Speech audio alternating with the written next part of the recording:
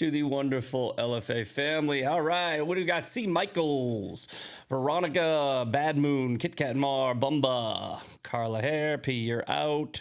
Where's Funmon? Funmon's always in here. Amanda Collins is in here. How you doing? Woke Wednesday. It's actually, wait, today we're not doing Woke Wednesday. Today we are doing Walk Wednesday. Walk. The walk mind virus. All right. And I will explain this very, confusing thumbnail. But we are going to talk about one of the main drivers of the woke mind virus, which is China. I did this. If you watched it, hopefully, if you're one of the P1s, you're probably here and you saw it. But I did this this episode. Let's see. Let's go find it. And I didn't realize it at the time, but I think it was probably one of the most important, breakdowns that I gave since I've been with LFA. There's been a there's been a long game that has been being played by China about on how to take over America, right? And not just China. Yes, it's like the globalists, like Alex Jones would be like the globalists, but China plays a huge part in it, right? A huge part. Where is that damn? Here we go. MAGA or NWO. Anybody remember this episode? All right, we're gonna go through this episode. I'm gonna just sort of scroll through because I uploaded the second half, and we're gonna sort of revisit this, right? Because new information has come out where a lot of the things I said in this episode said it's sort of like they're sort of coming true. If not true, then at least more likely. Dude says a lot. Go fuck yourself. All right, how about that? Who cares if I say turn this thing off, bro? Somebody in the chat. Who the hell are you? Where is it? Haunted house. Dude says a lot. Yeah, I do. Why don't you go freaking have your mom cut the crust off your sandwich? Yeah, back to your basement. Every other word though. Yeah, every other word. Douche. Anyway, back to it. So I was talking about how fuck you. I don't know why you got to do it in front of the kid with the effing. All you got to do is say earmuffs to him. Earmuffs. Now I'm freaking thinking about it. I was talking about how how China is trying to take over America from the inside, right? America cannot be taken over by force. It's just not feasible, right? I don't know why you got to do it in front of the kid with the effing. All you got to do is say earmuffs to him. Earmuffs.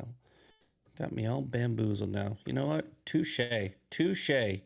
You did get me. Where is it? Okay, so here it is. I filmed this episode 2 months ago. Our enemies know the only way to destroy America is from within. They've been doing a good job of killing our citizens with fentanyl, indoctrinating our youth through social media and universities, buying our politicians through NGO and PACs, and most importantly and most recently, recruiting our influencers and media to run their propaganda campaigns.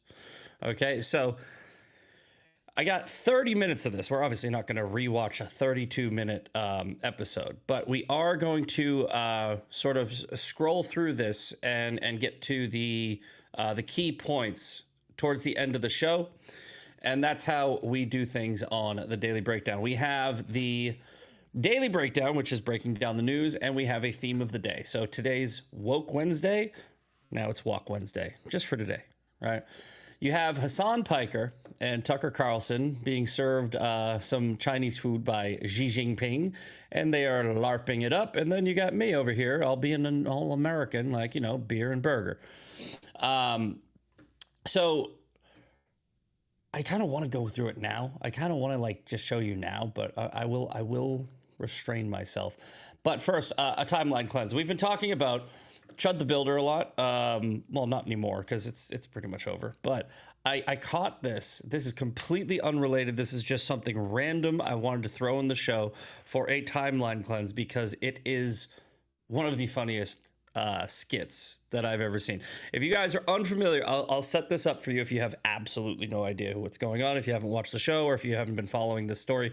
This guy, Chud the Builder, the one right here in the back, he's this, what's it called? IRL streamer. And he runs around, ran around going up to black people on the street and being like, do you believe in free speech? So black people can say hard R. He would just go the N word, but he would go hard R, and he would get into a bunch of altercations. So there was an altercation, which I kind of predicted would happen, and he shot a black guy, and now he's in jail. So this is a skit. I don't know if the people who wrote this skit are left or right, but I feel like they're left, and it's funny because it's funny. The left usually can't meme. This is great. Just a quick timeline cleanse. Let's have some fun. Enjoy. You got a black guy at a courthouse? A black veteran? A disabled black veteran? He was a father of 3?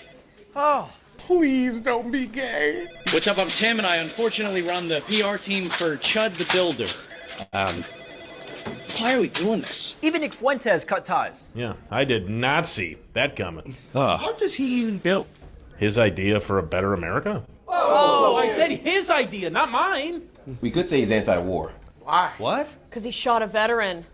Oh, that actually might just work. Okay, sure. Chud originally got fired from a construction company for being too racist. That's how this all started. Imagine how racist you have to be to get fired from a construction company. Facts. He did build my kitchen. And he put the salt and pepper in 2 different cabinets. That was kind of weird. I guess my kitchen is racist now? I mean, he's racist, yes, but did you see how much he fundraised for his legal fees? Now, does that make him socially conservative and fiscally liberal? Well, he's halfway there. What you mean by that? Yeah, which half?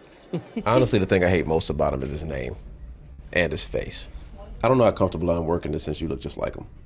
Okay, do all white brunette guys look the same? Yeah. Do we all look the same to you? He raised $400,000 from the public for his legal fees. After he pays us, that's significantly less for a good lawyer. If you think about it, we're actually doing our part.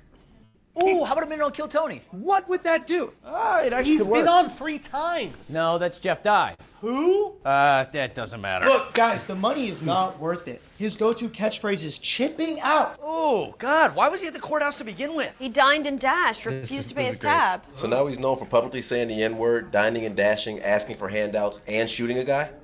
What are you saying? Kind of black. Whoa, dude. Now we can't fire him. All right, you gotta go after that. That's nuts. I'm really sorry about that, Roger. I'm really sorry. Insane. All right. So I don't know why I wanted to throw that in there. It just seemed fun. Because we were covering this story for almost a week, and it was just it just popped up on my feed, and I was like, I'm just gonna give this to you guys for fun.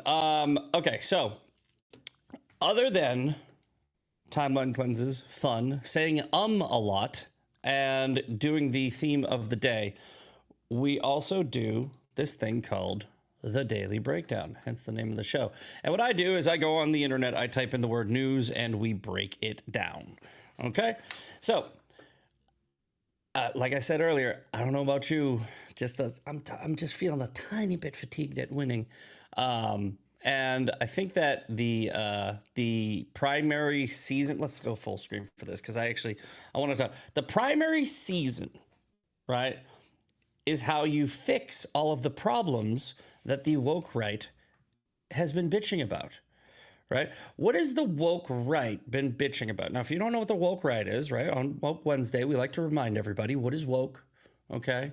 Woke is an identity politics, victim mentality. It's everybody else's fault. You didn't oppress us. Just like the woke left. The woke left, it's, white man bad, capitalism bad, orange man bad.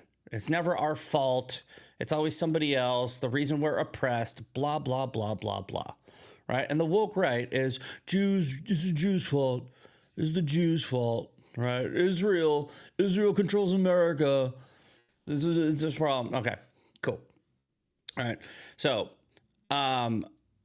with the woke right's complaints have been that the Republican Party is full of rhinos and swamp creatures. Okay. So what did we do to try to fix that? We elected Donald Trump. Right? We elected Donald Trump, but Trump cannot fix the problem on his own, can he? Right? Can Trump fire people? Can Trump fire congressmen? No. Trump cannot fire congressmen. Trump can endorse candidates, right? Which he has been doing. Let's see here. By the way, while we're at it, you know the AIPAC talking point, right? The AIPAC talking point. AIPAC endorsed John Cornyn. Doesn't seem like they control America. Doesn't seem like they can buy races. Bill Cassidy, same thing.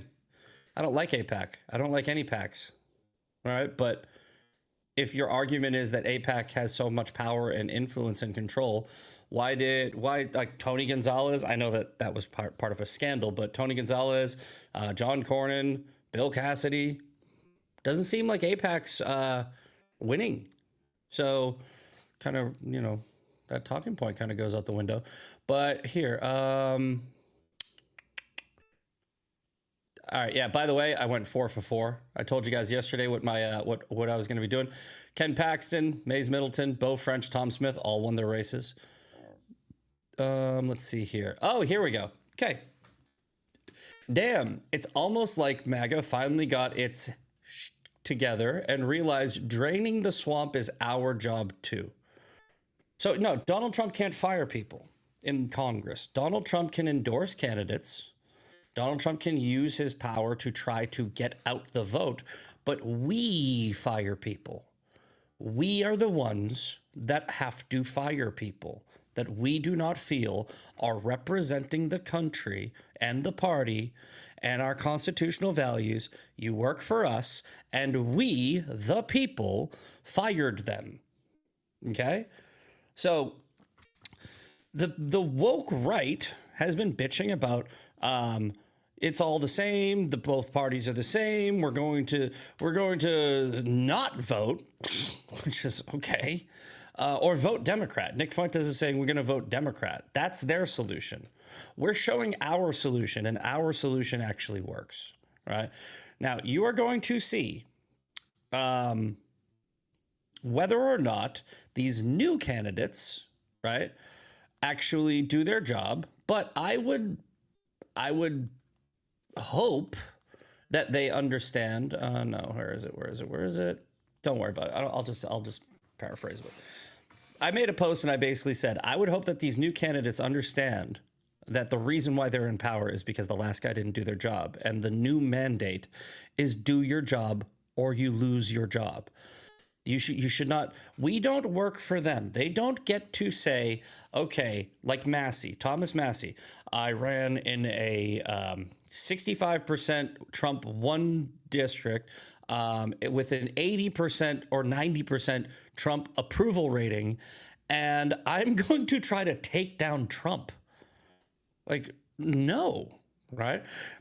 John Cornyn, you don't get to say, I'm not going to, or I'm going to hold up passing the Save America Act unless Trump endorses me. Trump endorses the other guy, right? And what do? We, the people, fire them, okay? That's how the Constitutional Republic, Electoral College, and representative government works. and we are doing our job. So good job, everybody, because honestly, we haven't been.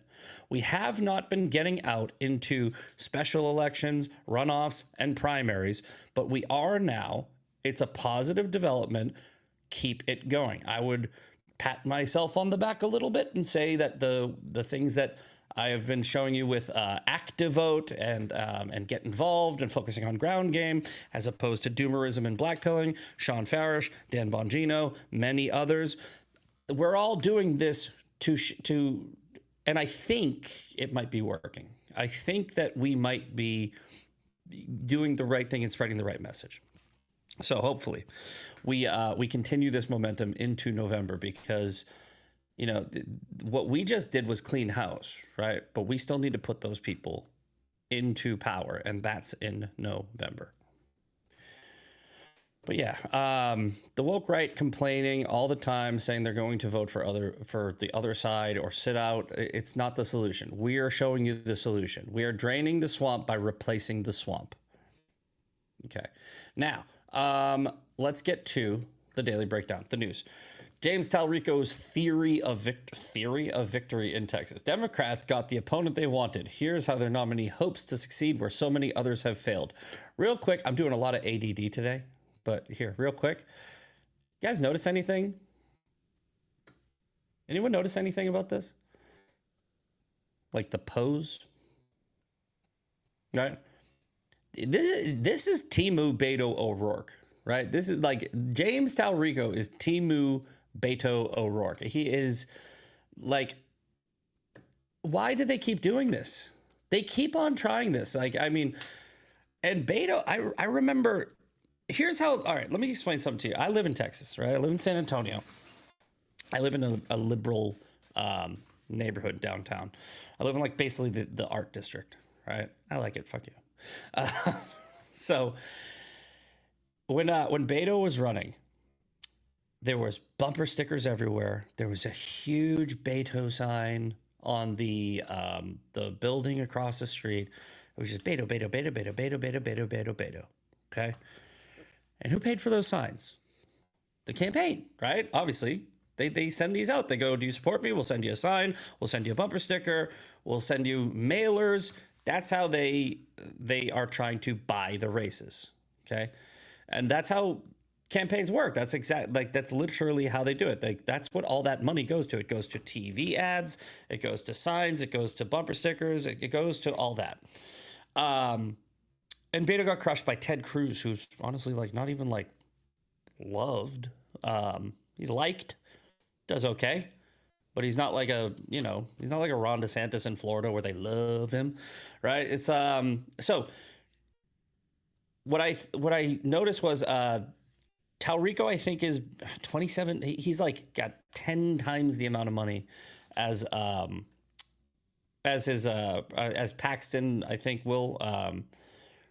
And I've already started seeing the signs go up, right? They just keep on trying to flood the zone with just, this is our guy. Like, just, and then I think subliminally they want people to just walk into a voting booth and just be like, I see a bunch of signs, so he must be popular, right? It won't work, right? James Talrico is a vegan running in Texas. That sounds like it's nothing. It's not nothing, all right? That sounds like it's nothing. It's not nothing. I'm telling you, Texans, even Democrats and moderates will be like, no, you cannot have a vegan running Texas. That's not Texas. It's a representative government. You can't represent Texas as a vegan. But let's read this political, probably puff piece. In the end, James Talrico and Democrats got the matchup they had been salivating over for months. Within 2 hours of Ken Paxton's primary win on Tuesday, Talrico had hauled in $600,000, the strongest 2 hours in his entire campaign. Recent internal polling from a pro-Talrico PAC shows Democrat has a 7-point lead against Paxton.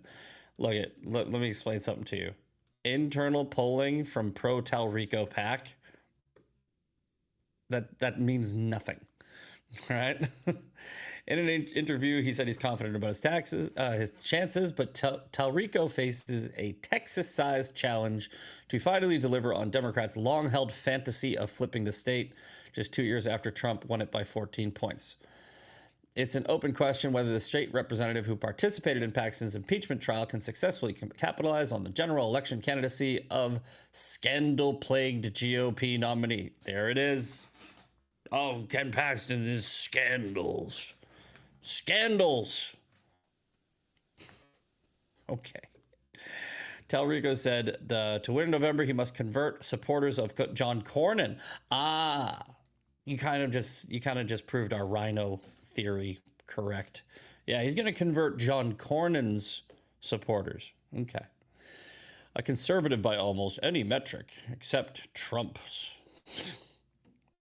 It's a puff piece. We figured. Okay. Long story short, I'm not going to read all this. This is basically who is this? Adam Wren and Irie Setner. These two are just filleting Talrico, and I think you get the point. But here, like the point that I was making is, I personally have always said that I don't think that we should have PACs. I don't think that there should be this like weird way of just outspending your candidate, and that's how you win. I think that the way that elections should work is if you're running in a state, you can only get the state's residents to give you money. I think that if you're running in a district, you should only be able to get the people in that district's money.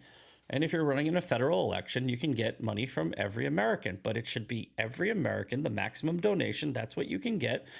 And that's how you get a representative government. But the way that the system has unfortunately been, monetized is like Thomas Massey. You can get 96% of your donations from out of state, and Democrat districts. It was weird. And sure, yeah, Ed Galbraith also raised money from out of state. He raised money from PACs, but at the same time, it's like, well, if the other guy's doing it, you have to do it.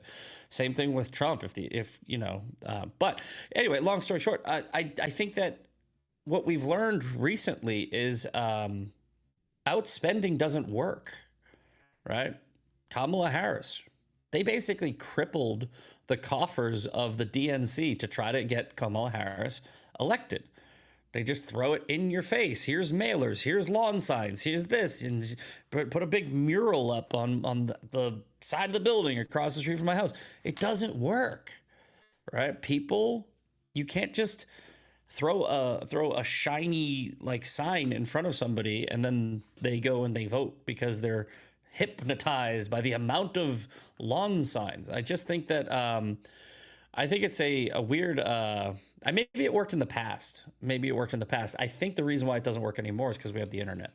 And the internet is just this like it's this bastion of information.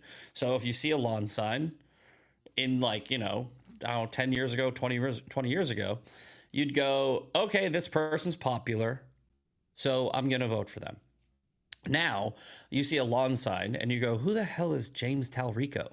I'm going to look it up. Right? And then they go on social media and they go, oh, he's a vegan? Nah. So, that's my theory. I have some more theories for the rest of this show and you're going to like them, but we'll see. All right, enough of that. Corrosive chemicals hamper recovery efforts in Longview industrial site. 9 still unaccounted for.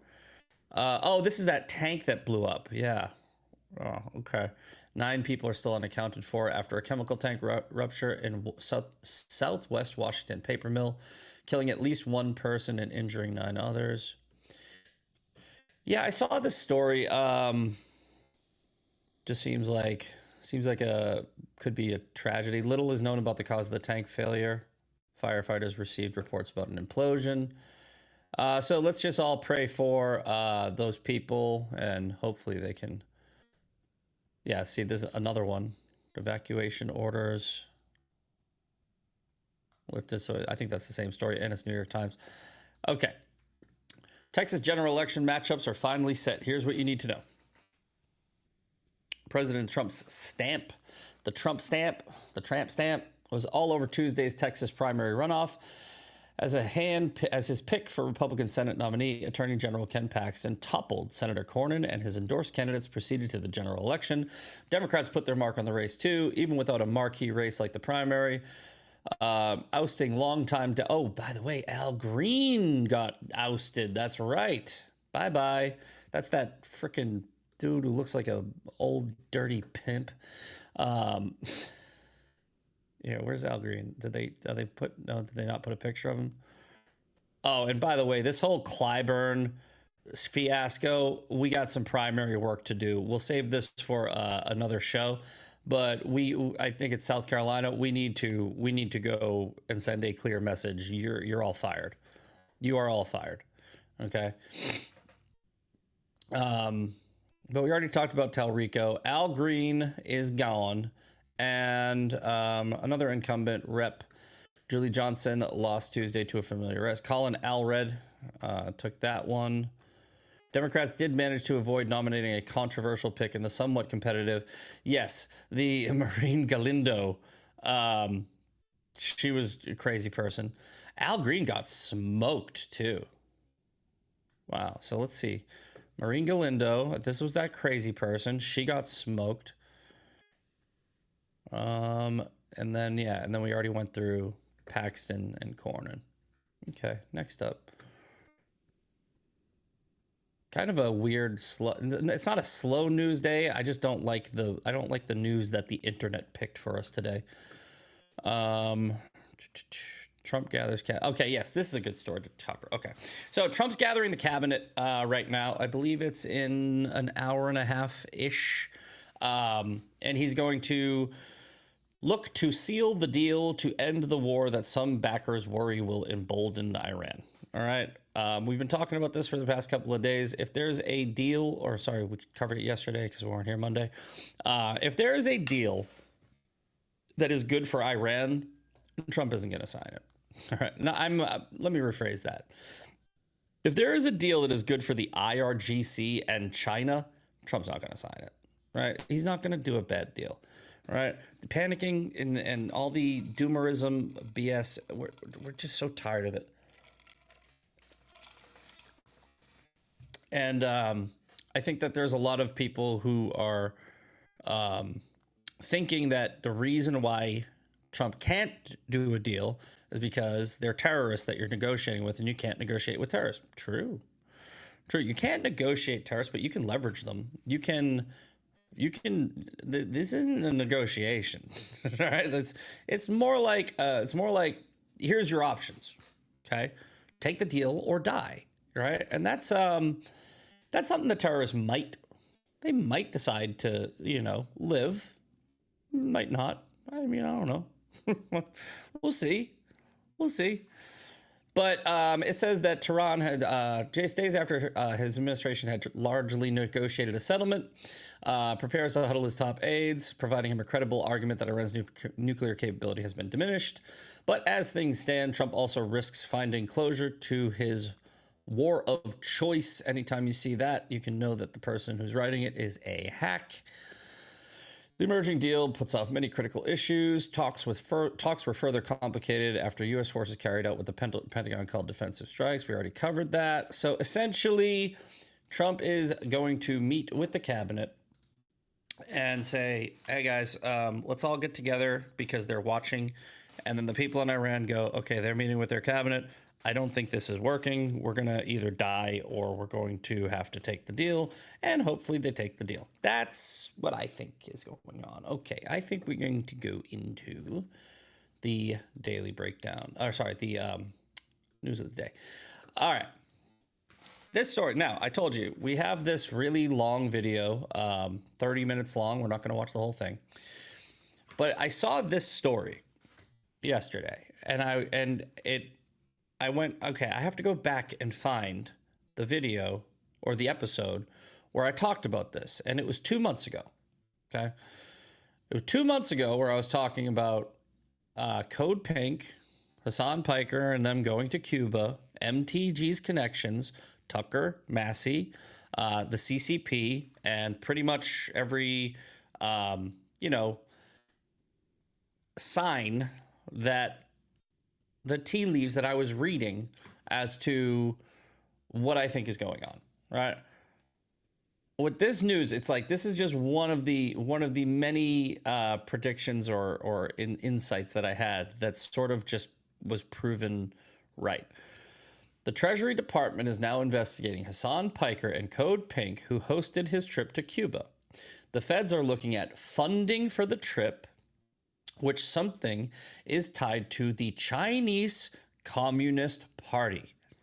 Okay. Now Piker is cooked. I don't care about Hassan Piker. Piker's just the okay, great. I care about what they're doing in general.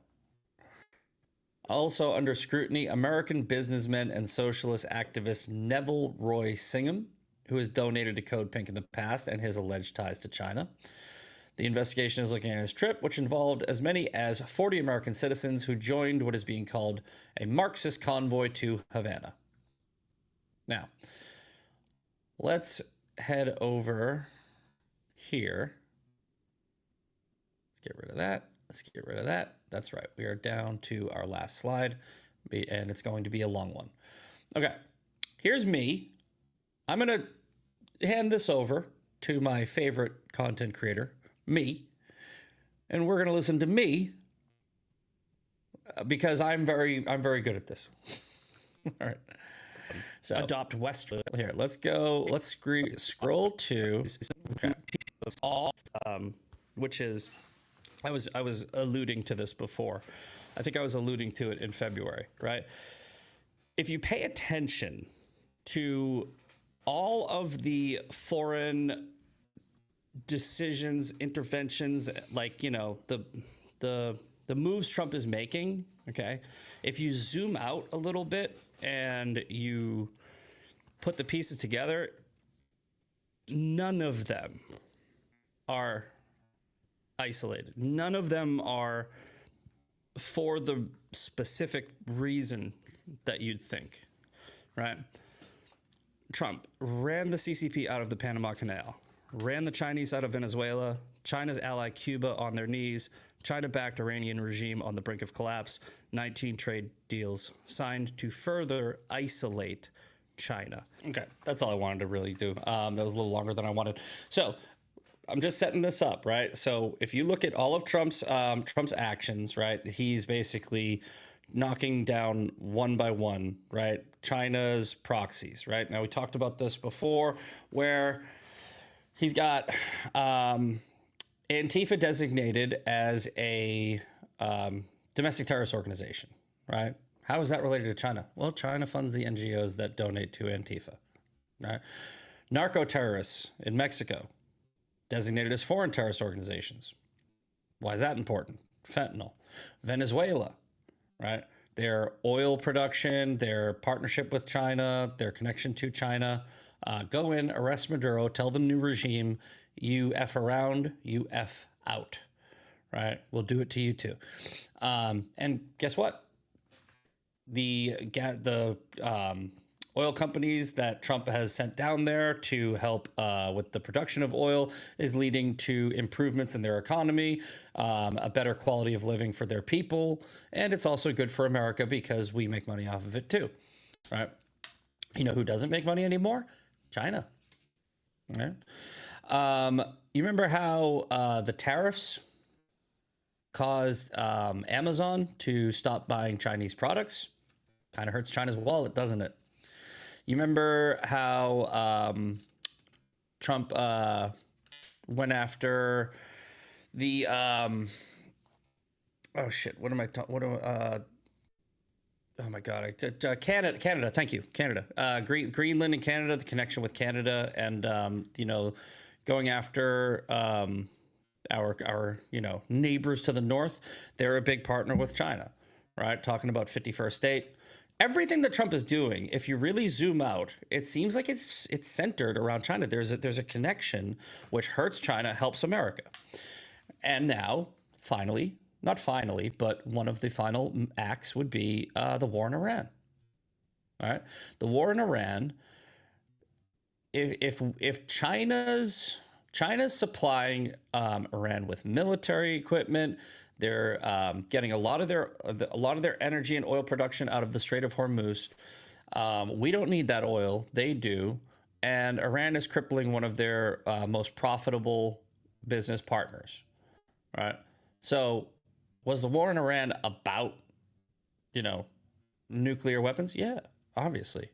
Right. But was it also about taking out one of China's proxies? Yeah, probably. So essentially, right, and I hate when people are like, 5D chess, trust the plan, okay? However, this kind of feels like 5D chess. And I'm not saying trust the plan. I'm saying understand the plan. So with that Hassan Piker thing, all right, here we go. Let's go right back here. Let's get into this. I'm not trying to sound like a conspiracy theorist. This is just, I just said that. Where these are the tea leaves that I'm reading, all right? And here's my quote evidence, right? So, here's a picture of Marjorie Taylor Greene with Code Pink. Okay? Code Pink is a CCP-backed NGO. Oh, Marjorie Taylor Greene is with Code Pink. Hold on. What? Oh, did I just get rid of it? I'm an idiot. Hold on. Damn it. I just messed up. Okay. No big deal. No big deal. But here, look, and you got, here, I'm going to turn the volume off and I'm just going to scroll. So you have Code Pink, who's now under investigation by the Trump administration, which is a definitely CCP-backed NGO, right? And you have Marjorie Taylor Greene since 2023 taking pictures with these people. You have a leftist NGO saying Ukraine is not the 51st state. I thought the left was pro-Ukraine, right? You remember when they had Zelensky and they all signed the flag in the halls of Congress? They were like, yeah, Russia, Putin, bad. Well, you know who Putin's partners with? China, right? So you have a Code Pink leftist organization that's anti-Ukraine. Weird, right? Probably because, they're playing both sides of the field, right? I mean, they want to hurt Trump by saying that he's a Putin puppet, but at the same time, they want the Russians to win, right? Which is why that war. I always say that war. They want it. The reason why the war in Ukraine is going on is because they want the war in Ukraine to go on. It's obvious when you really think about it. But yeah, let's actually do a quick another ADD thing here. MTG. Did anyone notice how she's not in America anymore? Right? Who else is not in America anymore? Thomas Massey. All right. I'm gonna pause right here. We're gonna get back to that. But I just think that there's far too many connections where this goes away from conspiracy theorist territory. This goes away from the Ian Carroll Candace Owens strategy of just asking questions.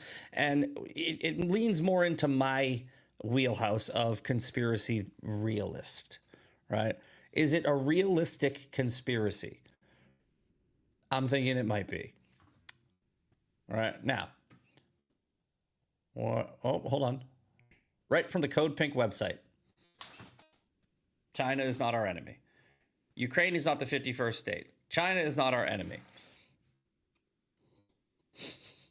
This is just so good. You guys got to go watch this whole thing. Rewatch the last half of that episode.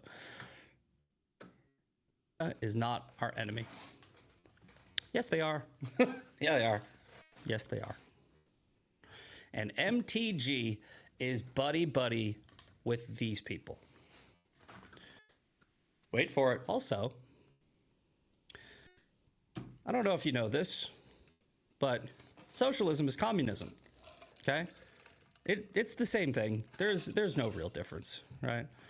Socialism is communism without the bloody revolution. That's what it is. Okay? Thomas Massey, right, seems to be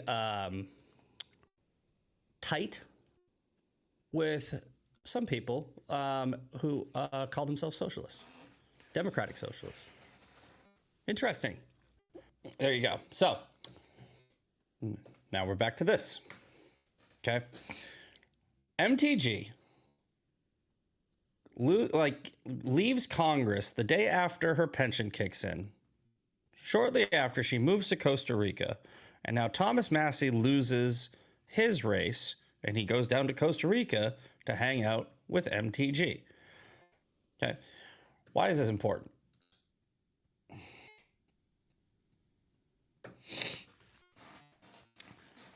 Because they're supposed to be America first, right? Now, I'm not saying that Thomas Massie is buying a house in Costa Rica like MTG is, but he might be, right? I don't know if the realtor was taking that photo. Maybe he's just going down to meet MTG, his buddy, right? But maybe, right? And I'm not, and this might not happen. This isn't like a, I wouldn't even put this in like a majority probability. However, it would be hilarious if we find out that Thomas Massie buys a house in Costa Rica, right? Costa Rica only taxes locally sourced income, okay? Including U.S. business revenue, and it's foreign income, including U.S. business revenue, is fully exempt. A single person spends $1,400 to $1,700 a month. Couples live well on $2,000 to $3,000 a month, and it's a 40 to 60% lower housing cost than the U.S. Foreign income exclusion, $130,000, foreign housing exclusion, and foreign tax credits can reduce your United States tax bill. She is so America first. MTG is so America first that she moved to one of the largest drug trafficking hubs in the world. It is a global drug trafficking hub, Costa Rica. Okay? And she's going to be, now I know everyone's like, she's only going to get $8,000 from her pension. It's not about the pension, right? I just think it's funny how she literally waited to get that little extra $8,000 of your money, right? Her fiance retires at like 50 something. They both moved to Costa Rica. It's essentially a tax haven where you can run a business in the US, have exempted taxes from that, and then you can actually reduce your taxes in the US just by being there. It's like, how is this America first? She's essentially taking your money, right? Your money, and stimulating the economy of one of the largest global drug trafficking hubs, where they will then in turn send cocaine with fentanyl in it to America and kill American citizens. How is that America first? It's not. They're liars. That's the point. That's the point. And you know what? You got Thomas Massie, who's all smiles with the Free Palestine dude in the background, while he's hanging out with the Democratic Socialists of America, who are also funded by China. Bro, this is not, I mean, I'm not putting yarn on a freaking board and going like, look at all these are in your face connections. What else do we got? Oh, that's right. We have Tucker Carlson. All of these people are in the same freaking circle. Why are all these people in the same circle? Why are they all saying the same thing? What the hell do Anna Kasparian and Nick Fuentes have in common? What do Hassan Piker and Tucker Carlson have in common? What do all these people have in common? Every single thing they accuse Israel of doing, they're doing. It's literally like, you think a country the size of New Jersey in the Middle East with a government of 120 people has influence over our elections, but China, a global superpower, I'm off base. I'm way out of line with my crazy conspiracy theory about what all of these connections actually are. I'm just asking questions. Tucker Carlson was literally in an interview with this guy. Okay, here, let's play it. Let's get to this. This is the clip it goes where Iran and others. So what I would do is basically sit down everyone, okay, including Russia, China, Iran, and say it's time for a new world order where we are partners in. He literally just said new world order. I like how we're watching me. This relationship, right? Before America was the hegemon, before the U.S. dollar was the world reserve currency. But now what we want to do is open a dialogue where everyone is respected, where America is no longer the bully, but a willing partner in creating a new economic order that benefits everyone. That's central digital currency. That is centralized, government-controlled money. And they want to partner. They want us to partner with communists and socialists who essentially are, hey, give us your money. We're the government. We'll spend it properly for your benefit. They want to turn the entire world into the DMV, the VA, everything, the post office, everything. A poorly run system run by the government. They want all of your money. They want you poor. They want you controlled. Right? That's what he just said. So this Tucker's guest, and I'm going to tell you about this guy in a second. Tucker's guest just said we need a new world order and we need a global central economy. Wait for it. That's America first? Okay. And not just a few. I think that's the wisest possible advice and probably the only path that preserves civilization. Wait for it. Here it comes. But the one country standing in the way of that is Israel. Boom. All right. I'm about to say what I'm about to say. The one country in the way of the new world order is Israel. Right. What do Hassan Piker, Anna Kasparian, Sank Uyghur, all these people like Megyn Kelly, and what do all these people have in common? They're always, all of a sudden, these people who were pro-Israel are now anti-Israel, and they don't seem to really think that China's a threat. They don't seem to think that Iran's a threat. They don't seem to think that Venezuela's a threat. They don't seem to think that Cuba's a threat. They don't seem to think that any one of the threats are a threat, but they think the Jews are. You guys getting it yet? Yeah. Now, the guy that Tucker was just interviewing, he was a Canadian citizen who went to China in 2002 as a journalist. He was arrested by the CCP and charged with espionage. He was a spy. That's what they charged him with anyway. They sent him back to Canada. They let him go. I don't know why, but they did. And 1 year later, he was back in China working as a teacher, which he has been doing since 2003. So for 26 years, he's been a CCP educator who is now in our podcast space talking about the New World Order, a central digital bank currency, and how Israel's getting in the way. I need to spell this shit out for you guys. Like, seriously. Like, it's not you guys, not my chat. I always like to clarify that. I'm talking about the morons. I'm talking about the useful idiots. All right, I think... Yeah. I think we're good with that. Let's go head over to Hassan Piker and see how he's reacting to this. All right. I want you to ask yourself if this sounds like a person who thinks he didn't do anything wrong. Okay.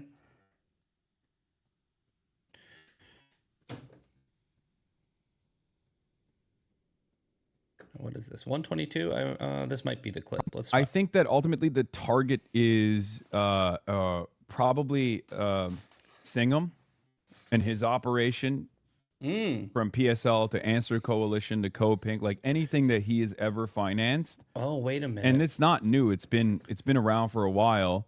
But it's obviously it's held through regardless because like it's ridiculous, right? It's like totally fucking ridiculous to try and you know, to try and stop like the political advocacy of an American citizen, right? Roy Singham is a American citizen. He lives in China now. Oh, hold on. Yeah, Roy Singham is an American citizen. He lives in communist China now, right? So if you guys aren't figuring it out yet, we've also talked about this. You guys remember the yellow signs that I was pointing out? You know how the Answer Coalition and the Party for Socialism and Liberation and Code Pink, you notice how every time there's a protest, they have the yellow signs with the black bar at the bottom, and it always says Party for Socialism and Liberation, Answer Coalition, and all of these protests that you're seeing in the streets of New York City, they're all from the same NGOs. That's Singham. Singham is CCP agent. Yeah, he's an American citizen. He's also a friggin' spy. Okay? He's also a foreign agent. Wake up, right? And Hassan Piker is working under him. Now, let me ask you a question. Does this sound like a person who thinks he's not going to jail? And I'm not going to lie to you guys. It's not great. The news is not great. Okay? I mean, it's bull, but still not great that, you know, they're after your boy. They're up my ass. And I'll obviously get into it right now. I'll tell you all about it, but let me blast off real quick. We will free you, brother. Yeah, free me. Free me. Free me. I can't believe I'm saying that. So, Hassan Piker in this clip is saying Roy Singham's an American. Sure, he lives in China now. But he also seems like he's worried. Right? Why? Right?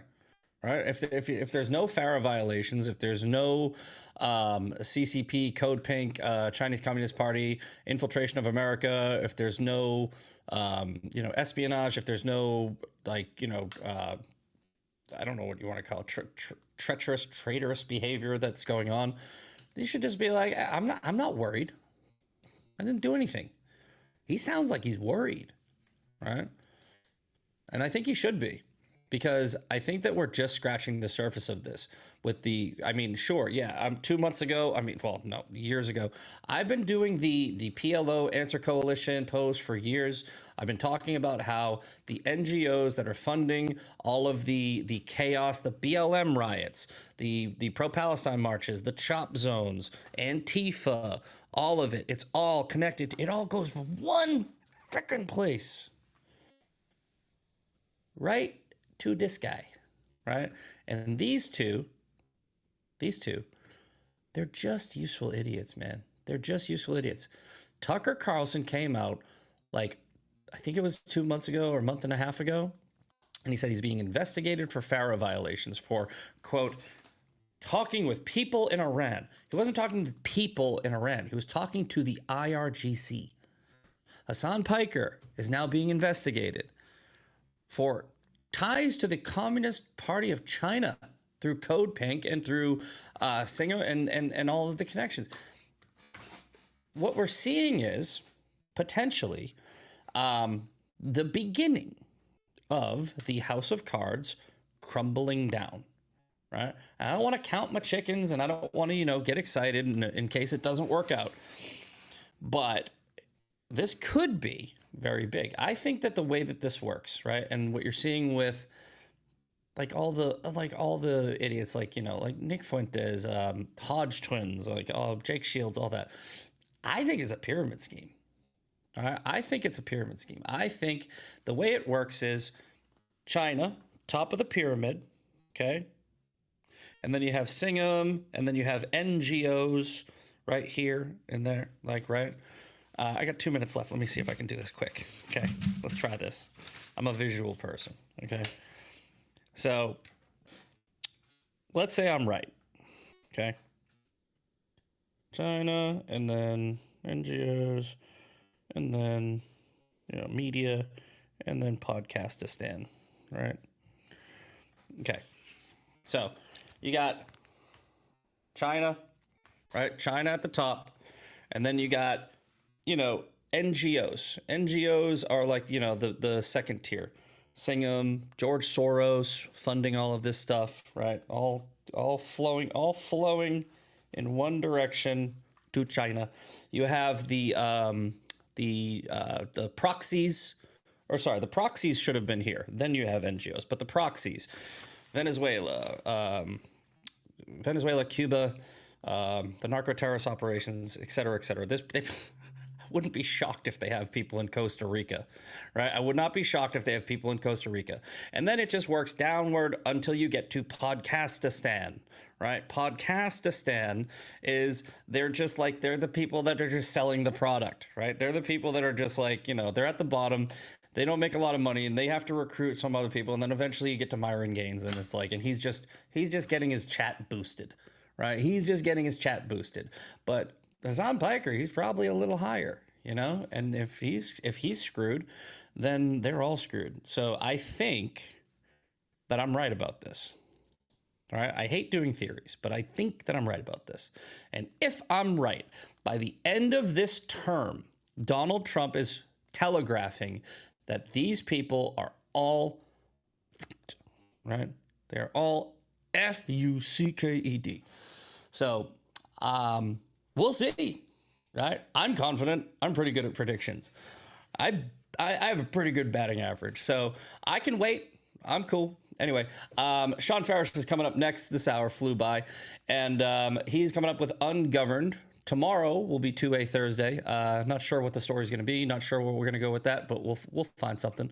And I will see you all then. Enjoy the rest of your day. I'm off to work. Peace. A partially valid, a half-truth, if you will, is being pushed. I can't wait to find out all sorts of new and exciting things I didn't know about myself. So you just hate Jews, bro? Yeah, you're just an anti-Semite. Congratulations. You're Go not join. What would you say? Exactly. Well, that's different. It's not different. It's the same thing. Yeah, that just we are the only society on Earth who has the obligation to self-destruct, to blame ourselves for every problem that has ever existed, and we just think of ourselves as the worst human beings who are responsible for every bad. How many Muslims are trying to stop Boko Haram? How many Muslims were confronting ISIS? How many Muslims, the extremists always win. So the peaceful majority, which I know many, they're irrelevant.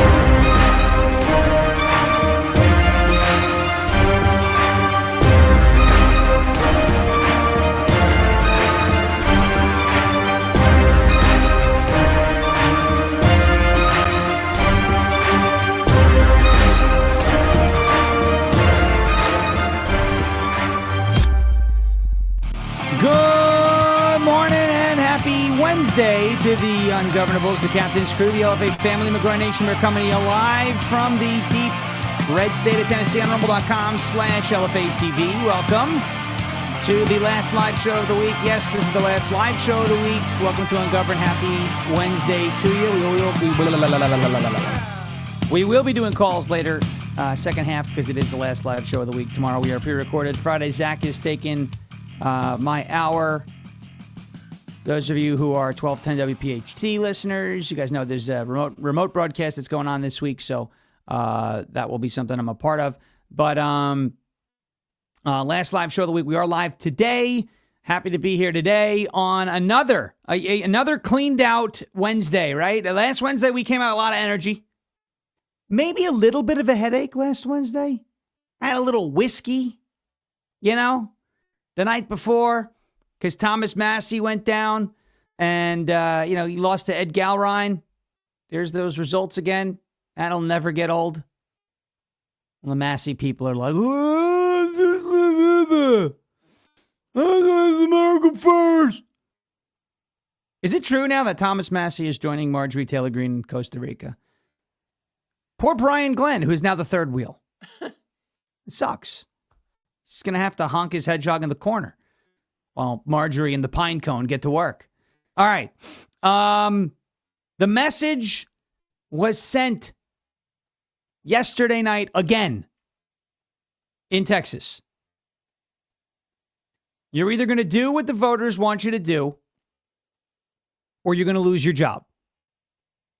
This is not a tough concept, right? And guys, it wasn't even close last night. Like it was never close. In the Massey primary, it's going to be a close one. It's a bit of a nail biter. Like last night, it was never close. Not one bit. These people, and this is in the House and the Senate, but right now we're talking about the Senate. These elected officials, rhinos, whatever you want to call them, squishies, whatever, feel like they are entitled to their position once they get there. And maybe in the it's worse because once you get elected, you have 6 years. In the House, you're kind of like always campaigning, right? But there's a sense of entitlement really among any elected official. Oh, I'm elected. Oh, my God. Okay. You are not entitled to your seat. You are not entitled to your position. Okay?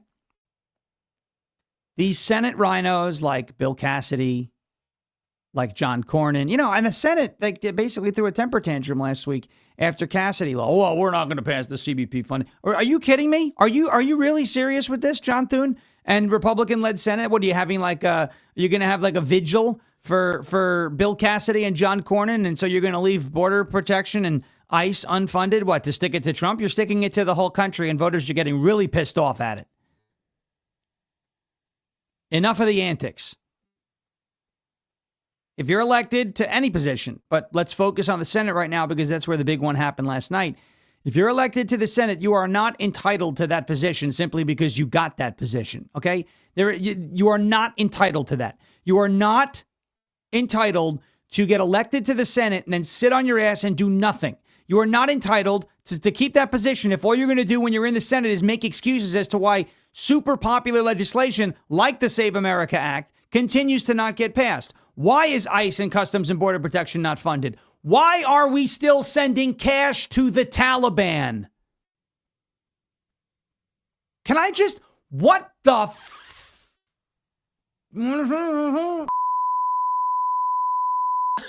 are you doing? I don't even have to say the word. I just have to hear the beep. Right?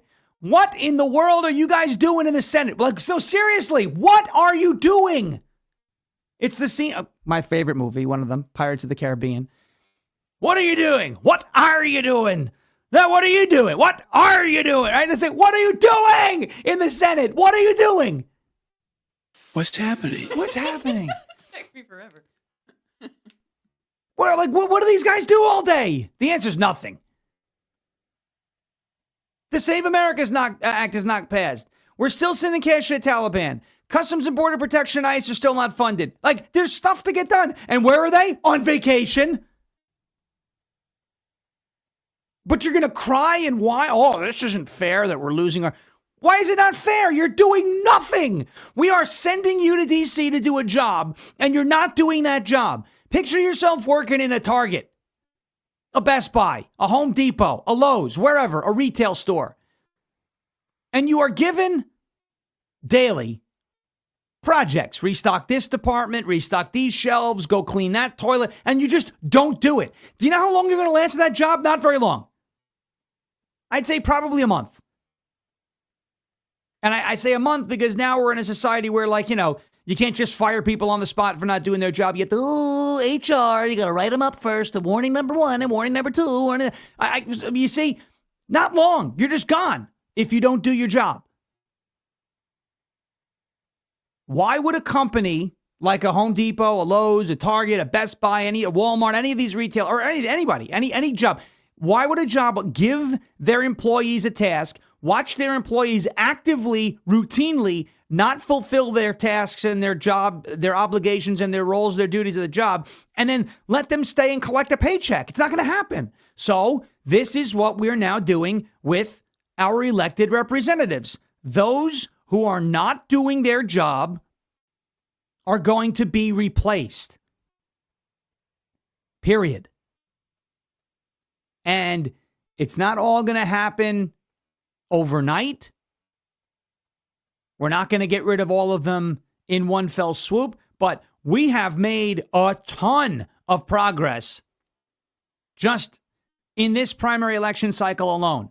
6 out of 7 Indiana State Senate rhinos gone. A West Virginia State Senate rhino in State Senate District 2, thanks to Chris Rose, gone. Toby Heaney replacing him.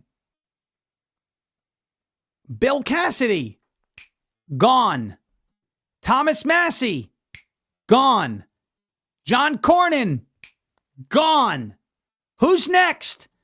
The beatings will continue. The primary election beatings will continue until your behavior improves. The primary election beatings will continue until you grow a sack and pass the Save America Act. Okay? We're not playing around anymore. The days of senators getting in and House members getting elected and then entrenching themselves and embedding themselves in D.C. in their elected positions like a tick under your skin, those days are over. It may have used to be the case. These rhinos, they think they can get elected to the House or the Senate, get nothing done for their constituents, and survive primary challenges until they're just done with elected office. That used to be the case. That is not the case anymore. Ask the Indiana State Senate rhinos. Ask Bill Cassidy. Ask Thomas Massey. Ask John Cornyn. And I ask, who's next? You are not entitled to your elected position. You're just not. You want to stay in office? You want to get reelected? You want to survive primary challenges? It's a very simple way to do it. Get work done that your constituents want you to get done, or get out of the way for someone who will. Period. That is how it's going to be. And that's how it should have been for a long time. And I am happy to finally see that is the standard that GOP voters are taking now. Oh, you're not going to get work done? Oh, John Cornyn, you're going to flip-flop? You're going to be flimsy in the Senate out of Texas? Okay, you're out. Ken Paxton is in. The house cleaning will continue until this behavior improves. John Thune, I hope you're paying attention. I know you feel invincible. You're not. You're a human being. You're an elected official. You're a public servant. And you are on the chopping block unless you get the Save America Act passed. I'm not optimistic. But John Thune shouldn't be optimistic about his future either. He's up in 2028. The house cleaning and the primary election beatings will continue until this behavior and until their job improves. Get actual work done. Stop going on vacation. Stop sending money to the Taliban. Get ICE and Customs and Border Protection funded and pass the Save America Act. This isn't hard. Oh, but the filibuster. Nuke it. Get it done. Last night was a great night. A great night. That's it. And I was very happy to watch those results come in. It was not even close. Now, I believe Ken Paxton could have won that without Trump's endorsement. When I say without Trump's endorsement, I mean had Trump endorsed nobody in the race. Had Trump endorsed Cornyn, he might have lost. I think Ken Paxton wins that without Trump's endorsement. Why did Trump make that endorsement? To send a message to the Senate. I'm watching you, and you people are failing me, and you're failing the American people, and if you continue to fail, you will be replaced. You will be replaced. Chip Roy also had a bad night last night. Listen, I know a little bit less about that race. I don't know who Mays Middleton is. I know. I didn't know much about it. So who's your pick in that race? I mean, if I had to pick, I probably would have voted for Mays. Probably. Mays Middleton. Because Chip Roy was one of these people. He was leading like impeachment campaign against Ken Paxton. I didn't like that. It looked real dirty. Whatever. Okay? Like if I were to choose in that race, if I were to have had to choose, I told a few people I would vote for Mays, but I wasn't as heavily invested in that race as I was in the Ken Paxton and John Cornyn race. Messages have been sent. And it's being sent loud and clear. Whether or not our elected officials choose to listen to that message, that's on them. But the message has been sent. And as Deb Pollen in the chat says, I hope Thune is feeling the squeeze. As do I. I hope he feels the walls closing in. He should. All of your elected officials should feel the squeeze. They should feel like they should feel like the way a 19-year-old, shelf stocker in a supermarket feels when his manager's standing over his shoulder making sure he's putting the right cans in the right places. That's the way they should feel. They should feel the pressure. They should feel like their job is never safe unless they're doing their job to the best of their ability, and that is not what the Senate is doing. And so, out with the old, in with the new. And you ain't going to see a tear, except tears of joy. You're not going to see a tear shed from this guy over John Cornyn. I know the Senate's going to have like a funeral for him today. Stupid. So stupid. All right. I don't like the name Cornyn. Yeah, Makes me think of big lump with knobs. Oh, yes. Corn. A big lump with knobs. It has the juice. It has the juice. What a great. That was a great time. That was before 6-7 went viral. Thank God, 6-7 needs to 6-7 is the best. Go on No. now. That's hate. Go That's on. hate.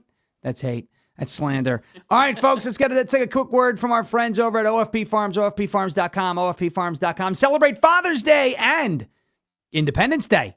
With OFP Farms, Father's Day is approaching and Independence Day is just around the corner. OFP Farms is excited to welcome brand new arrivals. Welcome! Which means they're clearing out their final inventory of premium men's beard products in the last remaining America 250 gift boxes. These are not your typical gifts. They are rugged, stylish, farm-crafted items designed for dads, husbands, grandfathers, sons, and all the hardworking men who deserve something extraordinary. This is your last chance to secure these men's gift sets and beard products. Once they're sold out, they're not going to be restocked. Use the code Sean to enjoy 25% off of all of the men's beard products and America 250 items while the supplies last. You have the America 250 soap here? I got some. Here we go. This is it. Look at this. Look at this. America 250. America 250. America 250 lotion. There's more, but We these got are just more. the ones I've had out. Look at this. Look at this mount. Let me show you. Look. You know what this smells like? It smells like the hills of South Dakota. George Washington's face carved into a mountain. You know what this smells like? This is the America 250 soap. You know what this smells like? 250 years of American exceptionalism. Don't forget your sack. And your sack. Hey, senators, sack up. I love it. Don't forget your sack. There it is. Love it. I love it. Code is SHAWN. SHAWN. SHAWN for 25% off of the men's beard products at OFP Farms and the America 250 stuff. There it is. America 250. You see it right there on your screen. Father's Day sale. Celebrate Dad and celebrate America. There it is. 25% off men's products and America 250 items with the code Sean, SHAWN, at OFPfarms.com, OFPfarms.com. All right. There it is. Let's go right into it. I almost said Bill Paxton. Bill Paxton was an actor. Bill Paxton has unfortunately passed away. He's no longer with us. He's no longer with us. He was the lead actor in Twister. What happened? Oh, what did Winky say? That just made me chuckle. Oh. Chuckle. Sean was white-knuckling that sack. The senators, sack up! Here, look, this is what we're going to do. This is John Thune's sack. No balls in here. No ball. Look, John Thune's sack, empty. You get a little close to your face. No balls in this sack.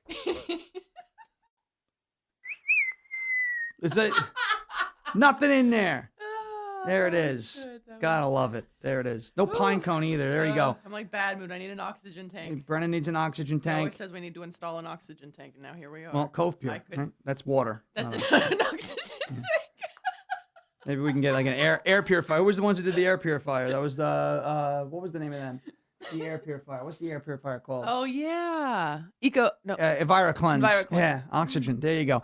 All right. Last night, Ken Paxton defeated John Cornyn. It was not even close. There's the results on your screen. It was like 200,000 vote difference there, a little more than that actually. Once things really started to take off, Ken Paxton defeating John Cornyn. Big Lee, Donald Trump backed Ken Paxton defeating incumbent John Cornyn in the Texas GOP Senate runoff. A message has been sent to the establishment figures in the Republican Party: pass the Save America Act or face the consequences. You know me. I have been screaming from the rooftops about participating in primaries for a long time. Why? You say, oh my goodness, you don't shut up about primaries. Yes, I don't shut up about primaries. I tell you at the beginning of every month, you got to use the Google machine. Google. You got to Google. I love this. That's the best. You got to go on the Google machine. Google what they said. Google when your elections are, right? Google what they said. You got to hit the Google button, right? Google. There it is. You got to go online. He really is not saying Google. He's literally, like, listen to this clip. He's saying Google. Yeah. Google. Google.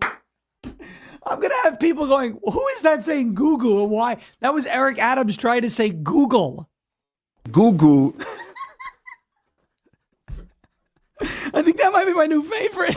Oh my gosh. Google.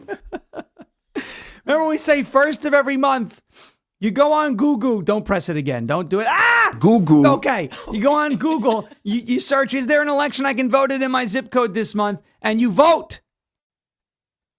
You do your research and you vote. Okay? And yeah, the turnout is still abysmal in these primary elections, but at least we, MAGA, are the ones turning out and getting the results. Listen, I would love to see robust participation in all primaries across the United States. I would like to see better than, 15 or 20% turnout. In some cases, it's lower than that. But as long as we put up more than they put up, that's all that matters right now. Now, if the establishment and squishies and rhinos start to step up their game and start to flood the polls with more people, then we will flood the polls with even more people, okay? But as long as we're putting up more numbers than they are, that is all that matters right now, and ultimately what I care about at the end of the day. Wins and losses, ones and zeros. I want wins. I want wins. I want ones. I want tallies in the win column, and that's what we're getting. I have urged a lot of people for a long time, participate in primaries. Why? All right, here we go. Civics 101 for anybody who doesn't understand why primaries are so important. The general election is when we beat who? Democrats. The primary election is when we beat who? Bad Republicans. That is why the primaries are so important, okay? If you've got a guy, for example, a John Cornyn, a Bill Cassidy, a Thomas Massey, one of these Indiana State Senate rhinos, one of these South Carolina State Senate rhinos who just let the entire country down with redistricting yesterday. If you've got these representatives who are inadequately representing you, right? You're a voter, you're their boss, they are public servants, they're inadequately representing you. If you've got these state Senate or any of these elected officials that are not representing you the way you want, it is your job to make your feelings known to those representatives, right? Tell them how you want your meal cooked. And if they continue to ignore you and they continue not to listen to you, then you take it out on them in the voting booth. Namely in the primary. I love primaries. I think now, I don't love how nasty primaries get, but that's politics. Right? I don't like how nasty it gets, but that's politics. But I love primaries because primaries give the party, in this case, the Republican Party, a chance to find out what the pulse of the base is. And right now, there is no question about it. The pulse of the base is in the direction of MAGA. All these people, MAGA's dead. Really? If MAGA was dead, John Cornyn would have won. John Cornyn did not win last night. John Cornyn lost by a lot. It was a landslide, lot. Trump-backed Texas Attorney General Ken Paxton decisively defeated John Cornyn, a roughly 23-year Senate incumbent. This is not small potatoes. This is not a special election and a fluky type of thing. John Cornyn has been in the Senate for 23 years. Now, I mentioned yesterday, I think it was yesterday. Pretty sure it was yesterday. Yesterday, right? I think it was yesterday. I mentioned that when Bill Cassidy lost on May 16th, 2026, he became the first elected Senate incumbent senator to lose a primary in 14 years. 14 years. Bill Cassidy. He was the first elected incumbent U.S. Senator to lose a primary for re-election since Richard Lugar lost in his 2012 Republican primary. Luther Strange lost the 2017 Republican primary runoff, but he had been appointed to the Senate rather than elected. That's one of those weird situations. John Cornyn, over his 23-year, that's 4 terms, over his 23-year career in the Senate, has been elected. He wasn't appointed. He was elected, reelected, gone. Not reelected anymore. So Bill Cassidy's loss was the first time an elected U.S. Senate incumbent lost his primary in 14 years. And now it just happened again 10 days later to John Cornyn. So what hadn't happened in 14 years just happened twice in 10 days. Think about that. Something that had not happened in 14 years just happened twice over the course of 10 days. You want to tell me that MAGA voters aren't showing up and finally participating in primaries? Because this is what happens when we do. What happens when we don't? You get 23 years of John Cornyn. What happens when we do? You get John Cornyn out there and you replace him. Hopefully, in the general, I think Ken Paxton's going to win with a guy like Ken Paxton. Now, you're going to see a lot of fear-mongering over James Tallarico. I'm not telling you the guy can't win, and I'm not saying you should take this race for granted in Texas, but I do believe that, Paxton's going to win by anywhere, but, at the very least, probably 5 or 6 points. At the most, 8 to 13 points. Participate in your elections. You think your votes don't mean anything? You think they're selections, not elections? That one bothers me. You think the whole system is rigged? How come they couldn't rig it against Ken Paxton then? How come they couldn't rig it to keep Bill Cassidy in office then? How come the Democrats couldn't rig it for Thomas Massie, who's one of their best Republican allies in the House? I say Republican with air quotes. I'm not telling you there's not fraud. There's definitely election fraud. Every election has election fraud. I'm telling you that we can beat it. We can overcome it. If we just get out and participate, own the process. This is your government. This is your process. These are your servants. You should be involved every step of the way. And in Texas, they were involved every step of the way. The Associated Press called it at 9 p.m. Eastern Time, estimating 49% of the vote had been counted. At the time of the call, Paxton led Cornyn 62.5% to 37.5%, 25 percentage points. And 202,000 votes in between them. Paxton's victory came 1 week after President Trump gave him his complete and total endorsement, calling him the highly respected Attorney General of Texas. And an America First patriot, also someone who has always been extremely loyal to Trump and the MAGA movement. Trump praised Paxton as a supporter of terminating the filibuster and the Save America Act, while saying Ken Paxton would fight to cut taxes and regulations, secure the border, stop migrant crime, protect the Second Amendment, support Texas oil and gas, and safeguard elections. Trump also criticized Cornyn while saying the incumbent was a good man with whom he had worked well with. Trump said Cornyn was not supportive of him when times were tough and was very late in backing him during the run for the Republican nomination and presidency. Paxton responded to the endorsement by saying he was incredibly honored and looked forward to championing Trump's America First agenda in the Senate. Now, here's a very important fact for anybody who likes to say, oh, look at Kentucky. Fire up the sirens. Oh, they start whining. AIPAC bought the seat in Kentucky. The Jews, a foreign country, just bought a United States election. Okay. Got any receipts? Oh, yeah, duh, like Massey lost, okay? Oh. So you don't have any receipts. Okay. John Cornyn outspent Ken Paxton like by a ton. Okay? By a ton. I'm trying to find the exact numbers. I don't know if I bookmarked it. Let me check. John Cornyn outspent Ken Paxton by a lot. All right? No, I don't have it. Damn. I thought I had this yesterday. John Cornyn outspent Ken Paxton by a lot. Okay? And seeing if I could find it.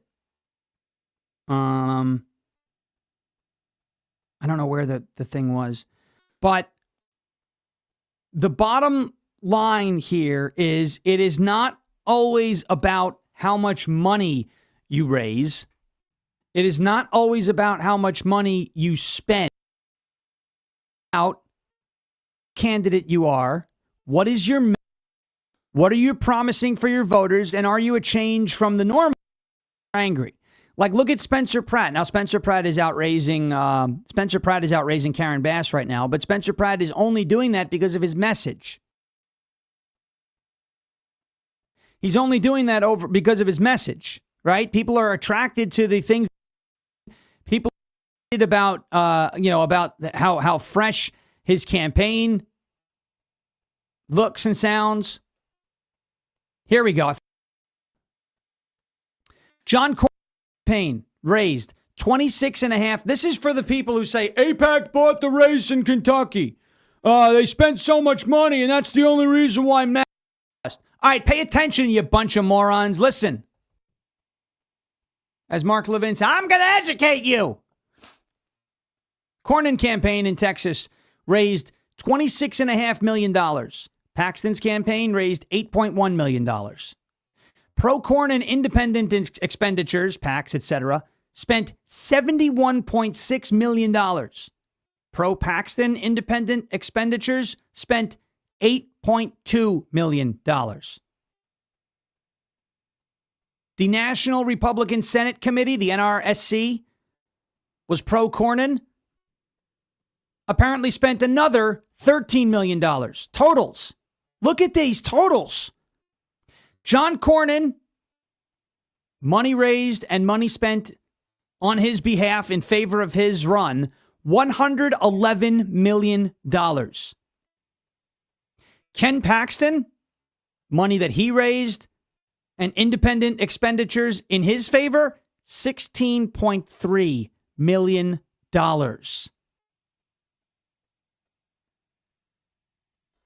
Okay? So for those of you like, oh, all the money in Kentucky bought the race. How come the money didn't buy the race in Texas then? Because it's not about money. You could spend a ton of money. If you're telling me to go vote for a turd, I'm not going to vote for it. You could spend hundreds of millions of dollars telling me that this turd is a gold nugget. It's still a turd underneath that gold plating, and I'm not voting for a turd. That's why people didn't vote for John Cornyn. Money is not the only reason why people win or lose elections. It's a contributing factor, but you've got to have an attractive candidate. And just like Thomas Massie in Kentucky, what has John Cornyn done in his 23-year career in the Senate? Anything of note? Has he gotten behind the president's agenda? Maybe he says he has, but his actions prove otherwise.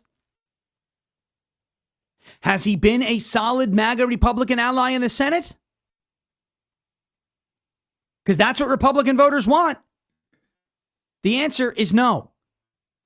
And so they spent hundreds of millions of dollars to try and make this guy look like, he's some sort of MAGA Republican bastion of conservatism in the Senate. And it failed because voters had had enough. Same thing happened in Kentucky.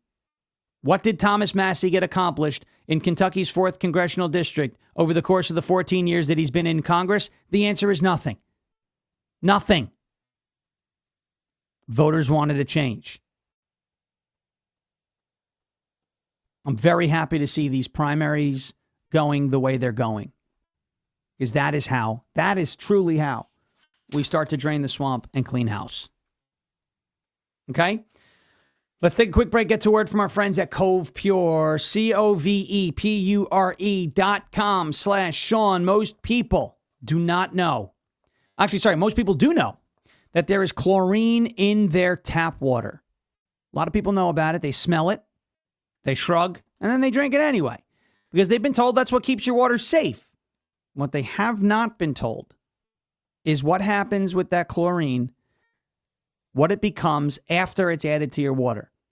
And that is why we filter all of our water now with Cove Pure. Chlorine itself isn't even the issue.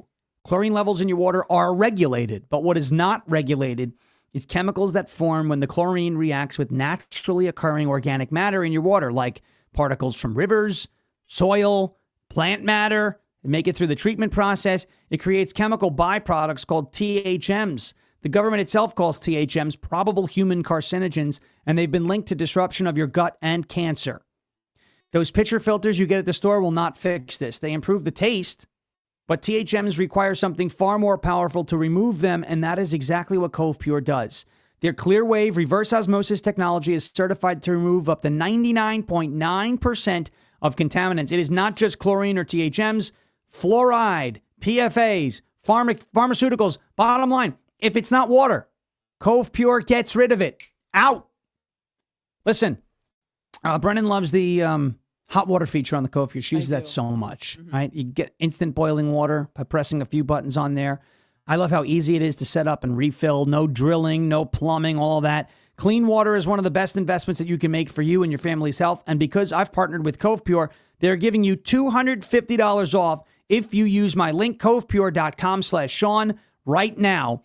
Go to Cove Pure, COVEPURE.com/Sean. Don't wait. Get $250 off your Cove Pure unit today. That is Cove Pure, COVEPURE.com/Sean for $250 off. CovePure.com/SHAWN. All right. I need a drink of some Cove Pure. Let's see here. Oh, there's not a lot of water. Here. Ain't nothing left. Copper cup. Oh, we almost spilled. Whoa, That was close. Danger. Tastes like pennies. There you go. It's been sitting overnight. You have to No, let it's it sit good. for a little while. And it absorbs all the copper. copper leeches into the water. There it is. All right. Next, ahead of the midterms, this is another good piece of news. An exclusive poll, broad support has been found for Trump's agenda ahead of the midterms. Let's jump into this poll. You know, I like polling. I like to talk about polling. Is it a perfect science? No. Is it something that we can use to take the pulse of the people? Yes. Is it something that we can use to judge sentiment? Yes. Is it something that we can use to identify trends? Yes. We did this leading up to the Massey election. This is on Breitbart. There is a majority of support for President Trump's agenda ahead of the highly anticipated midterms. This is found by a McLaughlin and Associates survey conducted on behalf of Tea Party Patriots Citizens Action. All right. Now, a couple of things. I'm always going to be honest with you. McLaughlin and Associates is a conservative polling firm. They may not appreciate that I say that. I think John McLaughlin follows me on X. He's a good guy. He's a good pollster, but he generally does a lot of internal polling for Republican candidates. I believe he was, at least in in 2022, I think he was Lee Zeldin's pollster. I know he did a lot of work with Don. McLaughlin and Associates runs the polls over at CPAC. So you can tell that he leans to the right. I'm not saying that his polls are garbage or that there's bias. I'm just telling you that if there was a bias, that is the way that it would tilt. Okay? So we just have a full understanding of who did this poll and where they lean. We did the same thing with big data poll, Rich Barris, and the Massey election. We know that Rich Barris leaned towards Massey. Did that bias bleed through into the poll, or was it just a miss? I don't know, but it's always good to have that type of context, right? All right, this survey was first reviewed by Breitbart News and demonstrates broad support for the Trump agenda ahead of the midterms, despite misleading narratives from the establishment media who claim division among MAGA. For instance, while the establishment media and the Democrats have continued to mock President Trump for stressing the need for a complex added to the White House, the ballroom, 59% of respondents agree Congress has an obligation to fund it. Trump is, quote, strong on that issue, according to the chairman of Tea Party Patriots Action, Jenny Beth Martin, who noted that the survey itself was taken before the most recent security incident at the White House over the holiday weekend, which was the shooting at the White House Correspondents' Dinner. Further, the survey also asked respondents about the Save America Act, noting that it requires proof of citizenship to register to vote, as well as photo ID when voting. 56% said United States senators should continue to work to pass the key legislation prior to midterm elections. Related to that, the vast majority of respondents, 82%, agree that only U.S. citizens should be allowed to vote in elections for the American president, senators, and representatives. 82%. Now, I know Hakeem Jeffries will go, the Constitution already says that. F around and find out, right? He's going to come out in Dallas, though. He's going to come out and say that, well, the Constitution already says citizens are the only ones who can vote, so we don't need new laws. Okay, really? So then why are you off that ICE is going to show up at polling places then? Right? If non-citizens aren't voting, why are you mad that the people who are going to find the non-citizens who are voting are at the polling? Do you understand what I'm saying here? Next. The survey, bless you. The survey also asked respondents. I'm sorry, we just did that. Additionally, nearly 3/4 of respondents agree that legal immigrants who, quote, choose to make America their home should learn English. Nearly 3/4. Embrace American tradition and values and become a part of this country. Another belief held strongly by Trump and his allies.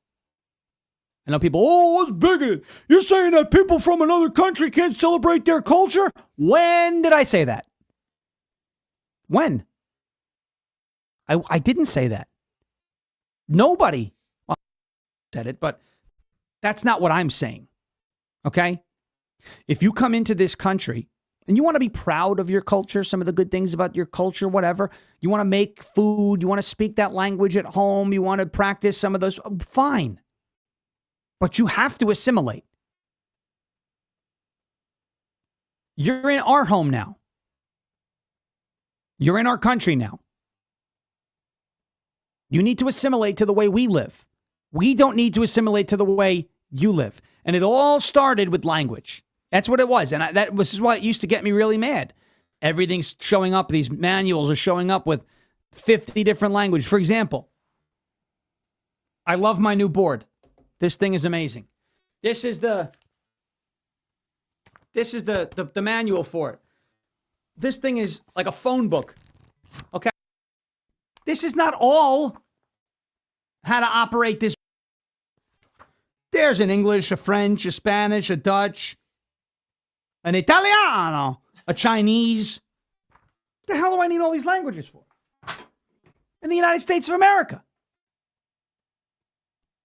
It started with language. Oh, well, we don't have an official language, so, the signs in the Home Depot should also be in Spanish because there's a lot of Spanish-speaking customers. And that's where it started. Now you got people bending over backwards to accept Sharia law. No! The answer is no. You come to the United States of America, you assimilate with how we live. You assimilate to our customs, or you don't have to come. Nobody's forcing you to come. Nobody's forcing you to enter this country. You could stay in your little. I know more thinking myself as being as old as I am than fly. It's the same bleep button on a different page. Nobody's stay in your country, or to leave your dump of a country.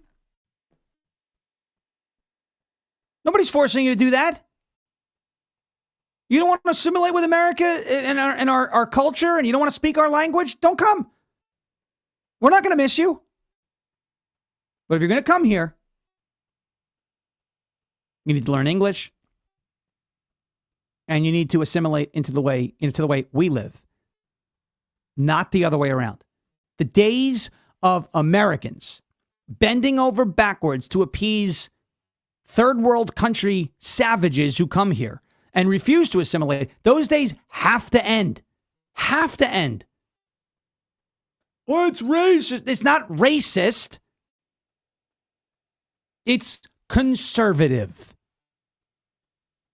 We are conserve and preserve what makes this country great. Letting it get eroded away by Somali fraudsters who are opening leering centers throughout the state of Minnesota. All right. Quick break and a word from our friends over at Silent, slnt.com/Sean, slnt.com/Sean. Before that, real quick, a couple more metrics from that poll, real fast. 81% agreed that stopping waste, fraud, and corruption should be a top priority. 83% held the belief that Congress should require a permanent system to detect and prevent fraud before taxpayer money is spent. And 70% agreed that cutting government fraud is the most direct path to bringing prices down. Now, like I said, McLaughlin and Associates, there's a bias there. But when you're dealing with numbers in the 80s, you could pretty much say, all right, this is well above the threshold of bias. All right, Silent, slnt.com/Sean. We'll do some calls. Last live show of the week. We always like to do calls, last live show of the week. Silent, folks, let's face it.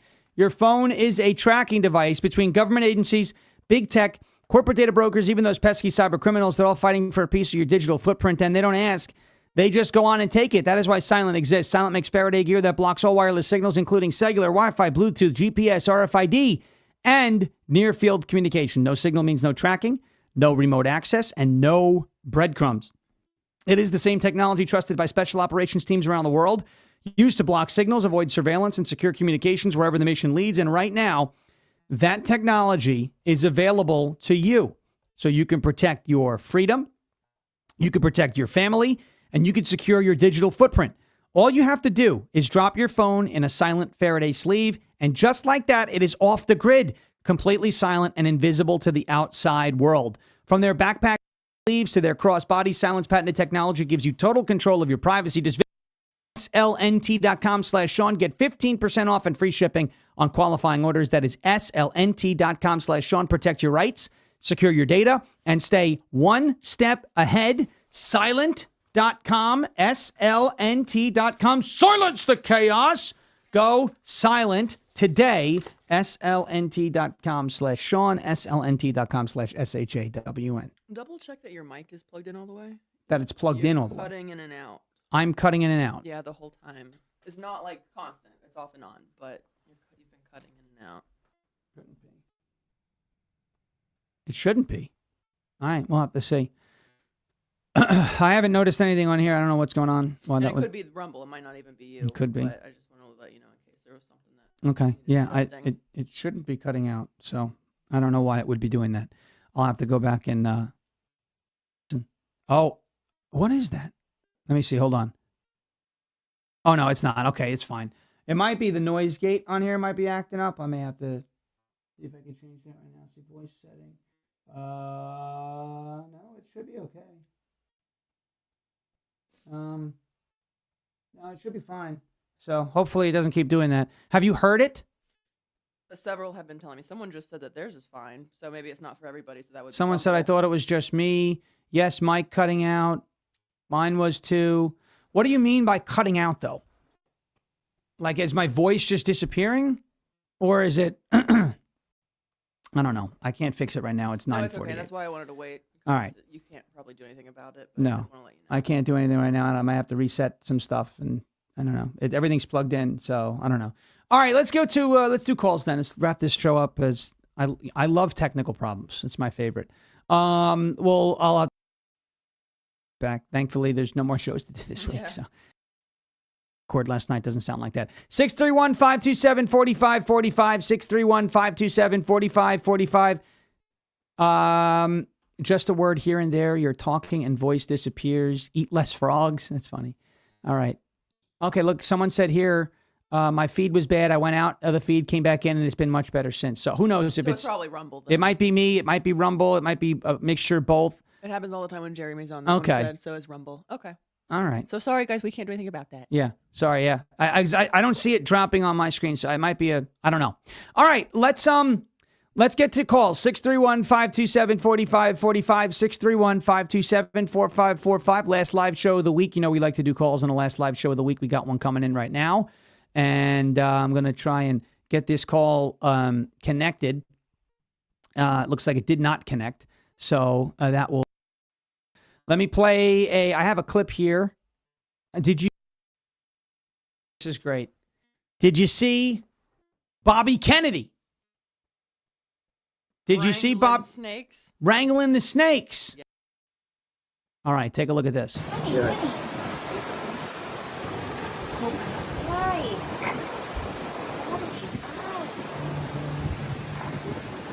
So, what are they?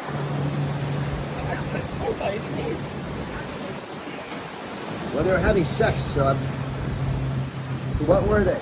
Moccasins. What's it secret? Huh?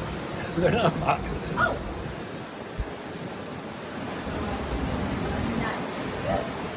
Okay. Are they biting? Yeah. honey, let it go.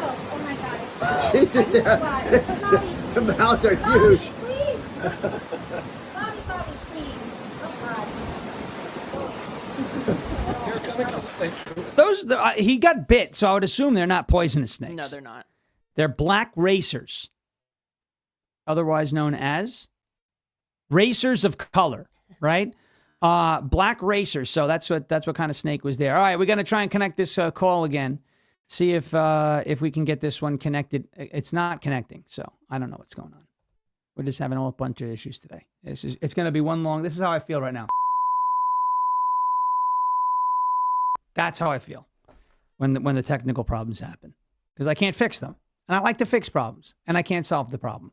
So we're gonna try and fix it. The other thing I've got here is, well, when we were out eating on Sunday night, Bernie Sanders was on in the restaurant we were at, and yeah, we went to a buffet. I said, look, Bernie, and Brennan goes, he's still fighting the oligarchy.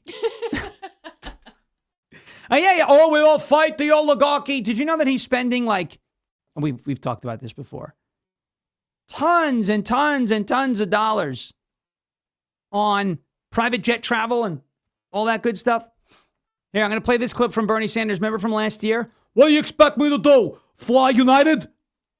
You're a public servant, bro. You're not supposed to be, you're supposed to be the socialist, give the money back to the people, pay their fair share. Watch this. Alyssa Slotkin, senator from Michigan, she said you shouldn't be using oligarch. It's over people's head. You've gotten criticized from other people. Free Beacon says Bernie Sanders spent $221,000 on private jets fighting the oligarchy tour, paid for by friends of Bernie Sanders. That you've spent millions of dollars in campaign funds on private jet travel over the years. How do you push back on both of those things? When's the last time you saw Donald Trump during a campaign mode at National Airport? No. It doesn't. But he's also not fighting the oligarchy. No. You run a campaign and you do 3 or 4 or 5 rallies in a week. The only way you can get around to talk to 30,000 people. Think I'm going to be sitting on a waiting line at United, waiting, 30,000 people are waiting? That's the only way you can get around. No apologies for that. No apologies for that, okay? No. I cannot stand on line waiting for United to talk to 30,000 people. Don't you love it? The socialist with 3 houses is going to lecture people on the oligarchy. Isn't that great? Casey Myers 01 says, is the pot calling the kettle black? It really is. Maybe it's the kettle calling the pot black. Has anyone ever reversed that before? Like pot meet kettle, kettle meet pot? Who knows? 631-527-4545. We're going to try and connect again. I think we fixed the problem. I think I've reset the page a good number of times. Well, there we go. I think we're connected. Hello. Who do we have on the line here? You're welcome to the show. What's up? Hello. Hello. Hello. Nope. All right. Well, that might have been me, or that might have been their phone. Let's try this one more time. If not, we're just going to dump the call segment today because for whatever reason it's not working. Let's see. Does anybody there? Hello. Welcome. Going once. What the hell's going on here? All right, we're done. We're done with the calls. Goodbye. That's just the way that's going to go. I don't understand why that didn't work. It is what it is. But that's good. Bernie Sanders fighting the oligarchy. So let's go through some of these. Costs. I'll tell you what, this week cannot end soon enough. Can't. Feel the burn. Sanders spent lavishly on private jets, limos for fighting the oligarchy tour. See some of these costs. There's one thing you can rely on utterly with creatures of the far left. It is always nice things for me, but not for thee. Right?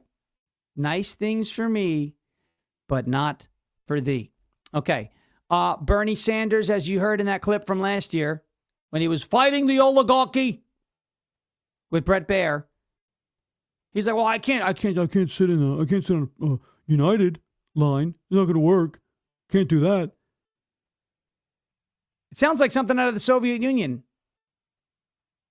The big shots at the Soviet Union had their well-stocked private commissaries and their dachas in the woods outside of Moscow, while the ordinary folks waited in line for 6 days to get their potato ration, and were delighted to learn that the chocolate ration had been increased from 12 grams to 12 grams from 10 grams. Speaking of Bolsheviks, take a look at the Daily Old Commie from Vermont, Bernie Sanders. Sanders is barnstorming the country on his Fight the Oligarchy tour. To travel, his committee has spent $562,117 for 11 private jet trips and $16,633 for a chauffeured car or limousine service 11 times. For lodging, almost $30,000 to stay at a 4-star hotel 15 times. But he's fighting the oligarchy, guys. He is the oligarchy. He is the oligarchy. All right. Let me play a word from our friends at goldencrestmetals.com/LFA. I'm sure by now you've heard that silver went up 160% last year, 2025. I bought this silver for $22 an ounce. It's now worth almost $100. And we and experts think that silver is going to get up to about $200 an ounce. Palladium and platinum were stuck at $900 an ounce for like over a year, or in that area. Now they're up over $2,000. Gold is approaching $5,000 an ounce. If you have ever thought about putting some or all of your retirement or nest egg or savings or just buying bullion in precious metals, now's the time to do it. goldencrestmetals.com/LFA. That's goldencrestmetals.com/LFA. Go leave your name, your email, and your phone number. Schedule a time to talk to the folks over at Golden Crest Metals. Get your free gold guide today, and make sure you tune in on Saturdays at 1 p.m. for the Crest Report, where we dive deep into precious metals, why they're doing what they're doing, and where we expect them to go. It is like insider trading. Nancy Pelosi knows about that. We don't. It's just inside information. It's not even really that. It's called knowledge. Get yours today and get a part of gold, silver, palladium, and platinum and diversify your portfolio today. goldencrestmetals.com/LFA. That is goldencrestmetals.com/LFA. Thank you, Jeremy and Golden Crest Metals, for being a part of the show. We appreciate it.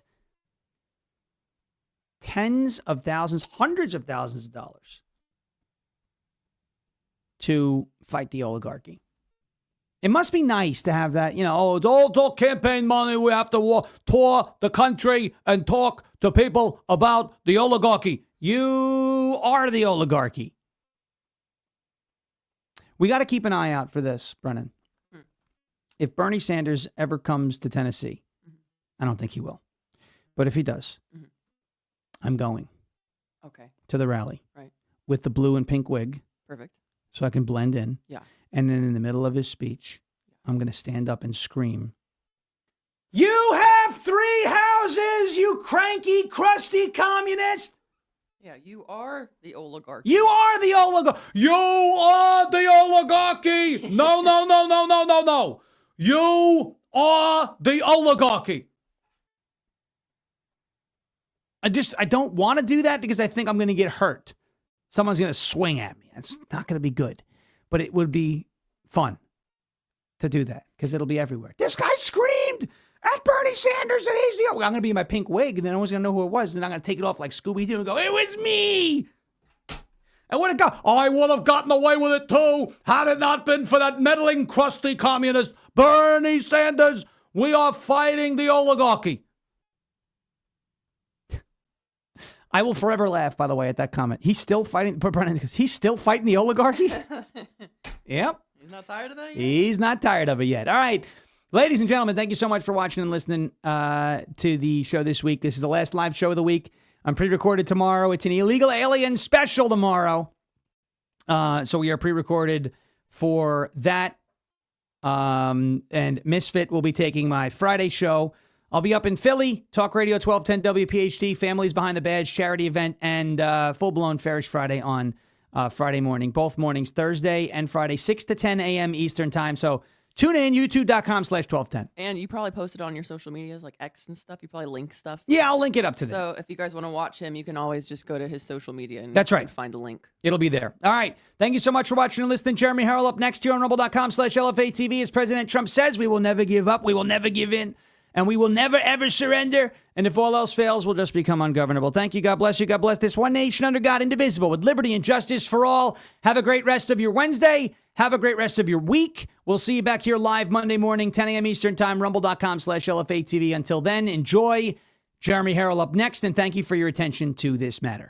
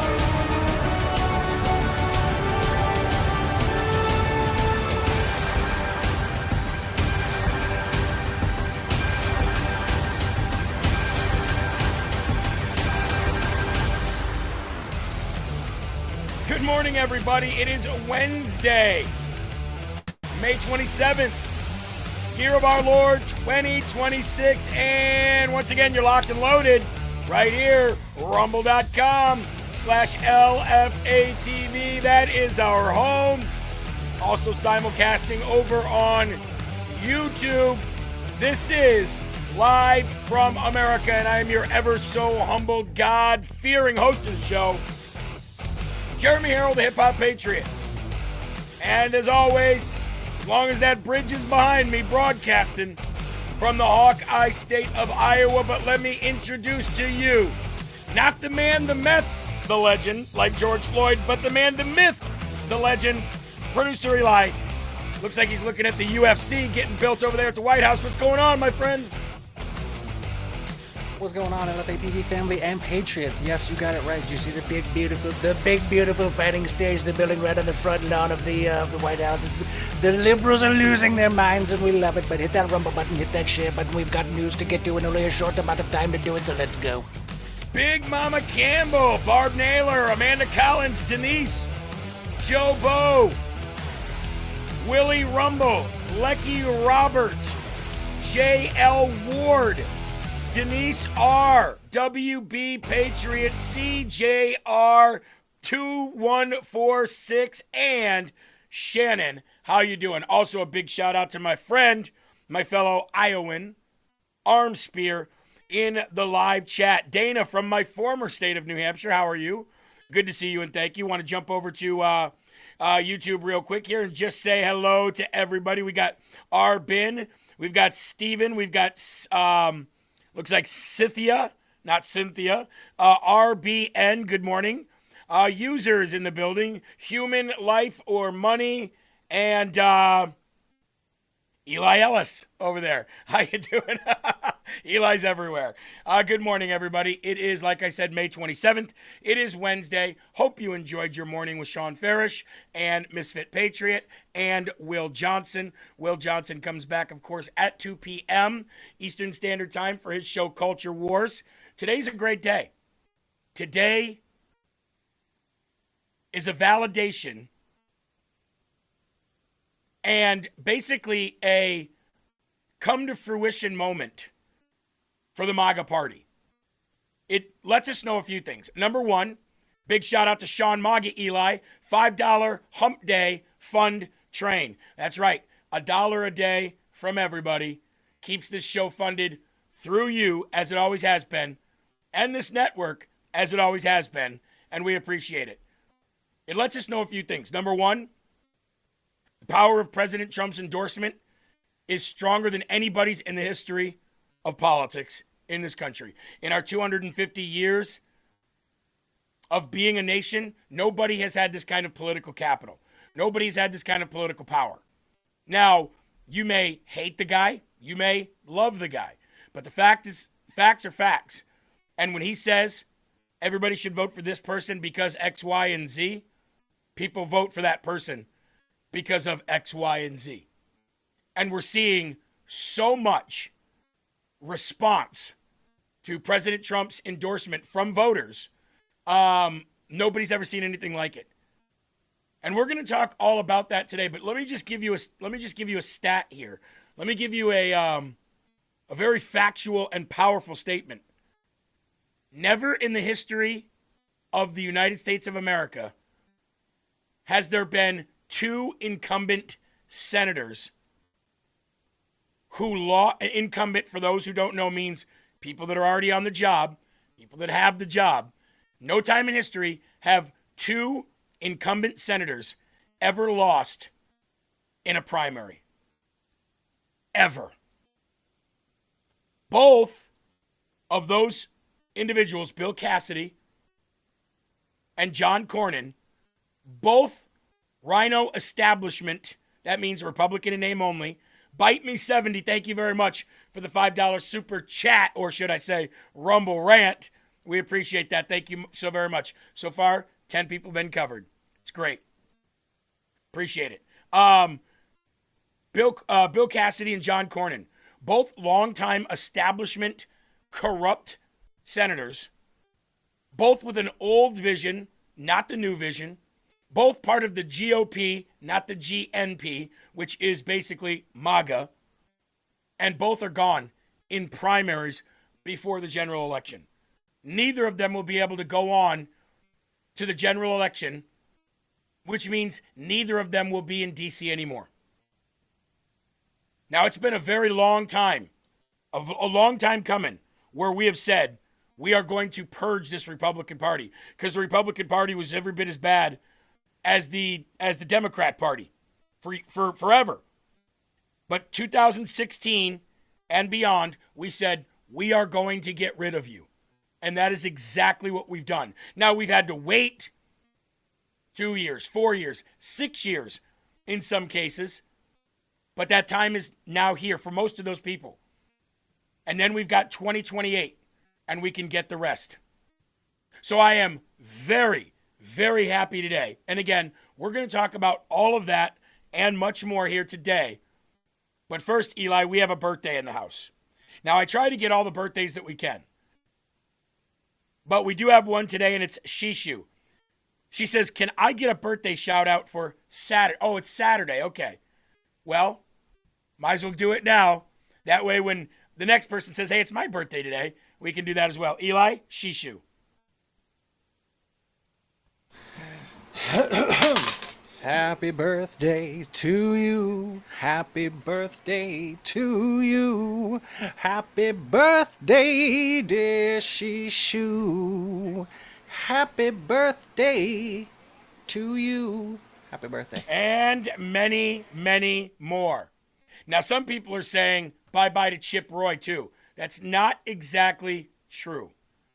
Chip Roy is still a congressman.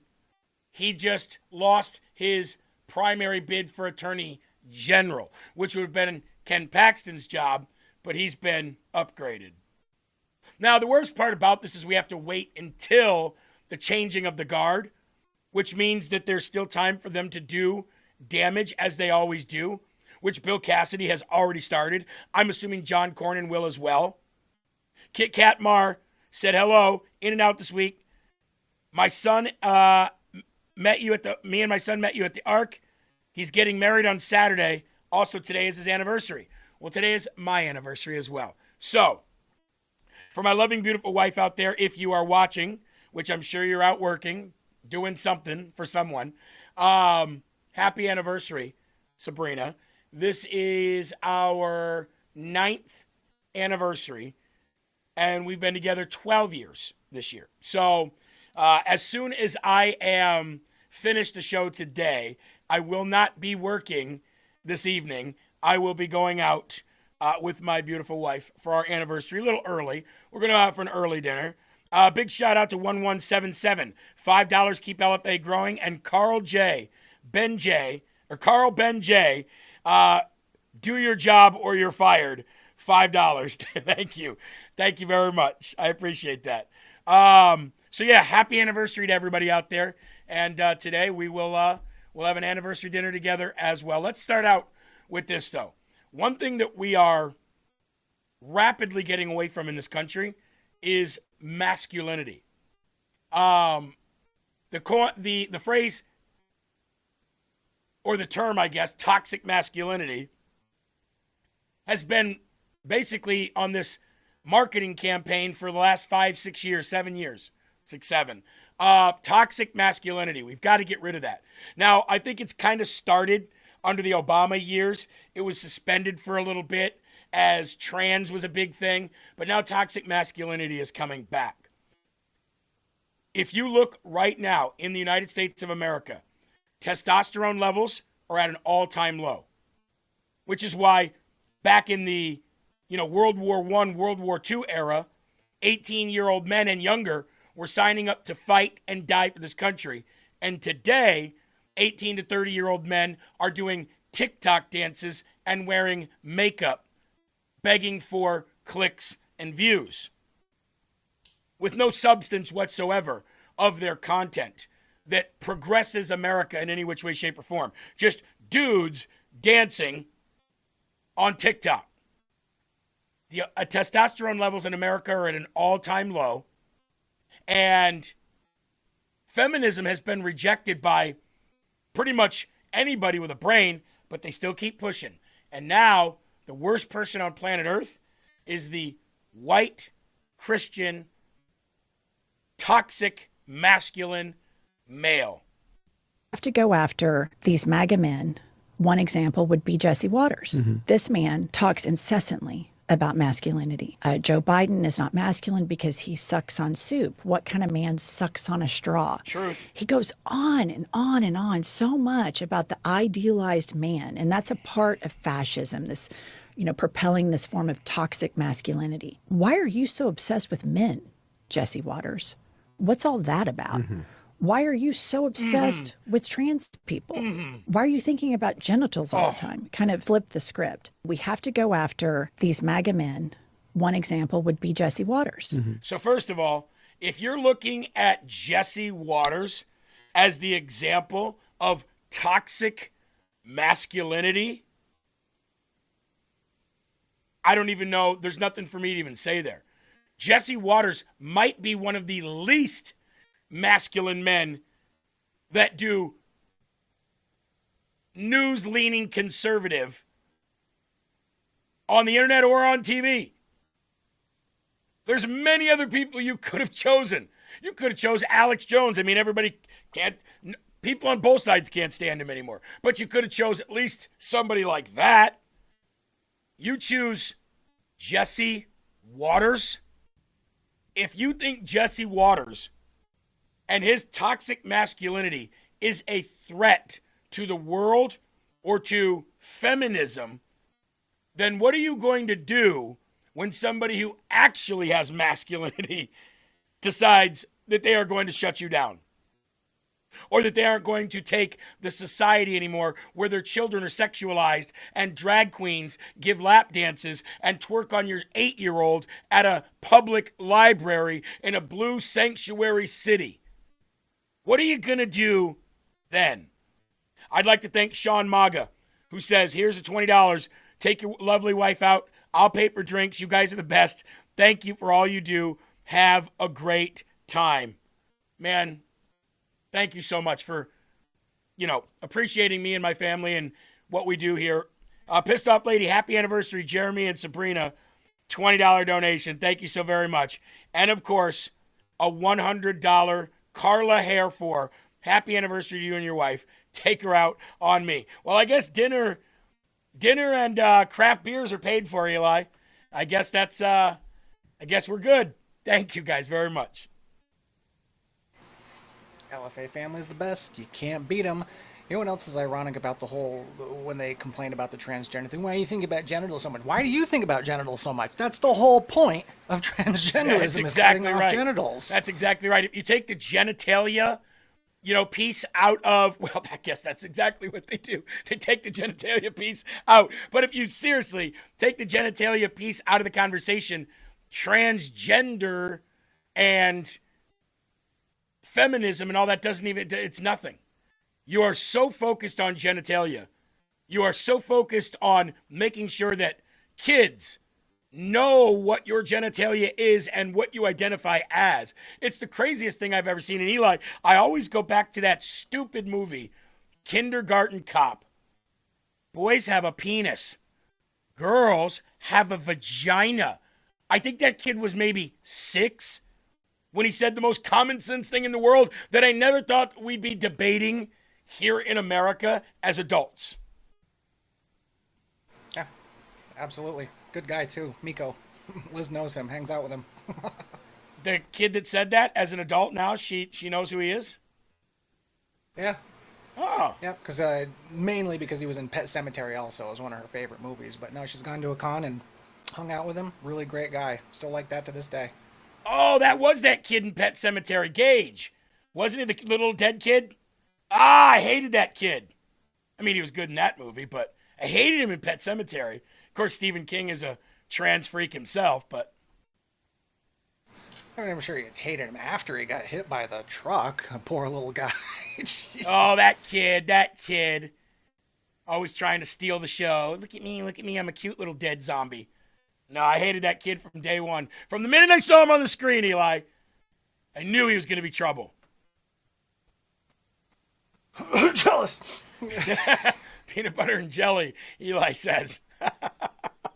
Anyway, before we start the show, everybody, and before we get into prayer to ask God to bless the show, Rise Up Coffee. We'll be right back.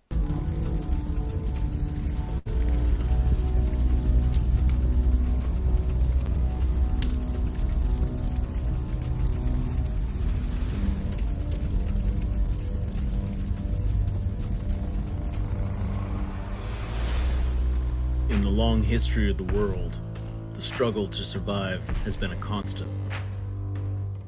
The human spirit has been frequently tested. Every man has had his own struggle. Every man has made sacrifices. And every man has been pushed beyond their limits. Survival is crucial. The desire to be prepared has never wavered. Generations that came before us realized the importance of gaining every advantage. How you face adversity could change your life. Success depends on it. History is defined by it. Our spirit is fueled by it. Our strength comes in many forms. The strength to fight, the strength to overcome, the strength to believe, the strength to win, the strength to rise. Rise Up Coffee. Rise up to meet your challenge. As you can see, JeremyHerrell.com or lfatv.us, which is the official website here. Let's go to the Lord in prayer, please. Our Father who art in heaven, hallowed be thy name. Thy kingdom come, thy will be done, on earth as it is in heaven. Give us this day our daily bread, and forgive us our trespasses, as we forgive those who trespass against us. And lead us not into temptation, but deliver us from evil. For thine is the kingdom and the power and the glory forever. In Jesus' name we pray. Amen.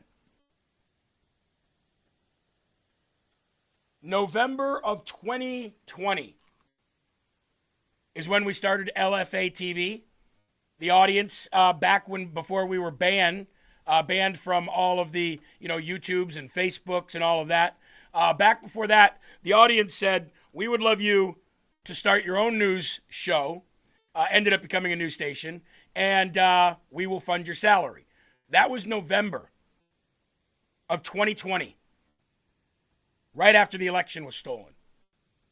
Because of COVID and the stolen election, they wiped us out of YouTube, took our main page away. We started another page, which is the page that people on YouTube are watching now. They took that away. They banned Facebook.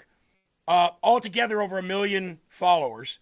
And we ended up getting Facebook back 5 years later. We ended up getting YouTube back almost 6 years later, at least the small accounts. Facebook, we never got back the accounts. But for 5 years, we clawed back.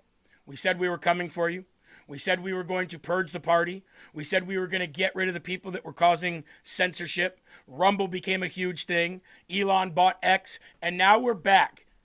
And now we cannot be silenced. We cannot be censored. We cannot be beat at the election box. We are winning, and we told you this day would come. We're in that day now. So for all you rhinos, for all you censorship-loving Democrats, for all you Trump TDS scumbags out there, welcome to a new age. It's the golden era. You best get used to it. And now we'll lift up those cups and we'll have the first slurp of the day. Retta said, did you ever get that PayPal money back? No, ma'am. No, ma'am, we never did. They stole it from us. So the reason I bring that up is because I want you to remember what is about to happen. For everything you did to us, for all the silencing and the censorship, for all the shadow banning and the permanent bans. 5 years, we said we were coming for you. I want you to remember this, because this is coming back on the chopping block. This is what you're going to hear a lot of for the rest of this year and next year, and there's reasons for it. So let's go back in time, shall we? You exactly what he posted. He said, quote, any document signed by Sleepy Joe Biden with the auto pen, which was approximately 92% of them, is hereby terminated and of no further force or effect. He says the auto pen is not allowed to be used if approval is not specifically given by the President of the United States. He also says in that post, quote, I am hereby canceling all executive orders and anything else that was not directly signed by crooked Joe Biden, because the people who operated the auto pen did so illegally. He goes on to say in that post, Joe Biden was not involved in the auto pen process, and if he says he was, he'll be brought up on charges of perjury. He says, thank you for your attention to this matter. Of course, this was just posted moments ago to Truth Social. Again, the president, as we know, following him is at the golf course. So, of course, we're hoping to confirm and get any more information about this. Alicia. Dana Marie McNichol. I'm going to read you exactly. So that was late last year. Since Maduro in Venezuela has been arrested, apprehended, charged, and singing like a canary, what have we spoke about more than any time since probably 2023? The 2020 election. It's back in the spotlight, and not because of some random internet theory. Remember, that came out. Then, this year, the DOJ were allowed to keep the Fulton County 2020 election records, seized in January. That happened less than 2 months after that video that I just played you. Okay? Think about this. The FBI contacts the Wisconsin election officials. They're allowed to keep the Fulton County DOJ. The DOJ is allowed to keep the Fulton County 2020 election records. In March, Arizona records were subpoenaed. Here we are, all these years later. We've got all of that going on while J.D. Vance has convened the fraud task force, where he invited all the state's AGs in, and Tony Fauci, Francis Collins, and their subordinates are now in the news again. The two things that got me banned from social media, and a lot of people, the election and COVID. And here we are all these years later. I have YouTube back. I have Facebook again. I'm back on TikTok. I don't have any personal accounts. I don't use social media for my personal, this is my life today. This is my life tomorrow. This is me swinging on a swing. This is me fishing. My social media is 99% all of this. So I need them all back in order to put the message out there about special elections, about primaries, about bills, about laws, about illegal apprehension and deportations, about all that stuff. But it's funny that all these years later, COVID, Tony Fauci, Francis Collins, the January 6th committee, the election, all of it is all now back in the spotlight. And so for all the people that said nothing is happening, all of that is going on. All of those investigations, they're talking about them again. They're seizing records. All of that is happening at the same time as President Trump and the DOJ are about to stress test the executive order, saying that Biden's executive orders and Biden pardons are invalid. That's all happening. And we're purging rhinos, just like we said we were going to do. Oh, James Comey, indicted, about to be indicted again in the Southern District of Florida. John Brennan, under investigation, about to get served indictment. James Clapper, under investigation. John Bolton, indicted. All of that, by the way, happened in a year and like 3 months. So I understand why people are still pissed off that nobody that they want is in prison. But look what happened with a little bit of patience, targets, and a roadmap. Targets politically, by the way. I don't want anybody over on YouTube to freak out and go cry that I'm threatening somebody or my rhetoric is somehow targeting somebody for being hurt. But nonstop dedication, a focus of where we had to go and what we had to do, who we were going after, and here we are today. I call that winning. I don't know what you call it, but I call that winning. And the fact that all that happened in just a year and 3 months, as we were fighting court cases, as we were constantly being sued by the left, as rogue judges were making horrible rulings just to be overturned by circuit courts or the Supreme Court, all of that, all the red tape, all the hiring and firing people, nominating, getting them confirmed, realizing this person isn't for the job, and removing them, all within that time frame, that is light speed for the federal government. You understand what I'm saying? So I'm not saying this to you as in I told you so. I'm not saying this to you for a plea to make sure you stay involved or stay focused. I'm just letting you know that everything that you worked your ass off for the last 5 years is you're starting to see it shape now. Have you ever seen that meme of that cartoon guy who's he's got a pickaxe and he's burrowed this tunnel underground and he's looking for gold and he gives up because he's gone so far, but just if he would have swung that pickaxe one more time, he would have broke down the wall and the gold was on the other side. That's exactly where we were just a couple months ago. And guess what happened? People peeled away because of the allure of the woke right, which, by the way, has not started a party, has not backed a candidate who has beat a Trump-endorsed candidate, and has no viable solution to beat a Democrat or a Republican. Those days are over. And I'm so glad people are starting to see it.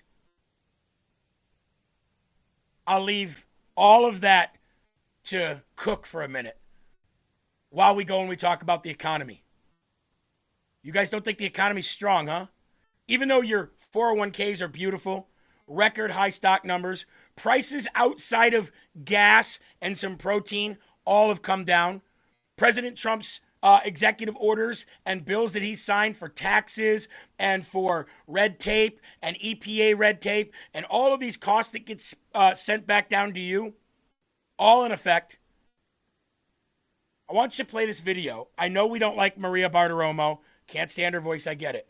But I want you to listen to what this guy says, and then we'll come back and talk about gas prices. Joining me now is the director of the National Economic Council, Kevin Hassett. It's great to have you with us. Thank you for being here. To be here. The stock market is soaring. There is no doubt about that. There is optimism about AI, corporate earnings. Everything seems great, but you've got the pesky problem of high oil prices, which translates at the pump for consumers. And Kevin, we're starting to see those inflation concerns creep into the bond market, giving us a little bit of a picture there that things might be difficult as we proceed forward. The president is saying that a deal appears to be near finalization. How quickly can consumers expect to feel some relief?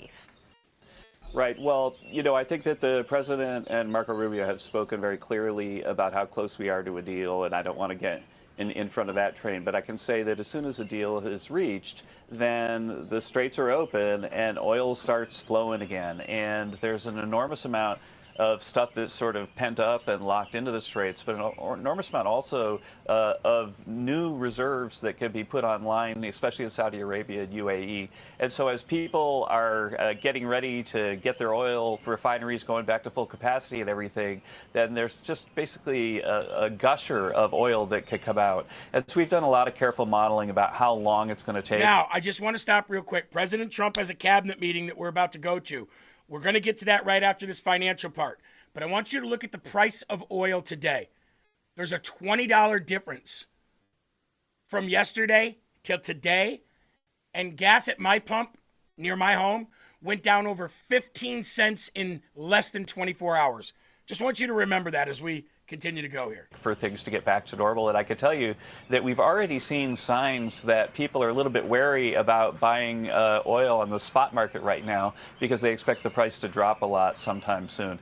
And so that's a very, very good sign. And if you're talking about inflation, there are a lot of other great signs in inflation. You saw that President Trump set up his Trump RX, expanded his Trump RX effort to get drug prices down. And we just had a big event in the Oval to help get grocery prices down. And so I think that if you look at the last few data reports, then the energy prices were absolutely concerning, but the core was barely moving at all. And I think that as soon as we get energy prices going back down, you could actually be looking at negative inflation because of the energy price going down. I think you're right. And I've been covering oil and gas for years, so I've seen these moves higher and also these moves lower. And I'm thinking to myself also, you know, $5 was the mark under Joe Biden with his 9% inflation. We're not there yet, but we are heading into the peak of the summer driving season. So would you caution consumers that the summer could be a little bit bumpy as the details of this deal are finalized? They might feel a little more pain at the pump, but maybe come fall, they'll see some relief? Well, we'll see how it goes, but you know, I think that don't forget that the people who are buying energy are then selling it over months, and they know that prices are going down. And at the beginning, the naysayers said that the oil price would be way above 150 if we shut the straits, and here we are, you know, a little bit below 100. And so I think. And so that was this weekend. By the way, that was someone filling in for Maria Bartiromo, but her show. So I apologize on that. But fact of the matter is, we're now down at what? What are we looking at right now? $79. $79. Overall, gas came down roughly about 20 cents over the last week. I did a video this morning. Again, President Trump is about to have a cabinet meeting, which we'll go to. But I did a video this morning. And, well, let's go to the video first. No, let's go to the 68 oil tankers first. All right. 68 oil tankers, all that can carry 2 million barrels of oil each, headed where? The United States of America. And this was yesterday. Blockade of the Strait of Hormuz.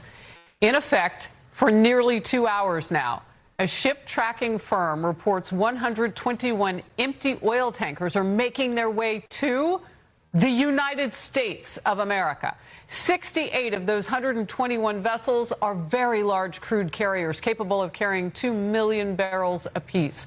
President Trump has urged countries squeezed by Iran's disruption of the Strait of Hormuz to turn to American energy supplies instead. Well, it would appear perhaps they are obliging him. They are listening to Trump. The president told Fox, quote, China can send their ships to the U.S., China can send their ships to Venezuela, while also saying that empty oil-carrying ships from many nations are all headed to the U.S. to load up. That from the President of the United States. A lot to follow today. U.S. blockade of the Strait of Hormuz. So there has never, and which you'll hear me explain in this video, there's never been a supply and demand issue. The only disruption was where people were going to get their supply. You could always get it here in the United States of America, which is what people are starting to do more and more because they're not going to wait. They're tired of prices going up. So because of the 68 tankers coming to the United States of America, and most likely because of the markets responding to all of these other countries getting involved as far as the Abrahamic Accords are concerned, with broadening the scope of the Abrahamic Accords, bringing more people in, there's no way Iran wins this because they've got the United States plus every one of their other allies putting pressure on them. probably the reason why it's dropping as much as it is. But if everybody just starts coming to the United States of America to get their oil, there's no problem ever. There's no risk ever of having your supply being disrupted, ever. Here's a video I did this morning. Good morning, everybody. Well, I just saw that gas dropped 15 cents overnight, which is a lot better than it sounds, actually, because when you are watching the ebbs and flows of the price of gas, going up 2 cents, down 3 cents, up 5 cents, down 4 cents, that is telling you what the market is doing, how the market is responding to either supply and demand or disruptions in supply chains, feelings, right? Because a lot of the stuff in investments and prices run off feelings, like the stock market these days. But when you see a 15-cent drop in 24 hours or less than 24 hours, that's, again, a trend that you want to follow. And what that is the market responding to supply and demand, or supply being met, demand being met without disruption. And so what we're seeing right now is the only disruption in the supply chain is where people get their energy from. There's actually no shortage of oil or energy. It's just where they're getting it from. Yesterday, 68 tankers that can hold 2 million barrels apiece. Each one of them can hold 2 million barrels. They headed to the United States to get oil. And so I don't know if the market is responding to that, or I don't know if the market is responding to, the peace talks and the end of the conflict, which is coming very soon. But either way, when you see a 15-cent drop overnight, that lets you know that the market is responding very, very positively to either the demand being met or the end of the conflict in Iran. So all good news. Meanwhile, though, I saw a picture last night of Thomas Massey and his significant other, and Marjorie Taylor Greene and her significant other. You can see it right here. Isn't that nice? They're all in Costa Rica together. So finding out that we dropped 15 cents in gas overnight, and then, seeing that John Cornyn lost his primary re-election bid, and Chip Roy lost his AG primary bid, and you see all these rhinos being pushed out of the party, just like we told you it was going to happen. Trump is 100% on his endorsements in this Republican Party going into the general election. We are going to continue to purge the party, getting rid of rhino establishment losers, and we are truly going to make America great again. So that's the good news of the day. I'll see you guys at 11 for Live from America. Hope you're there. So there you go. We're still, again, waiting for President Trump to start here, and looks like he has a cabinet meeting set up. You never know if he's going to be on time or not. Ashley said, Jeremy, the kids, and Reggie said, happy anniversary. Mary, happy anniversary. Thank you. Thank you so very much. Blessed, that wasn't Maria. That wasn't Maria Bartiromo. It was just her show. I figured it was going to be her. Didn't even think about the fact that she had a fill-in there. Slam said, the fact that we ever shipped our oil to other countries to be refined, just bring it back, the dumbest thing I've ever heard. Oh, I agree. I agree 1,000,000%. 1,000,000%. And here's the thing. C3 is also talking to me about what if people go back to buying it all from the Middle East and all through the Strait, and they don't continue to buy it from us, then it was all for nothing. I don't agree with that. First of all, our oil is so much better, meaning it's better for the refineries, better for their equipment. It's just better oil. That's why Trump says, sweet, beautiful oil. It's better oil. It's not garbage oil. It's top-notch quality oil. Then, yes, it needs to be refined. So it goes to places to be refined. I think we need far more refineries here in the United States of America. That way, our stockpile can be refined right here and shipped right to the gas stations. I 100% agree with that. And that's why there are 2 on the books. One's already started in Texas. The groundwork's already laid. The permits are already done. The money is already there.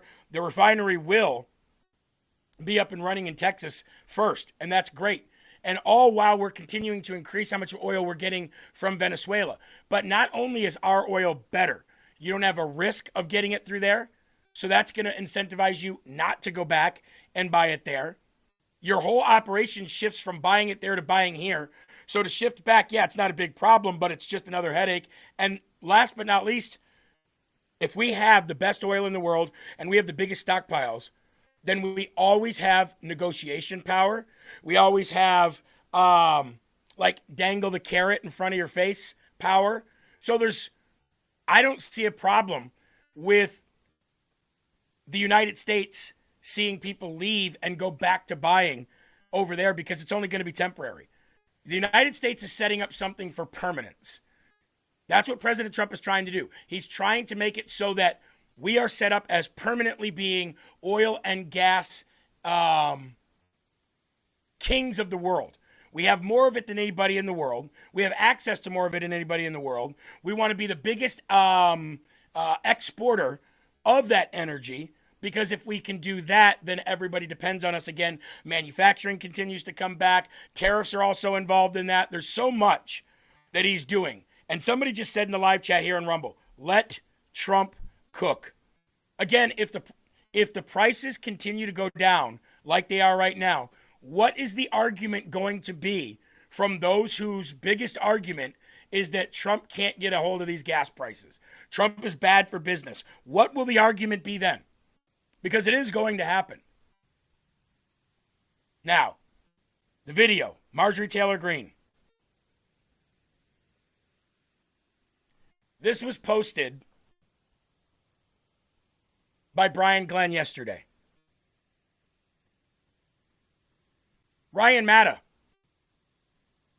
Hodge twins, Tucker, Megan, you're all working your asses off to fight for the guy on the right of the screen there, Thomas Massey in the blue shirt. You all flew from your homes. Ryan flew from El Salvador, got in his vehicle, drove to Kentucky, drank gas on the way there, in a coke-fueled journey from Michigan to Kentucky. People put money on the line, plane tickets they bought. They went to Thomas Massey's house. They put in all this work, all this effort. They knocked on doors. They stood on the side of the road circle jerking each other, looking like a bunch of monkeys trying an F football. And now none of them are doing shit for the people that worked hard for them. Marjorie Taylor Greene is living large in Costa Rica with Brian Glenn. Brian Glenn quit RAV, which is fine. People can do what they want. But I'm getting to a point here. Thomas Massey, I need all your help. We got to defeat all these people. There's pedophile protectors everywhere, of which he would be one of them because he says he knows the names. So he knows the names of the people who supposedly the Epstein list are on the Epstein list. He supposedly is working to save the country from people like the Jews and Donald Trump. And here they all are together, hanging out on your donation dime, on your taxpayer money, pensions, all of it. Now, Costa Rica. I have some information here on Costa Rica. Let me play this for you. By the way, those watching on YouTube that hate Republicans at all, I know you're probably loving this moment right here. But so are we, because this is what we set out to do. At least we go after our own. At least we see what's wrong with some of the people in our party, and we go after them, and we remove them, unlike you. I want to read something here for you. Some facts about Costa Rica. Territorial tax system in Costa Rica. Costa Rica only taxes locally sourced income. Foreign income, including U.S. business revenue, is fully exempt from taxes. A single person spends roughly $1,400 to $1,700 a month. Couples live well on $2,000 to $3,000 a month, with 40 to 60% lower housing costs than the U.S. U.S. tax benefits. Foreign earned income exclusion, $130,000. Foreign housing exclusion and foreign tax credits can reduce the U.S. tax bill. That's nice. And affordable health care. World-class private care at fraction of U.S. costs. Public system is called Kaja, and it's available for a small income-based monthly fee. America first, though, right? Living large with the money that you made off the people who fought with you, fought alongside you, fought for you. And y'all are just in Costa Rica living it up. Probably changing your primary residences to there so that you can avoid all these taxes. Because you are a U.S. citizen, you can come back and run and do whatever you want. I would assume you'd have to live primarily in the district that you run for or whatever, but, you know, they always get around that too. I mean, look what Swalwell did. Look what Letitia James did. They told you their primary residences were in D.C., even though clearly they were not. Or they told you their primary residences were in California when clearly they were not. They were living in D.C. for far more than 6 months out of the year. So there you go, folks. Those are your Republicans. And so when I see stuff like this, it makes me sick to my stomach. This is what the people who fought for them are calling for. While they're in Costa Rica, probably avoiding and being exempt from all of the taxes that you and I would be liable for, take the money and run. Go on, take the money and run. Eli, who sings that again? Go on, take the money and run. Ooh, ooh, ooh. Who sings that? I can't remember who that was. Eli's going to look that up for me. I'll bet you somebody in the chat will have it before he does. But that's what they did. What do we got, Eli? Steve Miller Band, 1976. That's Boom. right, Steve Miller Band. That's right. That's right. They're jokers, they're smokers, they're midnight tokers. They're probably having foursomes in Costa Rica. Go on, take the money and run. Ooh, ooh, ooh. MTG and Thomas Massey. This is what the people that follow them are pushing. Beautiful, isn't it? Let me tell you. They make me sick to my stomach, which is why we got rid of them, and which is why we're getting rid of more. How about this one? Mays Middleton crushes Chip Roy in the Attorney General primary race. Now, Chip Roy is currently a House of Representatives elected official, but he was running for Ken Paxton's seat, the Attorney General spot, and he got absolutely trounced. Why? Because he is a Republican in name only. Now, out of all the rhinos, Chip Roy has some good sense. He does fight for some good things. I'll give him credit where credit is due. But where it really mattered, when we really needed him, when it really counted, he was nowhere to be found. When it really mattered, he was riding Ron DeSantis' coattails to a failed presidential election. And now, what's Chip Roy going to do? He's going to be jobless. He didn't run for re-election for Congress. Now, he'll probably go and be fine. He's probably made some good insider money. Marjorie Taylor Greene did. But now he's gone too. Whatever happened to Jack Sparrow, or should I say Jack Swallow, Dan Crenshaw, he's gone too. See, the difference between the Republican and the Democrat Party, there are some stark differences. Number one, the Republican Party, unlike the Democrat Party, has no balls. I will give it to the Democrat Party. When they want something done, they get it done. Nobody stands in their way. They got balls big enough to come in a dump truck, like Dalton from Roadhouse. I thought you'd be bigger. I thought they said you had balls big enough to come in a dump truck. The Democrats have that. Nancy Pelosi's got bigger testicles than anybody in the Republican GOP. Period. Tell me I'm wrong. Nancy Pelosi probably got a bigger set than John Thune. We know Michelle Obama does. So I will give that to the Democrat Party. They're fighters. The Republican Party, as you know it, is dying. The GOP is what we came to get rid of. And that's exactly what we've been doing. How's Liz Cheney doing? How's Adam Kinzinger doing? How's Dan Crenshaw doing? How are all these people doing? How's Mitt Romney doing? How's Kevin McCarthy doing?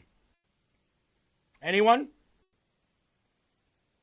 And we keep adding to the list. So the other stark difference between the Republican and the Democratic Party is that this new Republican Party, what we call the Grand New Party or the MAGA Party, we saw something that was wrong in a party that we considered ourselves to be a part of, and we said, we're going to get rid of all of this. We don't want this anymore. And since we are the populist movement and we have the bigger voices, we are going to get rid of people like Cassidy, like Cornyn, who are incumbent senators for the first time ever getting their asses trounced out of town. It's never happened in any party. And that is where the Democrat Party really sucks, is they are just, what is a woman? I don't know what gender I am today. Open borders so that we have people to vote for us. Asking for an ID is racist. Toxic masculinity. There's no break in the Democratic Party. And if there is, all of a sudden that person, you find out that person has some sexual allegations against them. Or some video or auto recording comes out. You know, like the Epstein bribery. That Democrat Party and that Epstein stuff is so close. They do things so similar, don't they? So while the Democrat Party has more balls than the Republican Party, the new Republican Party at least gets rid of the filth and the uniparty establishment that works together behind closed doors for every one of them to stay in power. And I think that's something that we and the people over on YouTube can agree. Get rid of the backdoor deals, term limits on everybody, nothing done in secret, everything out in the open, right? I think we can all agree to that. By the way, pushing 3,700 live, number 5 on the live leaderboard on Rumble. Thank you so very much. Still waiting for President Trump to come out, his cabinet meeting.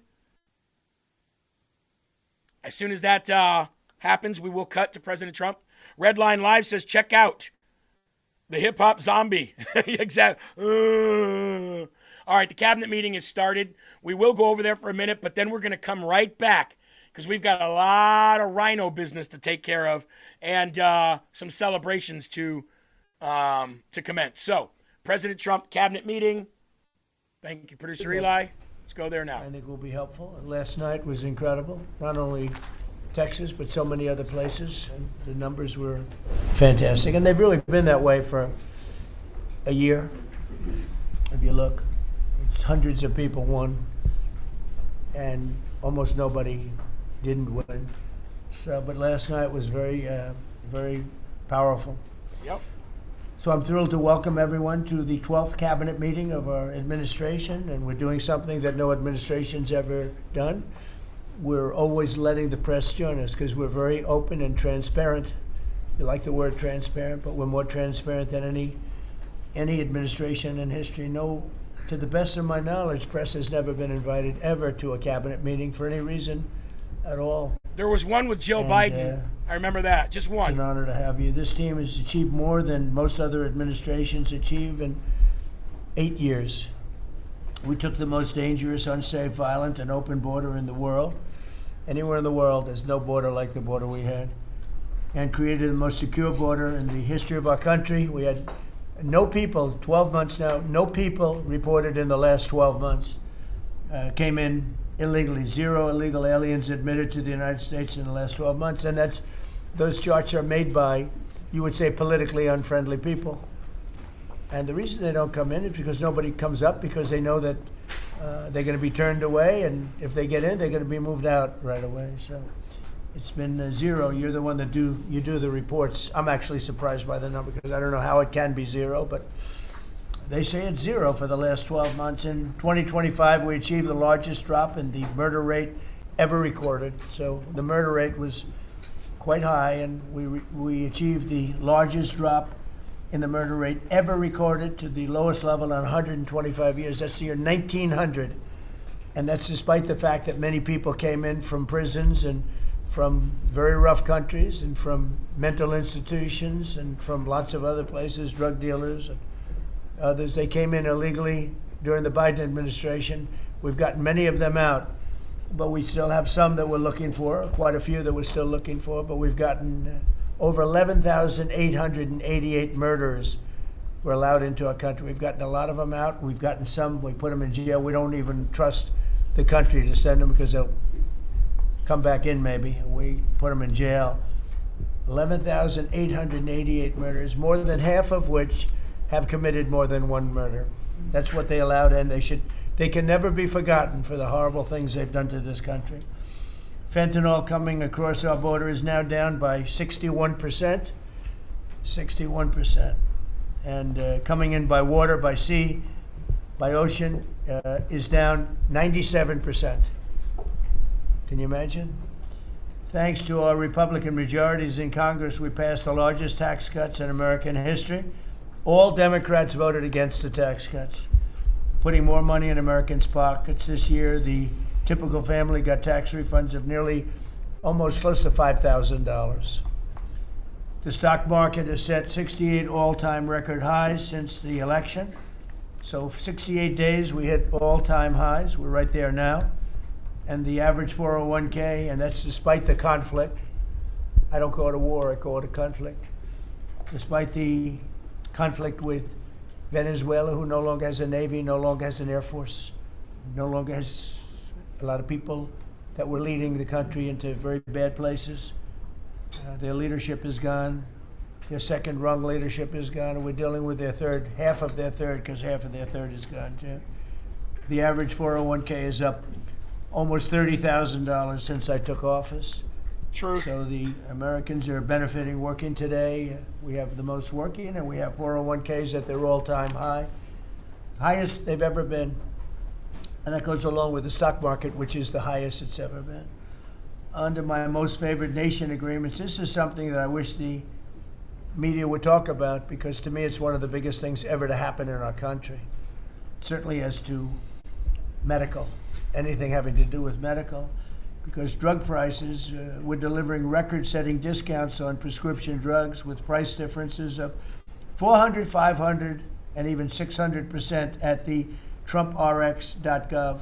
We recently added nearly 1,000 low-cost generics to the website. So we have drugs down 400, 500, 600%. Now you could say 80, 90, 70, 60, 50% if you want. There are two ways. Depends on the way you ask the question. But a pill that would sell in Germany or in, let's say, in London for $10, we're selling for here for $130. And I got the countries to all agree. Otherwise, they would have had to pay big tariffs.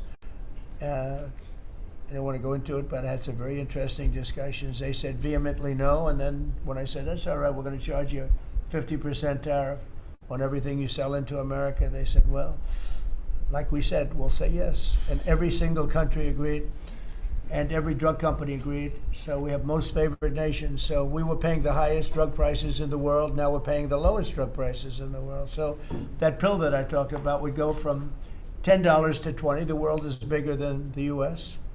Hard to believe, but it's true. So it's not like you cut it in the middle. They just had to go up a little bit, but a little bit is a doubling of a price, so a little bit's a lot. So the pill would go from $10 to $20, and we'd go from $130 to $20. Think of that.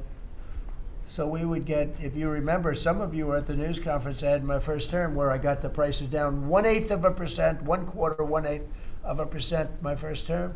And I was so proud of it because drug prices hadn't come down in 28 years, and I was the first one to do it. But now I'm getting them down, not 1/8%, I'm getting them down 400, 500, 600.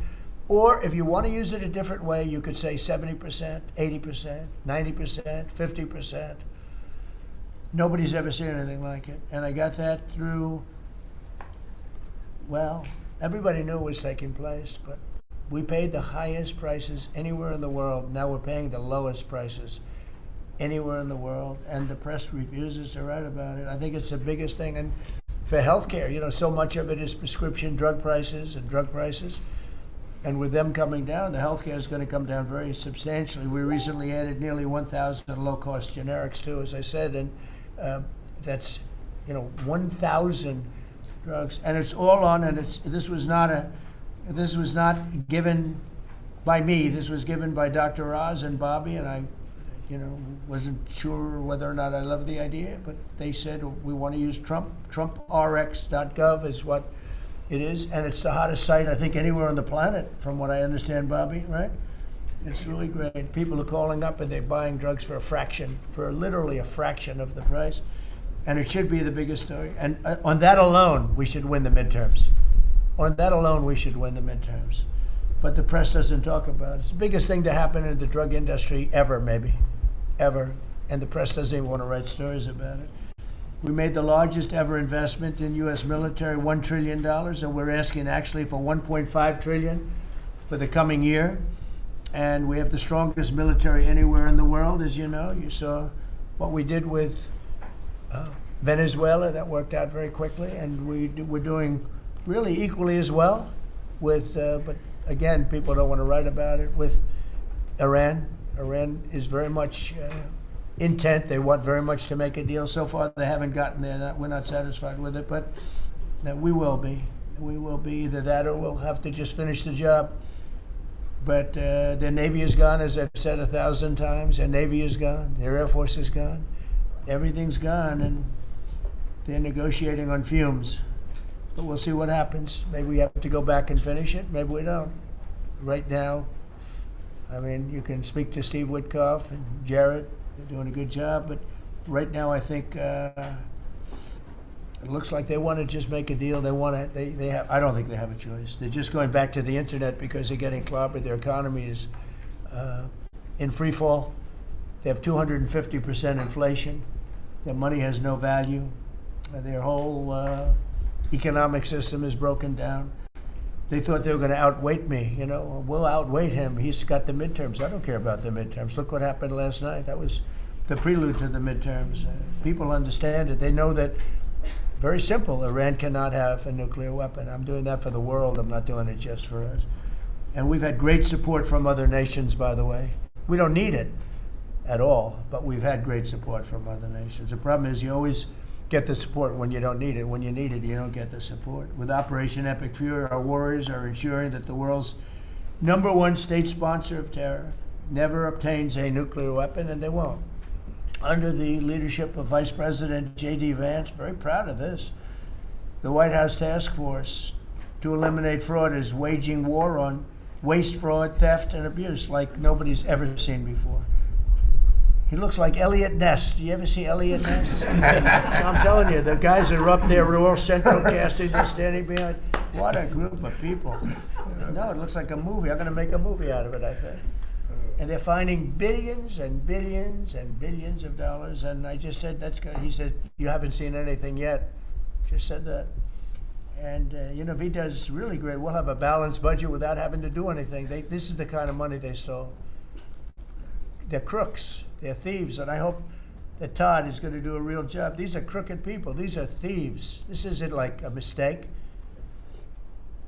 Just talking about one person, he got hundreds of thousands, millions of dollars for securing one man, for taking care of one elderly man. He was a service.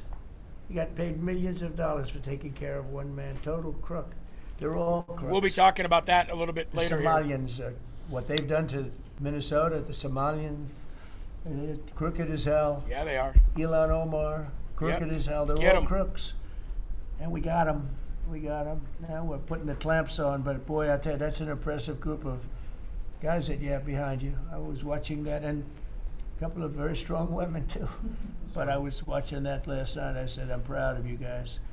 In 2 months, we've exposed tens of billions of dollars of defrauded taxpayer money, prosecuted numerous fraudsters. All right, we will come back to that right now. President Trump is just laying the groundwork for each cabinet member to give their report of how their agency is being run and what things they're going after. The best part of these are the questions at the end. The president always opens up his cabinet meetings to press, to questions. Unlike the Biden administration that would just rush everybody out. I don't know if you guys remember that, but every time Biden was done, I don't think of myself as old as I am and fly. They'd be like, okay, everybody done, press out. Or he would have like a list of like 3 or 4 different press, members of the press to call on, and exactly what to say to those people or what those people can only say to them. It was all rehearsed. All of it. So, stark difference. Anyway, I want to get back to the rhinos losing. He opened up talking about those rhinos. We just talked about Chip Roy. Now let's go to this loser, John Cornyn. Yesterday, before he lost so decisively, and by the way, he lost big. You think Thomas Massey lost? John Cornyn got politically murdered yesterday. This was John Cornyn before the election last night, making a last-minute pitch that say, if you vote me over my opponent, I'm the only one that can take on Tallarico. Tallarico is nothing but a Pete Buttigieg or a Beto O'Rourke who lost 3 times, record-setting 3 times. Tallarico's not going to be hard to beat. I don't know why everybody thinks this. You guys really think Texas is going to vote for a gay, fake follower of Christ who thinks there's 6 genders?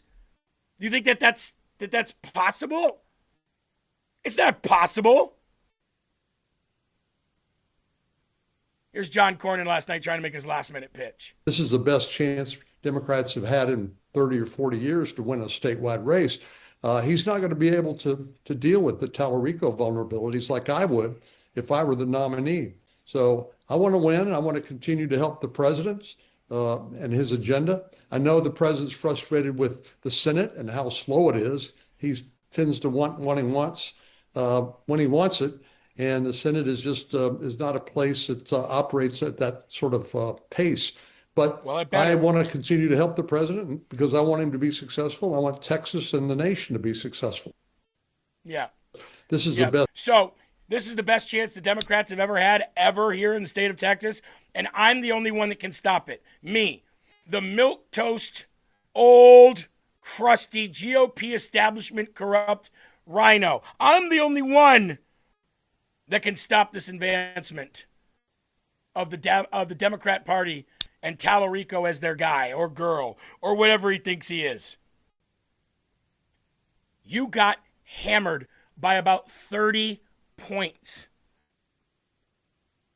What was the final number? Like 65% to 38% of the vote? You got smoked. So if you're the only guy that can beat Tallarico, then how did you get smoked by about 30 points in an election where you're the incumbent senator? It is time for people like that to go. Now, over on YouTube, they were complaining that I was playing Fox News clips. Well, here's one of yours. Is well funded. Tallarico will continue to raise money, but it's interesting to me that now Republicans have to worry about deep red Texas because they have a flawed candidate who does not know how to raise. And you're now seeing that currently play out. All these analysis of this race is sort of the differences between what a Cornyn or a Paxton would look like here. I'm thinking about the differences between Tallarico and literally every other Texan. Don't know any Texans who believe in 6 genders other than Tallarico. Don't know any Texans who said it's immoral to eat meat other than Tallarico. Don't know any Texans who walk around saying things, God is non-binary.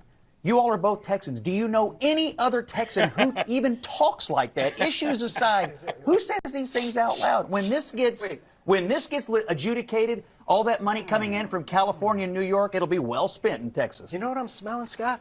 Fear. Oh, yeah. Panic. Raw, stinking panic. You guys Fear are of the on this. cisgender guy? Tallarico is well funded. Tallarico. You know what I smell, Scott? What's that, Mr. I haven't won an election in a few years? Fear. Fear? We won't even spend much time talking about Tallarico. There's no sense in it. We'll spend more time talking about what Ken Paxton says that he wants to do as the next senator of Texas, because that's all that really matters. What Scott just said is absolutely right. Do you think anyone at all in Texas has those values? Enough to vote for him in a statewide election. You might have those values if you're in Austin. You might have those values. You might find people that have those values if you're in Dallas. You might find people that have those values in Fort Worth. But a statewide that has well over, what does it have, 200 counties? You think he's got a chance?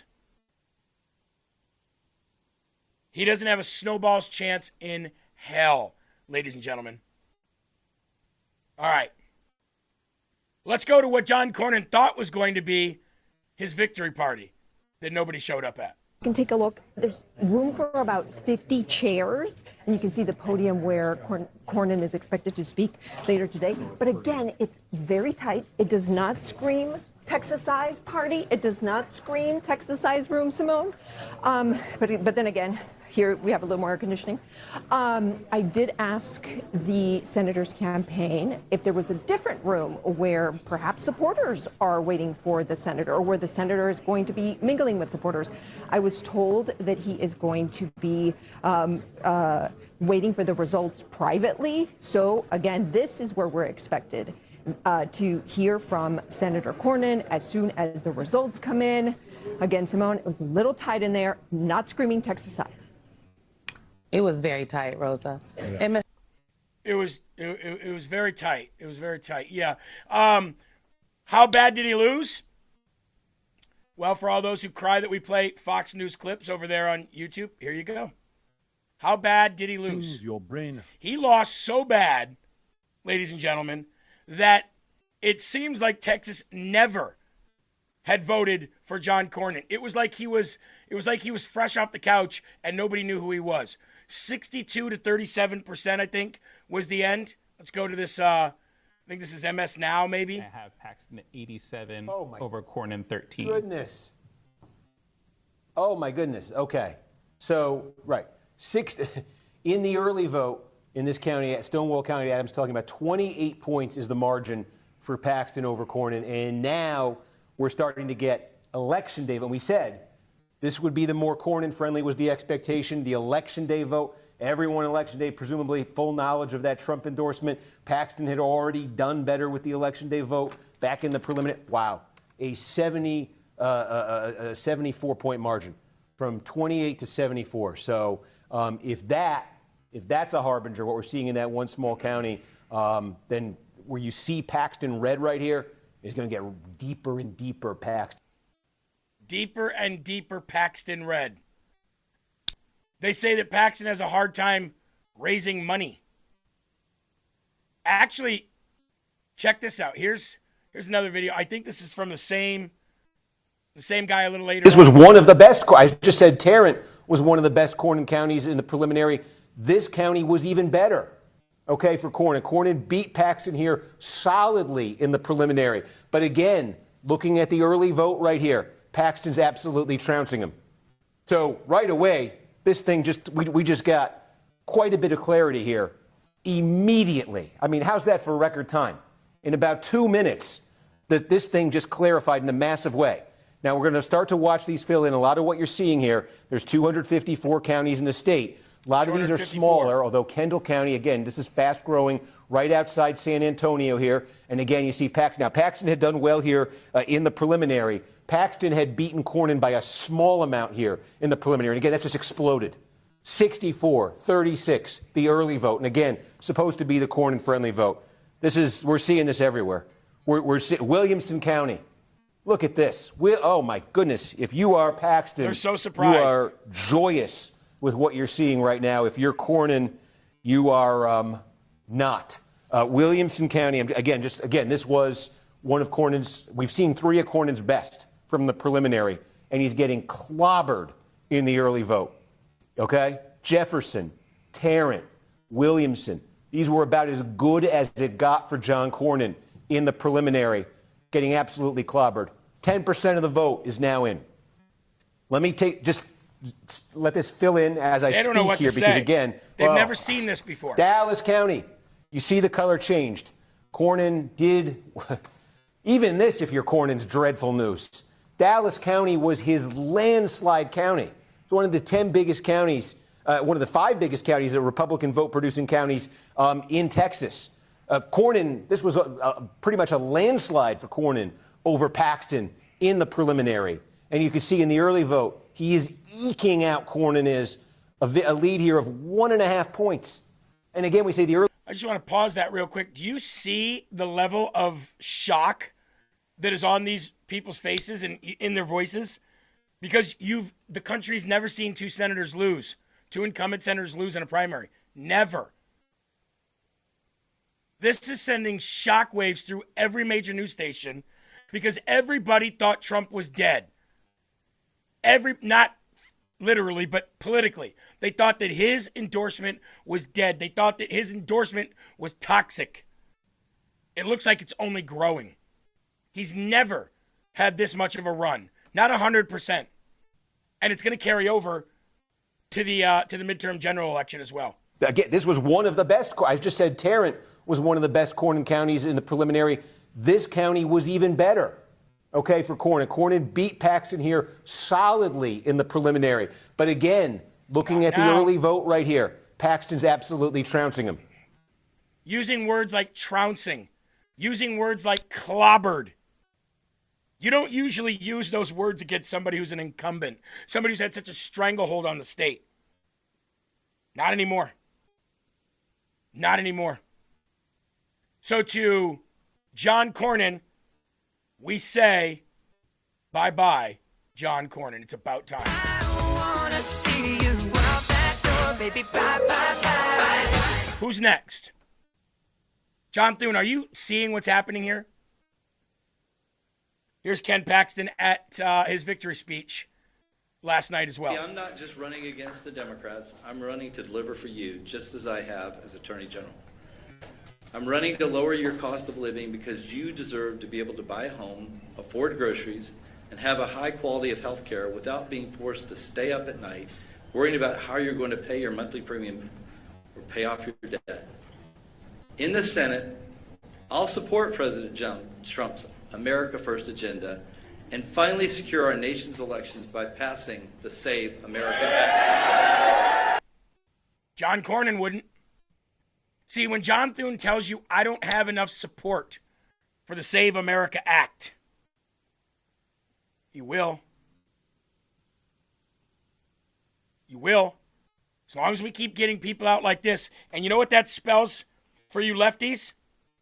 Whether you're watching here or YouTube or wherever, it means you never win another election again because you can't have any illegal vote for you. And if your answer to that is, no illegals are voting anyway, then what's the problem? You should want that too then. Here's Brandon Gill. Low on the volume, but... And you know what that means? That means that we are finally going to take our country back, aren't we? That means that we are sending a fighter from Texas to Washington, somebody who's going to stand up for our values, aren't we? Not Talarico. Who's going to fight to keep the border secure, to deport illegal aliens, and yes, to get the Save America Act passed. That's the big one. Because it's not good enough anymore in Washington to just say the right things. We need somebody who's going to do the right things. Absolutely. And that person is Senator Ken Paxton. Absolutely. The Save America Act is the next biggest hurdle should be our next biggest focus. And we can chew gum and walk at the same time. Okay, we continued to gather evidence about the 2020 election all through 2020 to 2024 while we were running a campaign to re-elect President Donald J. Trump. You couldn't stop that. The world couldn't stop that. Look what we did. And now our goal is to make sure that not only are illegal aliens not voting, that we get them the hell out of our country once and for all. You know, a lot of people say to me, you just don't like these people because they're from Mexico, or you don't like these people because they're from Argentina, or you don't like these people because they're from Venezuela, or you don't like these people because they're from Southeast Asia. No, I like them all when they come legally. If millions of people wanted to migrate to America from Mexico through the legal door of assimilation, understanding our laws, rules, culture, and what that flag stands for, I'm all for it. Same thing with Congo or Venezuela or anywhere else. Because it lets me know that you want to be here for the right reasons. It lets me know that you're one of those Ellis Island immigrants that are coming here for an actual better life. Not just to come here to get whatever you want for free. It doesn't work like that. And we're here to tell you that. And you're not going to stop us now either. Here's Cornyn at his defeat commencement speech last night. A public service career lasting more than 4 decades. Boo, who cares? And 18 consecutive campaign wins. Cool. Tonight, we've come up short in this primary runoff. Way short. Midget short. You know, a few years ago, I had a friend of mine say, you know what makes God laugh? When you lose? He said, when we make plans. I've spent most of my time in the Senate building the Republican Party in Texas and in the U.S. Senate, and I've always supported the Republican ticket, and I intend to do so again in this general election. I've said throughout this race that I trust the voters of Texas, and they've made their decision, and I must respect it. Tonight I'm reminded of something Teddy Roosevelt said in 1910. He said, it's not the critic that counts, not the man who points out how the strong man stumbles or where the doer of deeds could have done better. The credit belongs to the man who's actually in the arena. You're not. Whose face is marred by dust and blood. It isn't. And sweat. Who Corruption. strives valiantly, who errs and comes up short again and again. Here's the difference. You are not that man. Teddy Roosevelt was that man. Teddy Roosevelt would have gone down kicking and screaming. You're going down whining and deflating. Teddy Roosevelt had courage. Teddy Roosevelt had integrity. Teddy Roosevelt would say no in the face of corruption and people offering him the world if he just did certain things in Congress. People hated Teddy Roosevelt because he stood up for things and had integrity and couldn't be swayed. He wasn't talking about you.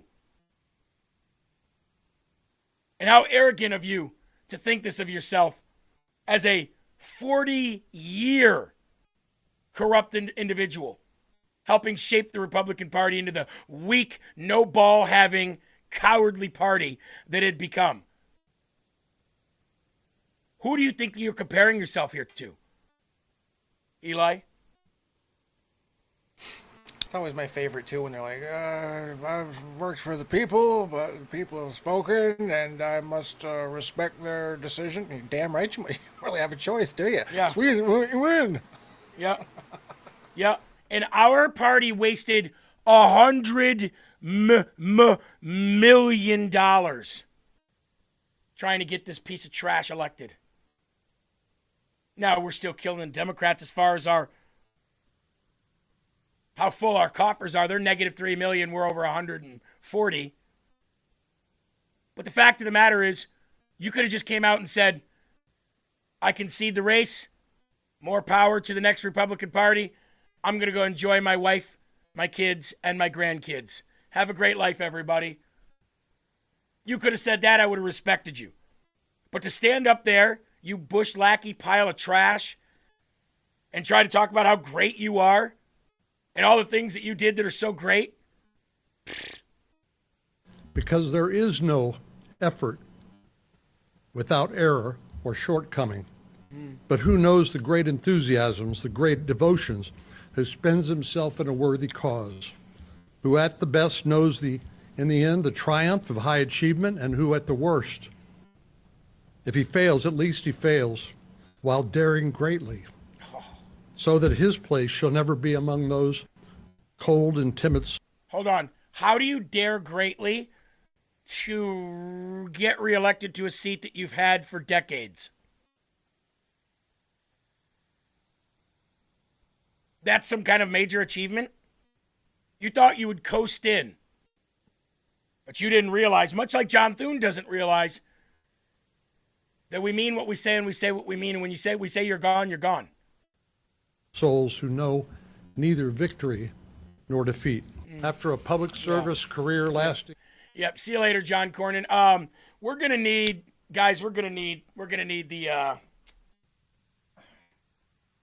the plunger on this one. Eli, this is gonna be a big ass turd. So I don't know.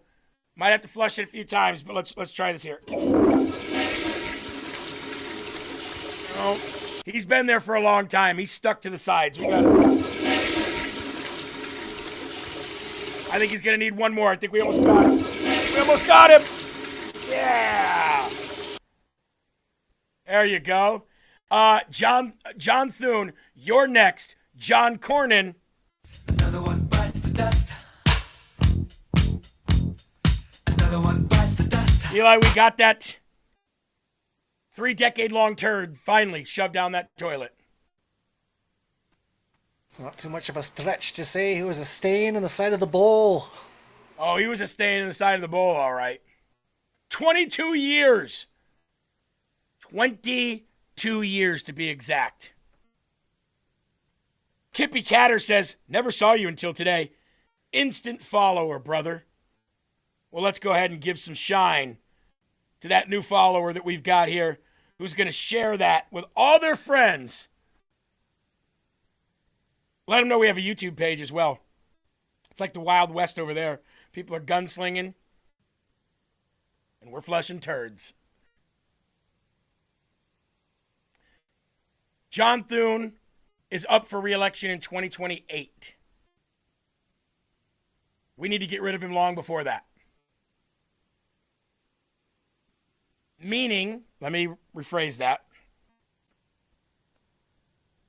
5 strong senators need to call for the removal of John Thune. Just 5.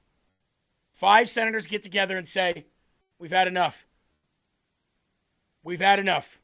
Now, the establishment that's left over in the Republican Party, like your Langfords and the people that hang around Thune, all those same people that you see, they're probably just as fed up with John Cornyn as the Democrat establishment is fed up with Hakeem Jeffries and Chuck Schumer. I have a feeling that we're not going to need 5 strong senators. I have a feeling that the Senate that's left, the GOP Senate that's left, is going to be so upset that John Thune has just made history as the majority leader in the Senate to lose 2 incumbent seats in a primary to 2 MAGA candidates. They might get rid of him anyway. We might not have to do much work to get rid of John Thune. He might be gone anyway after that terrible performance. Van Jones. You guys all remember Van Jones, right? Who licked Obama's feet every time he walked. He posted this video in which I responded on his video, and yet Van Jones loses at life daily. You know, you can't talk shit if you don't win anything ever. A bad night for America. You have a good man running against a bad man, and the bad man won. And just as a parent, that's tough. I mean, how do you have the kind of record that Paxton has, the things that he's done, the things he's done to his family, and then not apologize, not taking any accountability, not showing any kind of growth? Just winning? I don't think I want to hear a lot of lecturing from Republicans about family values and all these different things and wagging their fingers in the face of people. It's a bad night for the country. It's a bad night for the Republican Party. It's a bad night for parents everywhere. At some point, character should matter. Nobody's perfect, but you do want to show some kind of growth. And there's zero growth. In fact, there's negative growth with this candidate, and he has the backing of the President of the United States and a bunch of voters, and it's terrible. This is a bad night for America. You have a good man running against a bad man. And the bad man... The Democrats wanted Thomas Massie to win. The Democrats wanted Bill Cassidy to win. Pissed off lady, I'll get to that in a minute because I agree with you. The Democrats wanted John Cornyn to win.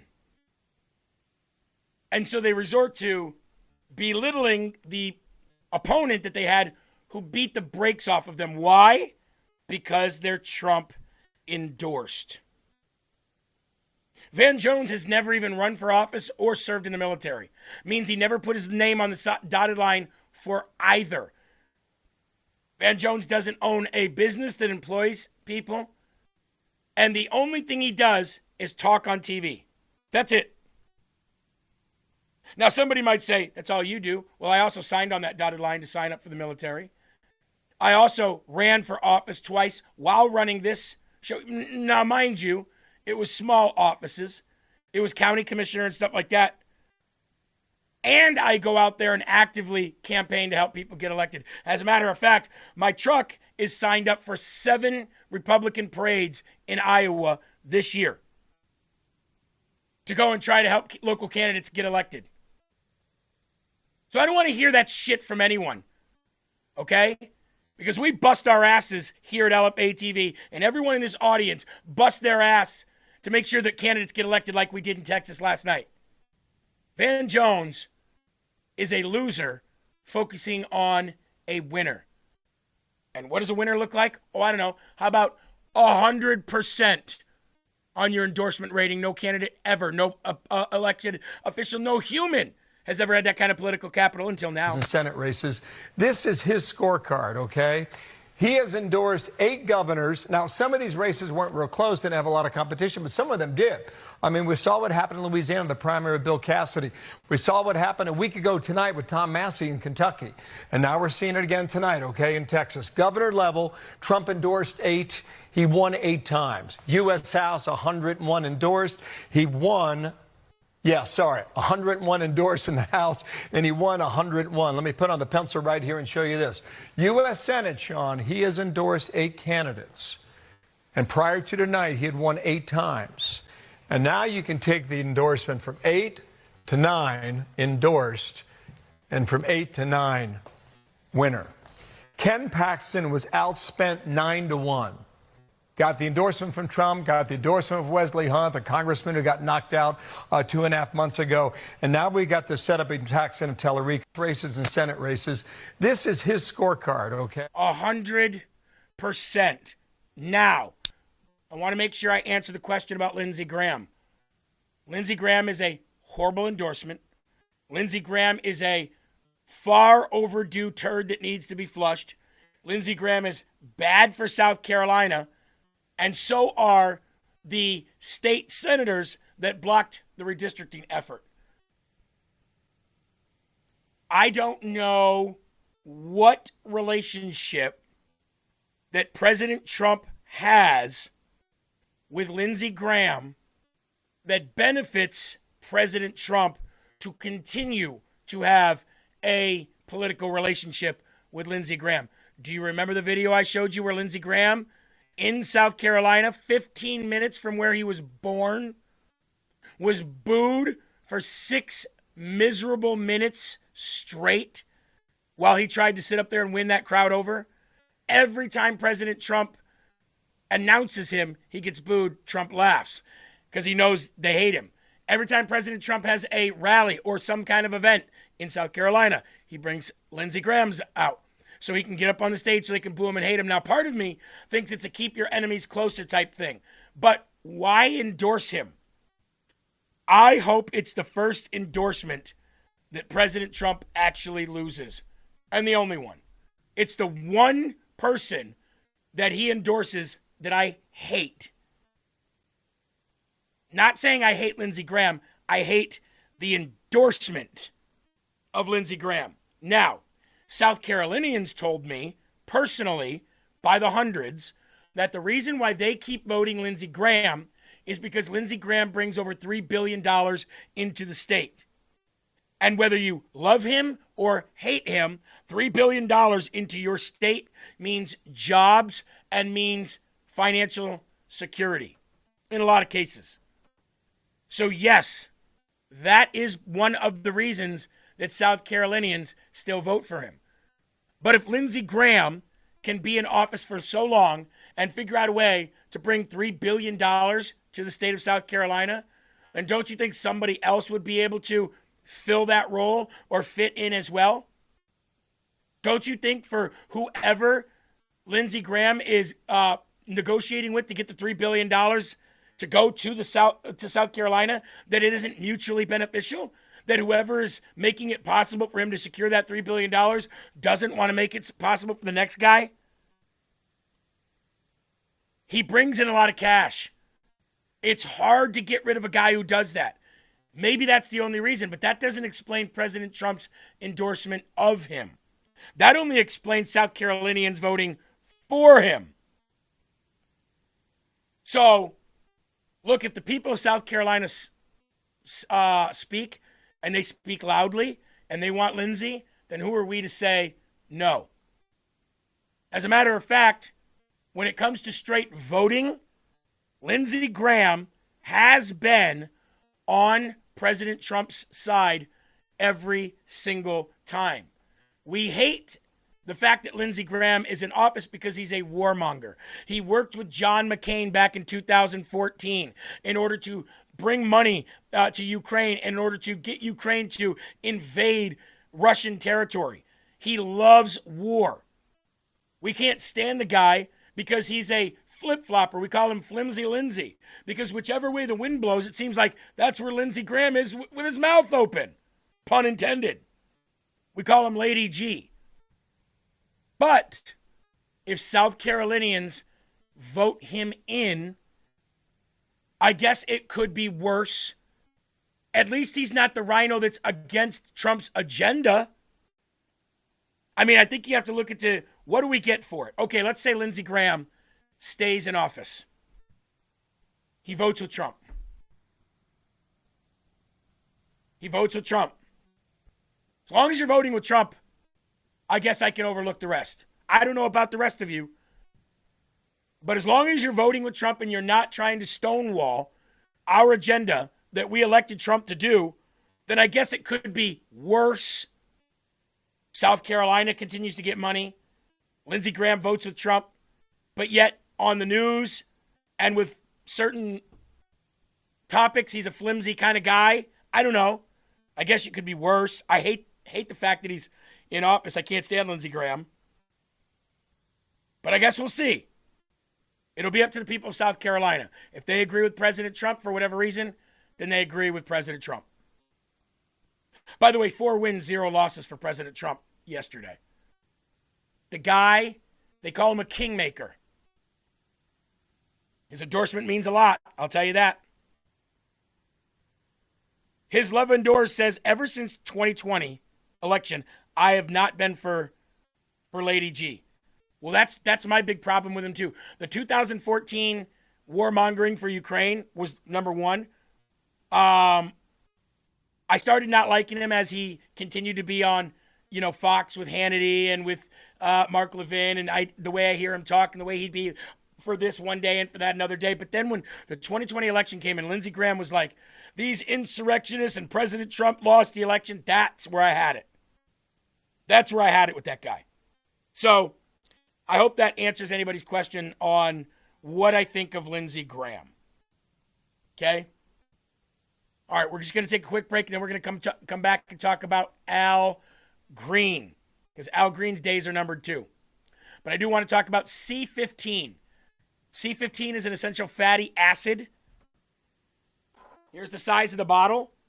You can get a 3-month supply of Fatty 15, which contains C15, an essential fatty acid that repairs damaged cells, and changes the aging process of your cells. At a cellular biological level, your cells will start to age slower very quickly too. Now, all you have to do is go research C15 on your own, see what it does. It is the first essential fatty acid in 90 years to be found and harnessed in a pill form. You can also get it in a liquid form too. You can get it in a gummy form too. But all it does is, the only ingredient is C15. It administers the fatty acid into your body, and by taking that fatty acid daily, you change the way you age, which means you age slower, which means you live longer. Now, it doesn't stop you from getting cancer or hit by a bus, but it does benefit you tremendously. All you have to do, again, is research C15. That's the essential essential fatty acid, which is why it is called Fatty 15. Fatty15.com/LFA, promo code LFA. Fatty15.com/LFA, promo code LFA, and a big shout out to them for always being a trusted sponsor here at LFA TV. They're a good company. They've been great to us, and the people that have bought through them have all had nothing but kind words to say. So, big shout out to them. Also, back for another week here is Lean. So, Lean Weight Loss is a company that is, or a product, excuse me, by a company called Field of Greens. Well, actually, Brickhouse Nutrition is the company who makes Field of Greens and makes Lean Weight Loss. Lean Weight Loss is a product that is not for the casual dieter. This is for somebody who is trying to drop about 10 or 20 pounds. They've done the dieting. They're continuing to diet. They're continuing to work out. They're continuing to work hard, and it doesn't take off that last little bit. So, 20% discount right now at takelean.com. That is takelean.com. We're going to put it up on the lower third here for you. Takelean.com. You get 20% off right now if you use promo code LFA. There you go right there. Takelean.com. Promo code LFA. You get 20% off. I took it for 3 months. I took 3 a day until 3 a day seemed to be a little bit too much. It seemed to get my heart pumping a little too much, so I dropped down to 2 a day.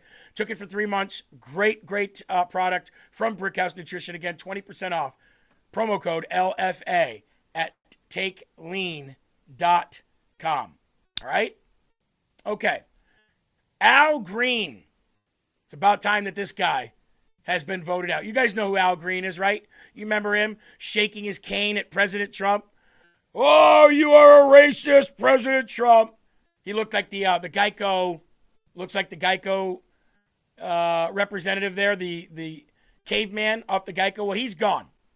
Al Green, Democrat Representative Al Green, lost his Texas House District 18 primary runoff to 37-year-old Christian Menefee. The 78-year-old Democrat was booted from his seat after more than 2 decades in Congress, censured twice for his outbreaks during the State of the Union and others, while holding up his stupid signs and his cane. Menefee, his opponent, the 37-year-old lawmaker who won a special election to fill the remainder of the late Representative Sylvester Turner's seat in January, is almost certain to win the general election this fall in a district that Cook Political Report rates as solidly blue. Neither Menefee nor Green, the 78-year-old who served in the House for over 2 decades, pushed past the 50% support needed in the March 3rd primary to avoid the runoff. The 2 lawmakers were pitted against each other after the Texas Republican advanced a GOP-friendly map that removed Al Green basically out of his seat and Jasmine Crockett out of hers. So, I just want to pull up a list here real quick because there's a lot more, by the way, that need to be on this list. Thomas Massie, gone. Al Green, gone. Jasmine Crockett, gone. Dan Crenshaw, out of there. Eric Swalwell, gone. Mitch McConnell, gone. Nancy Pelosi, gone. Don Bacon, gone. Jerry Nadler, gone. Bill Cassidy, gone. John Cornyn, gone. Marjorie Taylor Greene, gone. The list goes on and on. Liz Cheney, Adam Kinzinger. These are all people we're not going to have to see after this year. any longer. Now, you might see him on CNN. You might see him on MS Now, ABC, or CBS. You might see him on Fox News. Who knows? One thing you're not going to do is see them in Congress. They will no longer legislate for you. They will no longer speak on your behalf. They will no longer have sound bites and fundraising efforts. They will be back into their private lives, back into the private sector or retired, and they can live out their days with no friends, no family, no anything. Just a has-been who didn't do a damn thing good for this country. Every one of them right there. Bye. Somebody said they'll be on The View next. Anybody else want to contribute to the has-beens? Another one bites the dust. That's what we're going to play every time we get rid of another one. Another one bites the dust. And I don't care if they're on the Democrat Party or the Republican Party. As long as we're purging these people from American politics, I'm good with that. Here's another one. Here's another one. Gone in the state of Texas. Yep. Let's go down here. Let's scroll down. Another huge win in Texas. Radical Islamist sympathizer Principal Shaima has been ousted after an investigation exposed her past social media posts praising Sharia law, mask mandates, and BLM. This is exactly why radical Islam has no place in our schools. This was a principal, ladies and gentlemen, gone. You know what needs to happen next in Texas, if you want my honest and humble opinion? Now, I'm all for people of a state letting people of their state speak for who they want to represent them, who they want to bring bills to Washington, who they want to sign laws in their state, and who they want to govern their state. But if you want my honest and humble opinion, we need to get rid of, once and for all, Greg Abbott. Greg Abbott is a weak governor. Now, when I think of Texas, I think of everything's bigger in Texas. I think of no holds barred, Wild West, proud to be in this beautiful big state that can basically self-govern and be on our own if need be. I think of somebody stronger than a Greg Abbott. And I'm not talking physically. I'm talking spiritually and with integrity. Greg Abbott does not exude masculinity. He does not represent what I think the governor of Texas should be like. I think the governor of Texas should wear 2 guns on him at all time, like the Old West. I think the governor of Texas should wear some shit kicker boots, chew some chewing tobacco, and wear a cowboy hat, and take no prisoners. Now, obviously, I'm not being 100% accurate in what I would like, what I think of a governor in Texas, but I do think that the governor of Texas should be a strong, conservative Christian individual who upholds and stands for the values of that state. And I think Greg Abbott is the next one to go. I do think that it was, I'm not going to lie, and I said it the day she said it. When Jasmine Crockett called him Governor Hot Wheels, I'm not going to lie, I laughed. That might have been her moment. That might have been Jasmine Crockett's moment in history, right then and there. When she called him Governor Hot Wheels. Was it disrespectful? Yes. Was it wrong of her? Abso-freaking-lutely. Was it funny? Yes, it was. It was funny. Now, beyond that, I'm not going to make fun of the guy's physical prowess, but I am going to make fun of his political stature, his political power. I think the guy is washed up. I think he's not good for Texas. I think if you as the governor can't stop the spread of Islam when you want to, is weak. I think that's weak. Now, I know the spread of Islam is happening in Democrat-run cities and states. I expect that. I hate it, but I expect it. But if you're the governor of Texas and you can't stop the spread of Islam because you are a weak individual, but yet you pretend there will be no Sharia law here as Islam gets bigger and bigger, and I don't have to ask the news. I don't have to ask Greg Abbott. I know people personally by the hundreds who live in Texas, and they all say the same thing. Same thing. Governor Abbott is weak and Islam is thriving, and it needs to stop now. So there's another one who's gone. Do you guys remember the radical Texas sex therapist who was running, who said that she wanted to put all Zionists in internment camps? It's bad when AOC has to come out against you in her own party. It is bad when AOC says, this person is disgusting and I don't subscribe to anything she says. When AOC says that about you, that's bad. Okay? A licensed sex therapist and leftist activist who called for turning all federal ICE detention centers in Texas into prisons for American Zionists, complete with ready for this, a castration process center for all Zionist pedophiles. I'm all for castration for any pedophile. I don't care if they're Zionists or not. Okay? I'm all for castrating pedophiles, but when you kind of single a section of people out, it'd be like saying I want to lock up all black people and castrate them so they don't have any more babies, right? Lost her Democratic primary runoff in Texas's 35th congressional district on Tuesday. And again, multiple Democrats came out and rebuked her for what she had said.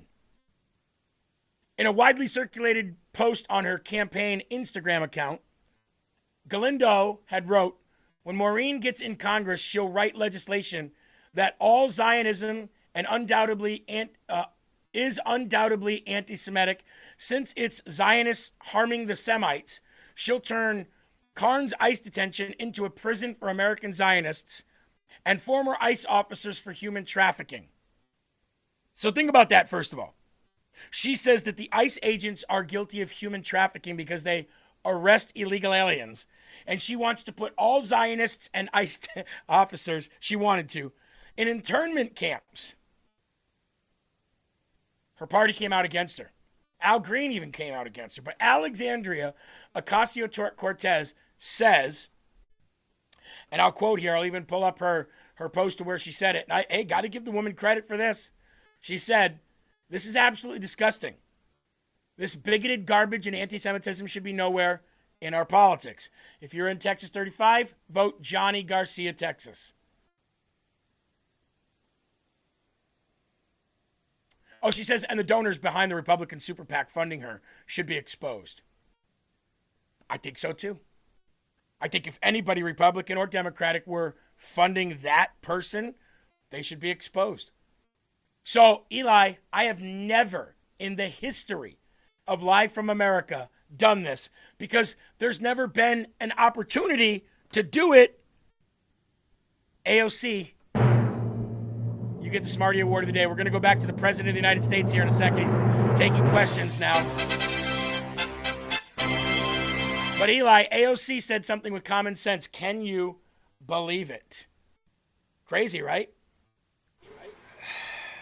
It definitely is. I just hope this isn't one of the, they picked someone low level to say some crazy stuff so they could come out and say something logical and almost, something no, you're true. People are like, oh, well, maybe they're not as bad as we thought. Yeah, you're right. There's a lot of that happens. All right, let's go to President Trump taking questions now.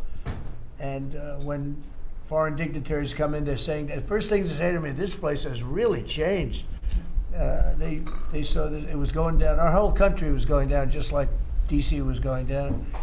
And as you know, the restaurants were closing up. There weren't very many restaurants, and now they're opening up. You can't get a space, and everyone's going out to dinner, and they're safe. And we had the national security, and we have the National Guard, and we're going to keep them.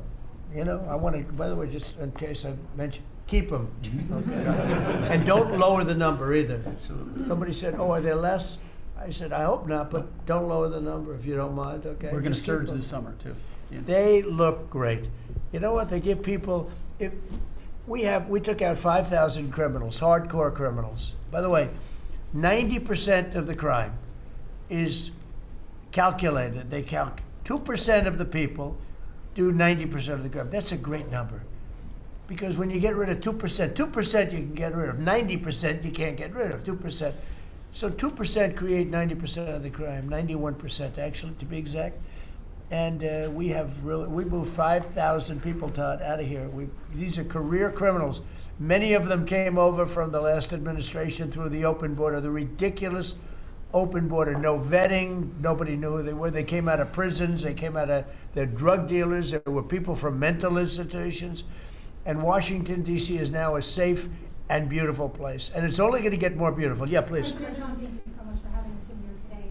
What are your thoughts? Why do you think that Joe Biden is trying to sue this Department of Justice, former President Joe Biden, to have his tapes that he did interviews on blocked from the American people hearing them? Do you think that he's trying to hide something? And maybe Acting Attorney General Todd Blanche could comment on if they will countersue and release those tapes to the American public. Are you talking about it with respect to his book? With respect to Well, I'd like to see it. I don't know. Maybe there's some constitutional reason. I don't know. I would like to see what he has to say, because we can never allow what happened to this country to happen. The man was grossly incompetent, and the Democrats, I call them the Democrats because the policy is so bad, but they He had to sneak that came in. very close to destroying our country. We can never let it happen again, and I hope that you're able to produce that. I think it would be very interesting reading for people. Mr. President, Iran wants control of the Strait of Hormuz. Would you accept a short-term deal that allows Iran and Oman to control the strait? And would they have to open it immediately, or would you be open to that happening over a period of time? No, the strait's going to be open to everybody. And who would control It's it? international waters. Nobody's going to control it. We're going to watch over it. We'll watch over it, but nobody's going to control it. That's part of the negotiation that we have. They would like to control it. Nobody's going to control it. It's international waters, and That means we are. Oman will behave just like everybody else, so we'll have to blow them up. They understand that. They'll be fine. Mr. President, thank you. How much economic pressure do you feel to get the Strait of Hormuz open? Well, you have to understand, the United States has so much oil that we are an exporter of oil. So we have plenty of oil. We're very lucky. We're blessed with the greatest piece of land in the world from that standpoint, and we have more than anybody else. And now when you add Venezuela to it, we have, I think, 64% of the world's oil. And we're getting along very well with Venezuela, by the way. It's being run really beautifully. The big companies are moving in. It's going to be amazing, because it's also, like us, they're very blessed in that sense. But we have natural energy that no other country has. That's right. We have more than anybody else. So it's really a world problem, because most of the world doesn't have that. And we're making it available. During the closing, I don't know if you've seen some of the satellite pictures, boats, hundreds of boats lined up. It looks like, I used to say, the Long Island Expressway with the cars. They're lined up, and they're coming to Texas, Louisiana. They're coming to Alaska to fill up their boat. They're a big boat. Some of them are really big, 2 billion gallons.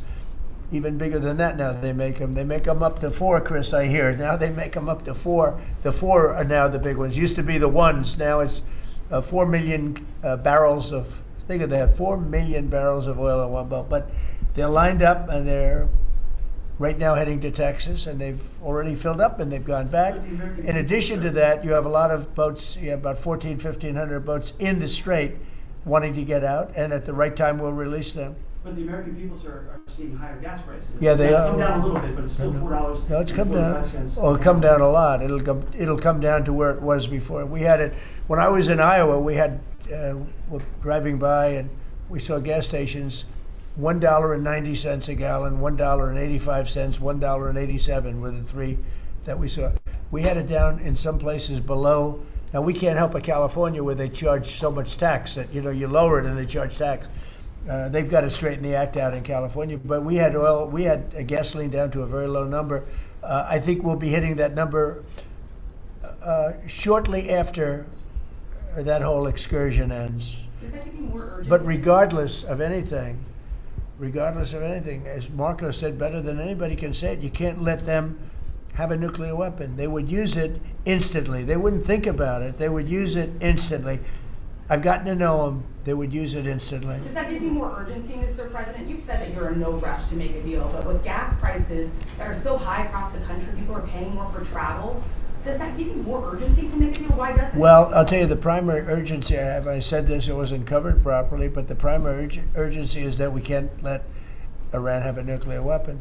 But at the same time, we have a tremendous amount of oil, gas, coal. We have tremendous amounts of energy. We're blessed with something very special.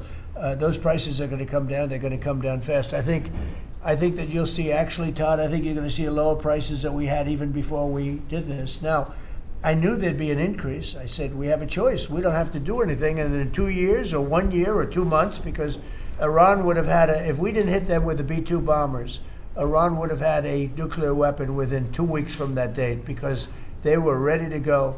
And if they had a nuclear weapon, it would have been used already. It also would have been used had I not terminated the Obama deal, the Iran nuclear deal, as we call it. That was in my first term. Had I not terminated that, they would have had a nuclear weapon a long time ago.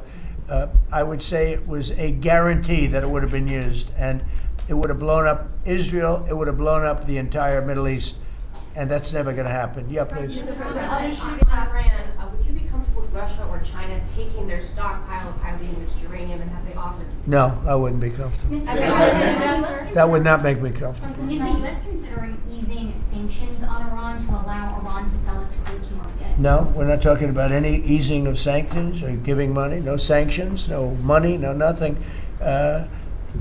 We have control of money that they claim is theirs. We'll keep control of that money. And when they behave properly and when they do what's right, we'll let them have their money. But right now, we're not doing that, and it's not. One thing is not contingent on the other. Mr. President, on the shooting last weekend, it came barely a month after the third assassination attempt against you during the White House First London Dinner. What was your reaction when you first heard about the latest shooting, and what gives you the courage to really keep doing your job effectively without thinking about these threats every day? Well, I can't think about it, because if I thought about it a lot, I wouldn't be a very good president. I wouldn't be here, probably. I'd be up in some room with a locked door and say, just leave me alone. So I can't really think about it. It's just something that, it's a sad part of life.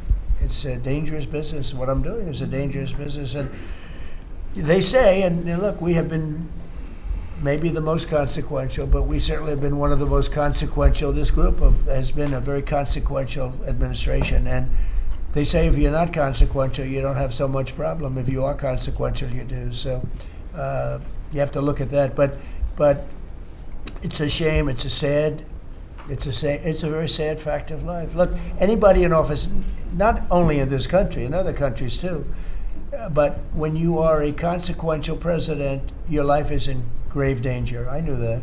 Yeah. Mr. President, how would you characterize the current state of the talks with Iran? I guess if it were a football field, what yard line would you be on? Well, I think we're doing very well. They are starting to give us the things that they have to give us. And if they do, that's great. And if they won't, then the man on my left is going to finish them off. Is there a yeah. What? Is there a time frame in your mind for? I mean, it happens quickly. The problem is every time I mention a time frame, for instance, I see, we've been doing this for a few months. Vietnam lasted 19 years. Korea lasted 8 years. Afghanistan lasted many years. They were all many, many years, and we're into it for a few months. And I read about you people like you. What's taking so long? But we're in it. We lost between two big wars, Venezuela and Iran. We lost 13 souls, 13 great people. Met the parents, great people. And it's a terrible thing, but 13. If you look at the war casualties and the deaths in wars for Vietnam and all that, they lost hundreds of thousands of people in numerous of these wars. We're very cognizant of that. We want to lose very few. We want very few to be injured. We're very careful. But war is war. War's dangerous. But we've lost 13. I saw the Democrats took an ad putting in the 13 people that were lost. And when you look at hundreds of thousands of people that were lost in the Middle East, Iraq, all the different wars we were in, we have done an amazing job. With that being said, I hate to lose 13. I hate to lose one, but we've been very capable. I mean, when you think of it, we took over Venezuela in one day. We have done a similar job, but we said, well, give them a little chance at the request of somebody that we greatly respect from Pakistan, the Field Marshal and the Prime Minister. They've been great. They asked us, would we pause the war for a little while because they'd like to, so we will do that. But we had them beat. They're, no better now. We could close that out very quickly. If we can do it in a different way, that'd be good. If we get everything we want, but we could close that out very, very quickly, and we may have to. I don't think so, but we may have to. Mr. President, I ask about the World Cup, if I could. Yeah. The U.S. spent a lot of money getting the World Cup here and increasing the infrastructure. Does the economic benefit outweigh the cost? No, the World Cup is great. It's the most successful they've ever had, ticket-wise. It's they've never had anything that sold so quickly. It's amazing because it's the United States. You don't think of I call it soccer. You know, it's just easier to do because we have football. By the way, people on the internet are trying to tell you that everybody won't come to America and they're selling their tickets and they're canceling their hotels. All hotels are completely full. All tickets are bought, record high numbers. Don't listen to the mainstream media or the dipshits in the chat who don't know any better, because you're an American and you're not an idiot. I have one question for you and one question for Vice President J.D. Vance on fraud. What's your message to the New Jersey leaders pushing back against ICE operations at Delaney Hall? About ICE? Yes. Or about NICE, as I call it, NICE. The NICE facility. I'd love to change the name, call it NICE. They do a great job. And it's all paid for protesters. You know, you can see by the signs. The signs are all made by the same beautiful factory. It's a printing plant. In fact, I'm thinking about using it. They do such a nice job. These aren't protesters. These people are fake. They're all paid for. And I will tell you, Tom Holman and that whole group, and now Mark Wayne is so incredible. Mark Wayne, do you want to just respond to that? We run the finest facilities anywhere in the world of their type. But we have some horrible killers. We have killers. We have guys that have murdered numerous people in there. And these are the people they're trying to protect. There's nobody that runs a facility like we do. Mark Wayne, please. Yeah, it shows that this radical left Democrats' priorities when they decide to go out and protest a detention center where we're housing rapists, child predators, murderers, drug dealers, and they choose Memorial Day of all the time to go protest something that they say that they're that it's because they're on a hunger strike when there was only a handful of individuals that was refusing to eat because they want their ethnic group or their ethnic right food. Well, they can go back to their country and get whatever food they want. The fact is, we're giving them the calories they want. This isn't Holiday Inn. We're giving them sanitation. But for the Democrats and the governor, like Governor Herrell and Senator Kim and Senator Booker, to go out and do something like this of all the days is very frustrating. And we see Antifa signs are literally out there. The local police literally refusing to respond. They barricade it, not allowing our employees to come in and out. ICE has to go out there, remove the barricade, and then you have one of the senators complain because he got splattered with a pepper ball. I'm sorry, you probably shouldn't have been there. You know, one thing I'll say about that, the local police, I know a lot of the New Jersey police, they're phenomenal. They love us, but they're told not to do anything. That's right. They love us. They love him. They even love me a lot. And I'm in New Jersey a lot. It's great. I mean, I think it's a great place. It's got a group of people running it now that are having a hard time. But they really like this administration. They love this administration more than any administration they've ever had. And they're thanking me all the time. And, you know, I see those guys going up and down the Jersey Turnpike with their big, beautiful hats on. I say, I'd like to look like that someday. You know, they're great. No, these are great people, and they love him, and they love ICE, and they love the Border Patrol, and they're not allowed to talk to anybody. It's like, but it all comes from the top. They have to follow orders. They want to keep their jobs. Are you expecting Congress to pass a federal gas tax holiday?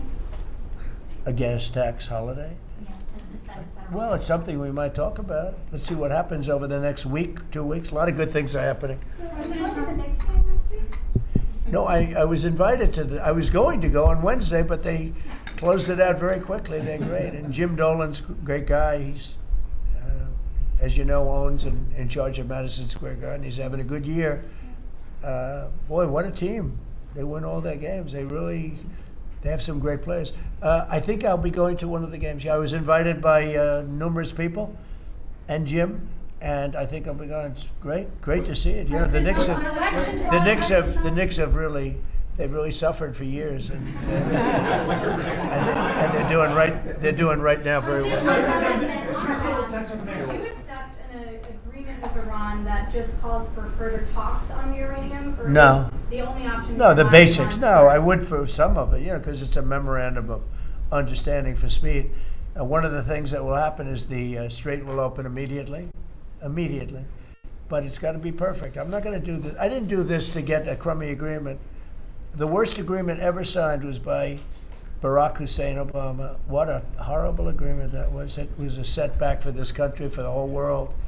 The Middle East would have blown itself up. No, and we'd like to have the countries we were talking about, with Saudi Arabia, UAE, Qatar, and the others, we'd like to have them immediately join and Steve Witkoff is working on that with Jared and some others, but would like to have them join the Abraham Accords. It's going to happen, It'll be too. Historic if they do it. And we would, I think they owe that to us, to be honest. I think, because that really would be a tremendous sign. And I think those countries owe it to us. Steve, are you going to get them to sign? We're definitely pushing it, Mr. President. I'm not sure we should make the deal if they don't sign. You want to know the truth. If they don't sign to join the Abraham Accords, I don't know that we have countries in there already. UAE, great countries, bold countries. And it's turned out to be so good, so effective. And so we're, requesting strongly that they join. It'll be great. It'll be great for Saudi Arabia. It'll be great for Qatar and Kuwait, the whole group. So the Iran deal might be contingent on more countries joining. I don't know. I don't want to say that. I'm not going to give you, what's contingent, what's not. I can say that we can make a good deal right now, but maybe not a great deal. And if it's not a great deal, we're not making it. So because we can make a great deal with this guy right here, and but it's it's a lot nastier. Probably wouldn't go as quickly. We wouldn't be talking about as quickly, but it would be foolproof. But I think we're doing very well, Steve. I think we're doing pretty well in terms of the negotiation, but we'll see.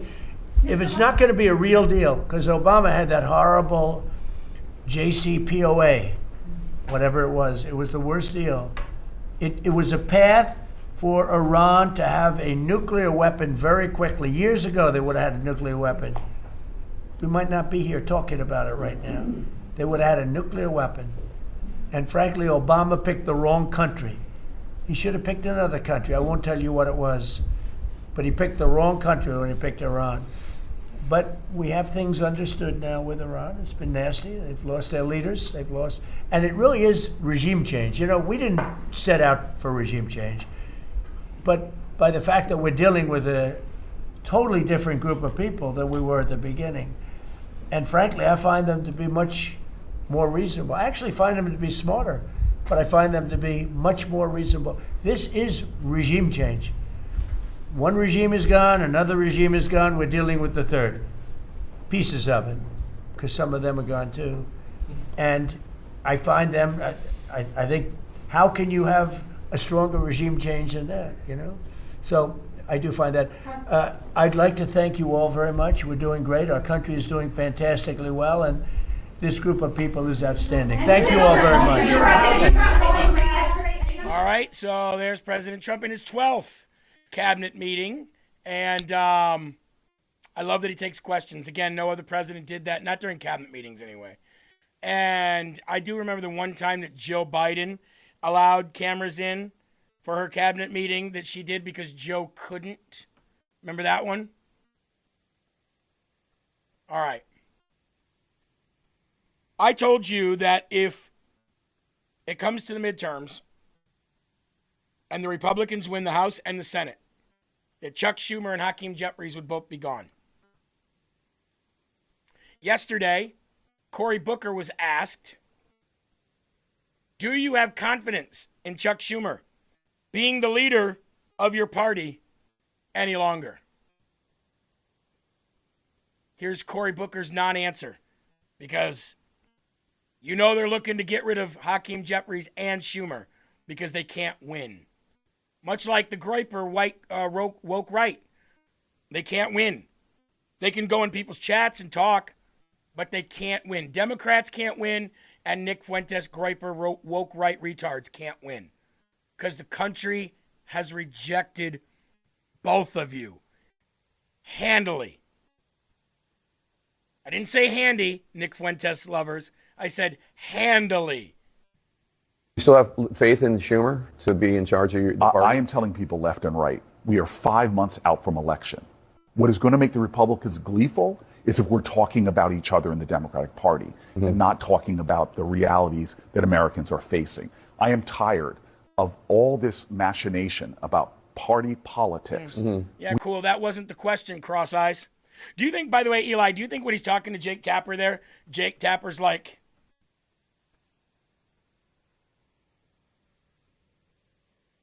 which one, who are you looking at, Cross-Eyed Corey? That would be great if there was at one point he was just looking at him with the interview.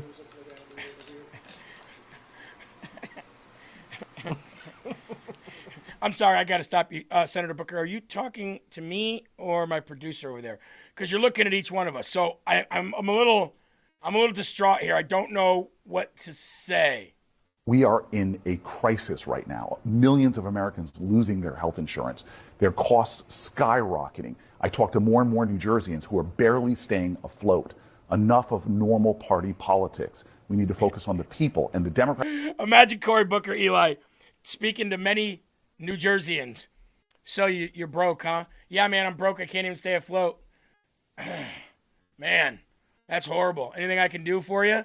Yeah, you can go back to Washington and you can tell them not so that we don't be broke no more. Tell them not to make us broke no more.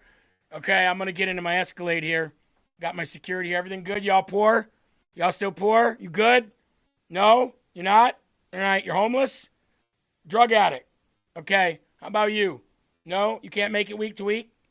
Poor? Psh. Well, I speak to a lot of New Jerseyans who tell me the same thing. I'm going to get my cross-eyed rich ass back in this Escalade, and I'm going to head on back to Washington, D.C. Holla at your boy. I kind of wish they'd be a little more blunt than that. Yeah, you can stop getting up in the morning, bitching, whining, and moaning all day long about Trump while you do absolutely nothing. Hop in that Escalade, go back, and actually do something for a legal American instead of virtue signaling for gays, trans, and illegals. Yeah. Does that sound all right to you? Yeah, look, I speak to New Jerseyans daily, okay? And I'm looking at you, all right? Don't act like I'm not. New Jerseyans daily are telling me they can't afford anything and that I need to go back to Washington and do something about it. But I'm not going to sit here and play partisan politics and tell you who should be the leader of our party or not. By the way, that question was, do you have confidence in the leader of your party? Look, Democratic Party desperately needs new leadership, and that's what's exciting me about this cycle. It's not only new leaders emerging, but a new vision for our party, which should be damn well be sure that I'm going to be talking about what our party needs to do to change. When you say you need new leadership, who? I mean, new leadership suggests, first of all, that the old leadership, the current leadership, is not delivering. So you haven't said you want Schumer to go, but that's a kind of a subtext of it. Who should be leading your party? Look, again, this is why primaries are helpful, and this is why Whoa, back up to We Did It, Joe Truck, for 1 second. This is why primaries are helpful? You think? You didn't have one of those. You didn't have one of those in the Democratic Party. You just chose. You said, hey, you're not running. You, old man who shits his pants and think ice cream has bones. You're not running for a second. We're going to run the black woman. We're going to run her now. Oh, okay, man. All right, that's cool with me, man. You just tell me which way to go. We did it, Joe. That's why primaries are helpful. who want to lead right now need to be stepping up and putting a vision before the American people. I see that in the people I'm going to campaign for, and even in New Jersey, I'm rolling out new vision. Get rid of income tax, federal income tax for families. Your first $75,000 should not be taxed. That would give about 10% more income to most Americans, and I put out a plan to do that. An anti-corruption policy that makes literally senators not be able to trade stocks. It's why I don't take corporate PAC money. It's why I don't take issue area PAC money. We need to start talking about why billionaires and the biggest corporations, we had 88 last year, pay no taxes of our biggest corporation, while firefighters or military people serving right now are paying a higher effective tax rate. This system is rigged. People feel that, and they need leaders that speak to that pain and have a vision to get us out of it. You still have. Why? Sounds like you rip off other people's plans. How are you going to implement those plans as a lowly, cross-eyed senator that nobody gives a shit about? That's why I'm doing it. Cool. You couldn't eat. How are you going to get no income tax passed on $75,000 of income first? For the first $75,000, if you can't even answer a simple 5th grade question of who should be your party's leader, if not the current one? Can't even answer that question, Eli, but yet he's going to change the world. Spartacus. You know me, Jeremy. I don't know too much about all this, but weren't they the asshole leaders around the times when they were in charge who came up with all the tax breaks that Trump takes full advantage of? Well, yeah, they're the ones that are saying Donald Trump doesn't pay taxes on his... We'll change the laws then, because you guys don't either. You guys made the laws, you live by the laws, and so do all rich people. Oh, tax the rich and the billionaires. Take all their money. Look, I'm all for no income tax. But see, what you're talking about is no federal income tax up to $75,000. What Trump is talking about is no federal income tax at all. I think I'll go with his plan. Your plan sucks compared to his plan. And again, they're just plans. Congress has a 20% approval rating. Your eyes have a 10% approval rating. All right. Chuck Schumer's one thing. How about Hakeem Jeffries? The stuttering lisp. The slowest talker on earth. I believe that Chuck Schumer and Hakeem Jeffries are the right leaders for this moment.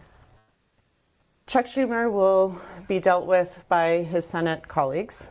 I believe that new leadership is being considered, and certainly am encouraging that consideration. In our party, Hakeem Jeffries has never had gavels. It's easy to say he's weak. When you're in the minority, of course he's weak. We're all weak. What I have experienced of Hakeem Jeffries is his willingness to listen, to be responsive to the caucus.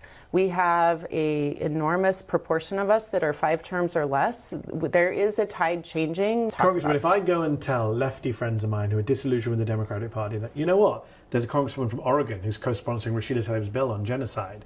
There are Democrats writing letters about Israel's nuclear... First of all, if you've got that kind of an accent, I don't want you having a say-so in American politics. That kind of an accent went out in 1776. You're a little outdated. Weapons program. There are actually people taking a stand in the Democratic Party. What they say to me is, who cares? It's all about the leadership, and the leadership's Hakeem Jeffries. He's super pro-Israel. He probably is okay with this Iran. We've been very slow in pushing the War Powers Resolution. They look at leadership, and they say the Democratic Party is represented by Chuck Schumer, Hakeem Jeffries, not by Maxine Dexter or Rashida Tlaib.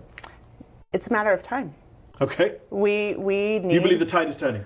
Absolutely. And Hakeem Jeffries has been very responsive, supportive. You believe you guys are pressuring him in the right direction? I do. Okay. And he keeps his office door open. His staff is very welcoming to alternative opinions. I think that people are seeing not just seeing, but reading the tea leaves of what the American people need. And let's not be shy about saying we can't just win a majority in 26. We need to win the Senate. We need maybe in 26, but absolutely in 28. We need a presidency, and we are going to need 10, 20 years of courageous leadership to not just build back what Donald Trump has destroyed, but build back what the American people deserve. Build back better, Eli. Somebody in the chat said, do you believe that Chuck... Hold on. Real Joe Bag of Donuts said, by the way, that's a badass name.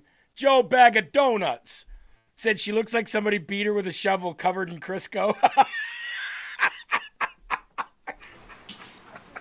And cobwebs. Yeah, cobwebs and Crisco. That's exactly right. She looks like she got beat with cobwebs and Crisco covered shovels. That's her right there. We need like 20 years of leadership to build back better. So Hakeem Jeffries and Chuck Schumer are gone too. Now, that doesn't give me much hope for who they're paving the way for. I mean, when you're speaking about Rashida Tlaib, oh, holy ticking time bomb suicide bomber. Holy ticking time bomb suicide bomber Rashida Tlaib. Really? S. Gomez says, is this real Joe Bag of Donuts Bongino Army? You from the Bongino Army? If so, welcome. Welcome, welcome. They're going to get rid of both of them. Hakeem Jeffries, when, not if, but when the Republican Party wins the midterms, House and Senate, the Democrats will rise up and they will tell Hakeem Jeffries in the slowest possible way that he's done. Now, he might blame that on Jim Crow laws, especially if it's white Democrats who tell him he's got to go. But at least he can wear stupid New York Knicks hats and Yankees hats and his jerseys and complain about Trump for the rest of his life without having any power. I mean, he has none now. That's why he complains every day. The Trump, MAGA, radical, Republican, but he'll be gone. And Chuck Schumer, more than likely AOC will run for his Senate seat.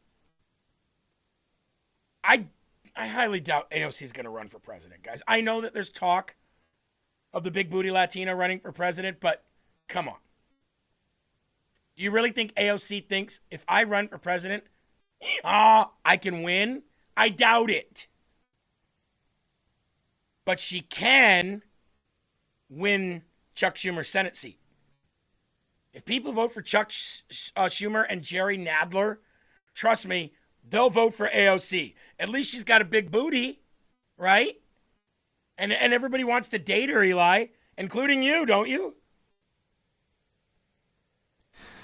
You're damn right about that, homie. You know, just don't tell Liz or anything, you know, because I want to date her and then I want to vote for her and I want to be her first man.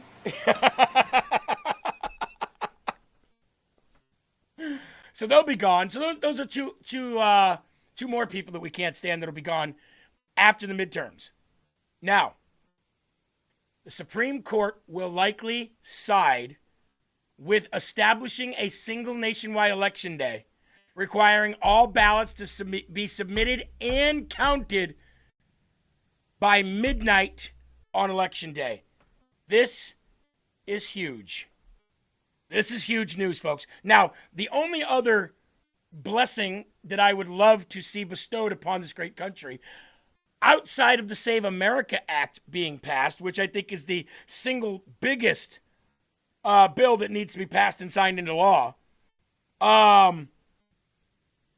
is birthright citizenship. Brother, if we can get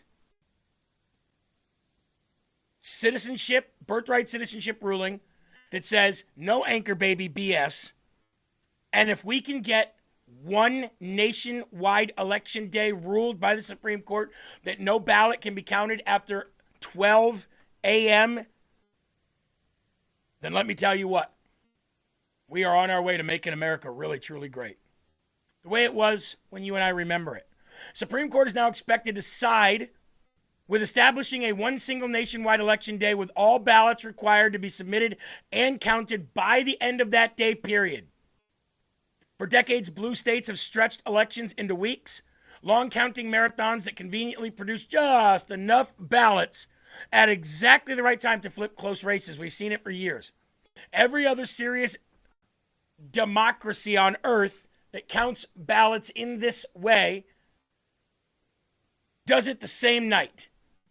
And you'd think a constitutional republic could rise above even that.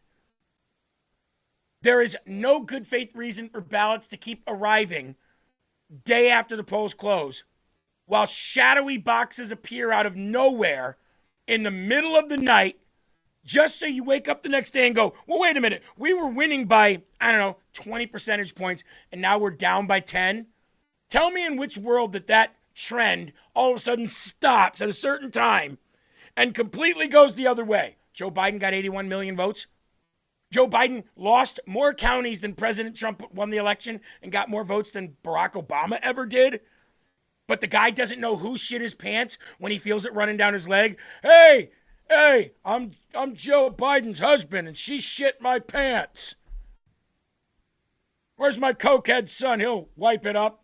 long as I give him a rock or two. Sorry, Dad, I'm busy right now. I'm already wiping some other stuff up.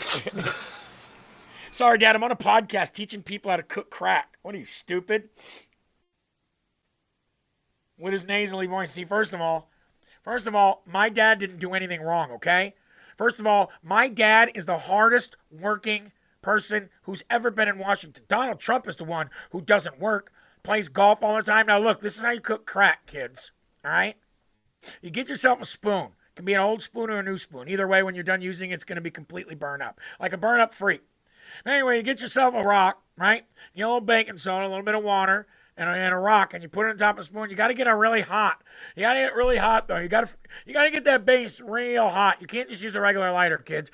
You can't use a regular Bic lighter. You got to use one of those mini hand blow torches. And then you just blast the bottom of that spoon until it gets nice and crispy. And then the Coke should cook. Once it boils, you put it in a syringe. You can shoot that shit. Do anything you want. I don't want to teach people how to cook Coke or anything. I'll never forget that interview.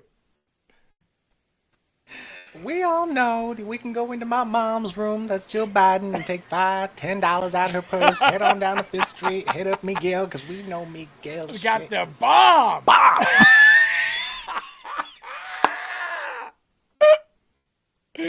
And meanwhile, I got four GoPros on me. I don't know.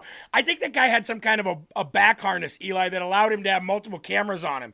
I think it's like everywhere he walked, he was like that kid on the Blair Witch Project. You know what I mean? The camera's all close to him. He's got snot rockets popping out, rocks falling into his mustache. When they fall out, too, he's like, waste not, want not. Waste not, want not. Saving that baby for later. Zing! Patriot Julie says, astonishing how we got to this as a country, now that you say it, Jeremy. Back to day one voting, period. I know, it is. It's astonishing that we have to talk about what is a woman and how many days can we vote. Soulmanate says, thanks for telling me how. Well, you know, I just copied Hunter. It's not like I've ever cooked up a rock or anything. People are saying, I can't breath. Crack is whack, says Amanda.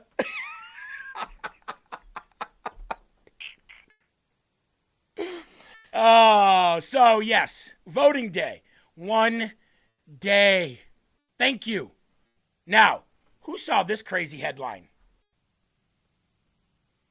Minneapolis Police Chief Brian O'Hara resigns after an investigation report? What's going on here?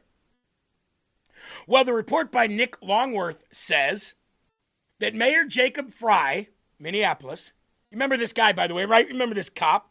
Remember this chief of police here who's like, you know, undocumented workers have all the rights in the world and blah, blah, blah, and we're going to arrest these people, and how dare you kill Alex Pretty and Renee Good. Remember that guy? Well, he was forced to resign or get fired from an investigation that apparently turned up sexual misconduct allegations with people inside the federal or the state government. Uh-oh. So he was given an offer by Jacob Fry. Remember Jacob Fry, Eli? He was the one like Ace Ventura who dances with all the Somalians and eats their shitty food and hates it. Looks like he's going to throw up. But while he's Somali, it's so good. It's so good. It's so good. Can I have some more? Chest and armpits are drenched in sweat. Yeah, literally hating every bit of it. Here is the mayor talking about this now. Of the Minneapolis Police Department, trust is not secondary to the job, it is the job. And when trust is broken, it becomes extremely difficult to continue leading effectively. Breaking news tonight, Minneapolis Police Chief Brian O'Hara is out. Mayor Jacob Fry says he has accepted O'Hara's resignation. His resignation comes after a report found O'Hara interfered with an investigation. The mayor says he received the final report on this investigation late today. He met with the chief told him, based on the findings of this investigation, he could be disciplined up to being discharged or fired. At that point, the chief said he would resign from his position, and the mayor accepted that resignation. Now let's talk about the findings. It comes from an allegation that the chief had a sexual relationship with a subordinate. To be clear, that was not substantiated. What was substantiated is that the chief possibly or likely interfered with the investigation into that claim. I did make a data request and got the information, not only the disciplinary letter from the mayor to the chief, but also the accompanying investigative report. I'm going to read a line from it. It's the conclusion. It says that the investigator has determined that there is sufficient evidence to substantiate the allegation that Chief O'Hara interfered in the original investigation by knowingly and intentionally deleting data on his city-issued cell phone. There is also sufficient evidence to substantiate the allegation that Chief O'Hara interfered in the original investigation by discussing it with at least one city employee in the convention of explicit after he explicitly was told not to discuss the case, but apparently he did. Now, this is all coming after he was just renominated by the mayor to be chief again. That was a few weeks ago. The mayor said, well, he didn't know the findings were going to come in, and this is what they were going to say. But if we remember correctly, there were like 30 investigations or complaints against the chief, and I was told just a few minutes ago that 17 of those are still open, and even though the chief has resigned, they will still be investigated. Chief of the Minneapolis Police. What a dirtbag. By the way, isn't he married to a Muslim Somali woman anyway? I don't know if she's Somali, but I thought he was married to a woman. Eli, can you see if Chief Brian O'Hara is married to a Muslim woman? It would make all the sense in the world as to why he said some of the things that he has said. But don't you love it that all these people, all these rotten, disgusting, behind closed doors, coward, hypocritical scum are getting either arrested, resign, fired, pushed out, voted out? I love it. I absolutely love to see when justice is served in real time. Eli, what'd you come up with? Yes, that would be Wafia O'Hara. As a police lieutenant in the Newark Police Department in New Jersey, she is highly regarded as one of the highest-ranking black and Muslim women in her agency. Well, how's he married to that woman when she's in New Jersey and he's in Minneapolis? You sure you got the right Chief Brian O'Hara in Minneapolis? Looks like you might have got the wrong Brian O'Hara. I mean, I'll take a look again. I did type in who is Chief Brian O'Hara married to. That was type in Minneapolis Chief of Police Brian O'Hara. But while Eli's looking that up, remember yesterday when I showed you the dance moves of Tim Waltz, where he was doing the fraud? That was a good one, right? And then he switched from the fraud to the stolen valor. That was a good one. Well, do you know? Oh, he's from New Jersey. Oh, no, she lives there, someone said. Eli, looks like you probably right. That story even gets weirder. Yes, I just did it again. Minneapolis Police Chief Brian O'Hara is married to Wafia O'Hara, a lieutenant with Newark, New Jersey Police Department. Son of a bitch. I mean, what person is married and he's the chief of police in Minneapolis, she's a police officer in Newark, New Jersey, and they're married? Looking like it. Does it say that they're like legally split up or separated or something? I mean, like, the hell kind of a marriage is that? That's odd.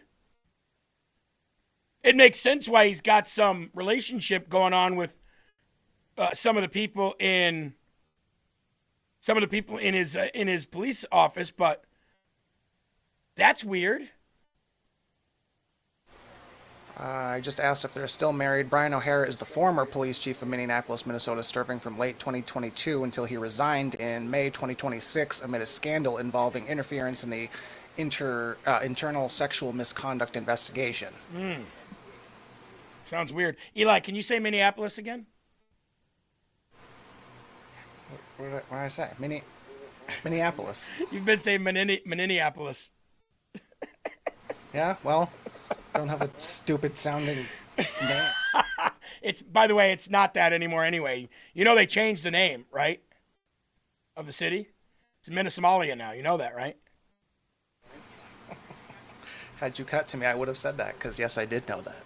Hey, can you do me another favor? Can you find out if she is an immigrant or if she was born in America? 'Cause I want to see if this is some kind of a, legal green card wedding or something. Or marriage, I mean.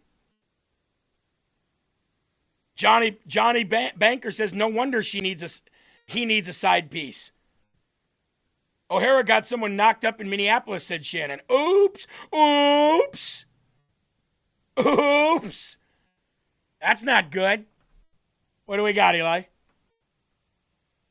Actually, no. Lieutenant is not an immigrant. She was born and raised in New Jersey, and she serves as a place. But yeah, no. All right. Well, there you go. The more you know, right? Reading Rainbow. Somalian mail-order bride. No, she was born in New Jersey. She's born in New Jersey.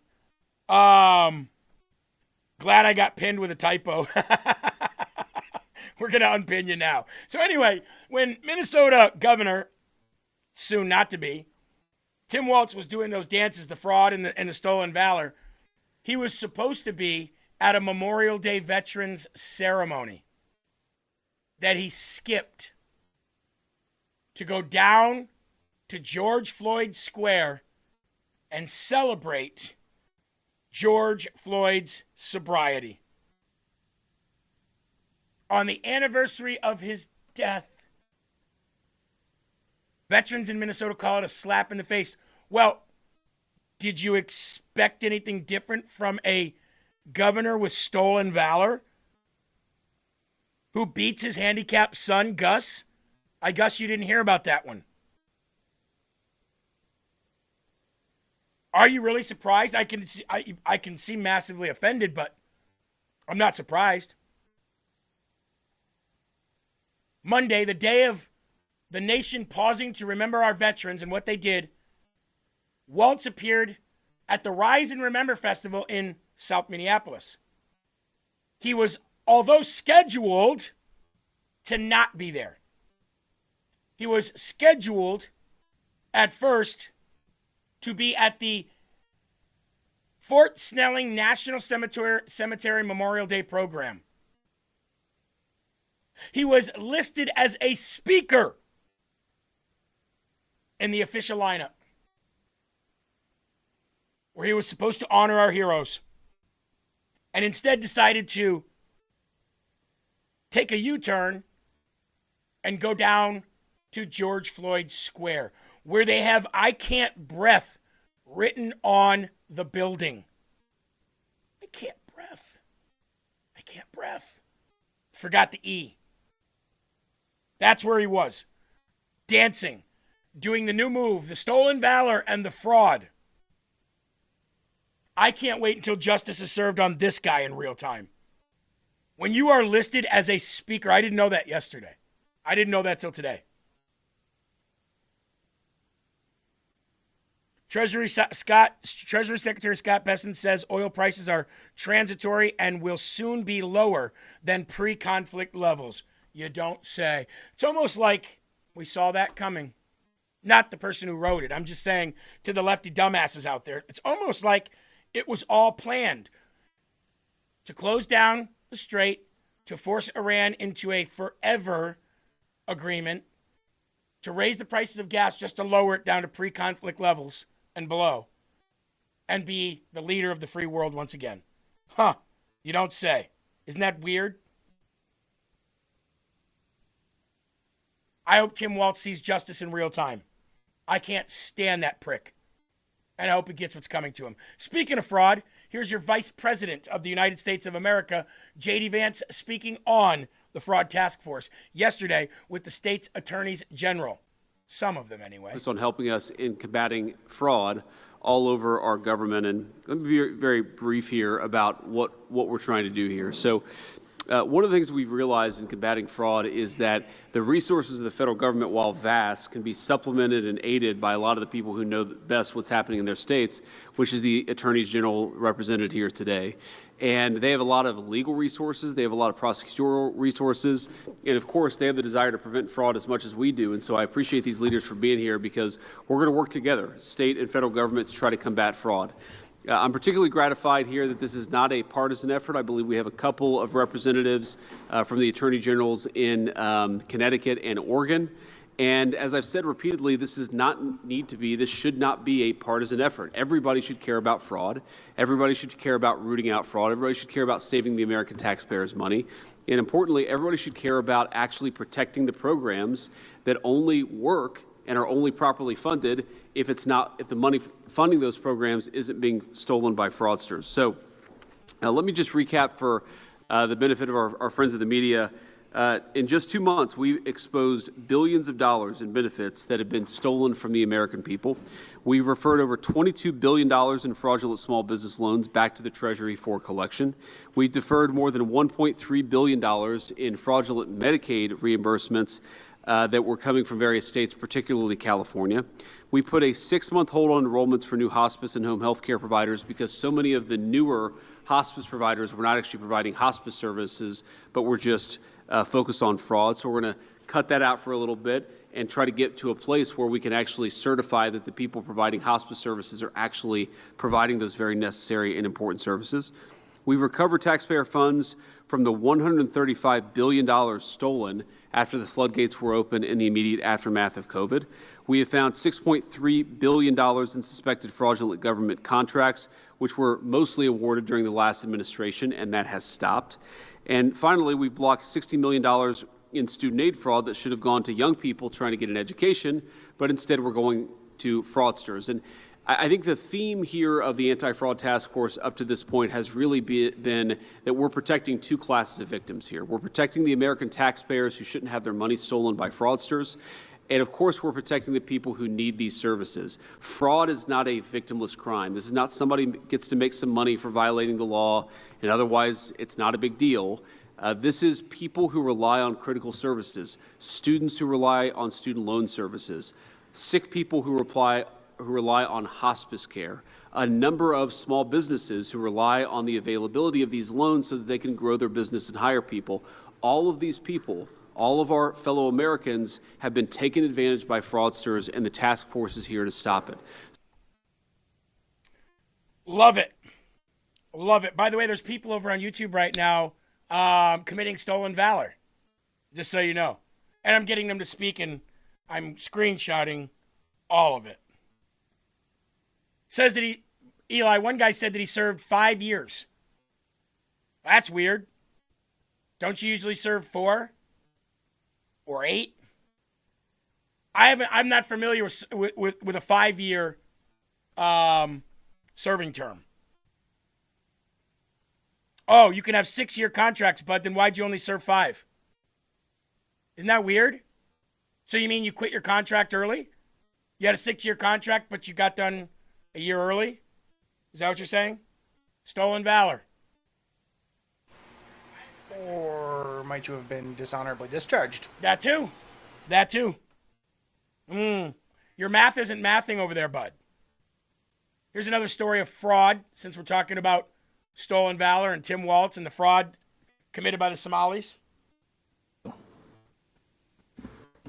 Thank you, Colin. And let me just leave one final thought here before we dismiss the press and get down to the business of the meeting. So, as Andrew very ably pointed out, these are not victimless crimes. Sometimes the most vulnerable people in our community are the ones who suffer when we don't take fraud seriously.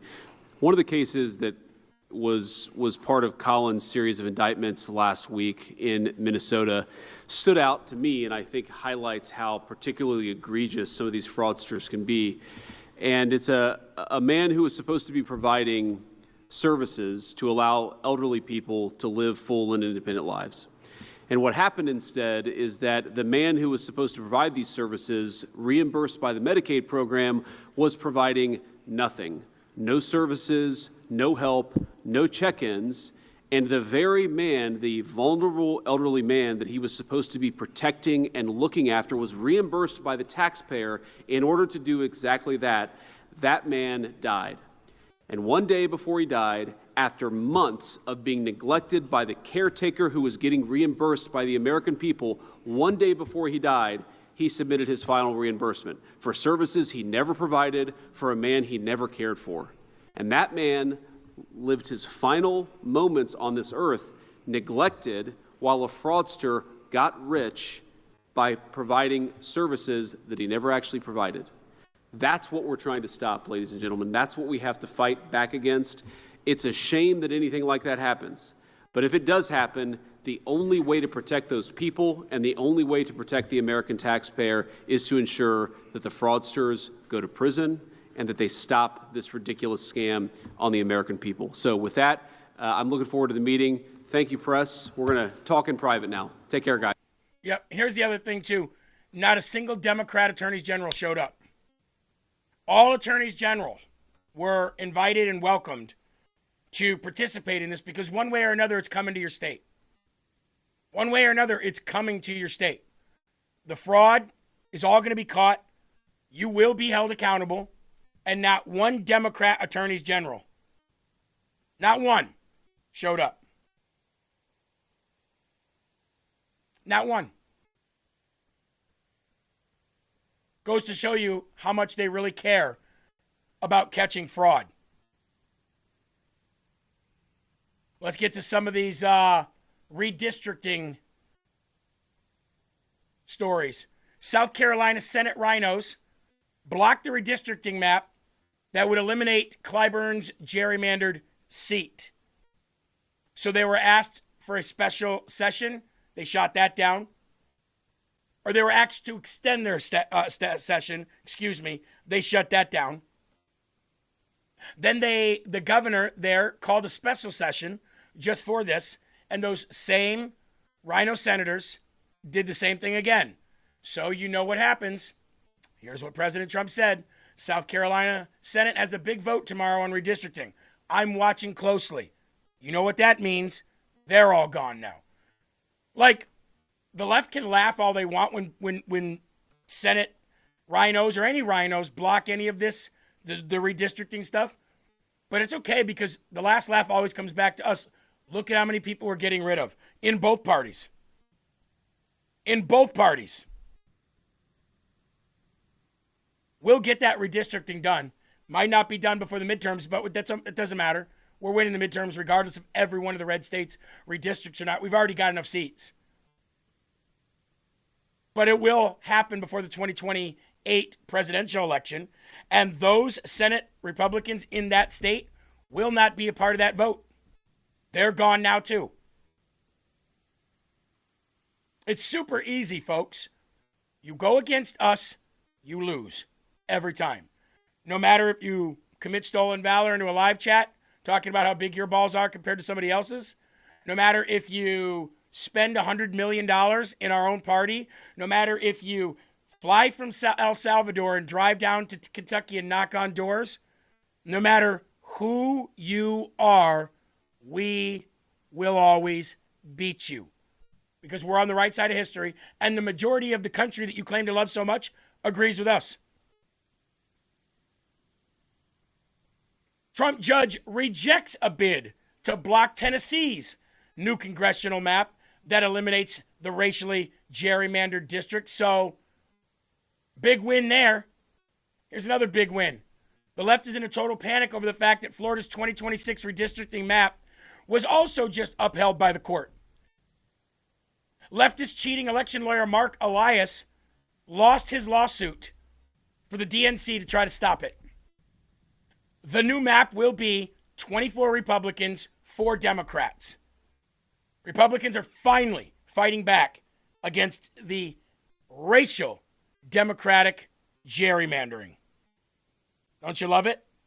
MAGA Destroyer over there on YouTube. Why can't LFA respond? Where did you serve, Mr. Peacetime? I served in the Army. I did not deploy. I served in the Illinois National Guard. I did not deploy. Also, it's kind of hard to type to dipshits like you at the same time as reporting the winning. So I do it in between, like when there's videos playing or when there is a conference going on. I can chew gum and walk at the same time. Meanwhile, every time you talk, I get paid. So keep talking. You know what you should do? You should tell me how incredibly stupid I am. You should also tell me how dumb Trump is, too. He's so bad. Eli, did you see the video at the Delaney Detention Center of the protesters cheering when 2 Hispanic guys were let out? They happened to be employees. They thought they were letting out illegal aliens. They cheered for them. And they were employees of the detention center. That's racist. You dumbasses. You can't even do that right, can you? I hope they came out like... Do that right. It was great. Ready? Here we go. Watch this. This is perfect. Opening! They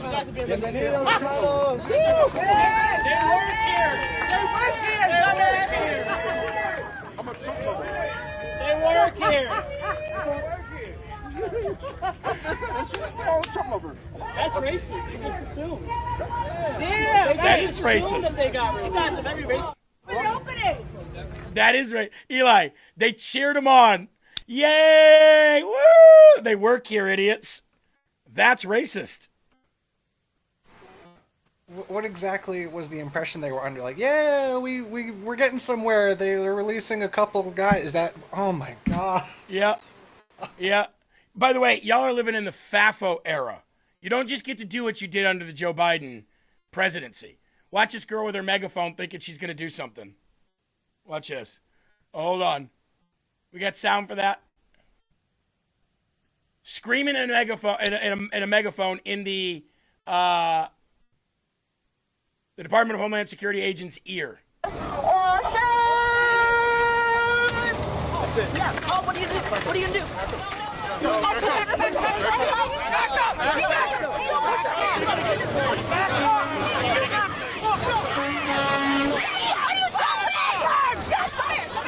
It's ma'am. Watch, look at this one. It's ma'am. You will not touch these children. You will not touch these children. He said for children, they shouldn't be here then. Hold on to kids.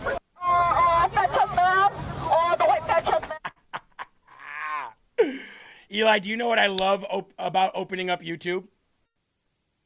Is that I knew when we opened up YouTube, there'd be nothing but dipshit lefties and retarded woke right people in there. And I saw how much you can get for all the engagement on YouTube.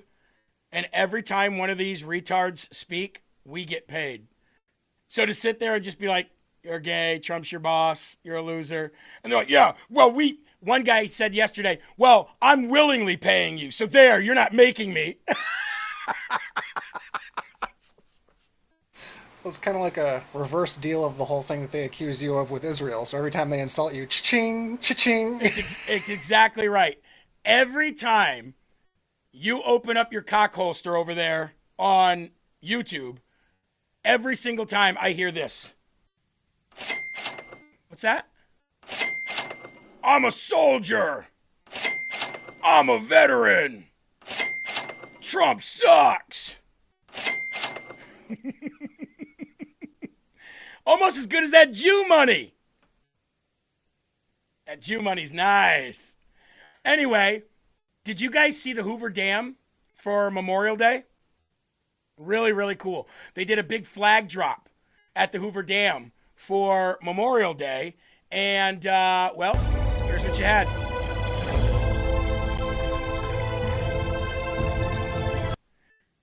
They lit the whole thing up, dropped a massive flag.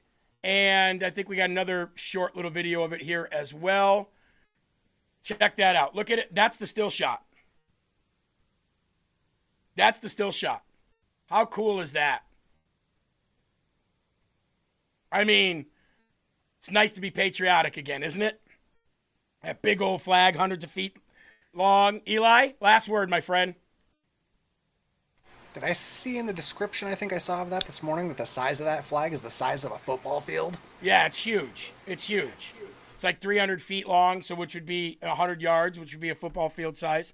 Anyway, to all you watching on Rumble, love you guys as always.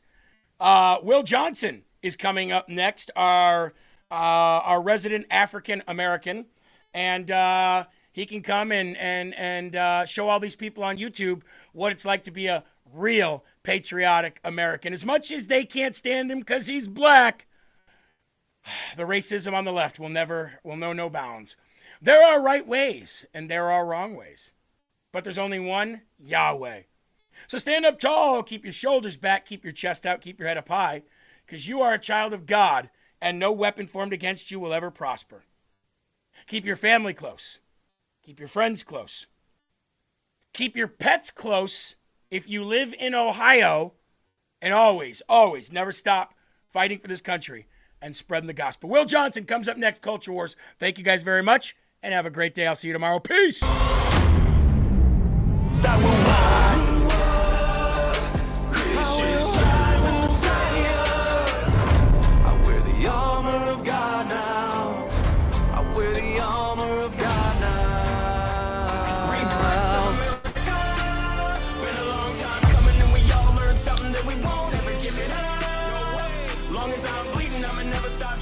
First in America, black, white, brown, all cities, all towns, the rebirth.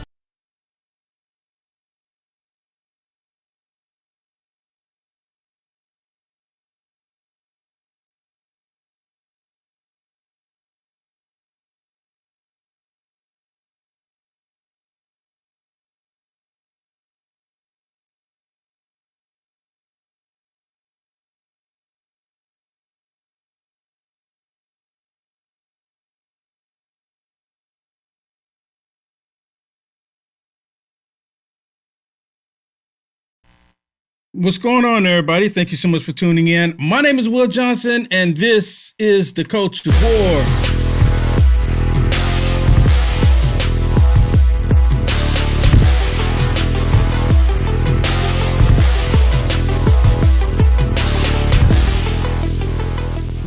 Move over, Davy Crockett. There's a new Texas trailblazer in town, and their name is James Tallarico, the man who bragged, "Our office is the first in the history of Texas to add pronouns to our official business cards." I am running around like a crazy person today, spreading his white skin wherever he goes. I am not a perfect Christian. Prophetic voices like Jesus have helped me reckon with my own whiteness, my own masculinity, and it's a painful process. Bearing the cross of white skin and unambiguous masculinity. I was a big nerd in high school. Did never. I probably shouldn't out myself like this. Sex is a spectrum, and oftentimes it can be very ambiguous. God is both masculine and feminine and everything in between. God is non-binary. Straight from Revelations in the woke James Bible. I want us all to be aware of that there are many more than two biological sexes. In fact, there are 6. And on the 7th day, they rested. But not James Tallarico. He built an ark big enough for all creatures. To be able to write legislation that benefits not just the people, but also our animal friends. Just like the Supreme Court said, 1 cow, 1 vote. Now, existential, that we try to reduce our meat consumption. That's the right thing to do and the moral thing to do. The 11th commandment, thou shalt not smoke brisket. I am proud to say that our campaign has officially become a non-meat campaign. So step aside, Sam Houston. Tallarico's bravery towers over Texas. He's fighting for all 6 genders and tens of thousands of species. I guess we just have a different moral yardstick. You know what insults Jesus? Binary white people who eat barbecue and remember the Alamo? There's only been one perfect Christian. And they certainly weren't a carnivorous Caucasian binary Homo sapien, according to the woke Gospel of James. They're going to call me a radical leftist, un-Texan, un-American. And bar none, the weirdest candidate for Senate the Lone Star State has ever seen. 100%. That's James Tallarico for you. What's going on, everybody? Thank you so much for tuning in. If you haven't already, please bless us by hitting that thumbs up. And if you're on YouTube, smash that thumbs up. Hey, and if you're on YouTube and you don't like anything that we're saying here on LFA TV, hit the thumbs down twice. Show us the deal. Show us what's up. Hit smash it twice. So I'm gonna show you. Do it. Hit it twice. What's up, everybody? So James Tallarico is angry because he has to go up against Ken Paxton. He has to go up against Paxton now. So now because he has to go up against Paxton, he's out here doing these videos saying Paxton, he's corrupt, he's a criminal, he's been impeached, et cetera, et cetera, et cetera. What's happened is that the American people, when they see local state government or the federal government go after a person who happens to be in a position in politics, we tend to gravitate to that person to want to support that person. Why? Because you have the establishment and you have the elites, the deep state attacking these people. That's the reason why. But yesterday, not just in Texas, and let me show you this. Our great producer, Eli, created this thumbnail. Not just in the state of Texas, where we had a MAGA sweep. It was an actual MAGA sweep that happened across the country, basically. And they're losing their minds over it. And this is exactly what I voted for. Did you vote for this? We're finally getting rid of these rhinos. They didn't think it was ever going to happen. We're going to spend money. We're going to spend money to stop Trump. The rhinos were trying to stop Trump along with the Democrats. You notice every one of these rhinos that lost their race, the Democrats were upset about it. Did you recognize that? Well, President Trump has the MAGA Republican Party under his control, and the Democrats are upset about it. So look at this. Look at this. How beautiful is this? And they're saying that we're scared. You know, they're saying we're scared. Did you know that? They're actually saying that, oh my goodness, we got the MAGA Republicans on the run. And now look at these numbers and I'm thinking to myself, what are they talking about? Because look at this. President Trump endorsed 9 senators, 9 U.S. House representatives, 101 House representatives, and 8 governors. And look how many won. I mean, you can't get any better than that. I mean, really, you can't. How do you get better than that? And you know what? The liberal media has lost their minds once again. See, they constantly told us that MAGA is dead. MAGA is just a phase. It's going away. Hello? I wonder how the idiot liberals feel about when they see this picture. How many do we have on YouTube right now? Do we have idiot liberals on YouTube right now? Well, how do you feel? How do you feel looking at this? Because these are factual numbers. This is not AI generated. This is not fake news like the Communist News Network or MSDNC. These are actual numbers. President Trump endorsed these people and every last one of them. Now, it could be like, well, it wasn't 100% Will Johnson if we could say it was just 100 even for the U.S. House that he supported, that he endorsed. No, it was 100% across the board. President Trump is going to go down in history as the greatest president of the United States of America. I'm telling you right now, he's already that. He's already that right now. And they can't stand it. Look at these numbers, everybody. Look at it. Here, let me make it bigger for the liberals in the back. Look at these numbers. Look at them. I want you to remember these numbers because more is coming. This only shows that the American people have finally woken up to what the rhinocrats were doing and along with the Democrats. And of course, they're trying to say that with James Tallarico, he's going to be a sore for Ken Paxton. He's going to put Ken Paxton in his place. And it would have been better if you'd had Cornyn. Really, anytime the Democrats try to give us advice on who we should support, on how we should support them, anytime the Democrats do such a thing, we should question it. Anytime they do that. Anytime. So again, I want to know, are there any liberals in the back?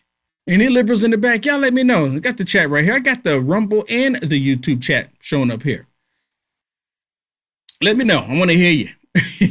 How do you feel? You're probably angry. Also, your boy got the boot last night too. Green, Al Green, he got the boot. You know, because he wake up every single day. He's so mad that he was unsuccessful in impeaching President Trump. That's the only thing he can think about. So he going to walk around with his cane. He'll probably go on MSDNC if they have him on there, and Communist News Network and the rest of them. And he'll just, I don't even know if he'll do that. You know, kind of like Jasmine Crackpot. What is she doing? She's trying to go someplace else. He'll probably try to run someplace else. I don't know. I know. How about they both move to California? Move to California or move to Illinois. How about that? Or even New York. How about that? Or how about all of them just move to Venezuela? I kind of like those numbers better. I really do. I kind of like that idea better. But to get back to this, you have President Trump endorsing all of these people, and every last one of them won. And they still want us to believe, as I just mentioned, that the MAGA Republican is dead. People are leaving the MAGA Republican Party. If that was the case, President Trump he wouldn't have received 100% in his endorsements. 100%. Has there ever been anything like that before? Has that ever happened? I mean, maybe it happened with Obama. Did it happen with Obama when he endorsed people back in the day? Because now when he's endorsing people, they've been losing left and right. But maybe it happened when Obama in 2008, 2006.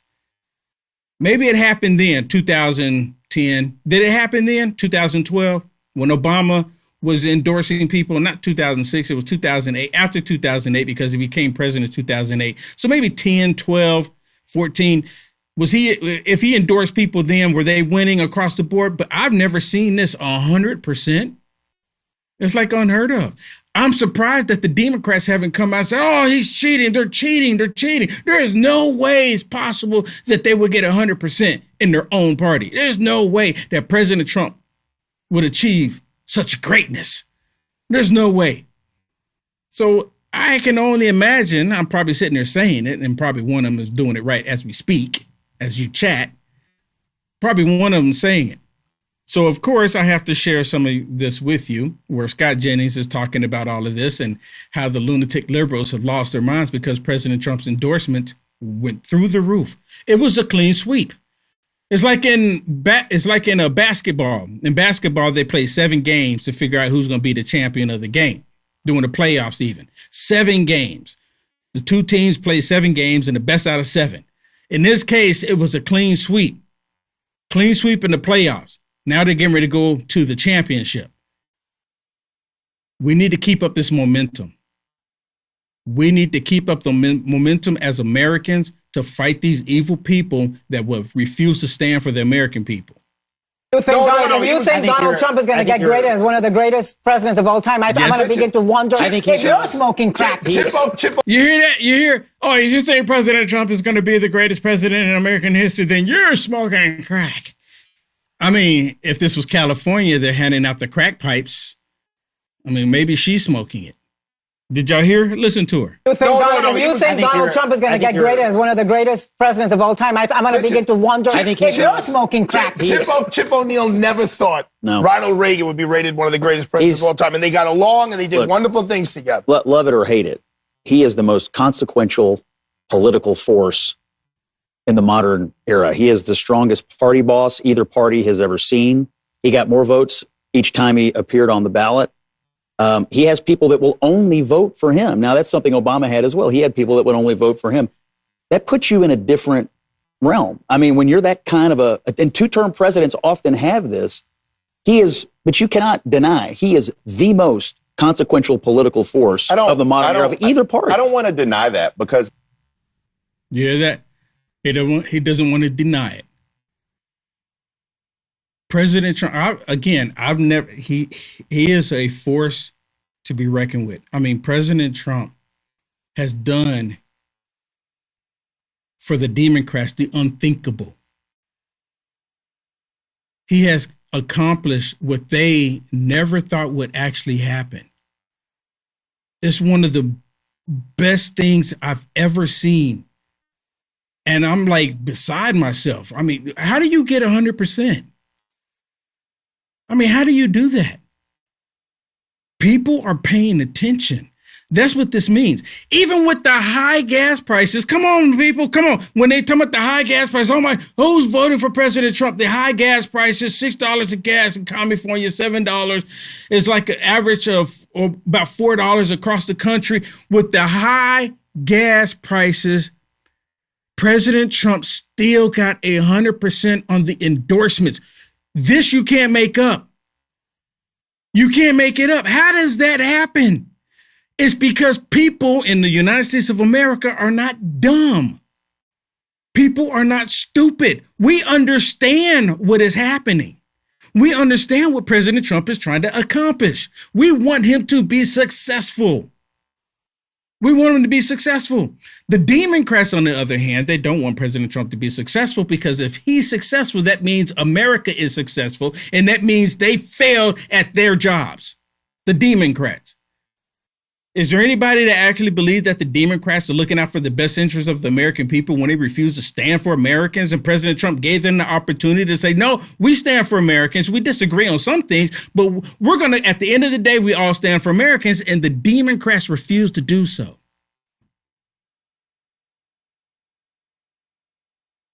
I truly believe that history is going to be different this midterm election. Because, you know, typically when the incumbent or when you have the sitting president and it's one particular party, what end up happening is that the Congress Congress in either in the House or the Senate, one of them flip, something like that. I tend to believe, and I pray that I'm not wrong, but I tend to believe based on what I'm seeing that the Republicans are going to do an upset this midterm election because of President Trump. Because American people are fed up with these Democrats not fighting for them. Over the weekend, and Jeremy was showing it, where these idiots, I think it was in New Jersey, where these idiots protesting against an ICE facility. And for what? For what? Because they want to remove the criminal element out of the United States of America, and they're actually showing up at these facilities fighting for the criminals. They keep doing it. And people that go to work every day and people that have children, people that want to be safe when they go to the grocery store, et cetera, et cetera, et cetera, they're witnessing this. They know it's not MAGA Republicans protesting against law enforcement. People are witnessing this. In New York, they had a rally, and they had a rally supporting the NYPD. They were chanting NYPD, NYPD. That's not going to make the Democrats happy. Most definitely not going to make moron Manzami happy. It's not going to make him happy at all.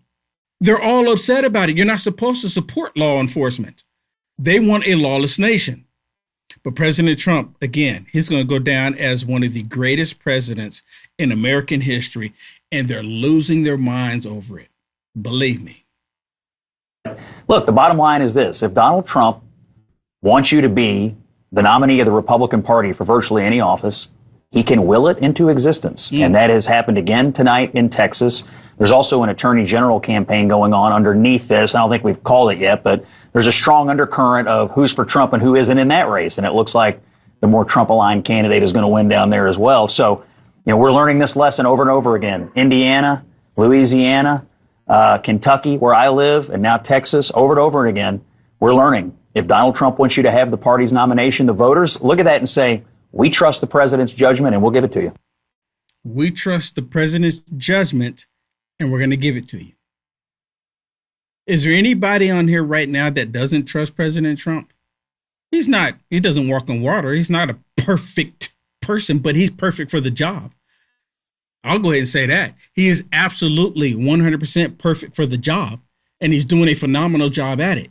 And let me just bring this up again. I got to bring this up because I just thought about it. The gas prices are high, and the Democrats are running on that. Oh, my goodness, how can you support this man? The gas prices are so high. How can you support him? Did you see what happened last night? Did you see what happened? With all of that, the American people are no longer buying the BS from the left. No one's buying it any longer. No one is buying it. And radical lunatic liberals can't get it through their thick skulls on why no one is buying it. They basically push everything based on their feelings. That's what it ultimately comes down to. For the radical lunatic left, everything is based on their feelings. All of it. They never want to look at anything that's based on facts. They never want to look at anything that's going to actually benefit the American people. If it's going to stop Trump, they're all about it. If it's going to prevent America from being number one, they're all about it. This is stuff that I'm not even making up. This is how they've been reacting. This is how they've been showing themselves. Let me give you another example. Watch this. This is with Scott Jennings on here. And of course, CNN, this, Scott Jennings is the only reason why anybody would look at CNN at all, even just a small clips. I was shown because they're lunatics. But we have to give Scott Jennings props. We really do. I think we should not lose sight of the fact that this is a long game for Republicans. The undermining of the ERA is not just about this particular midterm. It's about midterms. So I think Democrats are going to continue to fight fire with fire because we understand that this isn't just about November. Again, it's a long-term play to undermine black political power. How does the Calais case, the VRA case, undermine black political power? All black Americans, all white Americans, all Americans before the Calais case had one vote, and now they all still have the franchise and they have one vote. Why is it undermining black political power just to take away an artificial floor of Democratic seats? Oh, me. Okay, I'm taking the this lawyer one. There you go. So I was in the voting section of the Civil Rights Division. And I'll tell you, as everyone... Let me stop it really quick. You hear, ooh, me. Like she's going to come in there and tell everybody why black people are being disenfranchised, why black people are losing their voice. Which I've asked this question multiple times. I just had one before I came on. Someone was calling me Uncle Tom, sellout, coon, et cetera, calling me all of these hateful things other than Uncle Tom because they're ignorant themselves. They don't know. But they calling me all these hateful terms thinking that it's going to get to me, not knowing what you're going to lose. They keep saying that the Republicans are trying to change history. Republicans trying to change history and take away black votes or black voices or black representation or black rights. What? How about it just be American rights? There shouldn't be a thing called black rights. What about white rights? Can we say that then? Can it just be American rights and your color don't be a place in it? I thought we wanted to be equal. Democrats don't think that way. They can't help themselves. One realizes that when you dilute the voting power of a particular population, the one person, one vote is essentially a myth. If you tell them that they're going to be separated and can never actually vote for a candidate that they're choosing or have the opportunity to have that candidate elected, that's problematic. And before you give me that squint, don't tell me that Republicans have fewer offices in the New England or wherever. But the crux of the matter is the Voting Rights Act of 1965 was designed to make sure that voting strength was universal. And if you dilute that power through gerrymandering, separating districts, then you do undermine the ability to do that very thing. Their power that's to do exactly what, though? But to elect a candidate of their choosing, not entitled to the winner, but a candidate of your choosing. But they're going to go to the polls and they're going to see names on a ballot and they can vote for anybody on that ballot they want.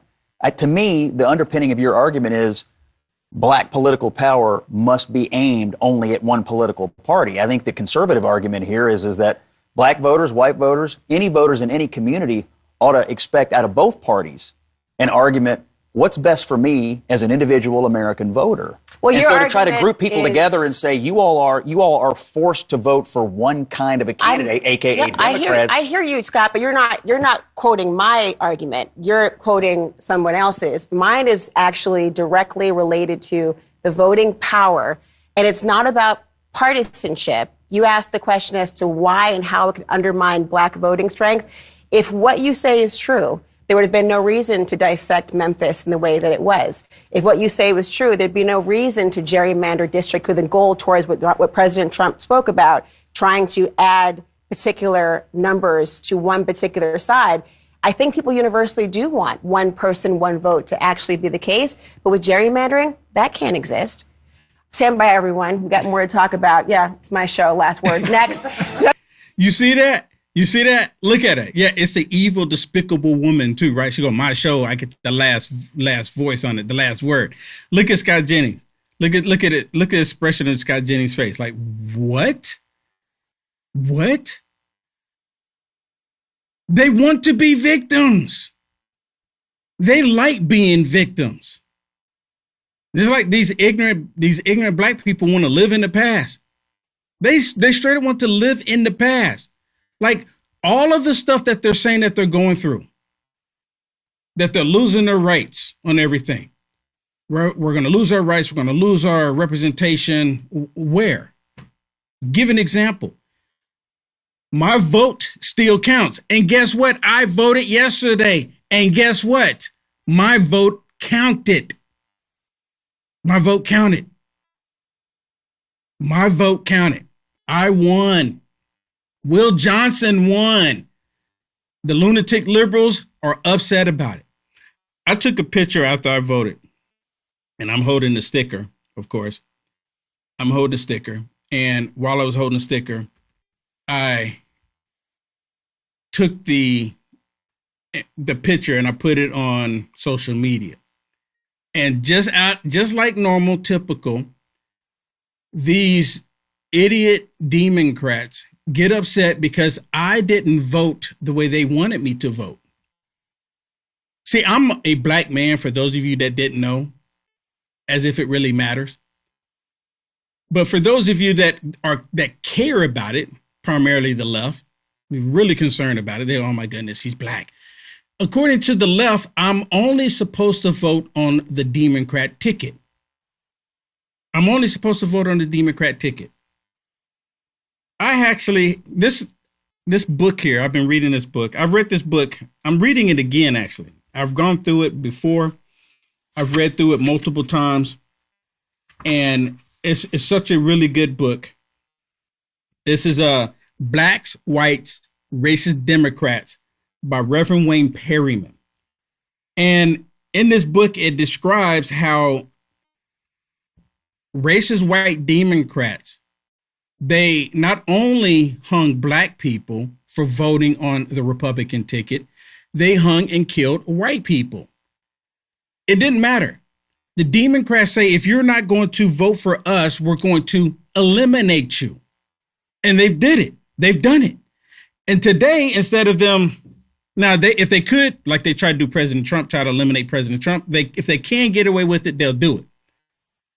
But instead of them doing that now, they try to kill people financially. They try to kill their finances, try to shut them down that way to make them go away.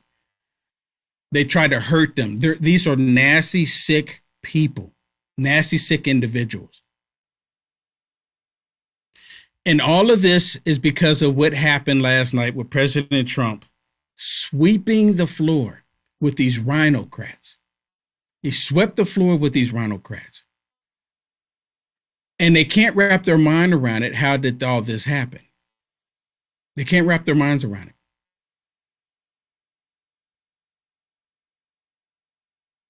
They're upset about it. And of course, they got to make this a racial issue. All of this is racially related. I'm just waiting for them to come out and say Ken Paxton is racist. Do you think they're going to say that? Of course they are. He's white male. He's a Republican.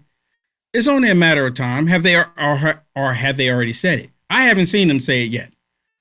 But it's not going to surprise me. It's just a matter of time before they do. They're going to, because they got to try to deter people from voting for Ken Paxton. This is Texas. I saw one report. They were saying there's 5 million Republicans in Texas. 5 million. That's a lot of Republicans. But they believe with James Talarico, they believe that they can get people that are black, Christian, and even white to vote for him simply because he constantly says stuff about being a Christian. Dude is pure evil. He's 100% evil. 100%. Let me show you some of what I'm talking about when we come back from this break. Don't go anywhere. Remember when you were younger and you used to hear stories, whether it be in Greek mythology or whatever, about the fountain of youth, people constantly looking for something out there that would help them live forever or live longer? Well, kind of got something like that with Fatty 15, and it's not mythological. No, Fatty 15, this is an empty jar right here, but that's your size that you get. That's a 1 month supply. You get a 3 month supply on this deal. Fatty 15 contains something called C15. If you don't know what that is, it's an essential fatty acid that is necessary for your body's cellular generation, meaning that if you have any damaged cells, it will repair them. It'll also change the way your cells age, and you will live longer. C15 does exactly that. Again, if you don't know what C15 is, definitely do some research. But it's Fatty 15, and in each and every one of these capsules that you get in Fatty 15, you're going to elevate your cells, you are going to repair your cells, and you're going to live longer. That's what it does. It slows down your aging process for healthier hair, healthier skin, balanced metabolism, deeper sleep, and 3 times more cellular benefits than omega-3 fish oils. Fatty15.com/LFA, promo code LFA. Save 15% now. That's fatty15.com/LFA, promo code LFA. Thank you very much. Back to the program. The National Republican Senate Committee is already highlighting comments that you've made as a state representative. For example, they're highlighting this. God is both masculine and feminine and everything in between. God is non-binary.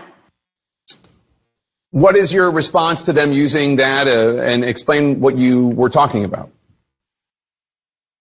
Well, I understand that that comment is a little provocative. I said it on the House floor when the extremists in the Republican legislature were picking on school kids who were different. They're not picking on school kids that are different. No one was picking on school kids. What he's referring to is that those of us that are Christians, actual Christians, and are Republicans, don't want you mutilating children.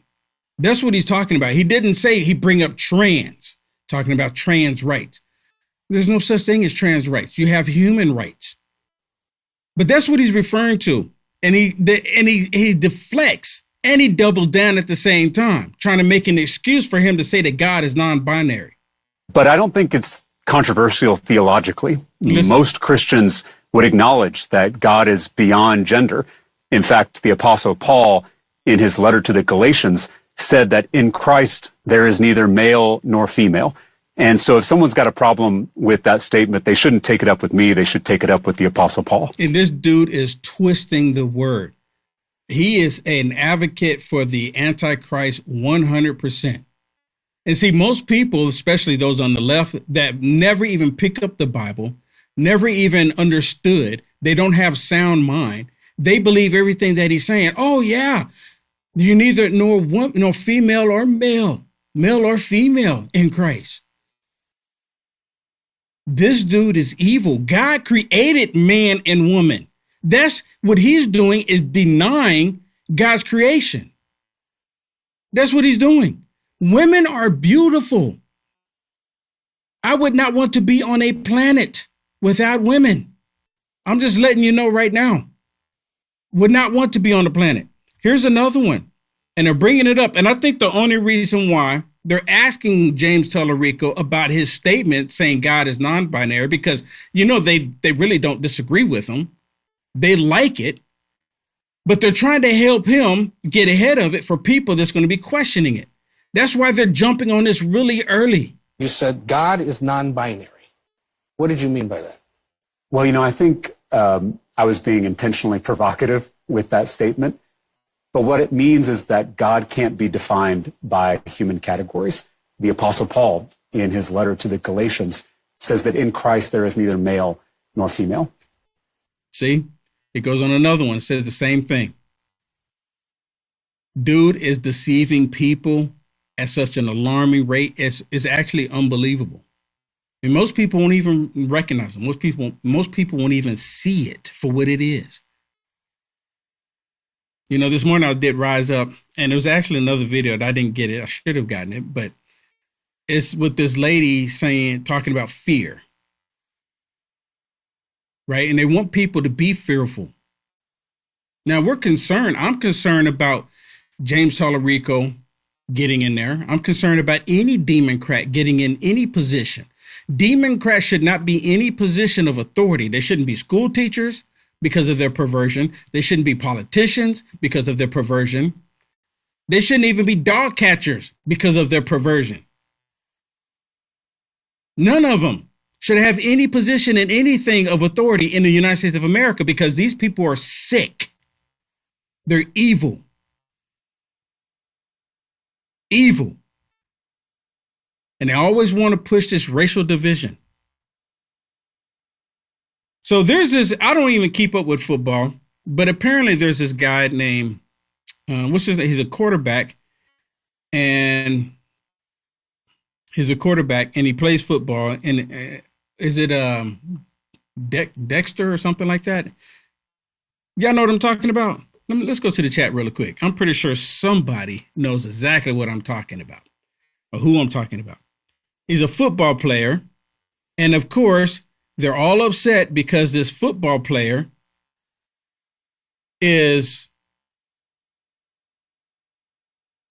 had basically endorsed President Trump. Y'all know what I'm talking about? Let me see if I see his name here. Jackson. That's right. Jackson Dart. Thank you so much. Thank you so much. See, I don't watch sports like that. But, you know, when they start talking about different stuff and they start come to my attention. So there's this quarterback, young man, handsome young man too. And he introduced President Trump. He came out the 45th and the 47th president. Should have been the 46th too, but nonetheless, the 45th and the 47th president, President Donald J. Trump, and they lost their minds. How dare he? Now, these evil people that are complaining about this quarterback endorsing President Trump, these same evil people are upset with him, but they were okay telling young black athletes to end their careers and endorse the Democrat Party. Make that make sense. The same Democrats, you're young, you're black, in your career, and all the hard work that you've done, and endorse the Democrats. Doesn't make any sense, does it? Now, if you want to endorse somebody, by all means, endorse him. Why do they care? Because he is an athlete, he's a quarterback, and the youth will look up to him. That's their main concern. Well, of course, lunatic liberals, they're all upset about it, angry that it's taking place. What changed about this narrative of sports and politics not belonging together is when, frankly, black athletes started to show more agency and started to speak more about some of the conditions that people in their community were facing, or even some of the experiences that they had. Like Kaepernick. I mean, the black people have dominated the sports. I mean, really, can we be honest about it? Basketball, football, they have dominated those sports. There's more black people playing football and basketball. That's what we're talking about. I don't know what the statistics are for baseball or football, which is soccer, or even hockey, right? But when you come to football and basketball, those are like the primary sports, other than baseball, of course, in the United States of America. The top three are baseball, football, and basketball. But they predominantly have dominated. So what is the problem? When you're playing on the field or you're up on the court, just run up and down the court. They never say anything about Steve Kerr when he comes out there and bash President Trump. They don't say anything. They praise him. Steve Kerr, he's the basketball coach over the Warriors in California. They don't say anything. Oh, he's so wonderful, so great. But all he does is, Jackson, all he does is endorse President Trump. And oh my goodness, they lose their minds. That's when it became, oh no, don't mix sports and politics. In this particular case, this was an unforced error by Jackson Dart. Again, Donald Trump is historically unpopular. You are the quarterback of the New York Giants. What was the point? What is the upside in appearing at this rally? Now, he has a right to support whoever he wants, but Abdul Carter has a right to criticize his support of that. And a lot of athletes, partly what makes them hesitant about talking about their political beliefs is that they don't want the blowback and they don't want the resistance and how people might feel about it. So yeah, his teammate who is a Muslim, who is a black man in America, had every right to question him about what that support means, especially when you are considered to be the face of the organization and the sort of default leader of the entire team. So what is the problem with him endorsing President Trump? Are they suggesting that President Trump is racist? What are they getting at? What is the problem? I don't understand. It's just that, you know what? No one can endorse President Trump. Because if you endorse President Trump and there's black people associated with you, then it's a bad thing.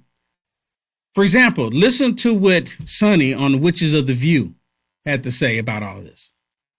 For a certain community, the black community, for me, if this feels personal, and I think if you are someone who attacks the community to which I belong, and you support that, that tells me two things.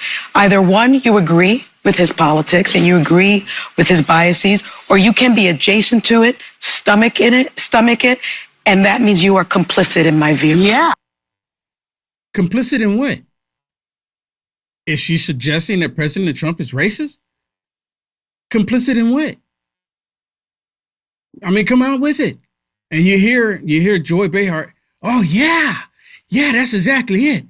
And she's personally, this is a personal thing for her because the quarterback comes out and endorsed President Trump. And again, once again, they say nothing. They say nothing when it's Steve Kerr coming out bashing President Trump. That is perfectly fine. Perfectly fine. Can we end the racial division in the country? I endorse President Trump. I voted for President Trump. And I look forward to voting for President Trump in 2028. Any liberals on here? How do you feel about that? Trump 2028. Someone type that in. Trump 2028. All caps. Trump 2028. Let the liberals know that I'm voting for President Trump in 2028. Let them know. Stupid liberals. But the racial division, it's always has to go back to something racial, because mainly the reason why they do this is because they don't have anything else to stand on.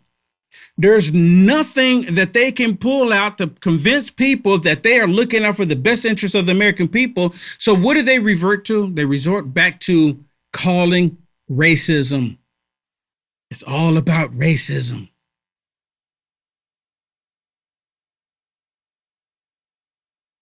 What do they have? What do they have? They don't have anything. I got to show you some more when we come back. It's finally here, our second annual mega sale. This sale only comes around once a year, so take advantage of the best offers ever while you can. For example, save 50% on our Giza Dream bed sheets, as low as $29.98. And for the first time ever on TV, MyPillow mattresses and MyPillow mattress toppers as low as $99.98. And you save 50% on our Lux Pure 6-piece towel sets. Regular $69.98, now only $39.98. And our best-selling standard MyPillows, regular $49.98, on sale for $17.98. Wait on it, mega sale, only $14.98. So go to MyPillow.com or call the number on your screen. Use this promo code to take advantage of our second annual mega sale. But wait, there's more. To make the mega sale even more special, when you order right now, your order's going to ship absolutely free. You got to have a whole playbook. And actually, this can be tested in the state of Texas. You can come up and develop a new messaging playbook for how to mobilize and turn out black voters in the state of Texas that could be applied to the 2028 races going forward. But we'll see whether or not that actually happens. I think my main issue here is that black voters in Texas hold all the power in this dynamic. What? It goes back to what Kamala Harris said, that black voters have to become more transactional. And this is an opportunity for them to become transactional. You go directly to Tallarico and you demand what you want from him on the front end before you give out any votes. Do this thing very differently. Have him come to the table not with a message of obligation, but with a message of power. Yeah. You've got to reorient how you engage the black community, especially after the undermining of the Voting Rights Act. It's got to be a different conversation. Wait a minute. They want Democrats to go to James Tallarico and demand stuff. Why didn't they just go to the Democrat Party and demand that he step down and allow Jasmine Crackpot to resume the position? Why didn't they do that? Why didn't they do that? Why did they not do that? I mean, did they not want Jasmine Crackpot? No, of course not. No one wants Jasmine Crackpot. She's loud. She's angry. She's just despicable, low IQ, hateful woman. But now they're talking about James Tallarico saying that in the state of Texas, that the black people hold the power. Again, can we just say the Americans hold the power? Why does it have to be about color? Why are they so stuck on color? What is it about the color? If we were all born blind, what would we do then? Think about that. If everybody was born blind, I'm pretty sure because humans are so stupid, we'll find something. They'll find something. Well, I don't like your aura. I don't like your aura. I don't like the way your voice sounds, the tone, or your dialect, or your scent. They'll come up with something. Some liberals do stink anyways, but still, we'll find something to be petty about. We don't have a color problem in the country. We have a liberalism problem. Liberalism is the problem on the planet. That's the problem. Learned a lot of lessons from Kamala Harris. I'll just leave it at that on what her outreach was and say that we're going to do it a lot different than well, that. You'll get to learn them again in 28 Absolutely. when she runs. And Kamala Harris wasn't black. She's not black. She's not black at all. But these two ignorant women are. And again, it's all about color for them. And remember when Bill Clinton went to Africa and did an apology for slavery that was very, mild? The right wanted to impeach him then. Remember that? Really?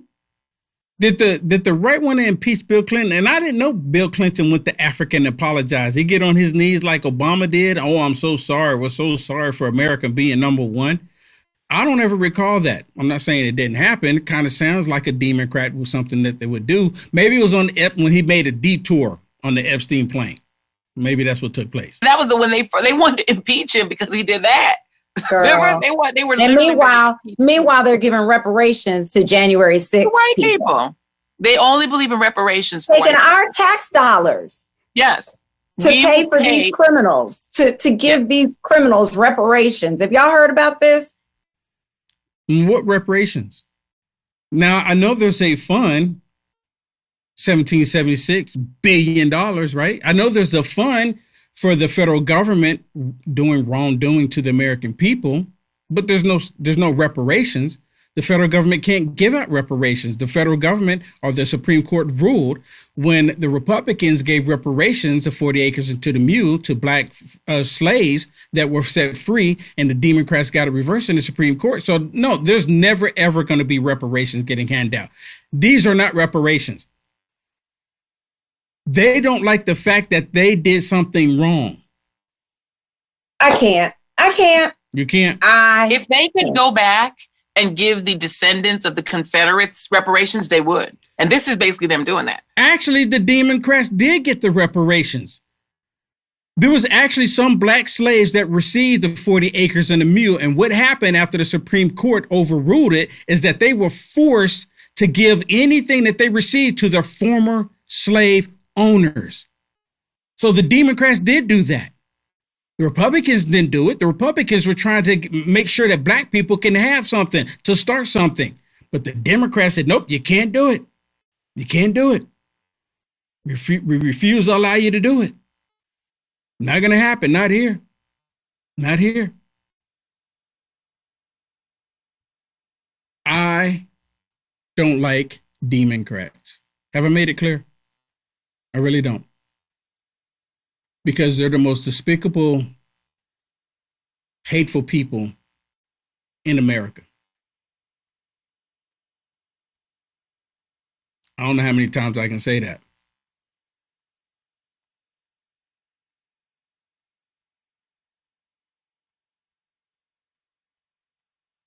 I don't know how many times I can say that. Because they really are. And they're going to continue down the path.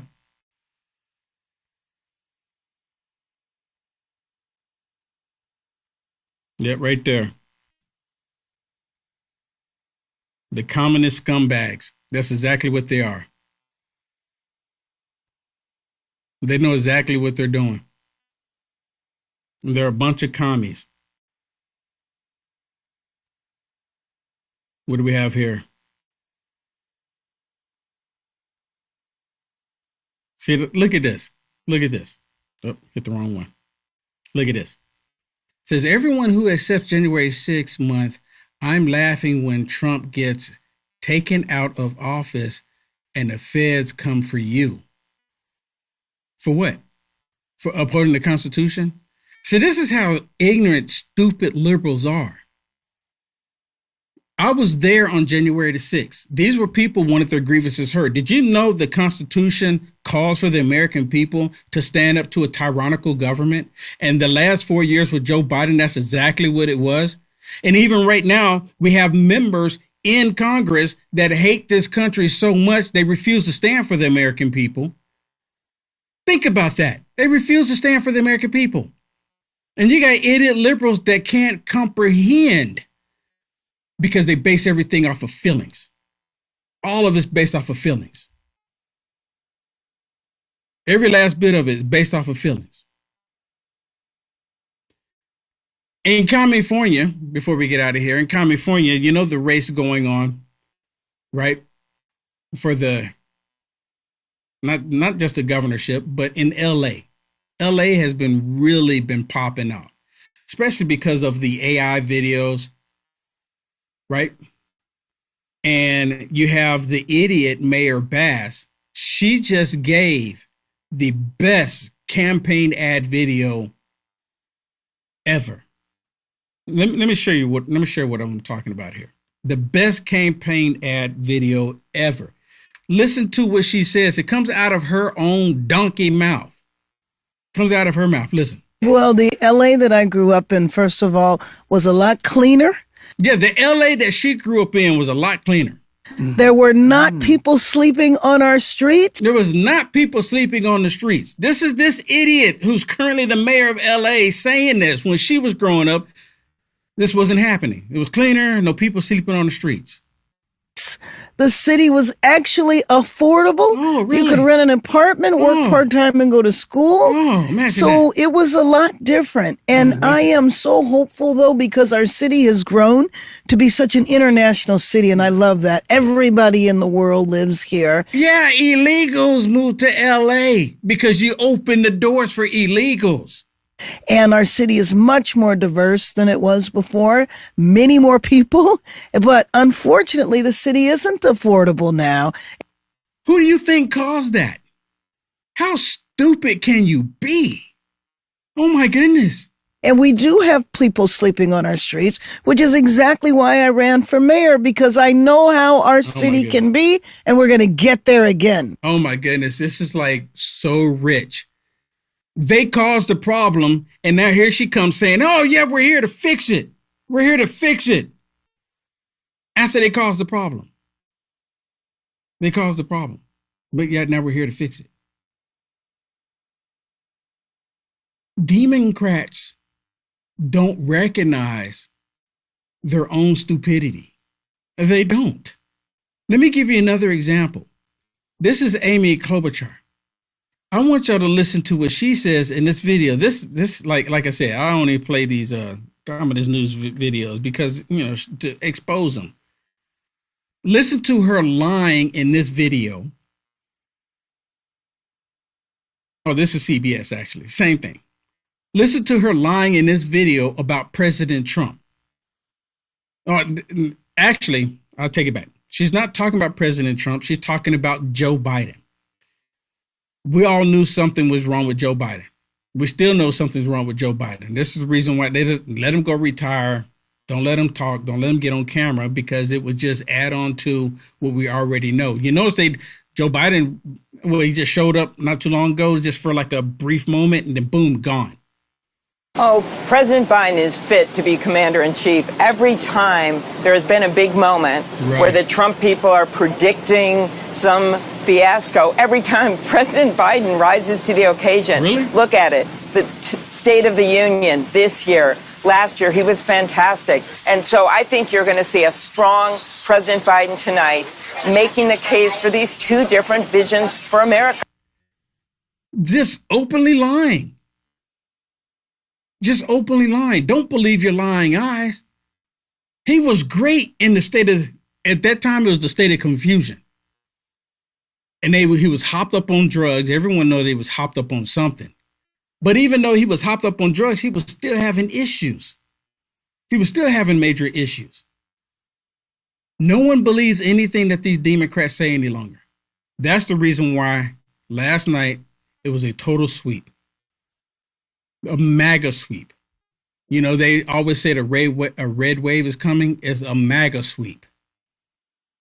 The MAGA sweep is coming. I'm going to sweep all of these idiots out. The MAGA sweep is coming. It happened last night. And again, I'm still thrown back about 100%. How does that happen? 100%. Not, a couple here and there didn't make it, but every last one of them. Every last one of them. And I can only imagine how the Democrats are reacting to it right now. I can imagine how the Democrats are reacting to it right now. Democrats think and believe that they control black people. No more. No more. And I'm going to continue to do what I can to wake people up. I'm going to continue. I'm not going to stop. And every time I say that, that irks Democrats to no end, because me being who I am and I'm telling people not to vote for Democrats. Democrats don't. The Democrat Party is still the party of slavery. They're still the party of Jim Crow. They're still the party of the KKK. They're still the party that was lynching both black and white people. They're still the party that's against black people voting and women voting. They're still the same party. There was never a switch. And when you ask them, well, what year did the switch happen? Oh, it was over a matter of time. Exactly. Was it before or after Martin Luther King? You ask that question and you get various answers, right? You get various answers. They just throw some answer out there. And if they say it was before Martin Luther King, then why was Martin Luther King marching against Democrats? He ended up siding with Democrats because of LBJ. But it was they were marching against Democrats, both white and black people. But that's the part they want to conveniently leave out. They want to change the history. I'm so glad that I know the truth. If you are a member of the Democrat Party, you have an evil spirit in you. You're pure evil. And you probably don't even care. You probably like it. You probably like it because you hate Trump more. I mean, it's like the most bizarre thing ever. Really is the most bizarre thing ever. They hate Trump more. Can't even help themselves. Wild, isn't it? Wild, isn't it? All right, everybody, that is it for me. Kevin Smith coming up next here on LFA TV, Loud Majority. He's going to bring it. He's going to bring the pain. So you don't have to go anywhere. You don't have to do anything. And if you haven't already, please, please, please bless us by hitting that thumbs up. Hit the thumbs up. And again, for all of you radical leftist lunatics, hit the thumbs down twice. You can show us up. Show us up. Say, I'm going to show you. Gotta love it. Gotta love it. And oh, yeah, thank you so much. Trump 2028. Thank you so much for typing that in. I see it there on the chat.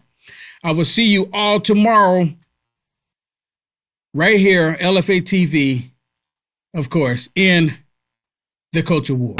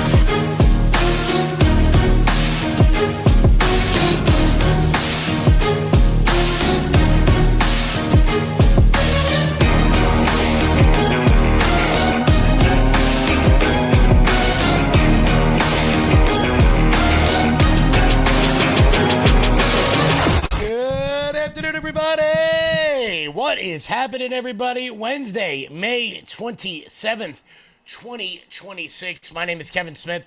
Thank you all so much for tuning in to Loud Majority Live. We got a jam-packed show for you guys today. We are going to be talking about comedy.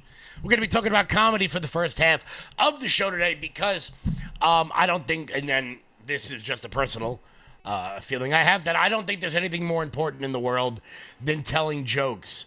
I did it for a long time. I loved every minute of it. And we're going to talk about the Kevin Hart roast and what happened at the Kevin Hart roast and how that differentiates between the way some comics operate and the way others choose to. I think that, and look, I don't care.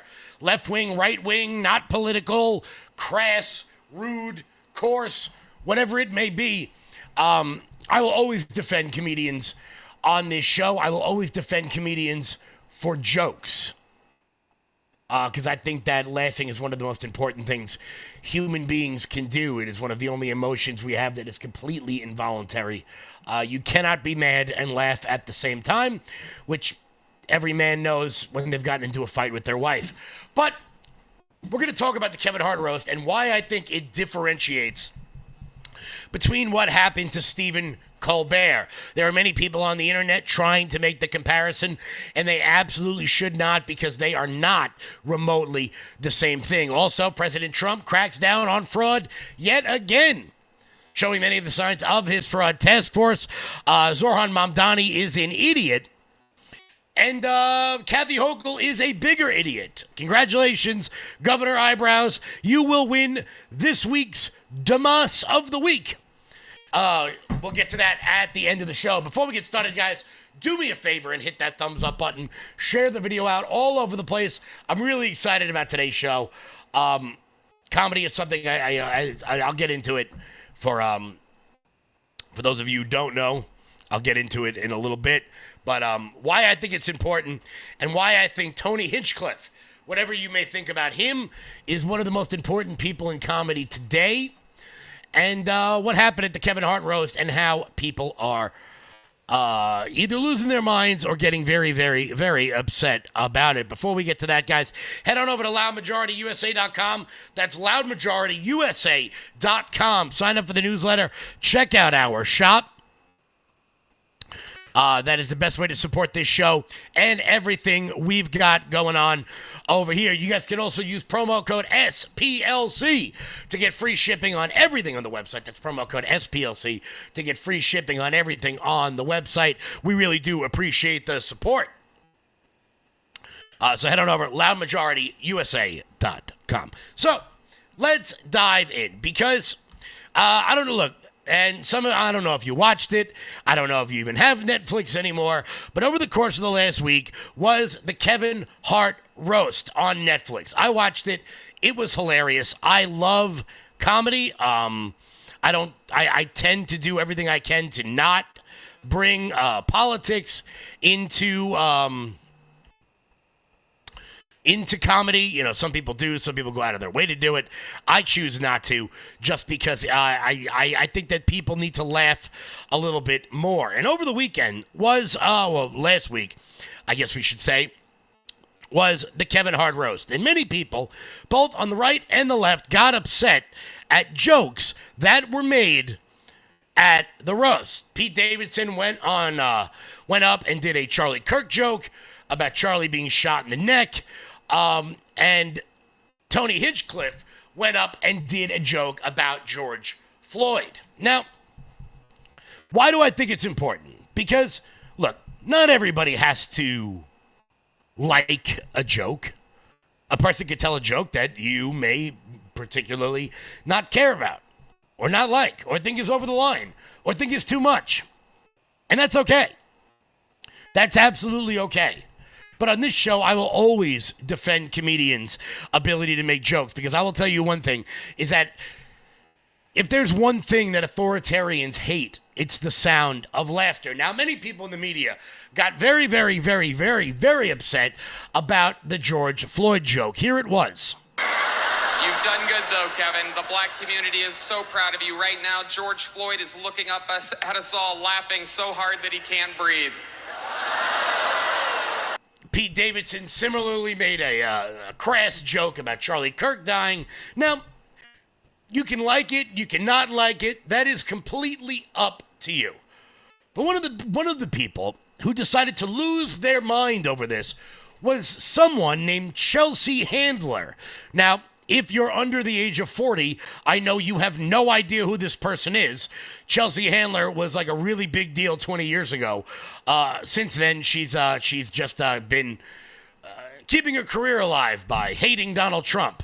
It's amazing. The people that hate Donald Trump the most seem to be the people who use him most efficiently in order to keep themselves famous. Now look, throughout history, it doesn't matter what era you're from, what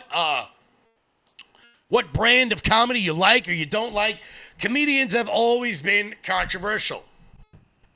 Many people got very upset at how vulgar people like Andrew Dice Clay were. And people boycotted him and they protested. But Andrew Dice Clay, comedian legend. Many people got upset at Richard Pryor for using race as a real crux of much of his act. Lenny Bruce, back in the 1950s and the 1960s, was actually arrested for making a masturbation joke about a priest. Comedians have always been the people that push the line, that move it forward. And I think it's important. And that's why it doesn't matter what comedian it is, I will always defend it. You guys have heard me say many times, I watch Bill Maher every Friday night. I like to laugh. Some people may not find his brand of comedy funny anymore, and that's okay. Jon Stewart, when he was on, I used to watch The Daily Show all of the time because I think he's funny. I like the way he goes back and forth and back and forth. Comedians have always been the people that push the line. But now in the era of cancel culture, we find people out there who, if you don't like something, that means that other people aren't allowed to like it too. And I want to give a big shout out to Kevin Hart here, who said this exact same thing on The Breakfast Club with Charlemagne. Charlemagne was, to his credit, upset with both jokes. He didn't like the George Floyd joke, and he didn't like the Charlie Kirk joke. But Kevin Hart makes a point that I think many people need to understand when it comes to comedy. Here's the point. Throughout history, there have been people out there who do not like certain kinds of comedy, and that's okay. There are some people out there who thought that Jerry Seinfeld's brand of comedy, the Did You Ever Notice, is really boring. There are some people out there who thought that Jeff Foxworthy, who did the Did You Ever Notice but with a Southern accent brand of comedy, wasn't funny. The roast back in the day with Jeff Ross and Lisa Lampanelli and Greg Giraldo, rest in peace, one of the greatest comedians of all time. They were brutal. And that launched the careers of people like Tony Hinchcliffe. Now, if you're not familiar with Tony Hinchcliffe, I'm sure you've seen many of his clips online. I'm going to tell you what Tony does. Now, Tony spoke at the Trump rally at Madison Square Garden. I was there. He got into a huge kerfuffle because he said that Puerto Rico was an island full of trash, which, you know, if you leave Senor Frogs and you leave San Juan, it's not the best place in the world. Not the point. But comedy is always built on what happened before. Throughout history, it doesn't matter who it is. And the success of those early roasts, some of you probably saw them on Comedy Central, Flava Flav and Pam Anderson and David Hasselhoff, the roast of Donald Trump, in which they were brutal. So for the people out there who, and this will be the second part of the rant today, say that Donald Trump can't take a joke against himself. The guy literally sat for a roast on Comedy Central where all the money went to charity, in which they were brutal against him. Snoop Dogg went up there and did a joke that said that Donald Trump wants to run for president and kick Barack Obama out of his home. And then he said, that wouldn't be the first time you threw a black family out of their home, to which everybody laughed. They were brutal. The whole thing was about, You know, Melania being married to an old guy, and then Ivanka being hot, and this, that. It was wild. It was great. So what did Tony Hinchcliffe do? Well, Tony Hinchcliffe bought a comedy, bought a comedy club in Austin, Texas. And what he does is, before the show, you put your name in a bucket. And he sits up on the stage with various comedians, some gigantic names, some relatively small names, and you have a minute to make them laugh. There is no, as somebody, and look, I'll throw it up on the screen. Here you go. There was me way back when. It'll tell you how long ago that was by the focus of the camera. There is, I performed at Governor's, in the Brokerage, everywhere in New York City, the Cellar, the Gotham Comedy Club. There is no place on planet Earth where you, as a no-name comic, will get to perform in front of the likes of Shane Gillis and Joe Rogan to show what you can do, to show your talents. And Tony Hinchcliffe created that world, launching the careers of people who would have never gotten a shot. There's a woman named Fiona Cawley who's basically paralyzed in a wheelchair with like a neurological disorder that's eventually going to kill her. She got her shot on Kill Tony. She destroyed. Now she's touring the country. There's another comedian named Aaron Beasley who is a non-verbal comedian. He can't talk. He talks through a phone. Touring the country, touring the world, killing it, launching these people's careers. But people like Chelsea Handler, who have already made it, don't care about what Tony Hinchcliffe has done for people who are below him. All they care about is people on their level. That's all they care about.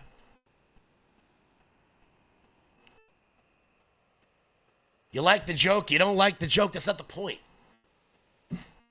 And Tony Hinchcliffe, I think, handled it absolutely incredibly well in the way that only Tony Hinchcliffe can. Kevin Hart was something else, huh? It's the first time I've been called a Nazi multiple times in just a few hours.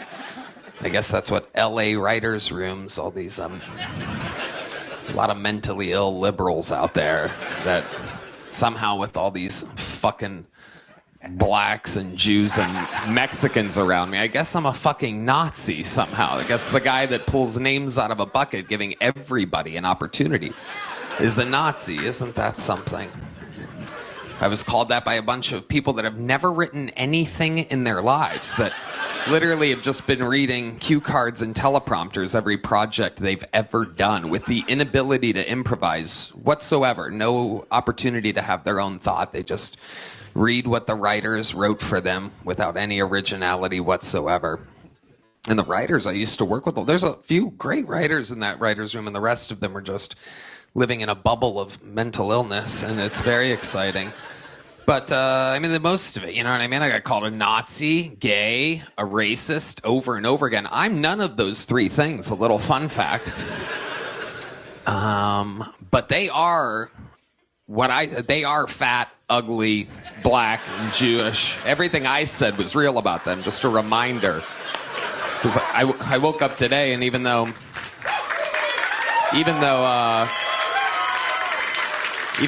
every human that I've seen told me that it was unbelievable, there's news articles, because the news isn't real, nothing is real, that say that I got lit up by Chelsea Handler, which is very, very funny, because that's not what happened at all. You can't believe anything you see or read on the news anymore. You have to actually watch the thing for yourself.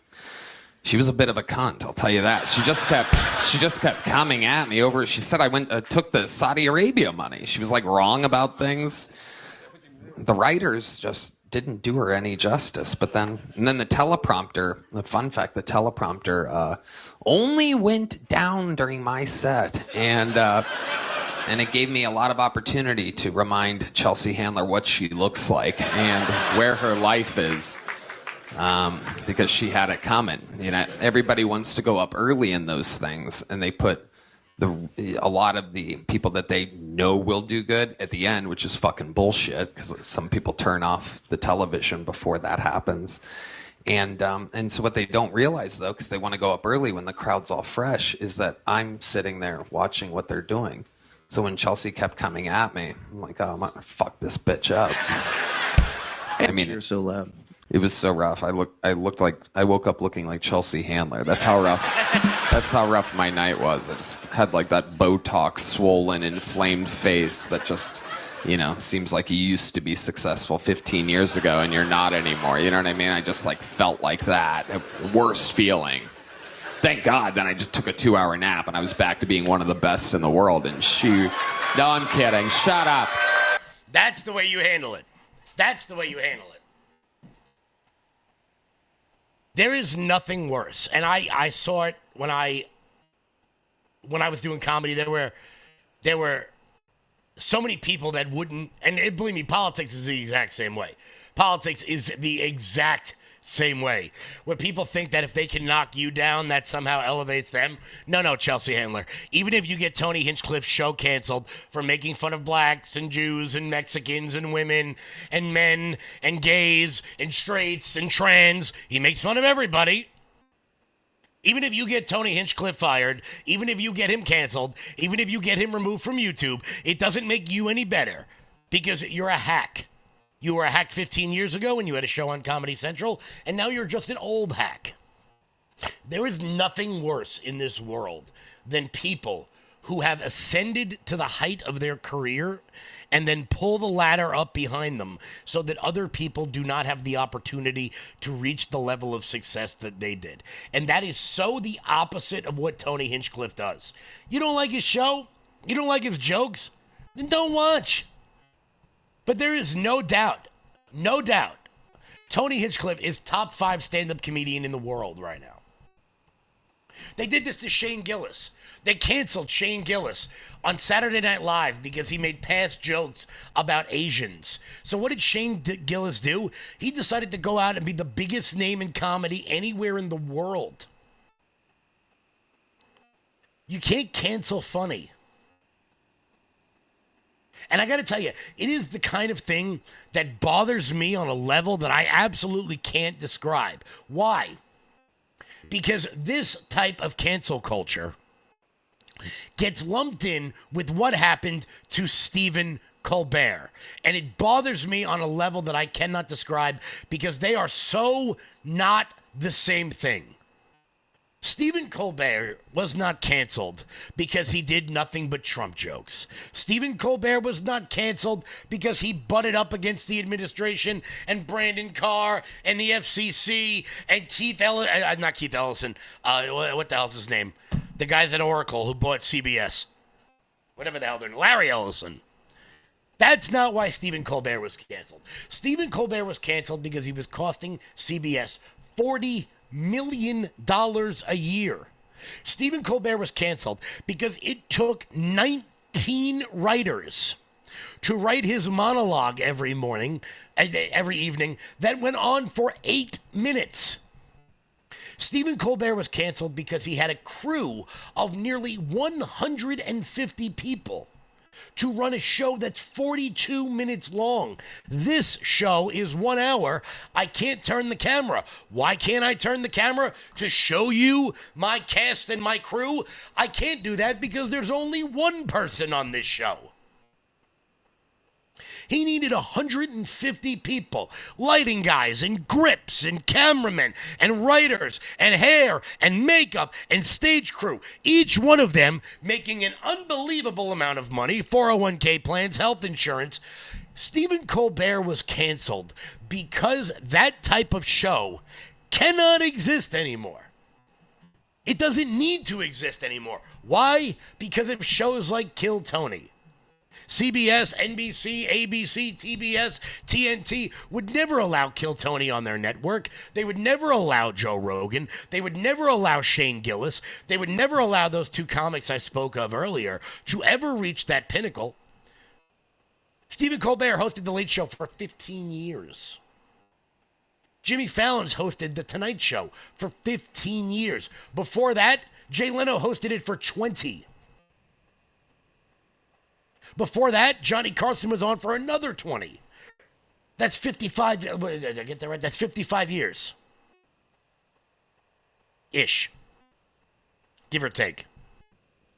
When you do not allow people into the realm in which you are, they will find a way in through the back door. And Kill Tony is one of the biggest shows on the internet, hosted by one of the biggest comedians in the world. And when I see comics going after other comics for jokes, it bothers me in such a serious way. I didn't have a problem with Stephen Colbert doing Trump jokes. I had a problem with them not being funny. That's why he was canceled. He was canceled because he wasn't funny. Bill Maher does Trump jokes every week. He's not getting canceled. Why? Because he's still funny. Jon Stewart, same thing.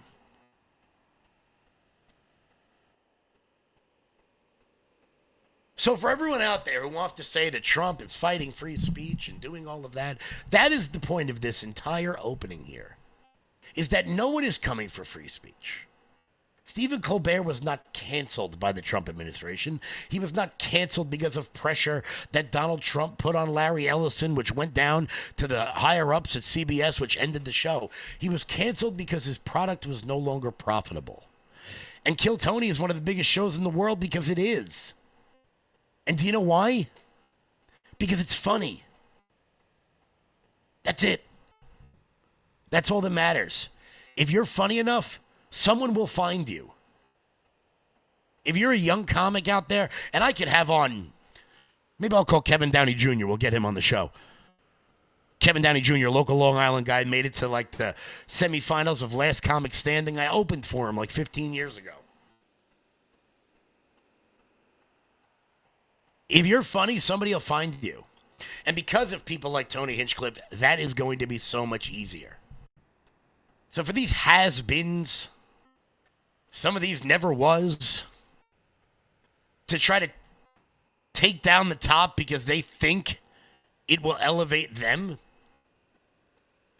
it is one of the most dishonest things in the world. And I love the way Tony Hinchcliffe handled it.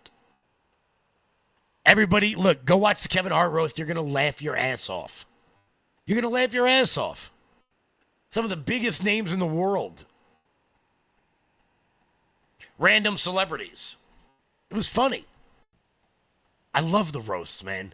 Go back. I'm telling you guys, if you guys got if it's raining where you live and you haven't seen the old ones, they're old to me. But I'm sure some of you remember the roasts with Don Rickles and Frank Sinatra and Dean Martin and all them. Go back and watch the ones from the 2000s with Whitney Cummings when she's like a completely no-name act. Now she's probably the biggest female comic in the world. Anthony Jeselnik, who is a woke asshole, but he's one of the funniest people out there. I think people need to learn to laugh a little bit more. For those of you who don't know Jimmy Carr, he's a British comic. He does British panel shows. He's all over the internet now. One of the best comics in the world. Totally irreverent, totally wise. People need to learn to laugh a little bit more. And I think we would be in a better place if we did. Because if you're a comic with a stick up your ass, all you're doing is hurting yourself. All you're doing is hurting yourself. Guys, we'll be back in 1 second because there is news that I want to make sure that I get to, but I had to get all that out of my system because it was bothering me. And when Kevin Hart went on Charlemagne, I thought it was a great point. So you know what?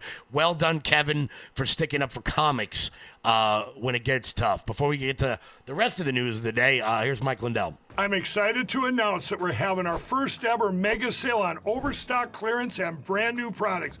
For example, save over 50% on this season's flannel sheets. Queen size only $59.98. Kings only $69.98. They sell out fast every year, so order order now. Save 20% on our brand new My Crosses. They're designed in the likeness of the one I've worn every day for over 20 years. They come in men's and women's, and they're made right here in the USA. Get our 2025 six-piece My Towel sets for only $29.98. Our initial quantities are extremely low, so get them now before they go. And our best-selling standard My Pillows, just $14.98. So go to mypillow.com or call the number on your screen. Use this promo code to take advantage of our first ever mega sale. But wait, remember that $75 free shipping rule? Well, that ship is sailed because right now, every order ships absolutely free. Guys, head on over to mypillow.com and use promo code LOUD. That's mypillow.com. Promo code LOUD for up to 80% off everything on the website. That's mypillow.com. Promo code LOUD. So last night, giddy up, let's go, baby. Ken Paxton kicked John Cornyn's ass. It wasn't even close. I guess that's what happens when you serve a whole bunch of terms in the Senate and have absolutely nothing to show for it. Nothing to show for it whatsoever, but enriching yourself. John Cornyn, I'm sure you'll do very well as an oil lobbyist, but you will no longer be an elected member of the most deliberative body in the world, the United States Senate. But it's on to the general election now, where James Tallarico does put up a very serious fight in this Senate race. To be clear, the redistricting efforts that are going on in Texas have nothing to do with the Senate race. And the Senate is going to be tough for Republicans to win back. I want to make that very clear. And I've said it numerous times. And it all hinges on this Texas race. If you guys have been paying attention to politics over the course of the last decade or so, you know that Democrats have been targeting Texas. They've been targeting it, the money they put into Beto O'Rourke. They tried to beat Ted Cruz. They've been dumping money into Texas for a number of years now because they know that if they can flip Texas, that there is nowhere they can't flip. And look, to be clear, we got a jihadist communist elected in New York City, so who the hell's to say what can or can't happen? But they're coming out of the gate very, very hard for Ken Paxton in the state of Texas. Here's the new ad they put out against James Tallarico. Move over, David Crockett. There's a new Texas trailblazer in town, and their name is James Tallarico. The man who bragged, our office is the first in the history of Texas to add pronouns to our official business cards. I am running around like a crazy person today, spreading his white skin wherever he goes.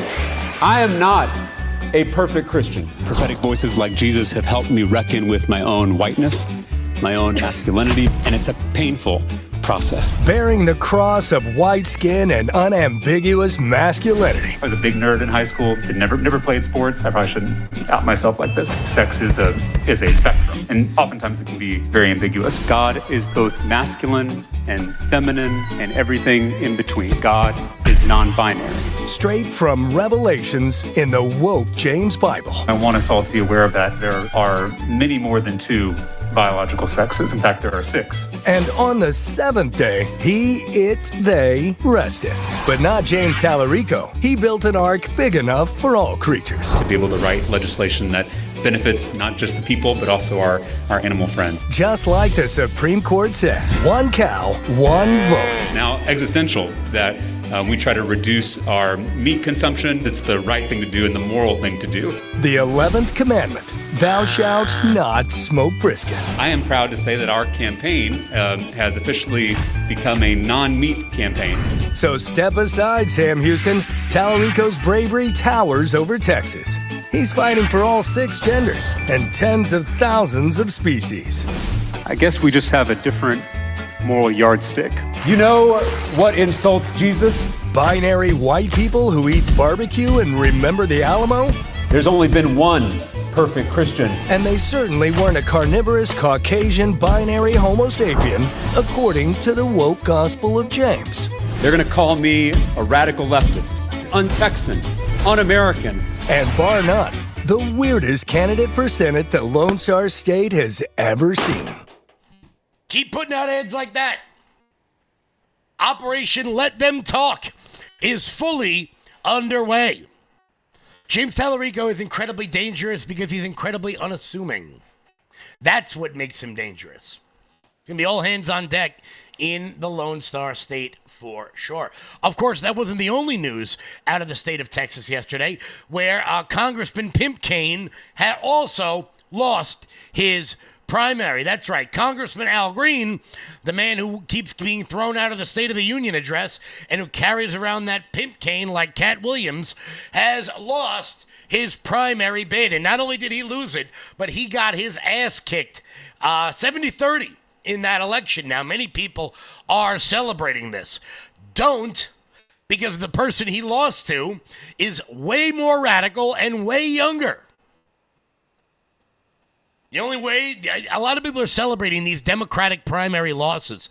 And I would urge you not to do that, because I fully suspect that there will be at least 10 to 15 new AOC-type candidates in the Congress next term, because the only way to beat these members of the radical left is to be even more radical than they are. And some people are doing a hell of a job at it. Need any more proof than that?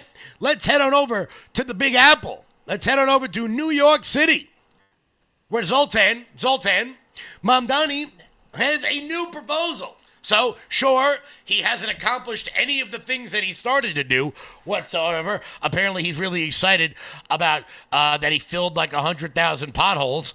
That's like the basics of the job, bro. Also, not for nothing, but I was driving down 6th Avenue yesterday and you missed a few. Not a big deal. Now he says,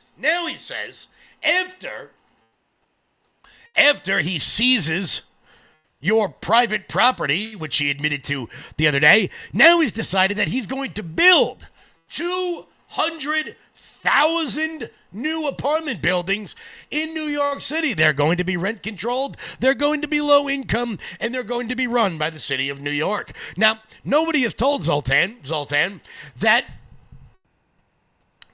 turns out, if you want to stop crappy landlords in New York City, the first thing you should do is look inward at the worst landlord in New York City, which is New York City. New York City is the biggest landowner in New York City. It's also the biggest landlord in New York City, and it also provides the shittiest apartments in all of New York City. Night Shift, the New York City Housing Authority, is a disaster. I'm talking leaky walls and black mold and rodents roaming about the poorest neighborhoods of New York City. But Zoltan doesn't care. He's going to build 200,000 more of them. Mr. Mayor, for being here as you're rolling out this new plan, just for everyone to understand the reality of what New Yorkers are facing. There was a study that your Office of Equity and Racial Justice did that found that the median cost for a couple with no kids is over $106,000 to live in New York. That's without kids, just to emphasize that. When everything from gas to food, construction prices are up, what do you expect a number like that to be by the end of this year? You know, I think we're going to keep seeing numbers like that increase across the country, given the economic conditions that Americans are living with. As you said, the war in Iran also is not just a moral affront or a political affront, it's also an economic affront. That's not your job to worry about.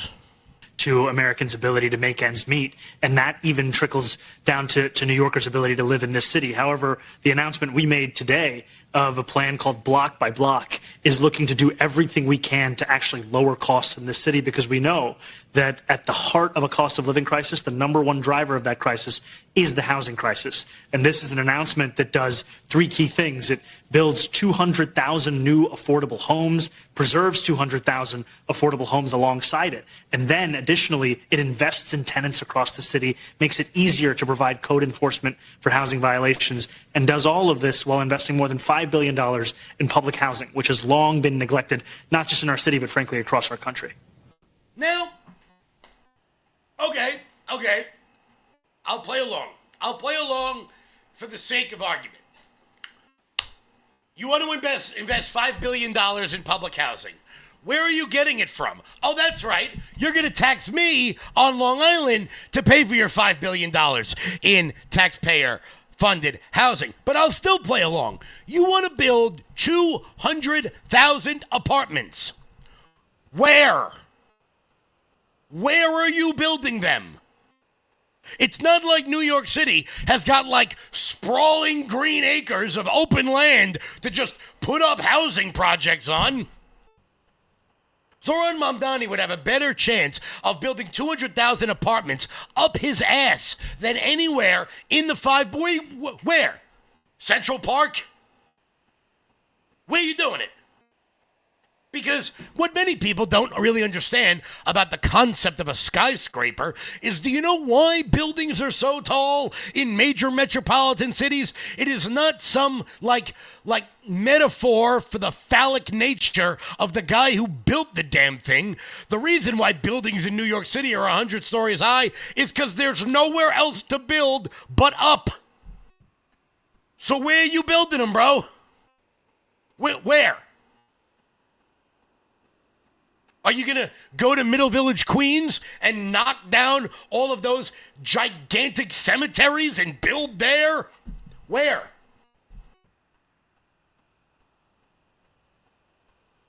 No one is asking this dipshit any of these questions. And Caitlin Collins or Scott Pressler or Caitlin Clark, or whoever was doing that interview right there, didn't have the wherewithal to go, Mr. Mayor, where are you building these? Basic, simple questions. Because for those of you who aren't from New York, Manhattan's not that big. It's like 3 miles wide. Where are you building it? You going to knock down Washington Square Park and put up apartment? I just don't know. I want to know. One person who has access to this piece of shit needs to ask him this question. One person. No one will. Oh, but if you go on Twitter right now, Zorhan is coming through with all of his promises and what a thought. How's he doing? He's not. He's going to open a grocery store in 3 years. He's going to tax people, and this is exactly what's happening. And I'm going to do a far bigger piece on this. I'm hoping to do an even bigger piece. He's going to blackmail Kathy Hochul with a primary this year, which he's doing, to tax the rest of New York State to pay for Manhattan. Now, if you were just taxing Long Island, I could see, many people on Long Island work in New York City. Okay, we're right there. We're neighbors. Westchester, Rockland, Orange, Dutchess County. But if you live in Buffalo, you're 9 hours away from New York City. You're more from Ohio than you are from New York, which, believe me, we'll get to that in a second, because it turns out, even with this cockamamie plan, somehow, Kathy Hochul is still the dumbest person in New York, winning this week's Dumas of the Week. But we're going to get to that at the end of the show. Dumas.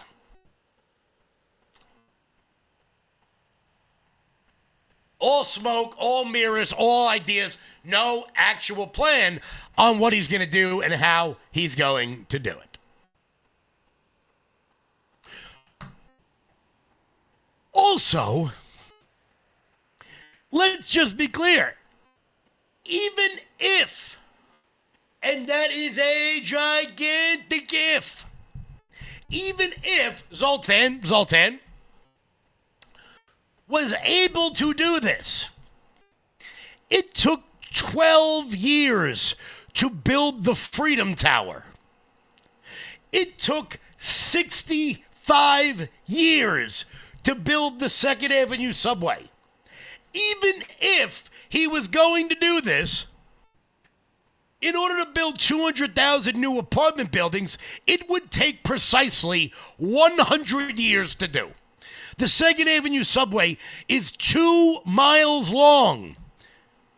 There are people, many people, a large number of people who were born after they began building the 2nd Avenue subway, lived a full life, became grandparents, and died before it was finished. So even if he Even if he like wills it, if he like rubs a lamp and a genie pops out, and he goes, make me more land on the west side where I can build this. It's still going to take 30 years for him to build the damn thing.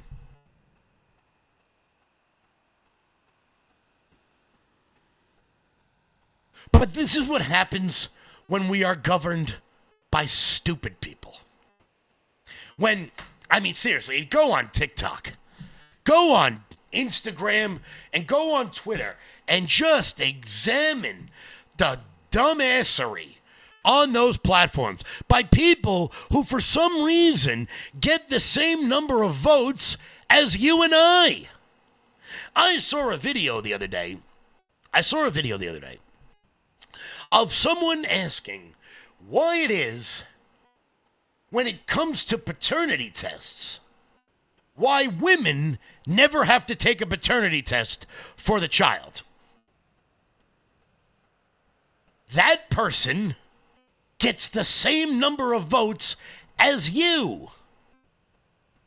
Every girl on the whatever podcast who thinks that Paris is a continent gets to vote the same number of times as you. And I got to tell you, that's not fair. That's not fair. I think you should, you should have to take the citizenship test in order to be able to vote. Bold move. I mean it. If you can't pass the U.S. citizenship test, even if you're a United States citizen, you should not be able to cast a ballot for who's going to lead our country. And if you've never taken the United States citizenship test, seriously, if you are a breathing human being, you can pass. One of the questions is, name 4 states that border Canada. And I can't tell you, I actually have a fun story. My friend Nick Giordano is a college professor out here on Long Island, and he makes his college students take the U.S. citizenship test on the first day of every semester. And he tells me how many people fail it, and fail it outright. He was telling me a story that one of the questions on there is that you have to name 4 states that border Canada. And it blows his mind how many people can't name 4 states, especially considering we're in one of them. How many people don't know that New York borders Canada?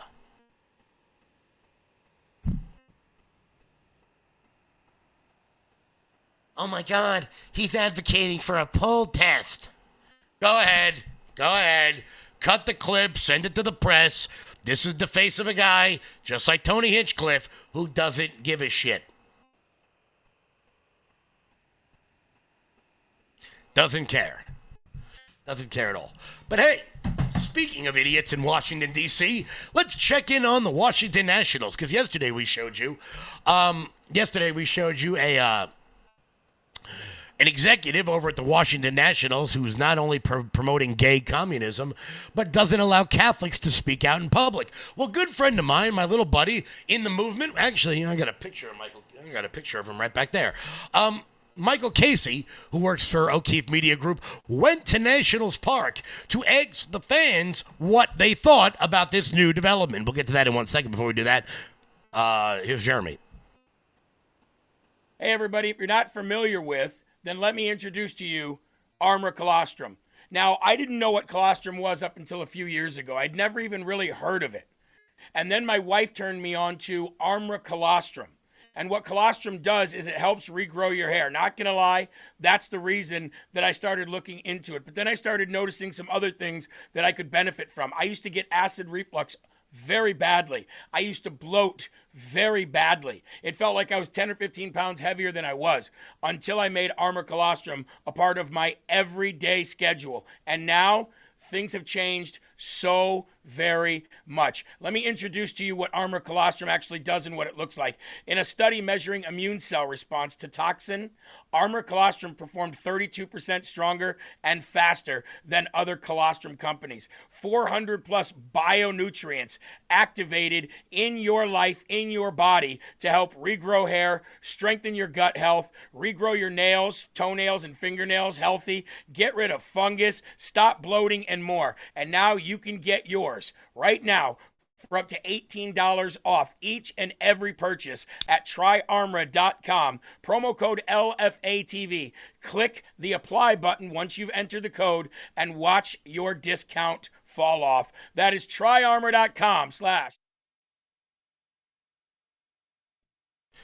Hey, everybody. If you're Sorry not about that, familiar- guys. Head on over to tryarmra.com and use promo code LFATV. That is tryarmra.com and use promo code LFATV. So let's check out Michael Casey over there at O'Keefe Media Group doing his damn thing, finding out exactly how Washington Nationals fans find out what they think about the fact that their team is actively monitoring their Google searches while they're in the stadium and, of course, promoting gay communism in real time. This is Michael Casey with O'Keefe Media Group reporting outside Nationals Park in Washington, D.C. It's game day. I got my shirt on. It's Washington Nationals versus Baltimore Orioles today. And while the game may be a little fun, I think the real story today is what's going to be the reaction in the crowd when we tell them about our latest story. I didn't realize that, what you guys are telling me right now. I'm going to have to look into that myself. We're going to tell them all about what Mr. Hudson told us on Hidden Camera about how the Nationals at their stadium collect these people's data without them knowing, learning their search histories, and discriminating against poor Trevor Williams, this all-star pitcher, discriminating against him for being Catholic. To make matters worse, you have an executive with the Nationals admitting on camera to being a communist. I mean, do they come here for communism or do they come here for baseball? We're going to find out. One of the players, Trevor Williams, has been discriminated against. It was a mission on camera that they don't really put him on a lot of promotional material and they don't put him on a lot of social media posts because he's very outspoken as a Christian, a Catholic, and everything. One of our pitchers, dude, Trevor Williams, he is very Catholic. He went on like a social media, like, this is wrong, this is my religion, you all are mocking it. So we don't use him on, because of that, we don't use him on social. Have you heard about this rumor, and what do you think about it, if true? I mean, if he's being discriminated against for being very outspoken about his beliefs, it's obviously not right. My beliefs are probably the same as this guy's. If he's being discriminated against for it, it's just not right. He's a douche, bro. Exactly. So me and Jesus got a lot in common. I used to have long hair. He has long hair. I wear a lot of sandals. He wore sandals. So I love JC. I love JC. Regardless of what religion or background you are, it doesn't matter if you're Jewish, Muslim, Christian, etc. What this guy admitted to doing to Trevor Williams is wrong. You can't just exclude somebody, especially if you're a good player too. It's not fair. Even if you're a bad player. What's wrong with this guy? He is, as you said, a douchebag. Americans, white people are second-class citizens. It's not a joke anymore. We are on the back of the bus. If you are outspoken in your faith or your love for your heritage, you will be put in the back, basically, just like Trevor has. They will not put you up in the forefront. You'll lose your brand deals. You'll lose your job. You'll lose your placement in your family. Everything that we know and love is under attack in America, and they want to make it socially stigmatized to talk about our forefathers, the people that founded this great nation. They were white Christian men, and the future of our country is going to be led by white Christian men. So we're standing up, and what they're doing to Trevor is reprehensible, and we condemn it in the highest order. Look, I believe people should be able to live life, how they wish to live it. And I believe, people should be able to pray to the God that they want to be able to pray to. Sean Hudson, he admitted to a journalist recently that he actually discriminates against Mr. Williams. He's a douche, bro. Do you think that's right to do? No, I think everyone should, be who they are. It doesn't matter, what you believe, who you like, etc. It's, we're all people, so I think everyone should be treated equally, no matter what. I definitely agree with that. He's persecuting somebody for being a Christian, and then you're gonna fucking force your views like I'm a communist. Like, bro, it's the same fucking thing. I mean, like, you believe what you believe, I believe what I believe. Eat a bag of dicks, you know what I mean? Like, I don't fucking care what you believe. Don't force it down my throat. And this guy needs an ass whooping. Where's he at? Bring his ass out. I don't support or condone discrimination on any level. Discrimination and injustices and unfairness goes against everything I believe in. We're in the time right now. You can say what you want, but just don't think there's not consequences to saying what you want. So yes, we have the freedom to say it, but you have the freedom to catch the backlash to it too. And discrimination is unfair for anybody. So I don't want anybody to feel discriminated against, man. But you just got to move lightly around this time, Yeah. Are you a Christian yourself? I don't really follow religion. Bruh. He also admitted to this journalist that a lot of times they take data from consumers at the stadium too. Like a lot of times, they're trying to get some business with Palantir. He mentioned, but he also said if you buy alcohol, if you buy certain things, they'll kind of take your data and everything, without realizing your cookies. If you ever come to a Nats game, there is someone on our team who is responsible for figuring out everything about you. We're getting the plethora of your Google history, and a lot of that is like defense contractors, the Palantirs of the world. Did that surprise you at all, really? No, not at all. Not especially not in this day and age. No, not at all. I don't like it at all because, I mean, it's just going to keep happening more and more and more, and it's just like they're forcing things onto our phone. You know, nothing's safe anymore. This is the world we live in, bro. Yeah. I'm on every list there is. You know what I mean? Like, I don't care. I think I am too. Yeah, that's true. I have nothing to hide. But it does not surprise me at all, not one bit. I mean, that's the future. I have a cynical opinion, which is that everyone everywhere is taking my stuff, so what's one more spot? And I feel bad for Michael Casey that he had to spend the day with Baltimore Orioles fans. If you ever seen The Wire, you know exactly what I'm talking about. So, in just a second, we are going to get to today's Damas of the week, and that would be Kathy Hochul. Who, I feel like people accept the fact that politicians are fake, like, in its totality. But sometimes, not often, but sometimes, they go so above and beyond their fakery that it's actually impressive. Before we get to that, guys, head on over to lfatv.us. That's lfatv.us. That is your home base, your mothership, your landing pad for all things LFA TV related. Check out the LFA TV store. And while you guys are there, consider becoming a monthly donor over at LFA TV. That's the best way to keep the lights on over here so we can keep the big guy fat and happy. Giddy up. Let's go, guys. Head on over. LFATV.us. Oh, you know what? The hell with it. LoudMajorityUSA.com also. Throw that in there. Since I screwed up the ad read, might as well throw mine in there too. LoudMajorityUSA.com. So, as I showed you all yesterday, the elegance and grace that Knicks fans have upon winning the Eastern Conference Championship, I showed you, I got to make sure I say it correctly this time, I showed you a video of a little person being thrown off of a cab stand. I showed you a video of a guy in a wheelchair, crowd surfing down 7th Avenue. I showed you a video of a guy who somehow found a way to crawl all the way up a 3-story billboard and sit on top of it, which I'm not sure what was more impressive, how he got up or how he got down. Neither here nor there. Not really the point. But upon this victory, President Trump has said he will be going to the NBA Finals at Madison Square Garden, the Cathedral of Sport. Naturally, Governor Eyebrows, Kathy Hochul, couldn't let that one go, and she had a unique question for President Trump, questioning whether or not he was really a Knicks fan, whether or not he was ever actually a Knicks fan, despite the fact that there's like dozens of photographs of Donald Trump sitting courtside at Knicks games over the years. Here was Governor Eyebrows. What do you think of him saying he's a lifelong Knicks fan? I think that's how the Times reported it. I asked him to name the starting lineup from 1993 championship team and see how he does. Ooh, what a zinger. Can Donald Trump name the starting lineup from the 1993 championship Knicks?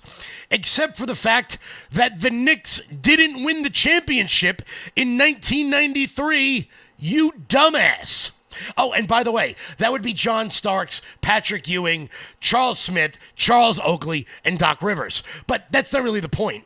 So in order to try to zing Donald Trump in not knowing the starting lineup of a championship team that didn't win the championship, you're a moron. I guess that's what happens when you're from Eastern Ohio and not really from New York. But guys, it's 4 p.m. I want to thank everybody so much for tuning in. Make sure you guys keep it locked in here. Rumble.com/LFATV all day today. Damn, today was a hell of a show. It was a lot of fun. I can't believe it's over this quickly. I'll see you guys all back live tomorrow. Until then, everybody, stay loud.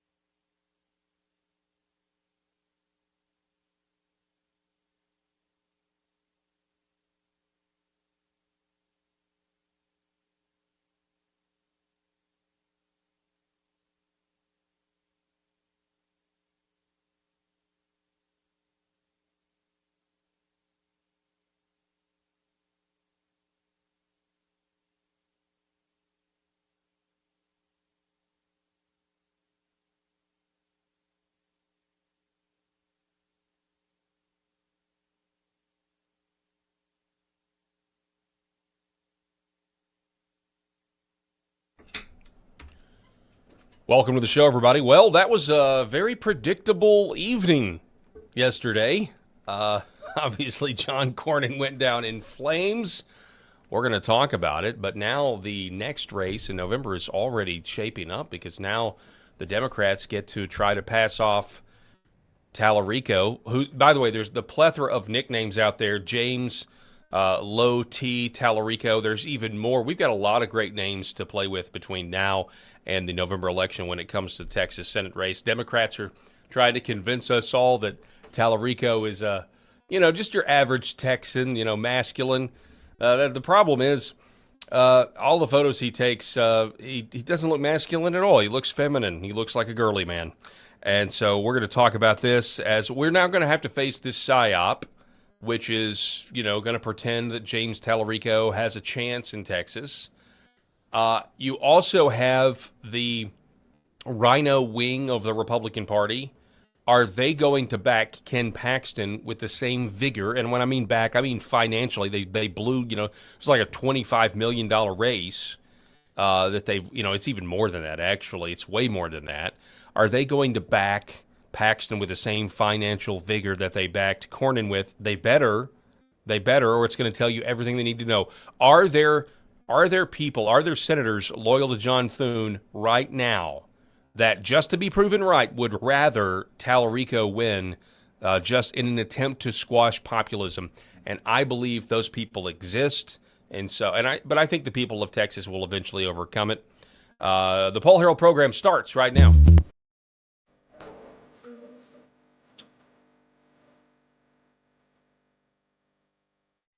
The Paul Herrell program. All right, ladies and gentlemen, welcome. Broadcasting here on LFA TV, as well as the Paul Herrell program, YouTube, Facebook, X. We really appreciate it. Make sure you go over to the Rumble channel, LFA TV. Make sure you subscribe to that. And if you're watching on YouTube, we would appreciate you subscribing to the Paul Herrell program as well. Rob Spencer is with us, my co-host. Man, it's an honor to be in the studio, as always, when I can be here. So, interesting. We videoed something with Congressman Rick Crawford today. We'll air that on Monday. That's going to be exciting because, there's just a lot of revelations that came out of that. But last night was the story, right? And we saw this, man. We saw what the power of the conservative wing, the power of a Donald Trump endorsement, the power of conservatives who are frustrated with elected officials not doing what they were elected to do. Mm-hmm. And by the way, you're gone. I think we could all, sort of predicted Cassidy. He voted to impeach Trump down there in Louisiana, the senator. Thomas Massey was also a person that went against Trump. I think that was a little bit more predictable. But Cornyn wasn't as overtly anti-Trump as some other ones. Cornyn was more just like a snake, you would say. You could argue that Cornyn was a lot more bipartisan than so a lot of senators. I don't know. You could say that. Excuse me. But what I've said on the show previously, and I'll reiterate this is not the time for bipartisanship.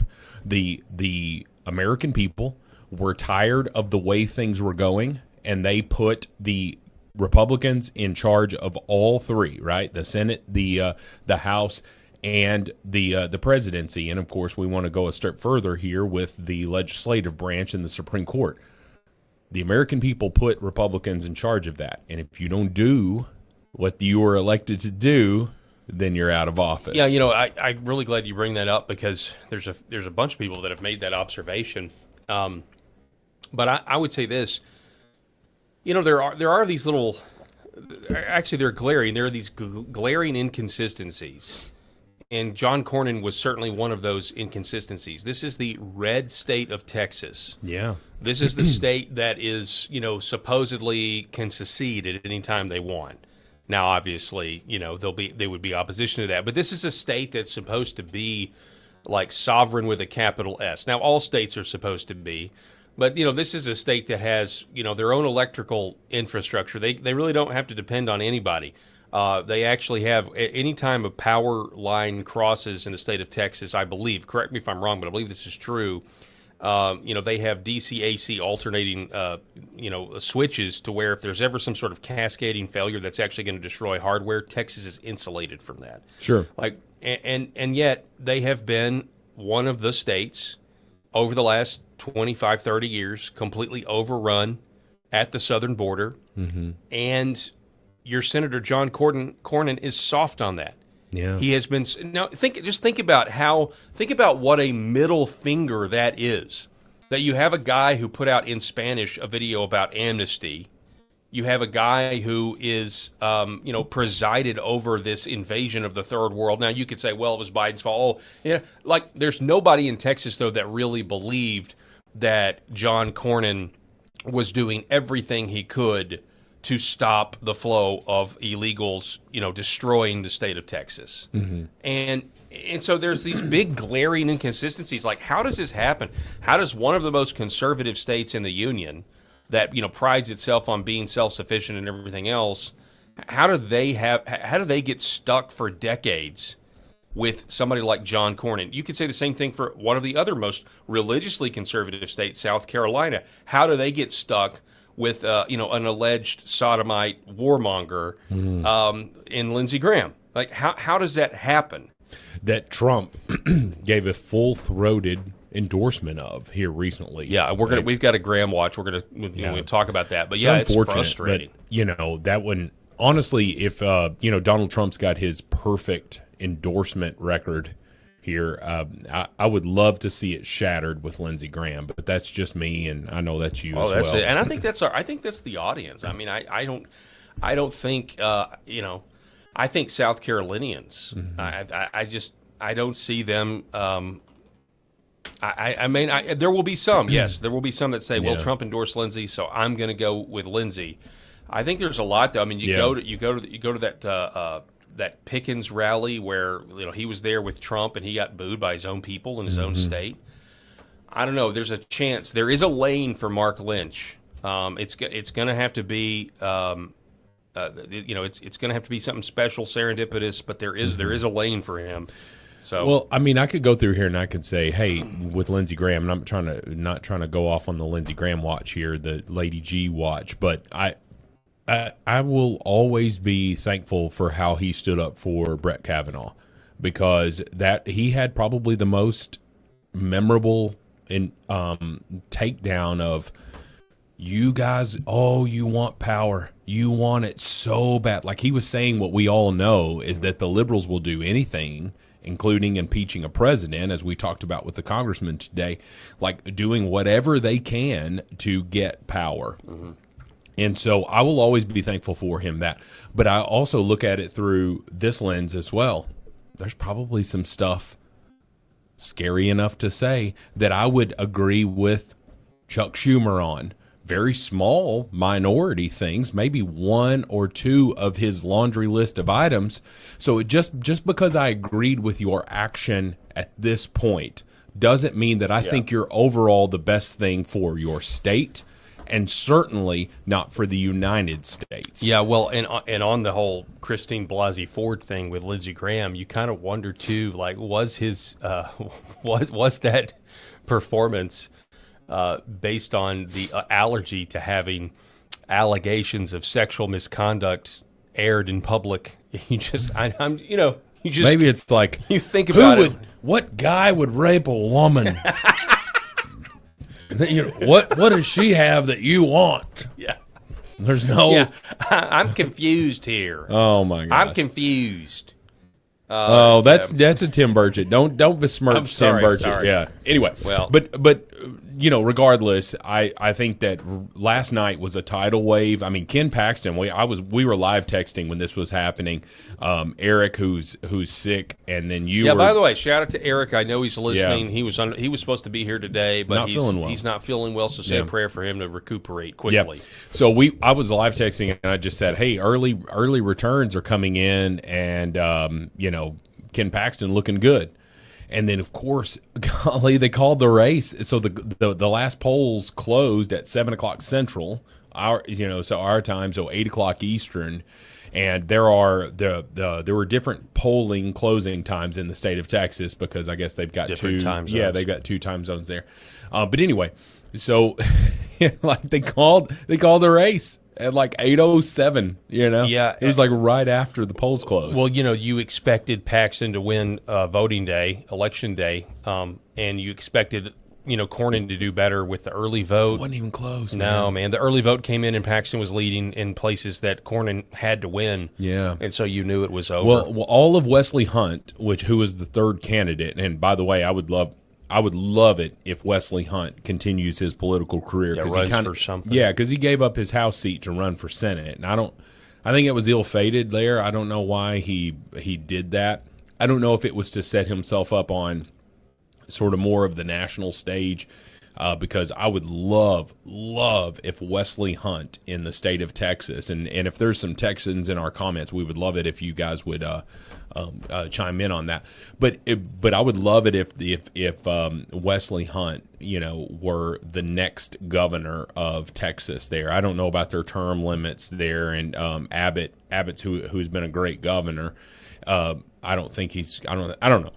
Yeah. Ask a Texan what they think. See, that's another thing with Abbott. Mm-hmm. I mean, define great, because there's a lot of people that are displeased. I'm speaking on a national standpoint, with what we know, but down in his Texas, support of Donald Trump. So it's right. But it's like, man, Greg Abbott. Ugh. Yeah, but give me a Wesley Hunt, man. You want to talk about a guy who wants to constantly be judged by the content of his character and not the color of his skin.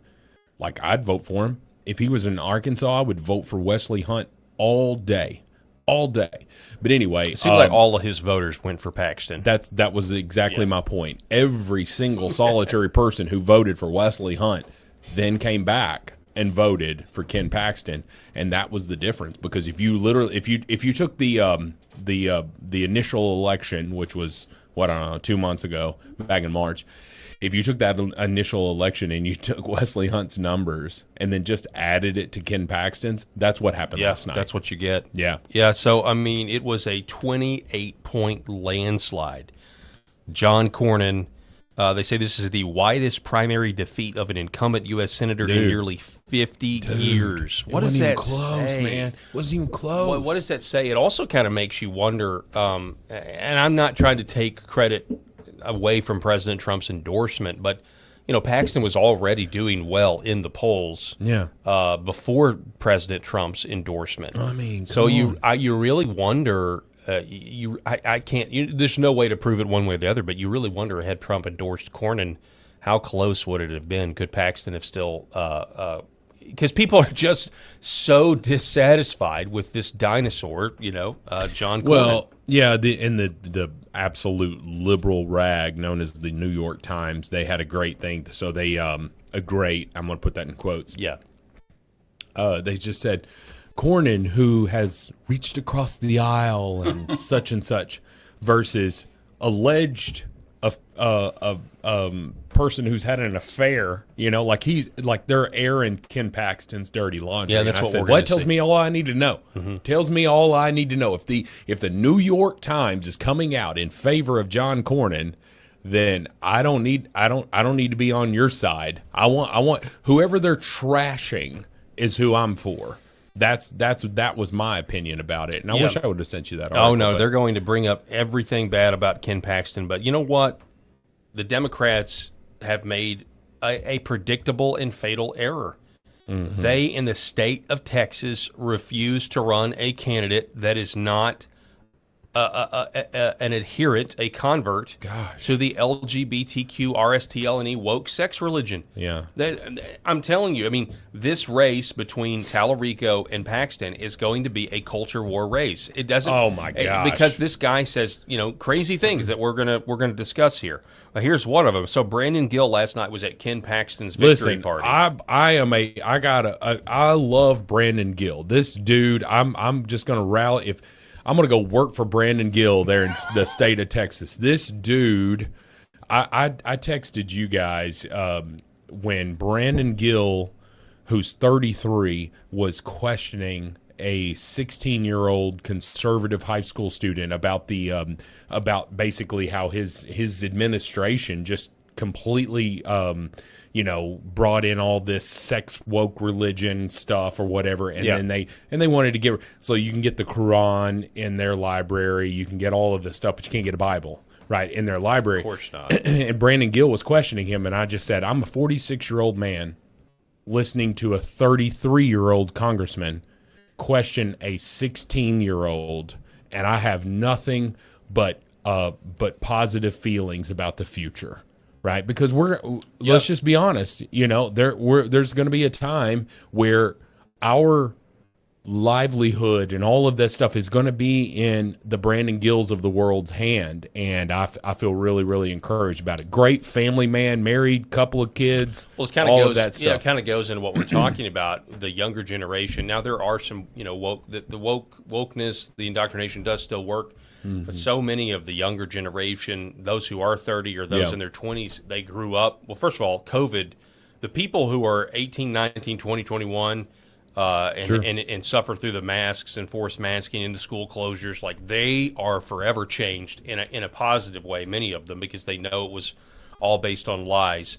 But the ones older than that, I mean, they grew up where, in elementary school, and they now can at least, they can quantify, they can category, that they were made to feel guilty because they were white or they were male, or they can see how our whole society has been so overtly feminized, and they're rejecting that. But so they're rejecting the other side less on policies of like, oh, we want to take care of the poor. Oh, you don't care, and they're more rejecting it based on, no, hang on a second, I'm not necessarily opposed to those things, but I'm not going to be blamed for the world's problems. And if you don't agree with me on that, then I'm not going to listen to anything else you say. And the younger generation gets that. I think they get the woke mind virus. Well, yeah, I mean, that's the Charlie Kirk effect. Kirk effect in full effect here, because Charlie has had. I hope that his videos just continue to make rounds online, because his words just need to have a lasting effect there in encouraging. It's okay, 17-year-old high school boy, it is okay to be white. It's okay to think that a guy who puts on a dress and calls himself a woman is not really a woman. It's okay to think that, right? Because we also know what the truth is, right? So that Charlie is just incredibly missed, but I see a lot of Charlie and Brandon Gill. Here was the scene last night at the Paxton rally. Take a listen to this. What kind of grown man daydreams about trans kids? James Tallarico, apparently, not long ago, was on a podcast, and the podcast host asked him, she said, what are some things that you love, Mr. Tallarico, that's not your family or friends? Your friends? And the first thing that popped into this guy's mind was trans kids. I think that's pretty weird. What kind of grown man daydreams about trans kids? James Tallarico, apparently. What kind of grown man Ken Paxton's opponent here daydreams about trans kids? I think I've got the clip. But something that you love that's not family or friends. Look at him. I love, I'm just saying this because it's on my mind, the trans children who showed up yesterday at the state capitol to advocate for their humanity. They shouldn't have to, but it was an inspiration to watch. So I just can't believe it. Like, they went with a more feminine version of Beto O'Rourke. Oh, Beto was and he was incredible. still Beta. I mean, Beto was still not a masculine presence at all. But somehow they went and said, let's get a less masculine version, if that's possible, of Beto O'Rourke. Yeah. I didn't agree with a single solitary thing Beto O'Rourke says, but I understood his rise to fame, because he was He was energetic. He was articulate. He came across as Hell yes, we're going to take your AR-15. Hell yes, we're going to take. He didn't care. He believed what he believed, and that's what he believed. Although misguided and warped as it might have been, he believed what he believed, and that's what he believed. This douchebag has been completely indoctrinated with, hey, we're the left. We want to create this cyborg, and that is going to be this guy who looks like, what is he? He looks like a Mormon to me, but I'm not trying to rip on Mormons here, but he just looks like a Mormon to me. Excuse me, sir, do you have a minute to talk? Yes. Like he should be riding a bicycle around with a backpack on. But anyway, it's actually really good. He does look just like doesn't he? Right. But the thing about the dude is like please, I think there needs to be there are some women legislators who are incredible, but the men, if you are elected, you should have to have a testosterone screening. Because if you are negatives, because this douchebag is negatives in the testosterone. I'll settle for a religious test. Well, I would much rather have that. But you don't stamp on my point here. This douchebag. I agree with you. Yeah, he's the only person he might get it up for there is Lindsay. But the thing about this guy. This thing about this guy is he is now going to be over the next however many months. So June, July, August, September, October, November, right? So over the next 6+ months here is what we're looking at. This guy is going to be the second coming of Jesus to the Democrats. Even though they don't believe in Jesus. Because he's a part of the woke PC USA church. Which is a which puts rainbow flags and stuff, and has women pastors and all everything else. They see Ken Paxton as gettable, right? I get it. I get that they see that, but using this guy as a candidate, I mean, this is a great opportunity for the churches in Texas or Christians in Texas that go to Bible believing churches to correct this guy's literal blasphemy and heresy. Oh yeah. And I mentioned earlier, I'd settle for a religious test. If James Tallarico uttered what he utters about God being non-binary and all the other things, and that abortion's in the Bible, he would literally be in the 18th and in the 17th, in the 18th and 19th centuries. This guy would literally be charged with blasphemy. Oh, he'd be charged with it. Yeah, like that's for saying that God is non-binary. Yeah, that's what he'd be charged with. He wouldn't even be running for office. The fact that he even believes in a state like Texas that he can come out and say these blasphemous things about the Lord Jesus Christ and about the God of heaven really shows you where we're at. But Texas has an opportunity to essentially, consign that blasphemy to the dustbin. This guy is not going to be the senator from Texas. So all right, I'm gonna play the host here, and you're gonna play this low T guy here. We're gonna do a reenactment of this, and I'm gonna tell you what would really happen in the real world after you answer this question. Okay. So James, what do you daydream about? Not your family, not your friends. What do you daydream about? Trans kids. Pervert! Get the hell out of here! Like, you would literally be arrested in the real world. Yeah. Like, just thinking about little boys, acting like they're girls and having the tuck underwear and all that. The ridiculous crap that Target was selling that year with the bathing suits with the tucking and all. Yeah, Tuck-it swimsuits. Tuck-it swimsuits and all this crap. Because the woke mind virus, this liberal ideology that says that if you're a dude, that you can be a girl as long as you just say that you're a girl.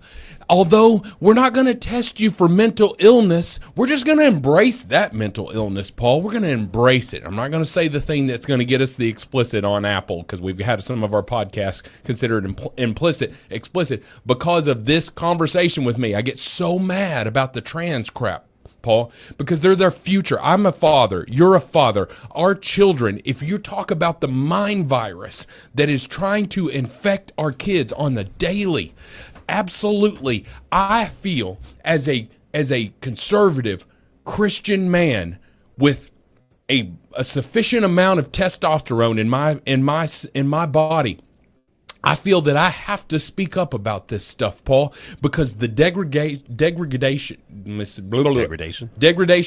of the American family, of the American way of life, is the destruction of the nuclear family.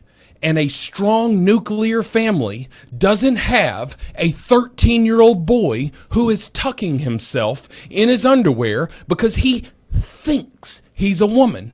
He thinks that he is female, or that he's this bullcrap non-binary. I'm neither a man or a... Do you stand up to pee?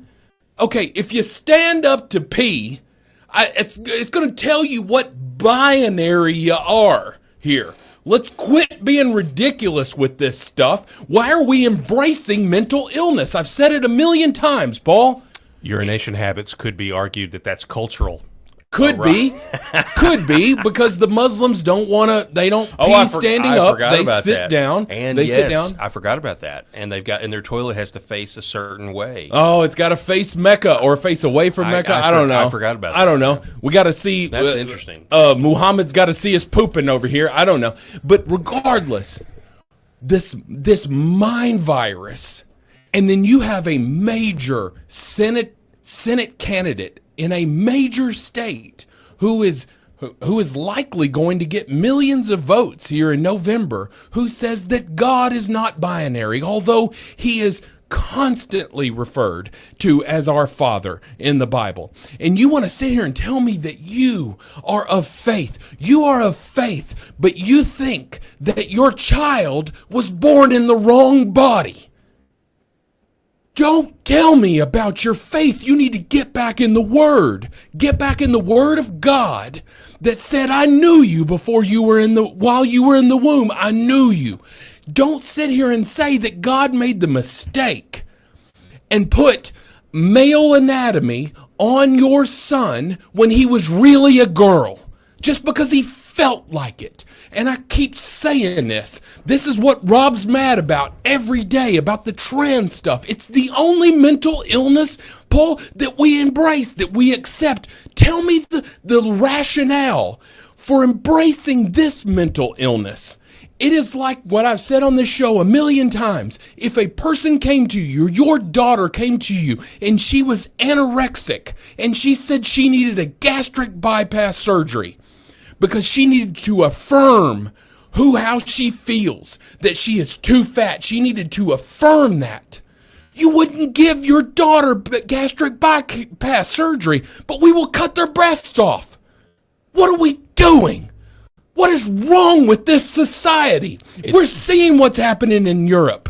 It is mental illness, and then we allow the third world to come into our country. Folks, this is our moment. This is our chance, and we are ruining it right now. John Thunes of the world are ruining it. Fix this stuff or lose your seat. That's a great point.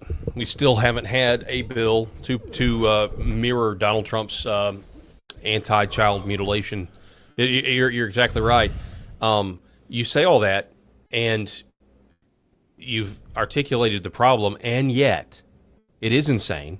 And yet, the Democrats picked a candidate that is doubling down on the crazy, is doubling down on the mutilation, is doubling down on the woke sex religion. Sure. And and then he gets asked by Jake Tapper. Listen to this. What is your response to them using that, and explain what you were talking about? Specifically, his non-binary comment God is non-binary. God is non-binary. He gets asked this question. What is your response to them using that, and explain what you were talking about? Well, I understand that comment is a little provocative. I said it on the House floor when the extremists in the Republican legislature were picking on school kids who were different. But I don't think it's controversial theologically. Most Christians would acknowledge that God is beyond gender. In fact, the Apostle Paul, in his letter to the Galatians, said that in Christ there is neither male nor female. And so if someone's got a problem with that statement, they shouldn't take it up with me. They should take it up with the Apostle Paul. What is your response to them using... That's literally talking about the new covenant Jew or neither Jew nor Gentile, nor male nor female. It's literally talking about how the gospel is now for the nations. It's for everyone in the world. It's not describing God's gender. You buffoon, you blasphemer, you heretic, you buffoon. So, but this is what we have to look forward to. But these are things that can easily be refuted. It literally took me 2 seconds to refute that. If you know the word, but it's about James Tallarico and his sin and the people around him sin. They don't want the Bible. The Bible can't say what it plainly says because it would require them to confess their sins and admit that they're sinners, and they don't want to do that. There was this lady pastrix in some church, and I pulled it for our I don't have it for today, but she was the pastor of this church saying that she's a lesbian, and she's saying tells the congregation that I don't have to repent to God for my sexuality, so they just openly defying what the scripture clearly teaches, and this guy is no different, and it's going to get worse throughout this campaign. But a great opportunity for Ken Paxton to rebuke this nonsense, and for his supporters to rebuke it, which I expect them to do. Well, easily. they've given so much commercial advertising, all kinds of attack material. They've Tallarico is a walking, cackling Kamala. He is that, because in a different vein, but he gives so much fodder for this stuff. Now, I just try to envision a Texan with cowboy boots on and a cowboy hat who is a rancher listening to this guy. Listen to this guy and thinking, you want my vote? You want my vote? Yeah. I think I'll go with Paxton. This is what I don't understand how the Democrats don't understand. Like, the prospect of this guy being your senator is enough to get you to the polls to vote, to make sure this doesn't happen. So look at this guy. This is the Democrat Party, fired up, ready to go. It's time to take back Texas. Look at this guy. And I don't know if you can see this, but I mean, this reminds me of Zoolander. It's so strange. It's such a strange photo where he's got one toe on the ground. What is this? Like he's in, and then he's got his hands behind his back. Hey guys, I'm about to jump in. Yeah, exactly. It is so weird, and it's so feminine. It's so beta, and then even the homosexual Richard Grinnell, who's gay, says if you've got a gay guy telling you look feminine, he looks like he's running for office in California. Rick Grinnell says. Oh, man. He looks feminine. See, That's funny. Even Rick Grinnell knows this is not something that is even sellable, and yet the Democrats are going to attempt to sell it. And you're going to hear the psyop. Oh, he's got a chance. Look at the polls. He's got a chance because Ken Paxton, was impeached or whatever. Yeah. Like, you're going to hear this, but you don't understand, like, this is the culture war all over again. It's the 2024 election all over again, and this guy is toast. They say that, I saw the movie Full Metal Jacket. He finds out where he's from. He's like, Texas. Only two things come from Texas, steers and queers. I don't see horns growing out of your head. I don't see any horns growing out of his head. And you mentioned the rancher, though, Rob, but he's also famously saying that he's running a vegan campaign where, on this program, I haven't changed my lower third in a month or so. Really? Brisket prices are too high. Yeah. You think a rancher wants to learn about not eating meat? How much? I feel like there's more cattle in the state of Texas than just about anywhere, but I don't have any evidence to back that up. But it's such a large state, and you're running as a vegan. We have, I think, heard more and more issues of animal welfare. I think not just because it's the right thing to do and the moral thing to do, but also it's, as all of you know, necessary to fight climate change. It is now existential that we try to reduce our meat consumption and that we try to respect animals in all aspects of society. Farts. And so I am proud to say that our campaign has officially become a non-meat campaign. Oh, so my God. we have We are There's 3 only people buying clapping. vegan products from our local vegan businesses. Some of you may know Big Nona's. They were little Nona's, and then they opened up Brick and Mortar, so another Big Nona's. But we just got our pizza from there today. And so the point is that I think all of us, not just policymakers, but everyone has to take personal responsibility in this effort. Yeah, of course we do. It's just crazy. I'm gonna order myself a meat lovers pizza when we finish the show. Good for you. Good for you. It's just crazy the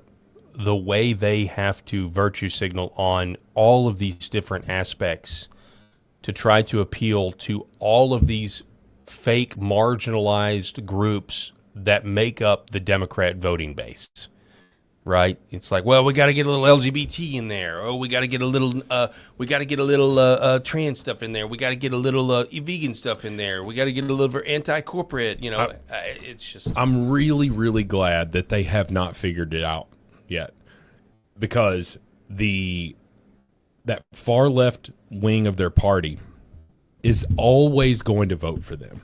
Because they're not. You think they're going to vote for a Republican? No, not at all. They're not going to vote for that R. So they're catering to the extremes. They're catering to the extremes rather than, why is Donald Trump one of the more popular, populist presidents? And that is because he is speaking to the forgotten man, the forgotten woman, who doesn't consider themselves a Democrat or Republican, but considers themselves an American, a true patriot here. And this guy is speaking to the far left rather than the middle, which is why I have no doubt that he's going to spend, and the Democrats are going to spend, a ton of money for him to go down in flames in November. It'll get ugly. It'll get really ugly with Ken Paxton. They've got a lot of, and respectfully, they've got some stuff to throw at Ken Paxton. But Ken Paxton is a human being. Yeah. He's made errors. He's made mistakes. Yeah, I mean, and again, once again, we're not voting on a pastor. You're voting on a magistrate. You're voting on a politician. So to your point, yeah, everybody's made mistakes. I think the thing. I mean, we've seen this before. We've seen it with Beto O'Rourke. But you also have to kind of read the tea leaves here. You had this. What was it called? An autopsy, the Democrat autopsy that was released. Millions of dollars to find out that Kamala just sucked. Well, you would think. I mean, is this gonna? Are they gonna? Who are they gonna? I mean, I know they say Gavin Newsom, but are they also going to try to run? Some like Pete Buttigieg. Honestly, think about Pete Buttigieg. Like, this guy is somehow worse than Pete Buttigieg, in so many ways. A gay man who's. And I don't think he's not like Tallarico's not gay. He's not out. He's not out. He's not out. He's not openly, But so then you've got somehow they've made a Manchurian candidate that's worse than Pete Buttigieg. Yeah. This guy is. You know what? I'm thankful that he won. So he was running against Jasmine Crockett, and they were just going to do anything they could not to have Jasmine Crockett. And those were your two options. Now, if you think about it, if Jasmine had gotten the nomination, right, him versus Fake Ghetto, gal. So it's really funny. Yeah, like, what are you going to do, man? Yeah, well, you're just going to be like, oh, I'm Fake Ghetto here. We've seen the interviews. You were a Rhodes Scholar here. You're not an idiot. You just sound like one because you choose to sound like one. Just like old Justin Pearson out of Memphis. Oh, yeah. Memphis. Yeah, that guy that went from straight vanilla guy, vanilla in proverbially, and he goes from this to straight up Malcolm X, like, bro. One of these is the real you. Here's another preview of Tallarico, low T Tallarico. Did they teach you in Sunday school that Jesus Christ himself was a radical feminist? The American flag is such a complicated symbol for most of us. God is non-binary. You can't call yourself a Christian and reject the stranger seeking asylum at our southern border. Our trans community needs abortion care too. Modern science obviously recognizes that. Hang on one second. Our trans community needs abortion too. The trans community needs abortion too. I saw this guy a couple of years ago.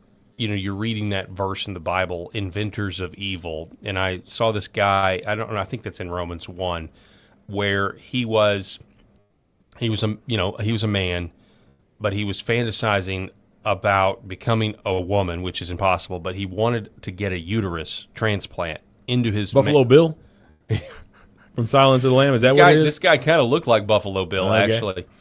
And he was so evil, and he hated Republicans so much, and he knows how much we think abortion is murder. We're trying to save as many babies as we can. We're trying to get rid of abortion, end abortion. And he was so full of hate that he was making kind of a gotcha video at Republicans, and he said, I'm going to get a uterus implanted in my body so I can get pregnant, so I can kill the baby. Like, that's how evil that I'm dead serious like that. And you're just like, wow, I'm looking at a depravity that I knew was possible on paper, but to actually hear people say it out loud.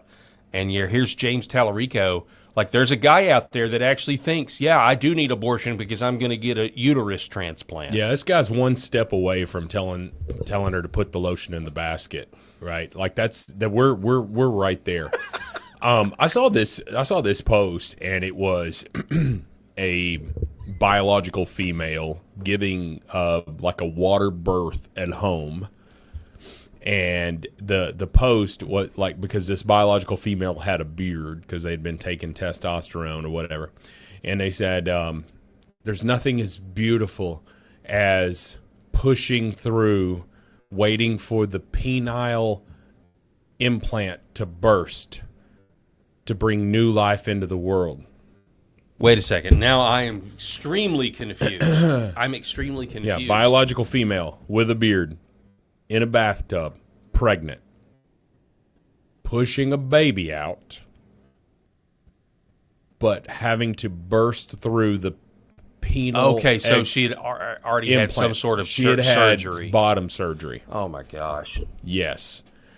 And for some reason, well, that was destroyed. Yeah, for some reason, still consider herself a man, although she was birthing a baby, because she had to burst through a fake penile implant. The headline goes, if you live long enough, you'll see all the horrors of the world, right? And as a man, I was just like, yep, because I can't think of anything worse, right, than that bursting. But just a quick question: how's that libertarianism working out for you? Like, how's that working out? Everybody enjoying the live and let live hellscape that it's created? Oh yeah. I'm not enjoying it at all, and I Yeah. actually think we can take measures appropriately and say, no, this is wrong, it's evil, we're banning it. Sorry. Yeah. Banning things is good sometimes. Well, yeah, like if you Still want that T-shirt. There you go. You're burning books there. Like, well, this is a book that teaches third graders how to give blowjobs. I'm pretty sure that needs to be banned. Yeah. It doesn't need to be in the library. 100%. Let's finish up with this montage real quick, and then we're going to take a quick commercial break. Are many more than two biological sexes. You're seeking asylum at our southern border. Our trans community needs abortion care too. Modern science obviously recognizes that there are many more than two biological sexes. In fact, there are 6. Prophetic voices like Jesus have helped me reckon with my own whiteness. Our southern border should be like our front porch. There should be a giant welcome mat out front. We are trying to fundamentally change the politics in this state and in this country. No need to sit and cry over, your whiteness or your masculinity. Did they teach you in Sunday school? Yeah, he actually said that. Let me find that Brianna Morello tweet, and then we'll go to break, because I pulled this one. Yeah. So, white skin, he says, quote, white skin gives me and every white American immunity from the virus, but we spread it wherever we go, through our words, our actions, and our systems. We don't have to be showing symptoms like a white hood or a Confederate flag to be contagious. The only cure is diagnosing the virus within ourselves and taking dramatic actions to contain the spread. The first small step is proclaiming loudly and unequivocally that Black Lives Matter. That this guy will not, unless there are massive electronic voting machine fraud, this guy will not be the senator. It's not even close. But when you read that, and I'm going to say this as I'm not telling anyone to harm themselves. So that's my disclaimer here. When you start reading this, when you read this from another white guy, or if you read it from a black, it doesn't really matter. How is this not really a call for self-harm? Like if you're a white person, how is this not a call for self-harm or suicide? I think he, in a dream world, James Tallarico envisions white people going to the polls and pulling that lever with tears in their eyes, like, I hate myself. Tallarico for Senate. Like I think that's where they are, because my whiteness is so terrible. Well, my whiteness so awful. You go back and look at the trans terrorist that shot up the Presbyterian school over in Nashville, Audrey Hale. And if you go read her writings, when we finally got Crowder got the leak on the manifesto, you actually see that she hated herself because she was white. Like the propaganda worked so well. Not only was she trans, she also hated herself for being white. It's like go back in time. You need to go back in time and talk to Michael Jackson, because he had the opposite feeling, Like he hated himself because he was black. I don't think that's true, but that's what the story was. Yeah. Regardless, and the whole him getting catching himself on fire was a cover story. There you go. That's what it was. So what we are. Hey, are there more white people in the world? No, than there are. White people are a minority in the world. Oh, we are. Mm-hmm. We are. Huh. Yeah. It's interesting. It's interesting how few white people there are. And it's very interesting that in the United States, how few white people we have versus 50 years ago. Mm-hmm. Now, I'm not saying that just because someone has a different colored skin that they're not welcome in this country. That's not what I'm saying. But what we've talked about a million times is assimilation. You've got people like James Tallarico in this world, in this country, who hates the color of his skin and also hates this country. Does he have any patriotism within his blood at all? No, absolutely not. He feels like he is the solution, or one of the solutions, to the world's evil that is known as the white man in the United States. Okay? And for that, there can never be anything positive grow out of it, other than just sending this guy out to pasture the same way we did with Beto. I mean, and look at what they've done to white folks in South Africa. I mean, there's a lot of foreshadowing out there. As a matter of fact, the New York Post has an article out how white people are going to be a minority in 24 years, 2050. We're projected to be a minority. Tell me how that's a positive. I actually think that's not true. I actually believe that the white population, that we can beat the rap, and I don't think that's going to happen. I believe that there's a strong chance that we're going to keep having families, we're going to keep having babies, we're going to keep marriages going. Because if you look at the marriage decline and the marriage rate, there are white Christian Bible believing families are having babies. They are having children. Yes. And you have these, white liberals that are not. And so we'll see. We'll see. Yeah. Obviously, this assumes that we get immigration under control. We do need mass deportations to a higher level than we have them now. Sure.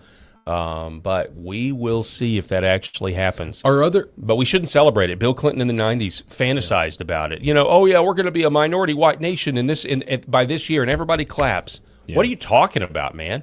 Why? What is your deal? Why do you think that's a good thing? Why are you at war with white people? Sorry. Are Muslims good with their children marrying white people? I don't think so. I'm going to go to a limb and say no. They're not. No. You can't do that. Same with Indian people. They got to be a little less lax, though, right? Or got to be there's a little more slack there. Yeah, I don't want to go on my Indian rant today, but but black people as well have a thing against their if you're black, you need to be with your people, you need to be with your kind. They don't even want us adopting you got this black kid in foster care, and you don't want us to adopt them out of foster care if we're a white family. It's ridiculous, right? And I'm sure, and so I say all that through this perspective. It's okay to favor your race, and that's not to say that I have any problem with any other race. I don't, or hatred or anything like that. No, I don't. Because that's what they'll say. They say, "Oh, so that means you hate everybody who's not like you." It's like, that's not what that means. That's right. And one of the most eye-opening things for me is like when you go to speak with somebody and they're of a different race or whatever, and they speak to you a certain way, and then someone of their kind comes up and starts speaking to them, totally different conversation. Yeah. Right. And it's like, oh, wait a minute. I'm pretty much speaking to people the same way. I'm not trying to say I'm better than you, but the way I talk to you, the same way I would talk to a homeless, black man at a gas station or something like that. I don't know. But anyway, regardless, the whole attack on whiteness is ridiculous.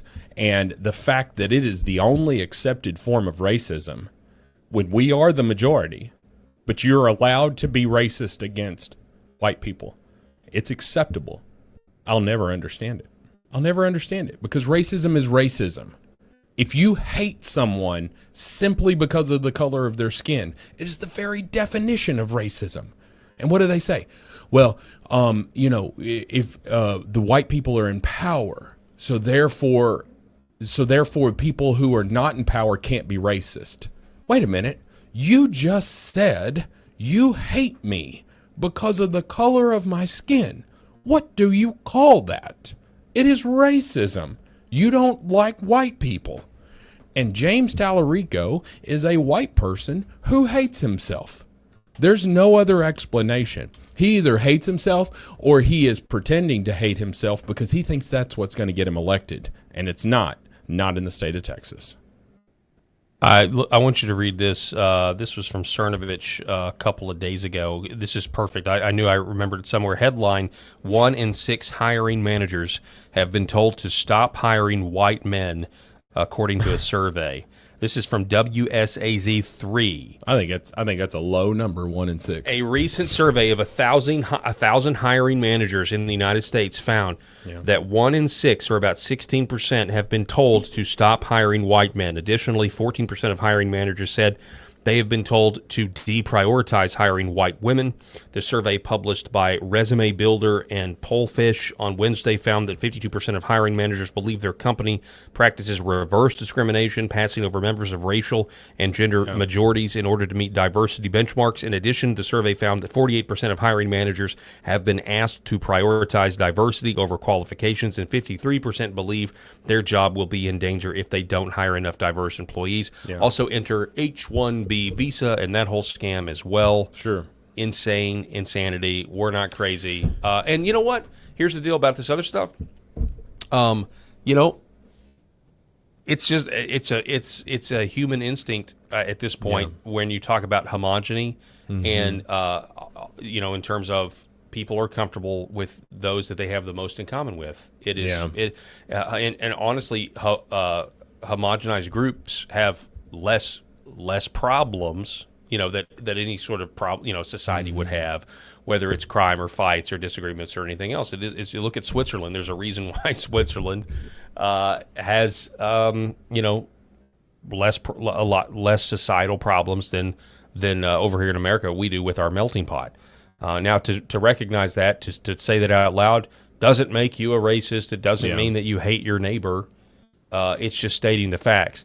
But when we have been raised, and especially the millennial generation, Gen X generation, and the Zoomer generation, I would say in particular, me as an older millennial, raised to be, colorblind. We're past that. The civil rights movement happened, and it's all this stuff about how we've got this bright future ahead, and then we become adults, and then the black people. Then the left, and this in particular was a black lady saying that part of white supremacy and systemic racism is showing up to work on time. Oh, yeah. Expecting to show up is a part of white culture, and Yeah. we've got to get rid of that. And then you have the open subversion and the celebration of whites declining demographically. Oh, I'm sorry. I've been lied to my whole life. Sure. You know, we've all been lied to about what the goal is. Math is racist, Paul. Math is racist. 2 + 2 may not be 4, Paul. Maybe it's 5. Maybe it is. Sophie in our comment said there, Sophie Pingo, 1916. We all have our own culture as long as we're good in our hearts and don't harm each other, we're fine. But I have never wanted to be another race, nor did I ever feel guilty about being white. That's insane. And I think that's, like, look. Thank you for that comment. Yeah, just be a good person, man. Just be a good person and quit trying to, like, if you're an adult, quit trying to indoctrinate my children. My job as their parent is to raise them. Once what they do as an adult is up to them. But quit trying to indoctrinate my children. Do not tell them to hate the color of their skin. Now, fortunately, we're in a school district where that's not ever come up. We're in the Bible Belt, and so most of the teachers, are religious people there that don't, as far as I know, don't hate the color of their skin. But don't teach my children to think that. If they think that when they're an adult, that's sad for me as their parent, but that's what they're entitled to do. But I don't need a politician. I don't need a teacher. I don't need anybody in a position of authority who is telling me that I need to apologize for my whiteness. Well said, Rob. We're going to take a quick break and reset here. This is the Paul Herrell program. Don't go anywhere. Back here in just a moment. For centuries, light has been used to heal.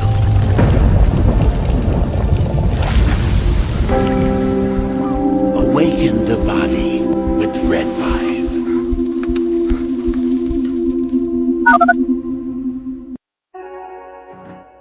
Why is Red Vibe different? What sets it apart? What sets us apart from the standard red light panels? This is a medical grade device, and what that means is the red light bulbs, the near infrared bulbs, have very specific wavelengths. If you think about the wavelength as the medicine, the 635, the 670, the 810, the 850, those were specifically chosen because those are the most powerful effectors of the cells. So those specific wavelengths, when they get into our body, when they affect our tissue, they spike energy production, they help with nerve pain control, they increase stem cell counts. There's very specific mechanisms that those specific wavelengths work at, and that's the medicine. So if you think of, say, medicine as an Advil or a specific steroid or a blood pressure medication, the wavelength is the medication. The other part of that, whenever you take a medication, is dose, right? So you have the medication. So if you take 1 milligram of Advil, and the average dose of an Advil is 200 milligrams to 800 milligrams, it's not going to work. That doesn't mean the medicine's bad. It just means you didn't take enough. Right? And so even if you have the right wavelengths, first you have to have the right medicine, and then you have to have the right dose. And to have the right dose, in light therapy, you have to have enough energy. So you have to have a powerful bulb. The LED bulbs, or light emitting diodes, have a specific wavelength, and that wavelength is the medicine. And the wavelengths that have been studied and published on that are the most powerful in affecting healing and the changes that we want to see with our bodies and our health are the 635 wavelength, the 670, 810 nanometer wavelength, and 850 nanometer wavelength. Those are all going to affect the mitochondria, the cytochrome C oxidase, and affect those powerful long-term changes and affect that downstream pathways. And that's what you get with Red Vibe devices. The highest efficacy, the best wavelengths, concentrated to help your health. Behind every precious life, there was a choice. Behind every family moment, behind every special memory, there was a choice. A life of joy, a life that is beautifully and wonderfully made. At 7 Weeks Coffee, we are funding the pro-life movement, one cup at a time. Will you let your coffee serve a greater purpose?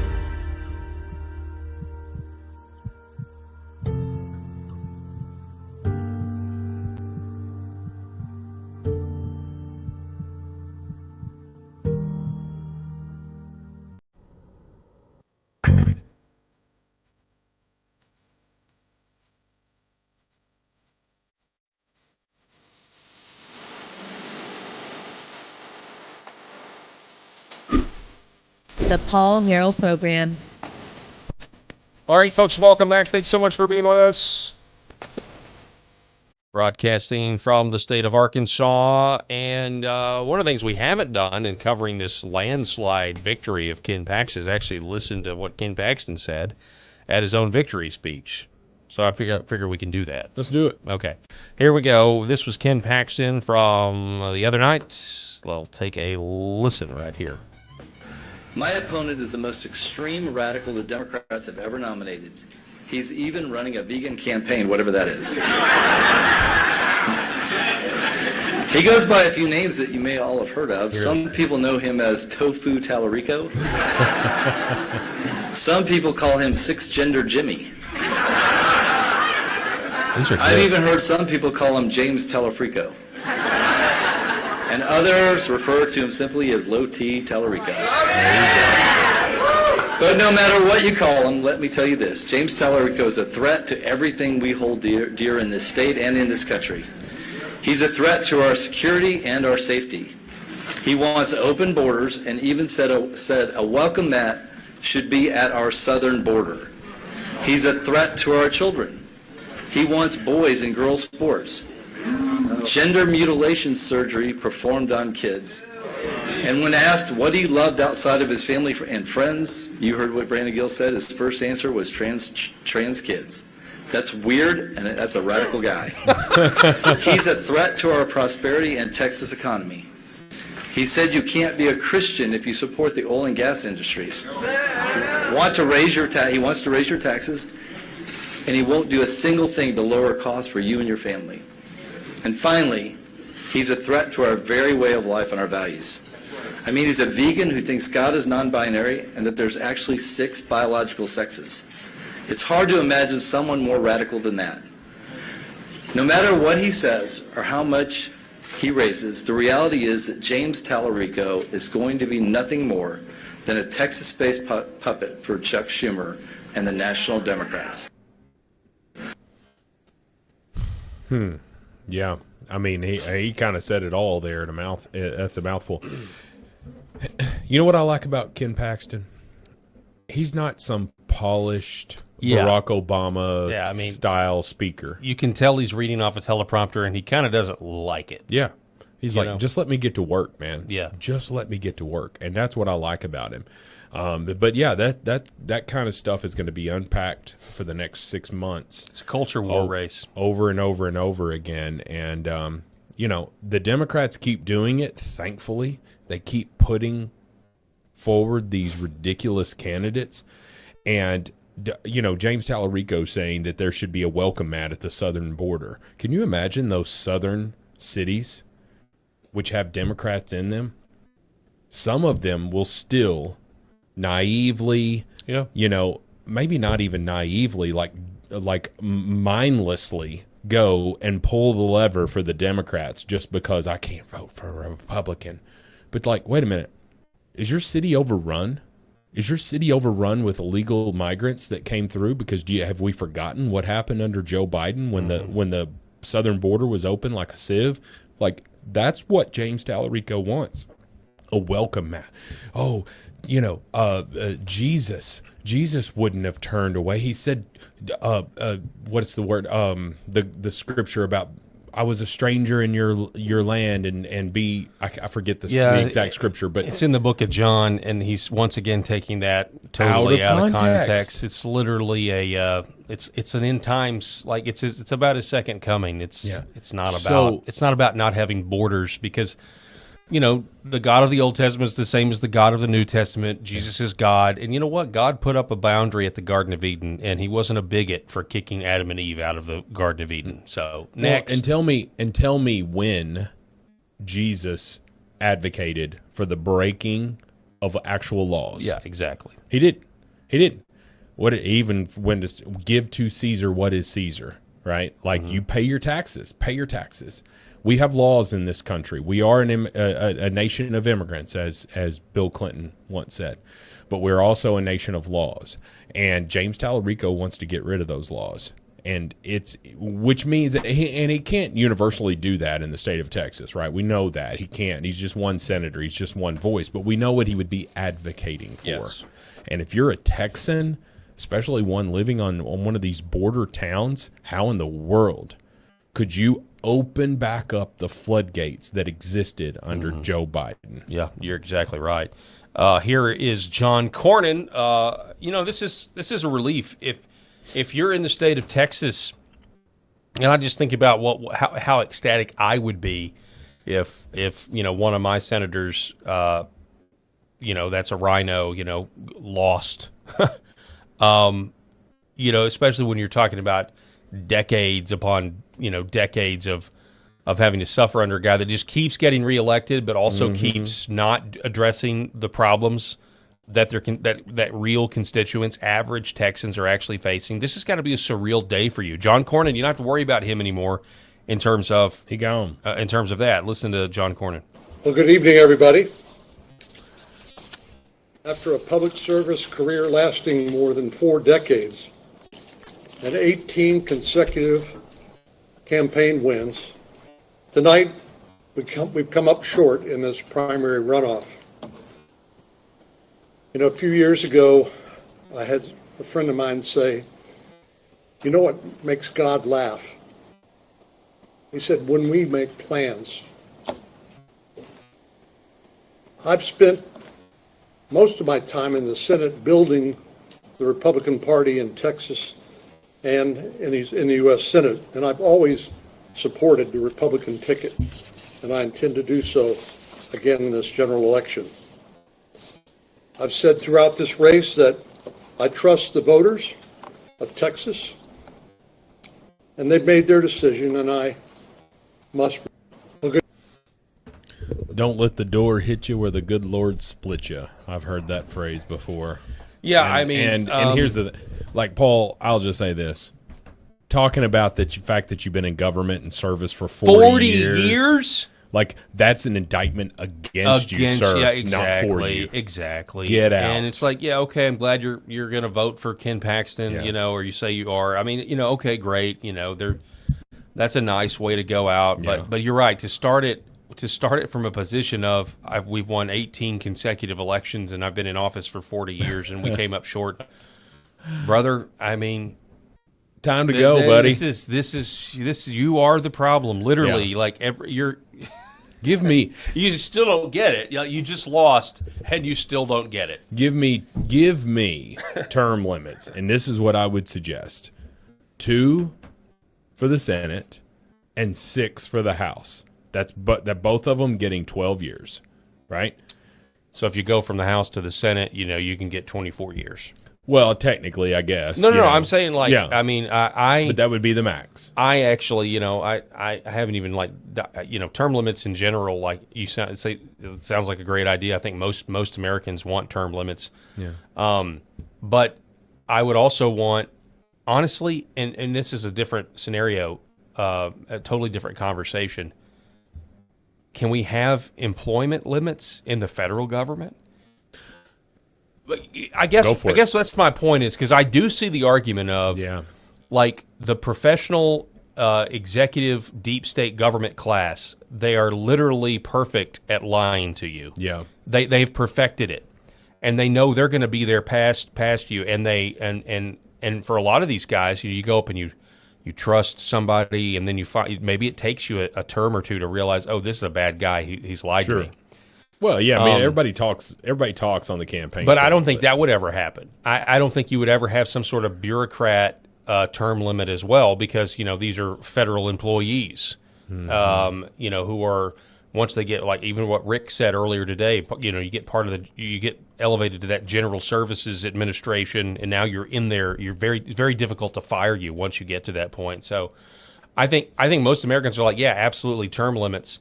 But I would also want to see some sort of federal, like you get to work for this amount of time and then you've got to go. I mean, the government is so big. I honestly, you know what I would take before term limits? I would take expanding the House of Representatives. I think the House of Representatives should be a minimum of 1,000 people. If we're going to talk about keeping our system, I think we got to allow them to have, bribing. It's too easy to bribe 535 people. It's too easy to compromise that. 300 million Americans, 535 delegates at D.C., that's it. That's just ridiculous. It's ridiculous. Get rid of the 17th Amendment. Get rid of the 16th. Is the 16th the one, whatever the income tax is, 17th Amendment's how we elect senators. There's a lot of things that could be done. And I think term limits is a part of the conversation for sure. But well, I'm not going to give away Monday's show, which Monday is great. We're not going to be in studio, but we've got a show that's already been filmed and ready to go, and it's with Congressman Rick Crawford, and he talks about how outgoing presidents will put these people in place. Like they will put them in these government offices, and then they camp out, right? So if you're a Joe Biden, you're going to elect these people. You're elected, but you're going to throw these people in these government positions, high-ranking government positions, right before you leave. Right before you leave office, and then they're camped out for the next administration. And think about the problems that create. When we look at what we're frustrated with the FBI and the CIA and all of the intelligence communities here, like, it's because you have these implanted people that have been sitting there working behind the scenes and working against the will of the American the American people. And the only thing that I could think of is that, yes, having some sort of limits on that. I read this thing that said that 60% of all African American women who graduate from college, go to work in government jobs. Yes, I've heard this. And do you want to say here, like, listen, let's be honest, do African American women vote for Republicans? Very few of them do. But the ones that do, we love them, right? Like, we don't care what color your skin is. We care about your values. But the majority of them are voting for the Democrats. Well, 60% of all college graduates who are African American women go to work in government jobs.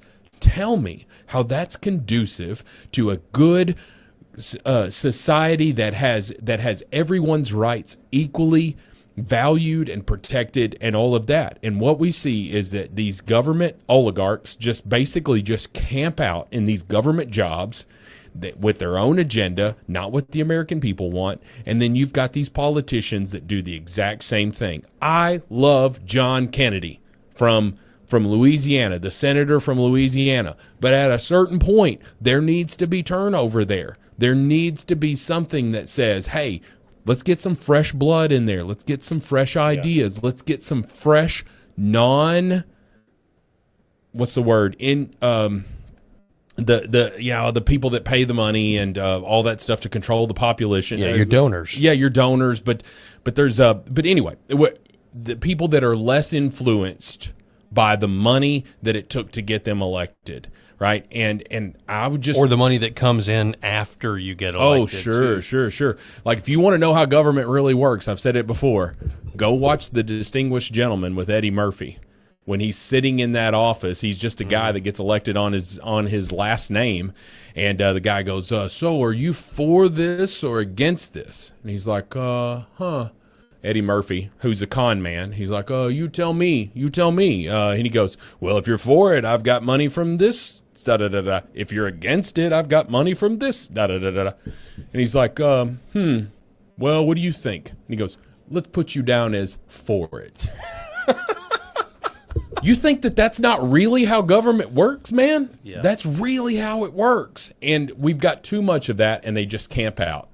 So far, I mean, it's been a very good year if you think about it in these terms. These are four of the biggest rhinos. Mitch McConnell, Cassidy, Thune, and now Cornyn are not going back to the Hill. January of 2027. Look at that douche up there in the top left. Look at that guy. Turtle. He looked like he died 7 years ago. Mm-hmm. And all of it's fascinating when you think about it. I mean, there's so many more that need to go. Look at Cassidy. Listen, let me just tell you something. That full head of hair, You shouldn't have that much hair when you're 75 years Well, old. maybe it's just genetics. It could No, just be- it no, could just it's be a sign of genetics. low testosterone, Paul. When you have And that much hair? I was going to talk to you about that. Are you serious? I was going to talk to you about when it. you don't lose your hair, you Google have it. low T. Google it. Hair loss can be a sign of high testosterone. Oh, you're welcome. Maybe that's why I have. You're not going to be able to sleep tonight. Maybe are that's you? why. Maybe that's why I don't have energy during the Yeah. second hour of the show. Or it could be that I've cut out energy drinks for now a week now. So Well, you're doing the Lord's work for both of us because I'm going to keep drinking you these keep on energy drinks. you keep on crushing them. I'll live vicariously through you and your baldness. Yeah. Listen, if you still have your hair when you're 80 and you're in political office, which I don't know that you would be allowed in there, No, but let's never. just say that you're in there. Let's Never. just say you're a politician, Paul. I want you to give yourself the shoehorn. Right? Or the horseshoe. That's what I was Yeah. trying to say. The horseshoe. Give yourself the horseshoe. I'll just hairdo. do a mohawk, and it'll be in. Look, your hair is to blend in with the Zoomers who are serving. Your hair pisses me off. I'm just taking shots at you because your hair makes me mad. Sorry, with your full head of luscious hair. It doesn't happen. All this just doesn't happen. Anyway, all right, here we go. Maybe I'm wrong. Maybe that's reverse. Like if you have all your hair, you have high testosterone. But Yes, I don't think that's the so. one. LJR 15001. So a few things, and again, this is on the PSYOP that we're going to face. But I wanted to put this. Seth Keshel had this about all the things that people have said about Ken Paxton over the years. That he won't become AG, that he won't get reelected, he won't survive the primary by the Bush dynasty, he'll never be reelected again, he won't survive impeachment, he won't run for Senate, he won't beat Cornyn, he won't get Trump's endorsement, he won't beat Cornyn by more than 5. Paxton won't beat Cornyn by more than 25, and that's where we are right now. So now we're about to hear Paxton won't beat Tallarico, he won't beat Tallarico by 10. The Senate. Then the next thing is the Senate won't seat Paxton. They'll find some reason to not even let him. Oh, it's coming. This is where this is the PSYOP that we have to endure. Yeah. Who's the post by? Seth Keshel. Seth is 100% correct here. Yeah, he's he was a big mind in the exposing the voter fraud in 2020. Okay. So big guy. So also Al Green. This fool is gone. Black people rent apes. Famous for he had a sign that said black people aren't apes, but the photos captured him covering the A, so it looked like he said black people rent apes. Al Green will not be interrupting Donald Trump's State of the Union address next January because he's been defeated in the Texas 18th District primary. Okay, so primary, that's Democrat versus Democrat. Yeah. Meaning this fool lost to his own party because they're tired of his ridiculousness. They're tired of it. Like literally his only claim to fame, well, there's two things. Number one, he constantly does articles of impeachment. He famously introduced articles of impeachment against Trump before Trump took office the second time. Oh yeah, do you remember that? Yeah, I remember that. The December whatever. He's like, I'm gonna go ahead and get ahead. I'm gonna go ahead and get ahead of this. I'm gonna go ahead and impeach this guy. But then and then getting kicked out of the State of the Union. That's really the. Can you point to any particular legislation? That's this picture here. Yeah, get out. J.D. Vance says gone. Yeah, remove him. Which is what he wanted. He wasn't gonna. He wasn't gonna sit down. It was all a show. Yeah, to try. That's what the Democrats are, man. They're all a show. Yeah. They're not about any sort of fruit whatsoever. They're not gonna. There's nothing to them. It's all about show. It's about bluster. It's about pandering. That's what the Democrats are. Let's see here. Okay, we already covered that one. Also, in other Texas news, they did have an attorney general race with Chip Roy. Chip Roy losing to Mays Middleton. Who the hell is Mays Middleton? I don't know. He's a Texas state senator. Okay. He defeated Chip Roy in the Republican primary. Middleton, the self-made oil and gas executive who branded himself as MAGA Mays, poured more than 16 to 17 million of his own money into the race. That's how he. That's so how he you're won. saying and calling yourself MAGA Mays against a guy Chip Roy, who Has had is one of the 8. differences. He's one of the 8 people that Donald Trump has to call to get him to vote the way he wants him to vote. So yeah, Roy conceded the race shortly after the results came in, saying that he had called Middleton to congratulate him. The race turned into a referendum on loyalty to President Trump and the MAGA agenda. Middleton hammered Roy for his past criticisms of the president, including Roy's statement on the House floor that Trump had engaged in impeachable conduct related to January 6th.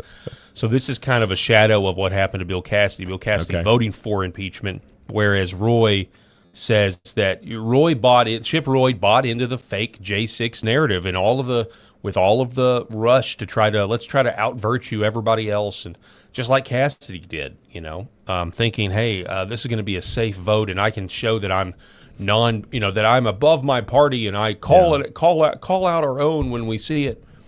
Which, of course, now J6 is a completely different story than it was then, and we see it for the Fedsurrection that it is. Well, Bad Moon in our comments here, taking low testosterone is the leading cause of hair loss in men. Hair protects you from. So you're. So he's saying it's the opposite. He's saying it's the opposite. Now, I've not. Listen, I'm going to have to Google this. Let's see what Bad Moon. You could be wrong. Well, it But makes anyway, more sense when you think about how attractive hair can be to the opposite sex. I mean, you would think that testosterone would have to be at play in that scenario. Go ahead. What else did he say? Hair protects you from radio and UV rays, so you'll become a beta male and will crumble under pressure and have the desire to wear dresses. He's got to be making that part up. You think? Just I don't know. I've never desired to wear a bad dress or to wear a dress, Bad Moon, but my wife is very happy with my testosterone levels. Okay, all there right. we go. Let's just leave it at that. It's not a contest. It is a contest. I'm emasculated over here. I was crying about a bird yesterday. Hey, I mean, yeah, that's. I mean, you're indicting yourself. So Yeah. I'm just gonna listen. Gonna shut up. I agree with Chip Roy on one thing when he was in Congress, and I guess he's still in Congress. I agree with him on this. Like we're spending ourselves into oblivion. Now, what we've learned, especially since Nick Shirley came out in December, is that we are frauding ourselves into oblivion. Elon Musk has come out and revised that he believes that we're closer to $2 trillion. Well, it's funny that you say that. This is a perfect segue into this other story. Okay. So J.D. Vance and Stephen Miller were, doing a fraud. They were meeting with attorney generals yesterday over this. How much fraud is it? Stephen Miller kind of dropped a bombshell here in this clip. Listen. Not abiding by our laws, and the amount that has been fleeced from us is in the hundreds of billions of dollars. I believe, based on what I've seen and what I've heard, is that we could balance the federal budget if the only dollars that went out of the Treasury went to individuals who were properly, lawfully, correctly eligible to receive them. And that ultimately is going to be what we have to do as a country. In the meantime, because of the Vice President's leadership, you are seeing the most muscular, robust, aggressive, dedicated, determined, and speedy effort to shut down criminal fraud that has not only ever occurred in the history of this country, but in any developed nation. Okay, so he doesn't say trillions, but he says that you could balance the budget if we actually got rid of the fraud. I hadn't seen that. You said Elon Musk said that he thinks that it could be $1 trillion a year. No, he said it was closer to $2 trillion. That's $2 trillion. He thinks that our deficit, that our $2 trillion deficit. Of course, I don't. That's about where we are, right? Isn't it 4.5 versus 6.5? Somewhere around 5 and 7 is what I always said. Okay. Like we take in $5 trillion and we spend $7 trillion, so we're $2 trillion upside down every year, right? He thinks that $2 trillion is all fraud. Okay, and so if you were to eliminate that fraud, no need to invoke new taxes. No Mamdani, Right. There that's just trying to tax into oblivion. Hey, did you know that he balanced the budget? I heard something about that. Oh my gosh! And then you dig deeper and find out that he just borrowed the money. He just borrowed it and cut people's benefits. You're like, wait a minute, you didn't balance the budget. You're just borrowing it. You're kicking the can down the road because you wanted to have a political victory. That guy is a fool. That guy is a wolf in sheep's clothing. I'll tell you that right now. But anyway, they're everywhere. But I don't even know what I was talking about there. Well, now we're going to pivot towards Canada, our neighbors to the north. They are they're killing their own citizens with the MAID program, the Assistance in Dying program. Obviously, I think this is something that... Oh, sorry, I'm not laughing at that. I'm laughing at our comment. Many liberals would want that system here.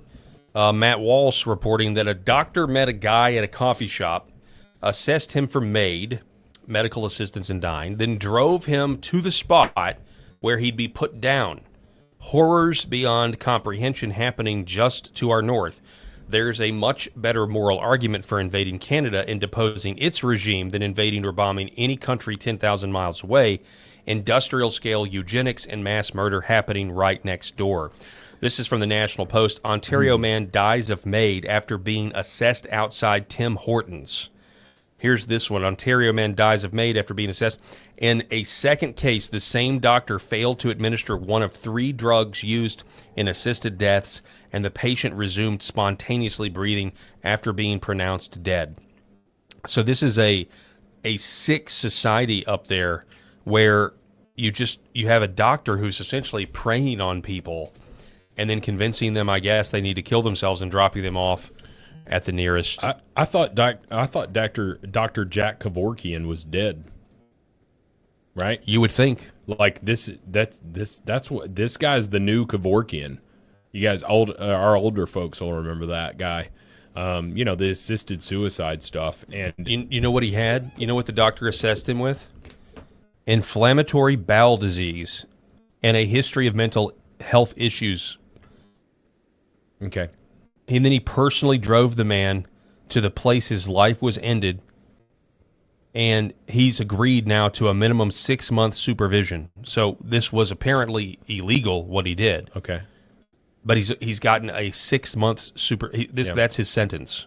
So this guy's got IBS, which is nothing to joke about. I hear that's terrible to have IBS, and so this guy's got IBS and a mental health disorder, and somebody helped him kill himself legally. Well, of course, now it's turned out to be possibly illegal. Yeah, but it's still. I mean, what do you expect? With any program, there's going to be people that abuse it. Maybe medical assistance in dying isn't such a great idea. Maybe we don't want to go down that path. Right. And Dr. Kevorkian, I remember, was like he had a machine or something, if I'm remembering correctly, where the person had to actually start the machine. So nobody started it for them. And so I don't, but he was, I believe Kevorkian was convicted of something. I'm trying to remember something from years ago. I think you're right. But it's disgusting. It's disgusting as opposed to getting them mental health, a mental health help, essentially. And IBS, I don't know. Maybe it's because the Canadian healthcare system is backed up and you have to wait 8 months just to see a general practitioner. If we're talking about a slippery slope. Versus me or you right now could leave here and go to urgent care and get treatment. And get medical treatment versus Canada where you got to wait 8 months. There was a person that was waiting 2 years for some kind of screening to determine whether they had cancer. And I was just like, wait a minute. I'm pretty sure cancer is going to grow quite a bit in 2 years. And there was a guy, I saw a video, another one that was just bringing his wife.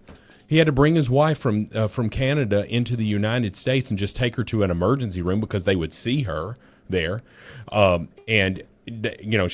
insurance didn't cover it here, but because there's no insurance there, and it's all government, whatever, a single payer. And Bernie Sanders wants to preach about how fantastic it is, and I'm just like, have you talked to the average Canadian about how crappy it is if you need immediate care? Come on, man. And so you got people like that in a country like Canada who are just helping these people that helping them die when he needs to be helping them live. In another instance, in Canada, So apparently, I guess Canada just has these roving doctors that are trying to. So listen to this one. Wrong? What is in the water in Canada? This is another case. A Vancouver man gets pulled over by police, finds out that a psychiatrist named Dr. Taylor observed him in a cafe. No appointment, no conversation, no evaluation.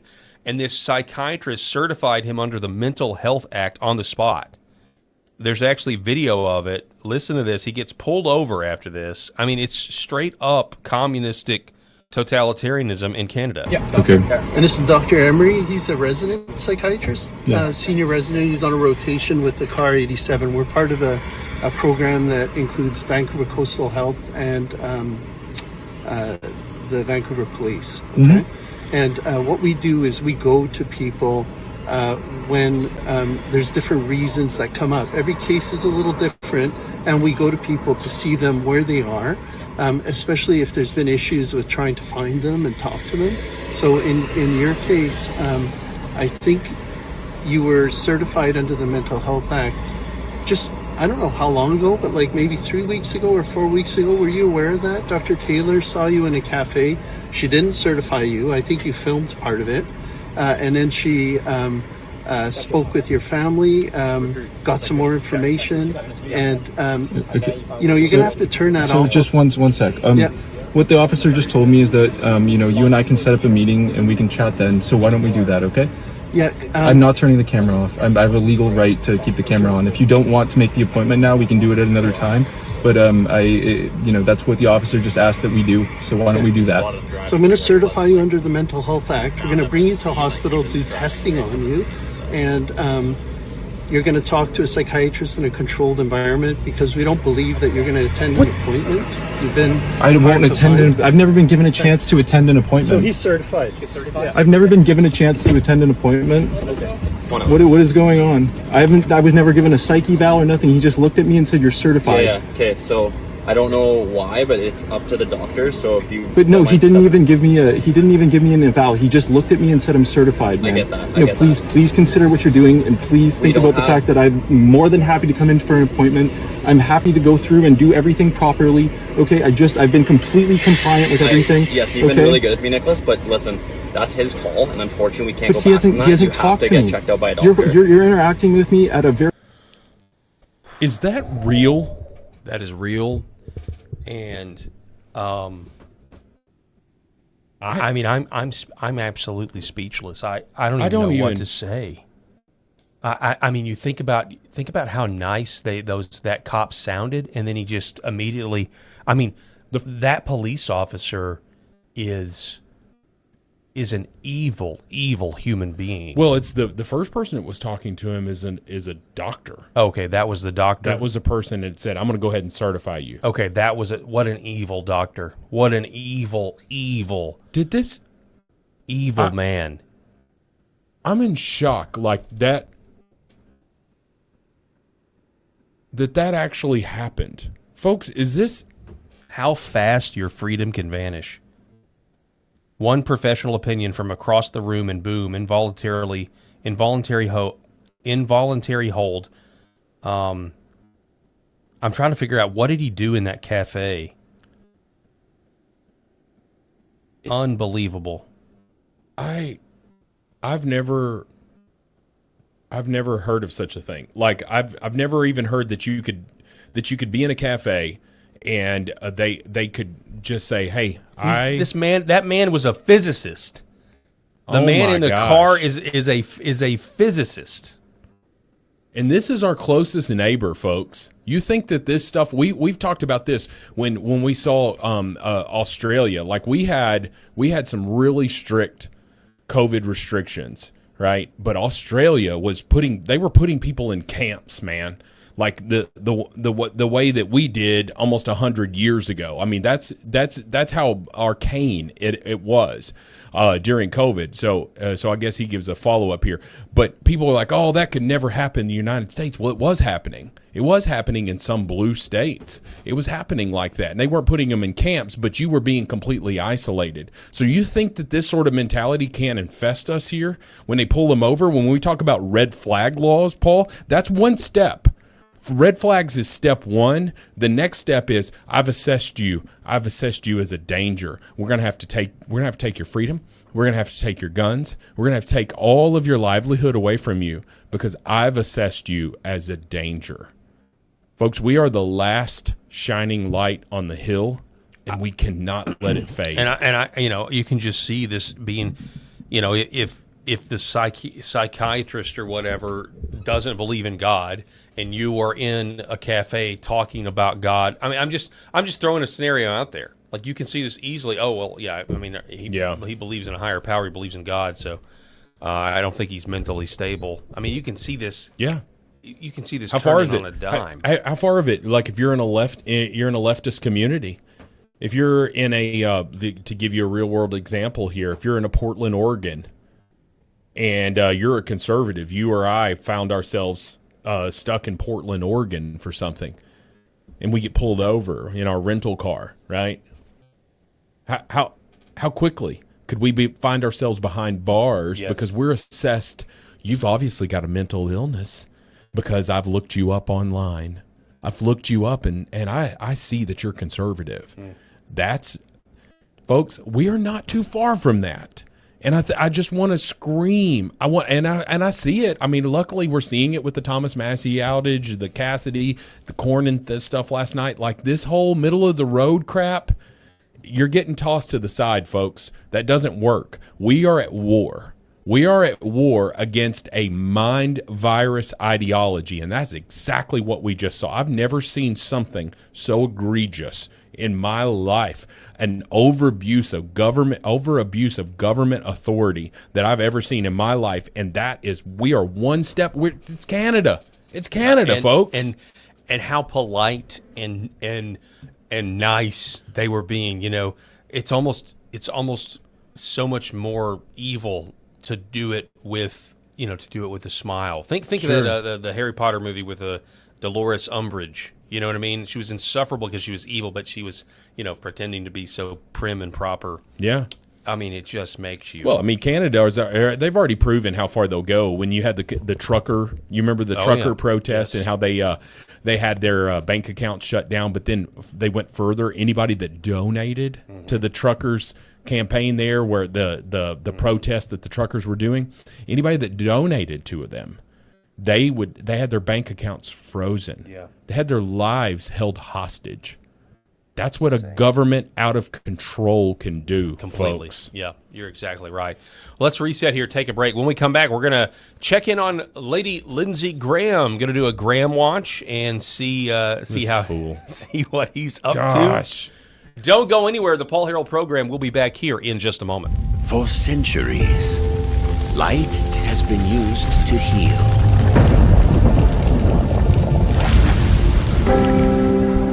Awaken the body with Red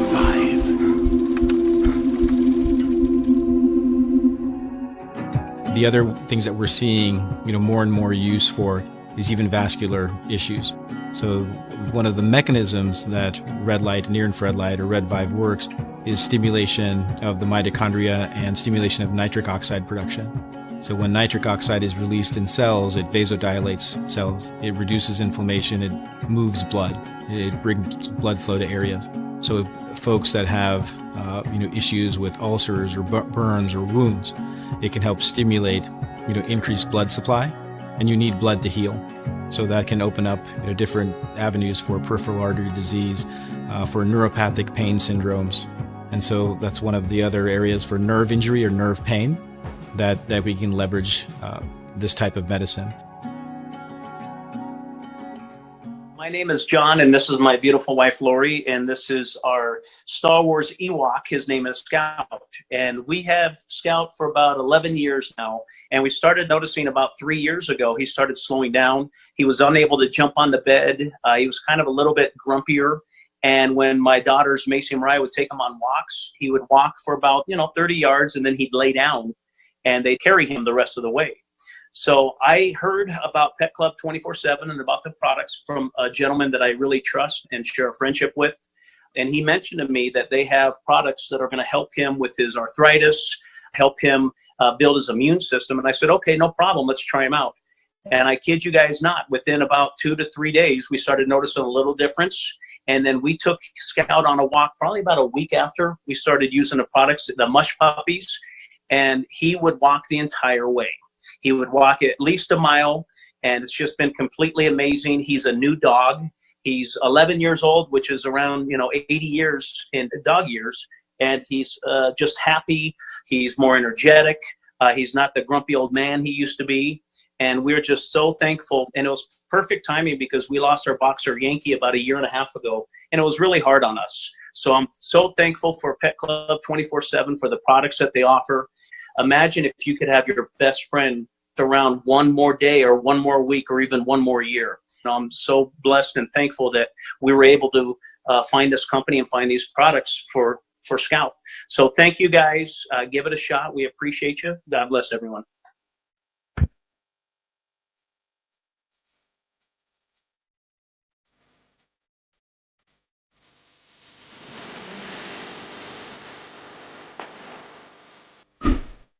The Paul Herrell Program.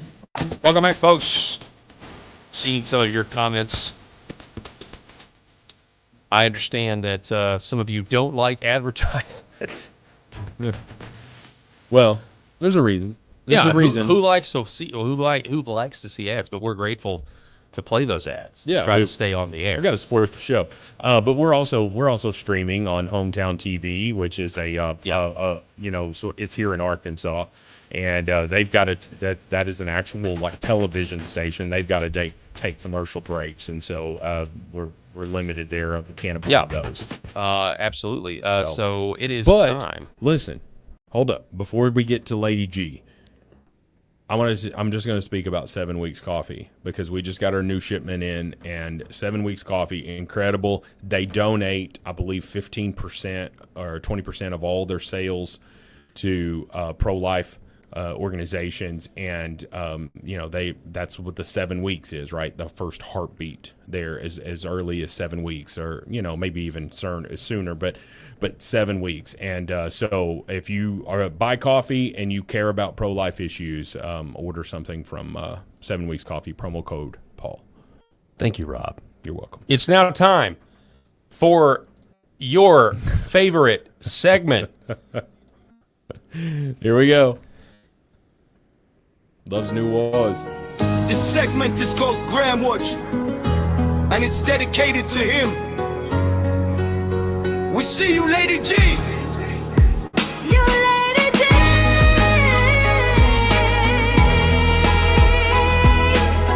Yeah, Lady G.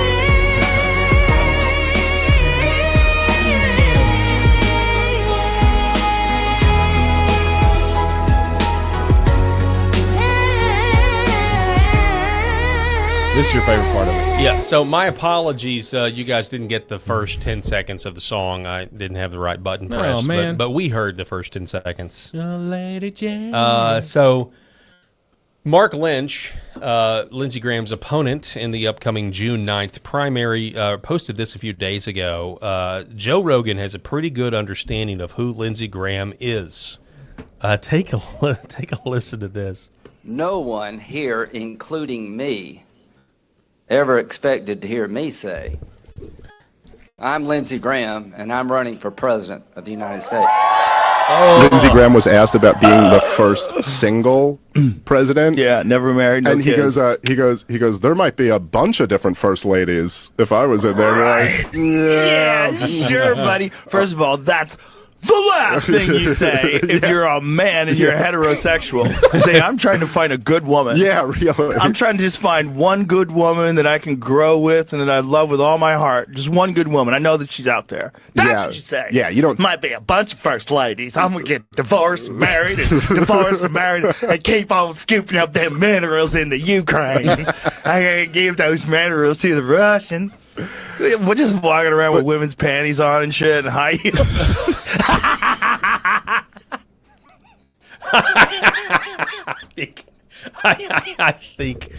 I think Joe Rogan does have. I think this is an appropriate tweet. I think he has a really good take on who Lindsey Graham is. I had forgotten he ran for president, but of course he did.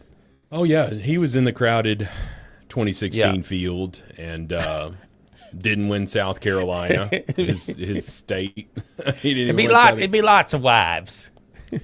There might be so many first ladies. It'll make your head spin, guys. Like, really, Lady G? I think so. Looking for something else. Also, as part of this, Mark Lynch has got the endorsement of Gregory Bovino, the former commander-at-large of the U.S. Border Patrol. Gregory spent decades on the front lines defending our border and leading. Derek Evans saying, huge endorsement. If anyone in South Carolina is serious about our country being invaded, then vote Mark Lynch for U.S. Senate. It's past time to retire Lindsey Graham. Like, did you hear what Trump said? Trump called Mark Lynch a lunatic. Like, what is he referring to? I've never heard anything. I have no idea. It's like this. He posted recently about it because that's exactly what he said a couple of weeks ago too. Like, why would he call Mark Lynch a lunatic? I have no idea. Like, Mark Lynch is a Christian, a Bible-believing Christian. He's outspoken about his beliefs. Lindsey Graham is very much not that.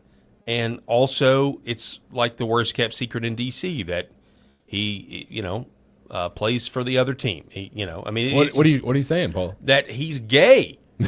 That's what I'm saying. And nobody seems to dispute it. I mean, he's I gay. suppose after this is all over, Lindsey Graham might try to sue, but nobody. It's just nobody even disputes it. Nobody's like, now come on, stop with that. I've seen him with lots of women. Yeah, it's like nobody disputes this, and there's a lot of people that think that the Democrat operative who was getting bent over in the chamber. You couldn't see the giver, that you could see the receiver, and a lot of people are saying, "Oh, Lindsey was the giver. That's why he was off camera." Well, I mean, I don't want to. I just threw up in my mouth. You could be right. That was a disgusting video, even though it was blurred. But it was disgusting that happened in our capital, and you think it's probably par for the course. That just got caught this time, but you do wonder, like, is there anybody out there with stories? And if you know who to ask, they say there's escorts with stories. They say Barack Obama had an escort as well. There's a guy that came out. Oh yeah, Larry Sinclair, male escort. That black talk show host or what is his Arsenio name? Hall? No. He was like I think he may be a pastor. I think he's still alive because I think I saw a video. But he had this song about it. This was back during Obama's first term. Yeah, and he went viral because he had this song, Obama and Larry Sinclair had a steamy love affair. Obama! Oh, my God. And Larry Sinclair had a steamy love affair. Anyway, that's disgusting. Does anybody know who that guy was? But anyway, so he's like this he was like a short, white, balding dude who tells a very detailed story about getting in the back of a limousine. Yep. And cocaine was involved. Yeah, having some cocaine with Barack Obama, then Senator Obama. That's right. Yeah, That's and right. a lot of people say that Michelle Obama's a man anyway, so I don't know. Here is another part of this Graham Watch. I think this is genius. Okay, early voting in South Carolina is now open, May 26th through June 5th. Why Lindsey Graham is bad for South Carolina. He pushed amnesty for millions of illegals. He allowed Chinese Communist Party to purchase farmland. He wants to cut Social Security, wants to raise age and cut benefits. Election day is Tuesday, June 9th. Now, I want you to see this. This is what the campaign is putting out of Lindsey Graham masked up taking the shot. Can he look more beta? I don't think. This is a great social media post. Yeah. It is absolutely I'd like to fantastic. know who came up with this because it was really clever. Yeah, it's really good. And Andrew Colvett saying Lindsey Graham is the John Cornyn of South Carolina, only he wants to bomb foreign countries. Enough of the warmongers. And so I think the Lynch campaign they've been retweeting this image a lot recently over the course of the last 24 hours. But yeah, here's another one where the redheaded libertarian is out saying, last summer, Lindsey Graham traveled to Ukraine, went on TV with prolific liar and Democrat Richard Blumenthal, and issued threats on behalf of the U.S., betraying Trump and sabotaging Trump's peace talks in June. Those talks failed, and we are still funding that stalemate. Lindsey Graham pulled the kind of deep state, the rank that we all know exists and pretend doesn't, to forbid that promise to end the Ukraine war be kept from the American people with zero consequences. Lindsey Graham, who betrayed Trump again after January 6th, yelling, "I'm out" on the Senate floor. Just over and over and over and over again. And she posts this in response to Donald Trump once again backing Lindsey Graham, which I just can't imagine you do this. I mean, the only reason you do this now is because John Cornyn was just ousted and you're trying to stave off, people throwing out incumbents. But once again, Mark Lynch retweeting this photo. Go vote if you're in South Carolina. Lindsey Graham only remembers South Carolina exists a couple months before he's up for re-election. Oh, yeah. He foments war at every opportunity and sees our sons and daughters as pawns to be sent to war for his bloodlust fantasies. Enough is enough. Dump Lady Grahamnesty on June 9th. Remember that phrase. Lady Grahamnesty. Lady Grahamnesty has got to go. It's time, South Carolina. Do it and enjoy this outro. Senator Lindsey Graham loves New Wars. This segment is called Graham Watch, and it's dedicated to him. We see you, Lady G. You Lady G. So stupid. Look at the Ukraine flag and the flying over the Capitol. That was a nice touch. It was. Did you draw that yourself? No. A little friend of mine called Artificial Intelligence. Oh, okay. Little friend of mine. In other news, this is interesting. Justice Thomas is blasting the Supreme Court for refusing to hear Florida's lawsuit against California and Washington over licensing undocumented commercial drivers after a deadly highway crash involving a trucker who could not read the road signs. Thomas joined Alito and argued Florida has nowhere else to bring its case because only SCOTUS can hear disputes between states, and the court declined anyway. I saw this and was incensed because what is Florida supposed to do now other than go to war and literally go to war, like a kinetic war with California and Washington over this? Because this is direct harm. Yeah, they are. This is not, and it's not just Florida. There's a guy, there's a guy in Missouri driving on the wrong side of the road on a road that Eric frequently travels. I mean, wars have been fought over less offense than this. But in interstate commerce, if California is giving people driver's licenses who don't know how to drive and don't know how to read, that is a direct assault on the rest of us who are monitoring our driver's license criteria differently. Yeah, is that the state of Florida that we see the videos where they're pulling them over and they're holding up signs saying, "What does this mean?" Yes, I mean, it's happened all over, but Florida was where that big wreck was, where the guy just decided to make a U-turn and just murdered people. Yeah, so it was a big wreck, but the guy was licensed in the state of California, which is why we have this lawsuit. Clarence Thomas is exactly right. If you've got a grievance between two states, where can they take it if not the Supreme Court? They just say, we're not even going to hear it? Yeah. Like, what the heck, man? And they declined it without comment. So that is so sheepish, in my opinion. Shame on you, John Roberts. Shame on you. Because if it at least have the balls to say why you're not going to take it up. Tell them. It's because this. It's because of this. Well, then what can Florida do? They can readjust. They can come back. They can try it again from a different angle. I mean, if I'm Ron DeSantis, and I'm serious about this, if I'm Ron DeSantis, I am asking for every piece of every option I have to do something to California and Washington. Mm-hmm. You know what I mean? Yeah. Do we boycott? Now I know that's like, well, you would say, well, can you afford to boycott? Certain businesses and things from California. I don't know. I have no idea. But I'm saying, like, I would want to see all options on the table. Like, what can we do to go to war economically with California? Or is there anything we can do to make them feel the pain for what they're doing? I mean, and again, like, Wars, actual wars, have been fought over much less. But if they're sending their people in and causing death and mayhem on our citizens, don't you have an obligation to engage? I have a Class A CDL, okay? And I used to work for Pepsi back in the day, and I delivered soft drinks and unloaded the truck and all of that stuff. And I'll tell you this, it was one of the hardest tests I've ever passed.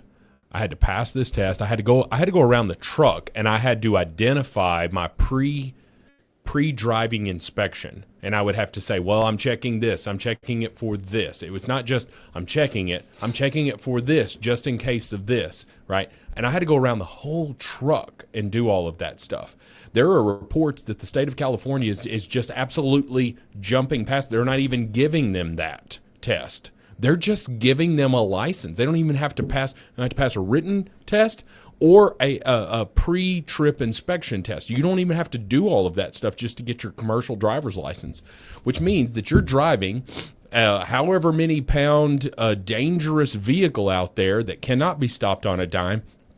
And how many vehicle accidents do we hear about where it involves a semi-truck with a trailer and a regular personal vehicle, and there are no deaths? Mm-hmm. Like when does that ever happen? It never happens. There's always fatalities with this. So you're playing between literally life and death. And the state of Florida got tired of it because they experienced it. It was right there on their front doorstep. And what did they do? They took it to the Supreme Court. That's the only place that they had the option to take it. They took it to the Supreme Court, and it was declined without even a reason why. And so Clarence Thomas is speaking what we all know here, and that is every time we pass a semi-truck on the interstate, we're going to question. I hope and pray that person was not licensed in the state of California. Yeah. That's exactly where we are with this. You're exactly right. Yeah, you are driving a dangerous weapon out there, and there's got to be more checks and balances with this. So I completely agree. Shame on the Supreme Court. Lastly on the show today, we leave you with RFK Jr. playing with snakes. Look at this badass. That's the guy that So what are they? wanted to inspect a raccoon. Well, they were having sex, so what were they? He's about to get bit. Watch this. They're not moccasins. Got him. Okay. Are they biting? Honey, let it go. They were Jesus, they were the mouths incorrectly are huge. reported as poisonous, but they're not. These are. I think you can hear his wife in the background. Bobby, please put them down. Put the snake down, dude. That's the guy, in the That's in this, testosterone, baby. Yeah. That is. So, I want to leave you with this thought, Paul, because it's going off of the previous thing here. Is the Supreme Court foilable? Oh, I can't imagine they are. Why not? They're government employees. I don't know. Interesting. Something to think about for at a different time, because I'd love to know what the notes say about why they rejected that Florida case. Want to give a shout out to our sponsors, Red Vive Health, New Horizon Real Estate, Gateway Sight and Sound, Pet Club 247, and Sherrod Chiropractic. We're going to be back here tomorrow. You don't want to miss it. Thanks for watching. God bless.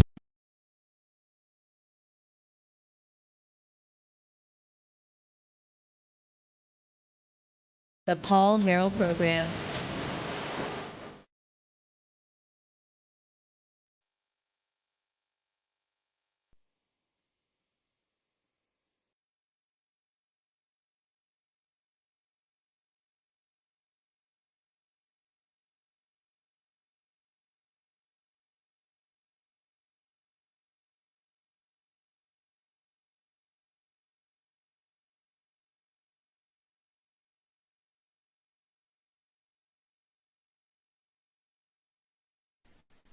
Hey everyone, I really hope you are enjoying the program today, and I hope you enjoy LFA TV as a whole, because let's face it, we're not getting any younger.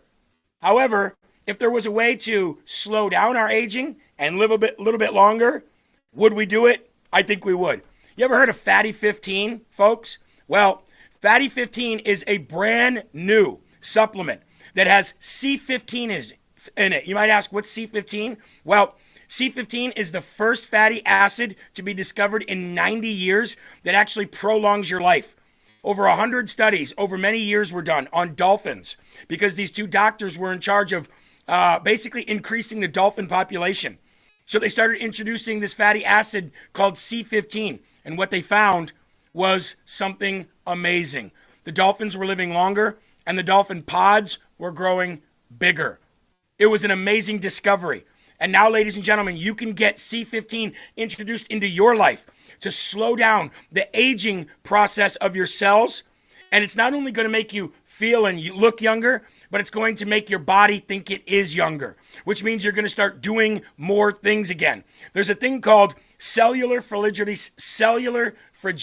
syndrome. And cellular fragility syndrome happens as we get older. This is going to reverse it, folks. Fatty15.com/LFA, promo code LFA. That is fatty15.com/LFA, promo code LFA. Get your discount today, folks, and start this new journey to help you live longer. Fatty15.com/LFA, promo code LFA today. Now, back to the program.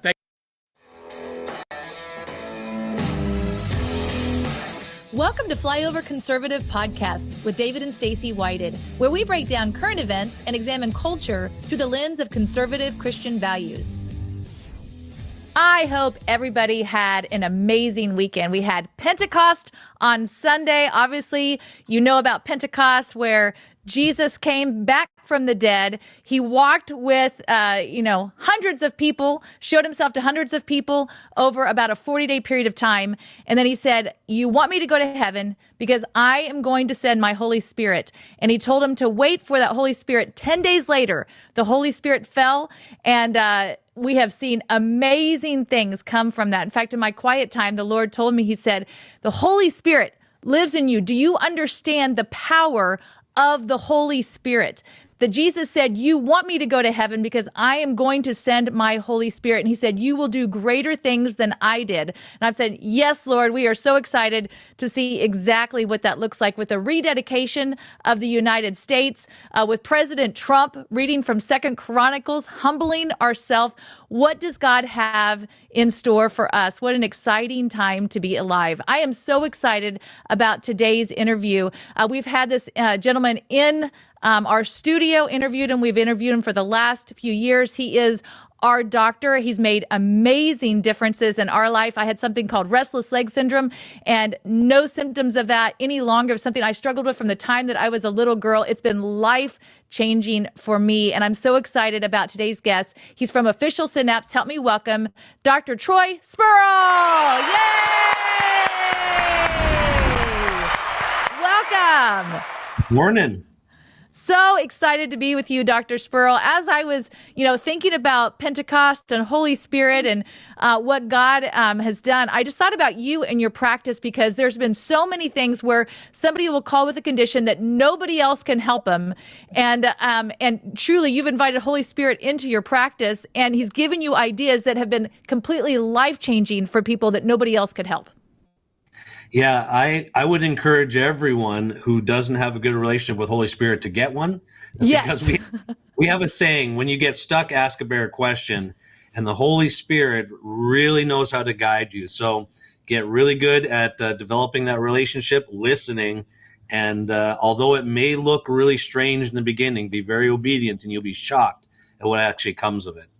There is no doubt about it. In fact, I wanted to bring up to you something that is going on right now that we're seeing in our country that is baffling to a lot of people. That's kind of scary. We've seen it all over social media lately. And then this weekend, it seemed to amp up. My daughter Avery was actually with her in-laws, and when she was there, they were kind of out like in a foresty area and lots of ticks. And so this conversation came up about this Lone Star tick and this alpha-gal disease. And if the Flyover family hadn't heard about it, let me explain just a little bit about it. So the alpha-gal disease actually makes people where if they're bitten by this tick, you can't eat any meat that comes from a mammal or mammal-derived products. So we're talking like beef, pork, lamb, rabbit, bison, no dairy products, no lard, no broth, bouillon, and they're estimating over 450,000 people in the United States have been affected by this condition. And you're thinking, where did this come from? Well, similar to Lyme's disease, there's a lot of questions around that as well. They found out from a report that I read that Bill Gates spent more than $7.6 million to create genetically modified ticks. So we don't know exactly what that looks like, but I know this is a big conversation going on right now. And Dr. Spurl, I'm actually going to play a video for you. It's Joe Rogan, and he's interviewing Tim Burchett, which is a representative from Tennessee, talking about this and what's going on. And Joe Rogan actually has a friend that has experienced this as well. So let's watch this, and I would love to get your take coming out of it.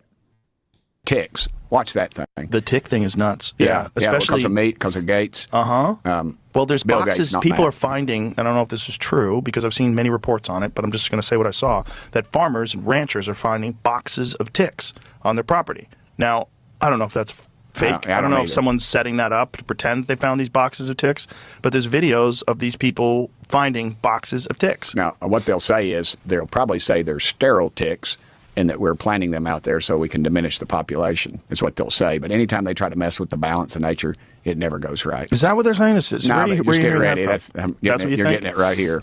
I don't believe you have a right to go to someone's property and drop off sterile ticks. No way in hell. That's crazy either way. But I have a good friend of mine who got bit by the Lone Star tick and has that alpha gal problem. Yeah, a guy came out of my house yesterday looking at putting gutters up at our house. And that guy, he said, and I said, you did what? He goes, yeah, I can't eat any meat produced by a mammal. Yes. I was like, yeah.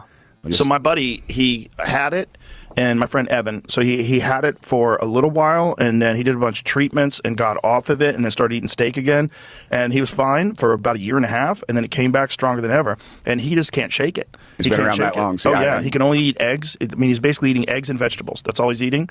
And every time he tries to deviate, he has a horrible reaction. It makes, for people that don't know, it makes your body allergic to red meat. Right, and who has got genetically made meat now? Yeah, Bill Gates. Bill Gates. That's pretty convenient in that. Yeah. Dr. Spurl, what is your thought on that? And have you seen something like this in your practice?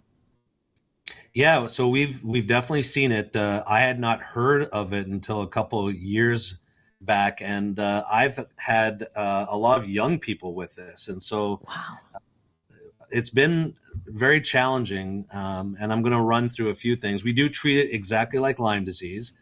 And so I just rolled out my Lyme protocol and things that I had seen. And what we have found is it's very similar to autoimmune and Lyme. Okay. And I speculate myself that this is not a natural phenomenon. So yeah. I'm in that camp just until proven otherwise. And so when that happens, because here's the difference, when it happens naturally, there's always a solution, and it's a God-given solution that's more natural. When it's man-made like this, you tend to have to bring out different options where God has used man to create different solutions. So it's very interesting. Yeah. So most of the people I see are young and bedridden, so they're unable to actually function in life. They go from being very, very vibrant to really have a hard time getting out of bed, at least the ones I've been working with. I will say this, though. Last week, so it's funny this comes up, but last week we had our very, very first reversal of alpha-gal where there was no antibodies detected. Okay, so say that again. No antibodies detected after working with you on this, or a reversal. Yes. So, and this gal, she is an amazingly vibrant, newly married gal from Georgia, and she had 5 burgers last week. So, are you serious? Yes, and felt instant energy to her brain or her body. So she's doing very well with it. But per Joe Rogan's friend, it can come back if you are if you let a few things down. So I need to explain this. Okay. Like Lyme and like a lot of viruses, it doesn't actually ever go away, but it can go dormant. Okay. So you have to keep it dormant. So and this is just popping in my head as I'm talking about it. Here's something for people right away that you can do to help prevent it. So the best prevention for this right now. This is what everybody wants to know. I guarantee it. How do you prevent it? It's a little bit strange, but the best way to actually prevent this are chickens. Really? So, to have chickens on your property?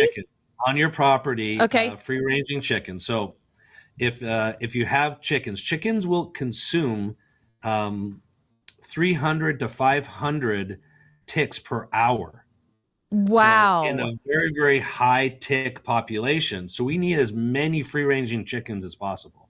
That's good. Now. Okay. So even if you live in a wooded area, then get some chickens and let them go about their thing. Now, other than that, if you're hiking or something like that and you get the tick, then you have to treat it very similar to Lyme, which is basically antibiotics will work to kill it within the first 2 weeks. So you still want to do that. Now, the majority of people we're seeing don't remember being bit, or they've had ticks, whatever. Then there's a consequence that happens. Every single person we have found a sleep disorder, so we have to correct the sleep disorder because of what happens in the gut. It actually can cause a leaky gut very, very quickly in most people. Okay. And so the gal that we helped recover, she had a leaky gut and what's called LPS toxicity. And funny enough, we were talking before the show, this was actually one of the gems I had planned, but LPS stands for lipopolysaccharide. It's a part of bacteria that flakes off when there's damage to the gut lining, and it shuts down your lymphatic pumps.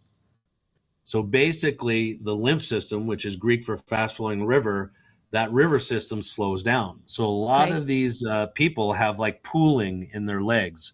If they're very athletic, they'll get water accumulation and pooling in different parts of their body, but it'll manifest as brain fog, brain fatigue. And so that's where a lot of the symptoms come from, is the LPS toxicity, which comes from the gut. Okay. So you have to fix that first. The second really big component is managing your copper and zinc. Now, some of my alpha gal people have high copper, and that keeps them in a fight or flight state, and low zinc. And then my other one, the one that just had the breakthrough, had low copper, low zinc. Okay. And copper and zinc are needed, number one, to maintain the barrier of the gut and the brain, but also to activate the part of the immune system inside the cell to make it go dormant. Okay. So the reason why it comes back is because stress or other lifestyle factors will cause leaky gut or depleted zinc, and you become more prone to opportunistic infections rearing their ugly head. So it's very similar to when COVID was released, and we saw people get reactivated mono, reactivated Epstein-Barr virus, reactivated Lyme. All of these things that were dormant in people's bodies became active, including cancers, because of how it down-regulates the immune system response.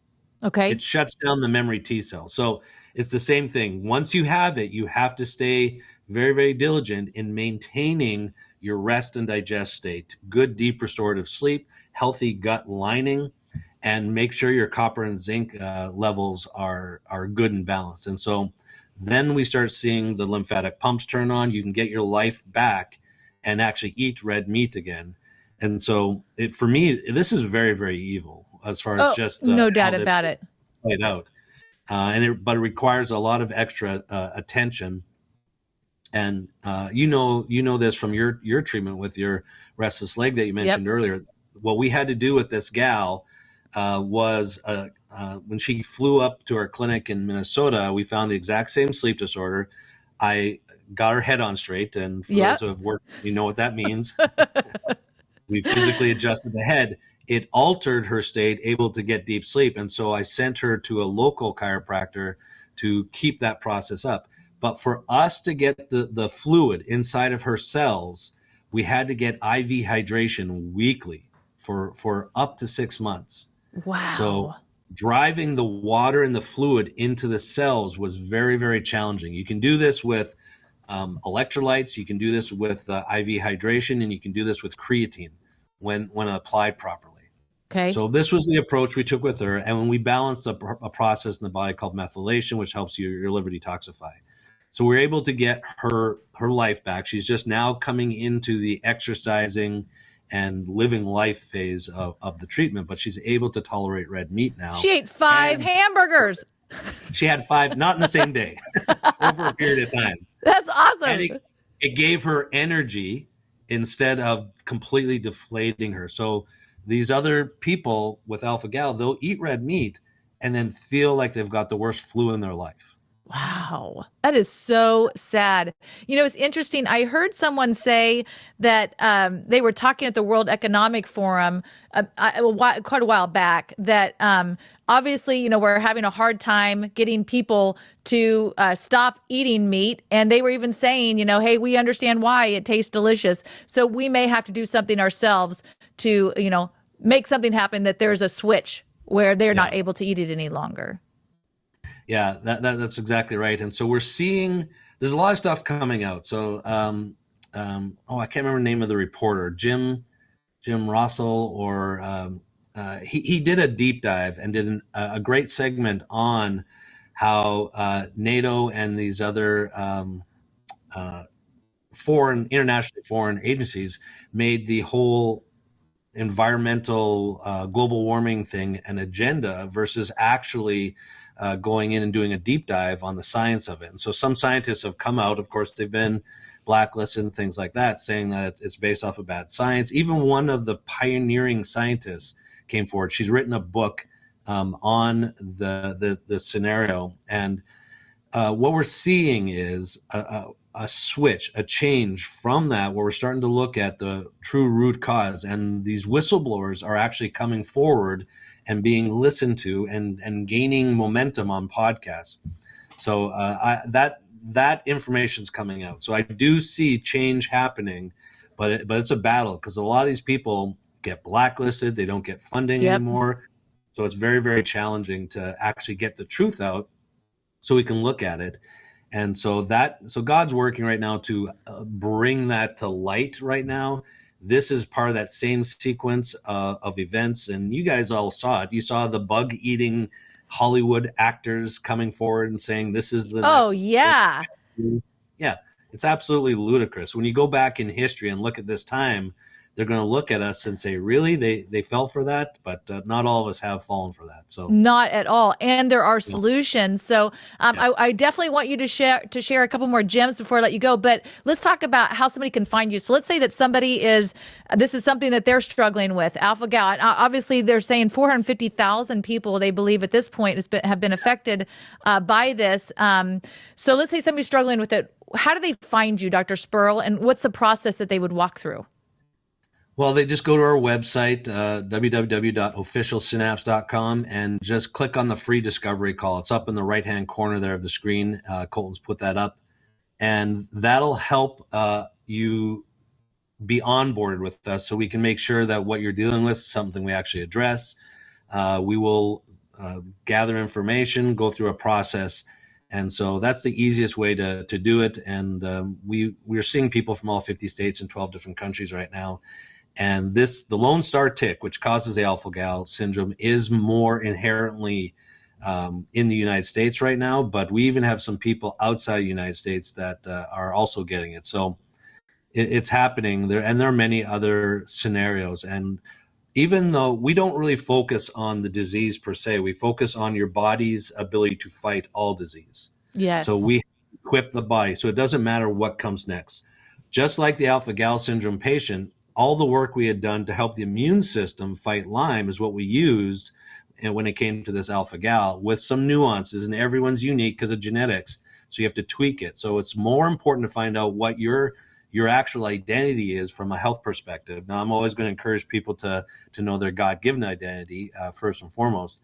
That'll help you be able to determine and create that path of making good decisions. But when you find out about how your body actually operates and where the deficiencies are, and when we equip you with that in your God-given innate abilities to fight off all infections, then these things aren't quite as scary and we can actually work with it. It does take time.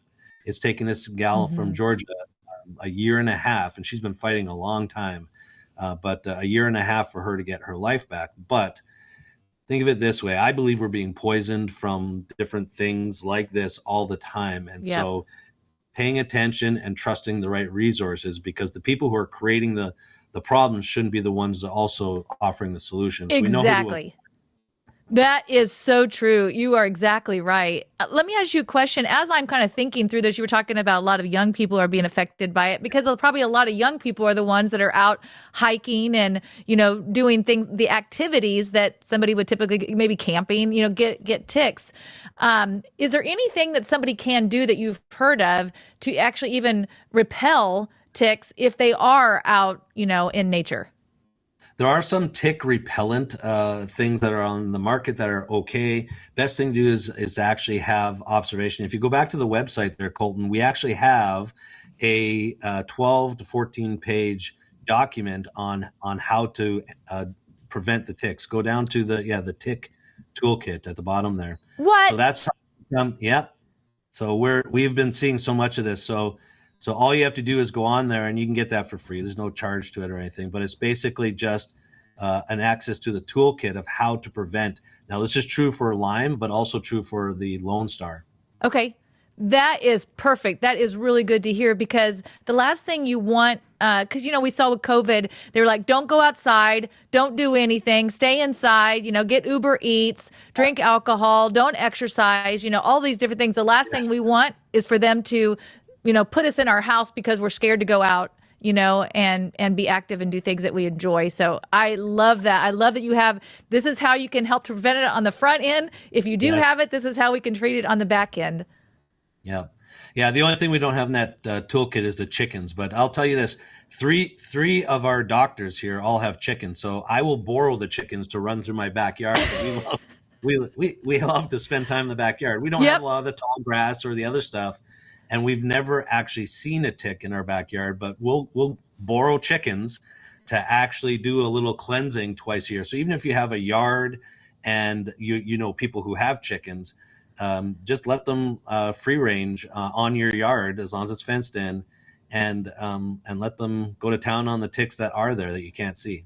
That is really good advice. That is awesome. All right, so we have a few more minutes. We'd love to get your gems. Obviously, that's a highlight. I hear from so many of our audience, I love Dr. Spurl. I love his gems. So you already talked about the LPS, Toxicity. I don't know if there's anything else you wanted to add to that, but I can't wait to learn some more from you on your gems.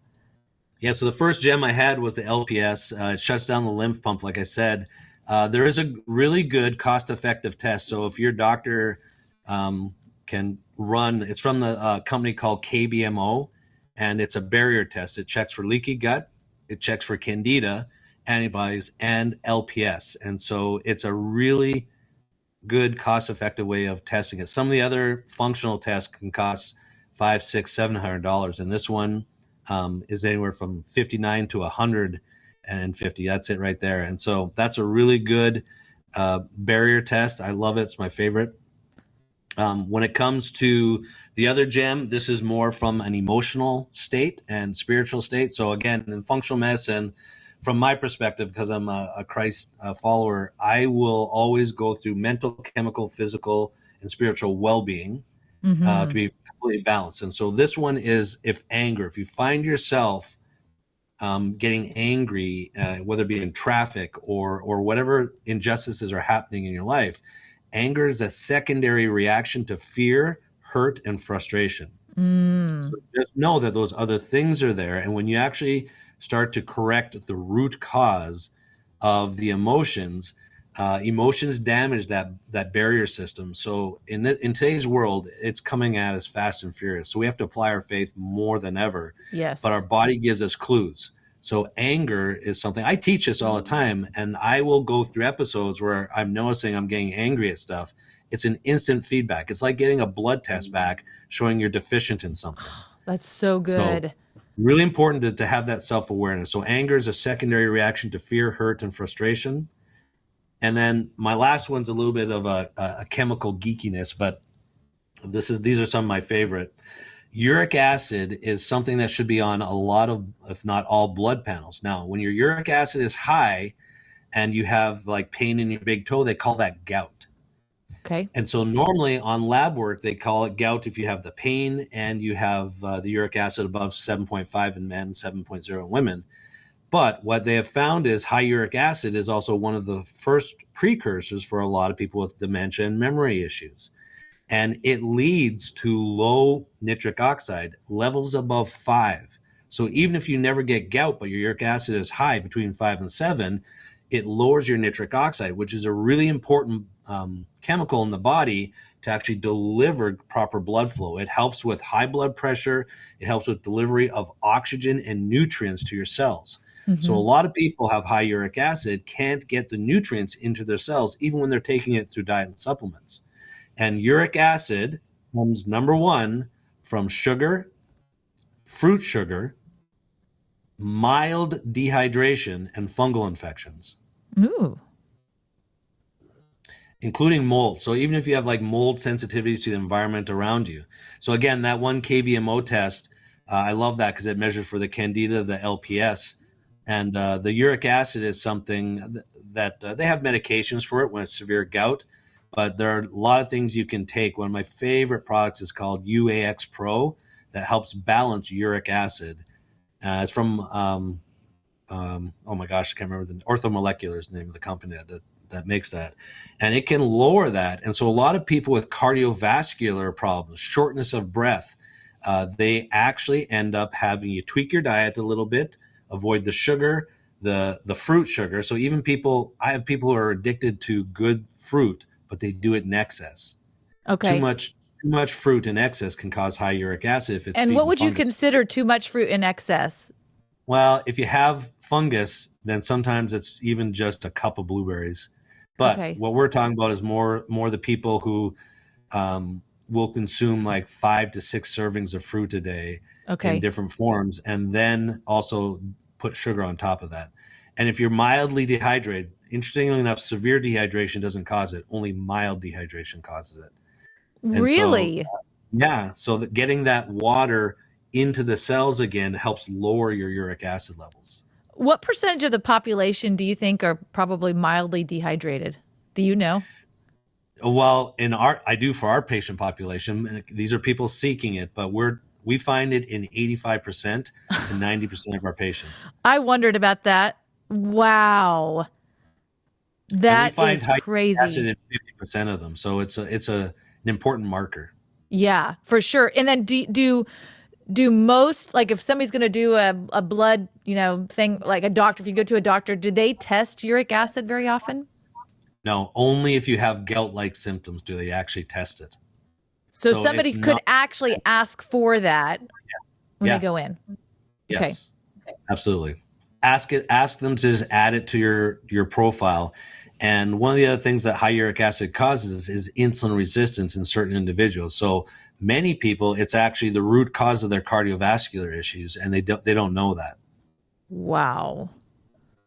Yeah. Wow. So it can affect the brain. It can affect how your heart pumps against the pressure. So uric acid is a very, very important chemical. Man. Okay, before I let you go, I do have one more question for you because I was just, kind of looking at what's going on in Africa with Ebola and them having a concern with it coming to the United States. They're kind of talking about that. And then obviously you hear about the hantavirus. And I mean, it's like there's all of these different things, that people are maybe that's on their mind. You have a tick, you've got the hantavirus, you've got Ebola, and they're trying everything they can to not let it get into the United States on the Ebola. What is your thought on these different things? Is this all, hey, let's get our immune systems up? What does it look like? What do we need to be doing? So for me, I rely heavily on my faith. And so this is a faith. We're not meant to fear anything except God himself and being absent from God. And remember, the Bible is very clear, too, when it talks about how we're protected even from snake venom. Yes. And so Paul was protected even from a bite. That converted an entire island of people when they saw how he navigated that.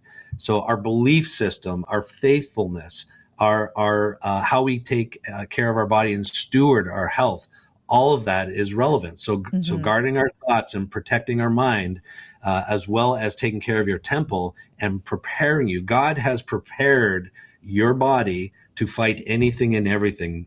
All things are possible through God. So God's got to be a part of the equation. So it doesn't matter what they throw at us. There is a solution to every problem. It's internal. It's inside of us. And we have receptors to all of these poisons in our body, which also mean we have receptors for the God-made chemicals that help get rid of those poisons as well. So it doesn't matter if it's Ebola or anything along those lines, we will have solutions for it. Certain viruses are definitely more potent, like HIV was, Ebola is, but just like with COVID, we were able to navigate that, and certain people survived. And remember, even during the Black Plague, people survived. Yep. Why? They were equipped. Mm-hmm. So if you equip yourself to fight these different infections, it doesn't matter what gets released. We will have the ability to fight them all off. Doesn't mean you might not go through some trials and some challenges, but the more equipped you are, the less likely they're going to be a problem. Just like through COVID, I still have not missed a day of work. I treated thousands of people with active COVID, no mask, nothing. I've never had symptoms to this day. Wow. That is remarkable. That is remarkable. I absolutely love Official Synapse. Again, our family, we are patients of your practice. We absolutely love it. It is Holy Spirit, God-centered, and I love that about what you guys do there as well. Plus, you have a team of people. It's not just Dr. Spurl. You have a team of people that all work together to be, how can we help this person to be able to not just survive, but to thrive in life and to do what God has called them to do. You can see this huge team that they have there. Again, Dr. Spurl, if somebody's like, okay, I want to find out more about your practice, what do they need to do? Go to our website. We have a lot of resources, a lot of information that you can do a deep dive in and start to investigate. A lot of podcasts and different things that we speak about. We're just really big on education. So click the free discovery call if you want us to look at your scenario. But there's also just a ton of information on there as well. We do our best to give the truth based on two filters, a filter of faith and what Scripture says, and a filter of functional medicine. How does the body function the way it's supposed to be? That's so good. Hundreds of testimonials on there as well. So you can hear people and see people that have navigated so many different challenges in their life. Many people that were in wheelchairs that are now walking. There's a lot of different things on there. So a lot of stories that have been told. I love it. Dr. Spurl, thank you so much for your time. We really appreciate it. That's my pleasure. Thanks, Stacey. My name is Dr. Troy Spurl, and I'm CEO and founder of Synapse Center for Health and Healing. Well, we're a full functional medicine clinic where we're looking at the entirety of the body. We have nurse practitioners, chiropractors, acupuncture. We do functional restoration with BTL equipment, and we have medical doctors on staff as well to help with PRP and other injections for pain relief. We do a multitude of services, labs, nutrition, counseling, health coaching, we've got it all. We are constantly being asked about how to improve their immune system. How do I go through a flu season without getting a cold? I myself have gone 30 years without missing a day of work, never gotten a cold, never been sick, and we just show our patients how to do that. We answer those questions. Why am I tired? Why do I have pain? So if you're watching this right now, just go to our website, officialsynapse.com, click on free discovery call, answer 3 simple questions, and we'll get you started. One more thing, we are the highest rated, most reviewed functional medicine clinic in all of Minnesota. At Sentry H2O, our under-sink water filter with remineralization, the Sentry Wellness System is engineered to exceed wellness expectations in 2025. It removes a broad spectrum of harmful toxins, including ammonia, lead, fluoride, PFAs, PFOs, and more. It enriches water with essential nutrients like calcium, magnesium, and raises pH for natural alkalinity. With zero waste operation, no water is lost during filtration, unlike traditional reverse osmosis. It is a simple 15-minute DIY installation, no plumber required. The Sentry Wellness System stands out by blending German water technology with American engineering, designed to deliver great-tasting, health-boosting water efficiently and affordably. Learn more at sentryh2o.com.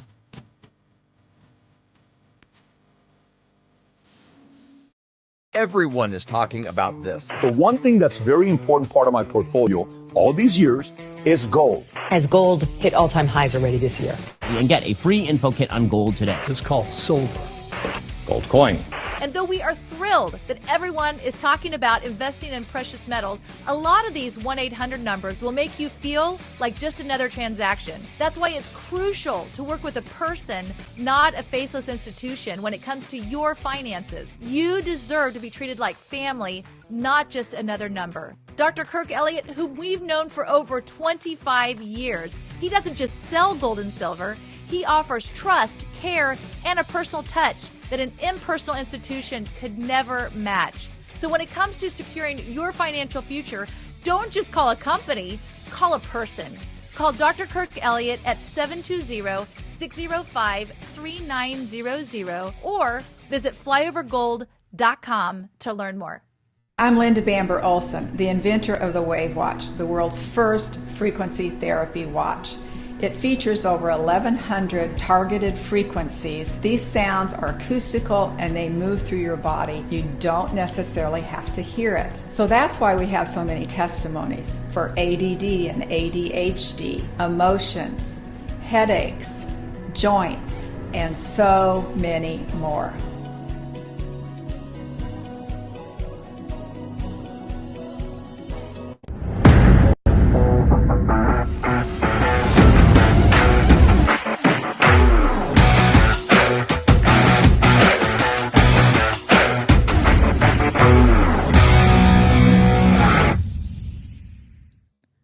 You know, something we've learned over the last 6 years is we can't trust the government to take care of our needs. You know, something that we used to think is, man, whatever our doctor says, it's gospel, we're going to follow that. Man, you cannot do that. We know that that is not accurate at all. We've got to really look at our own health, take responsibility for that. Same with our finances. You know, we're like, oh, everything is going to be great. No, we've really learned over these last 6 years, we need to be responsible for what we are doing with every aspect of our life, never sitting back and thinking, I'll let somebody else put in the driver's seat and I'll sit in the back seat. No, we need to be in the front seat, in the driver's seat of our own life. And during this time, as things are kind of crazy, which we've seen over the last 6 years, I can't believe how many times I've said what a crazy time to be alive. But as things are crazy and we're seeing what's going on, you know, with Iran and the Strait of Hormuz and, you know, just everything that's been happening, even over the weekend with President Trump, you know, they were canceling different things that he had in place. And then you see, you know, J.D. Vance rushing to the White House. What was going on, you know, during that time? Well, instead of looking at how can I survive this time, we really need to be asking, how do I thrive in this time? And somebody that can help us to do that is the author of Thriving in an Economic Tsunami. And that's somebody we have on the show regularly. I'm so thankful for his friendship and for his advice. Welcome to the show, Dr. Kirk Elliott.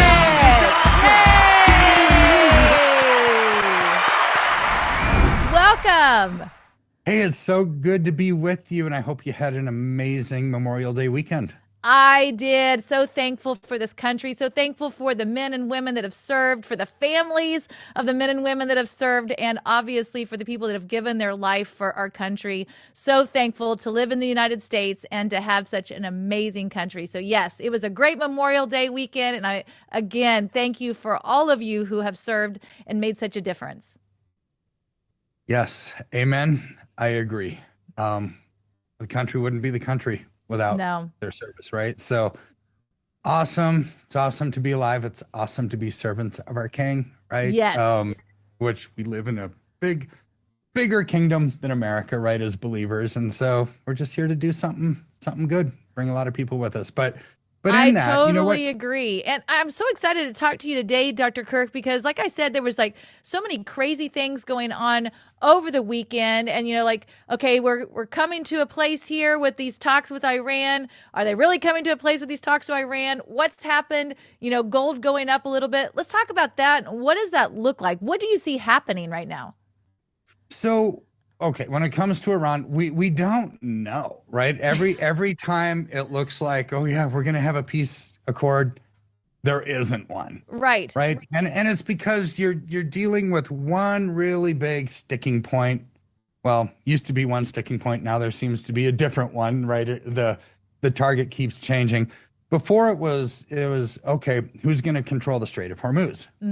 Iran wanted it because it's the lifeblood of their economy, and Trump wanted it so you don't have some rogue terrorist nation actually controlling the source of oil for most of the world, right? So it's like, okay, so Strait might open up, get that figured out, and now it's Trump says we're close to a peace deal, and Iran says, nope.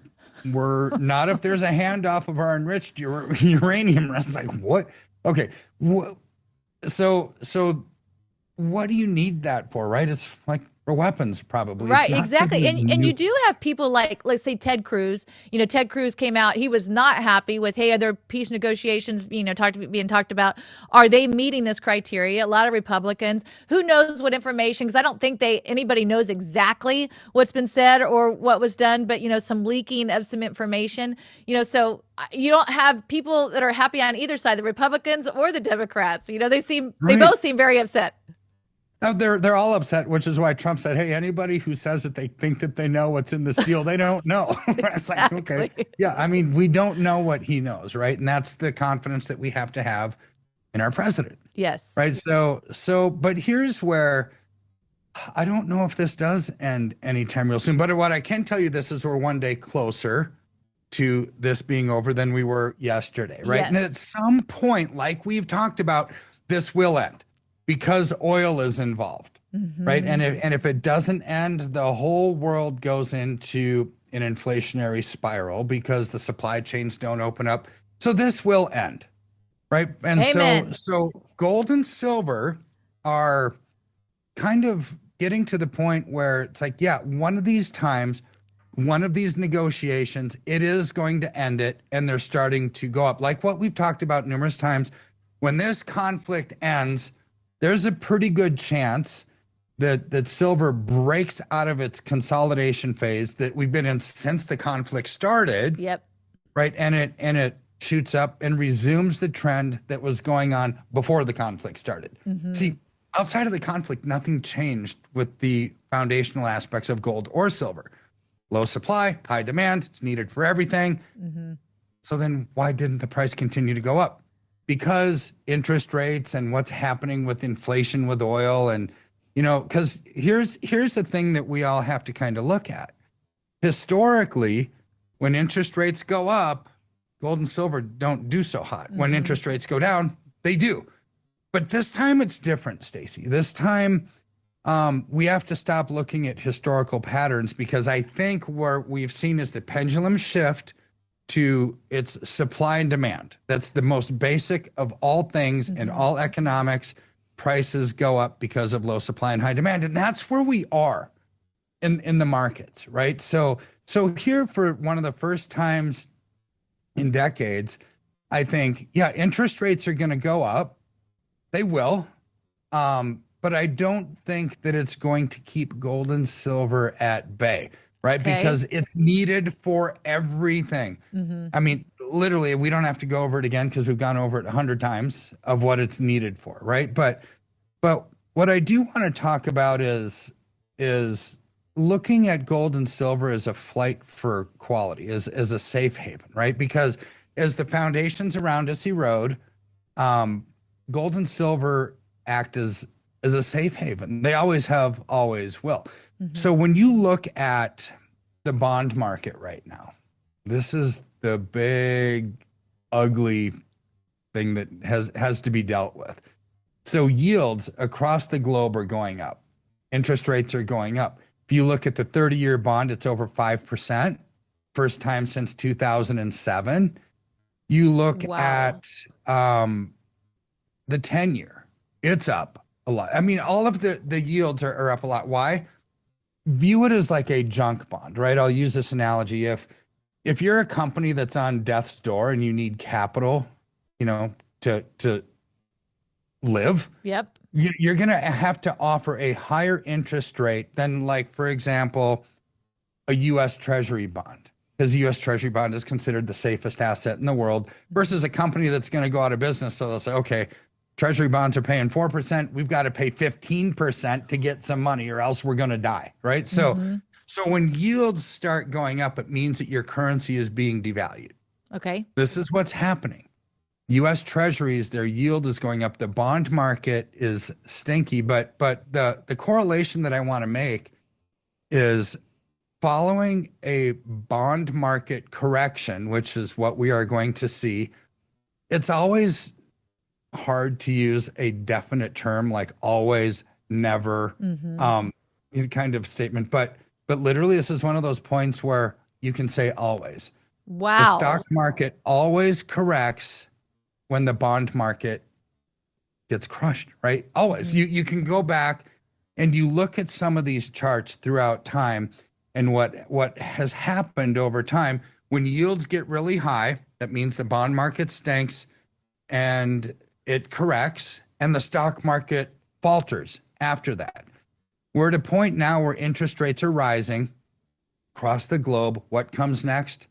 Stock market correction, right? It just kind of goes with it. It's like you have a routine when you get up in the morning and you put on your clothes and you always have the same order and then you leave your bedroom and you go to work, right? I mean, it just happens that way, right? So it's interesting because you said always and then this says stocks never. So both of those words were used, always and never. Yeah. I mean, and you should never use always and never, exactly. Right? Because there's no guarantees in life. But here's one of those things where it's like, all right, stocks never do survive bond bear markets. They just don't, because capital flight starts to happen. And when you have to raise, and so here's the reason why. When interest rates rise and bonds stink, if you have a bond and you're selling it, you're going to lose money. As interest rates rise, any debt that you have means you have less money to spend, which is why the stock market doesn't do so well, because the stock market is a function of revenue, right? So I'm looking at these things. It's like, ugh, that's not good. And so what's going to happen when the bond market corrects? There's a bond market sell-off. Companies are needing to liquidate their bond positions at a lower price. People aren't spending as much. They become undercapitalized, right? So the banks, which are undercapitalized, tighten things up. Okay. Right? They stop lending money or they slow down lending money. So this is a tightening of credit, right? So not only are the markets doing bad, but we're going to get a tightening of credit. And you look at consumer confidence right now. So consumer confidence is the propensity of people to say, I think the economy is going in a good direction and I feel good about it. And so therefore I'm going to invest. I'm going to spend. When consumer confidence is low, it's human nature. We pull back the reins. We don't spend. We don't invest. We just sit on the sideline and kind of do nothing. Yep. So the consumer confidence numbers came out on Friday. Literally the worst number that we've seen in 73 years. Oh my gosh. And it's a function of inflation, higher oil prices, higher prices at the gas pumps. I mean, I filled up the car over the weekend and it was over $5 a gallon. Yep. In Colorado. I mean, we're not talking about New York or California. California. Exactly. I mean, seriously, I can't imagine what it is there.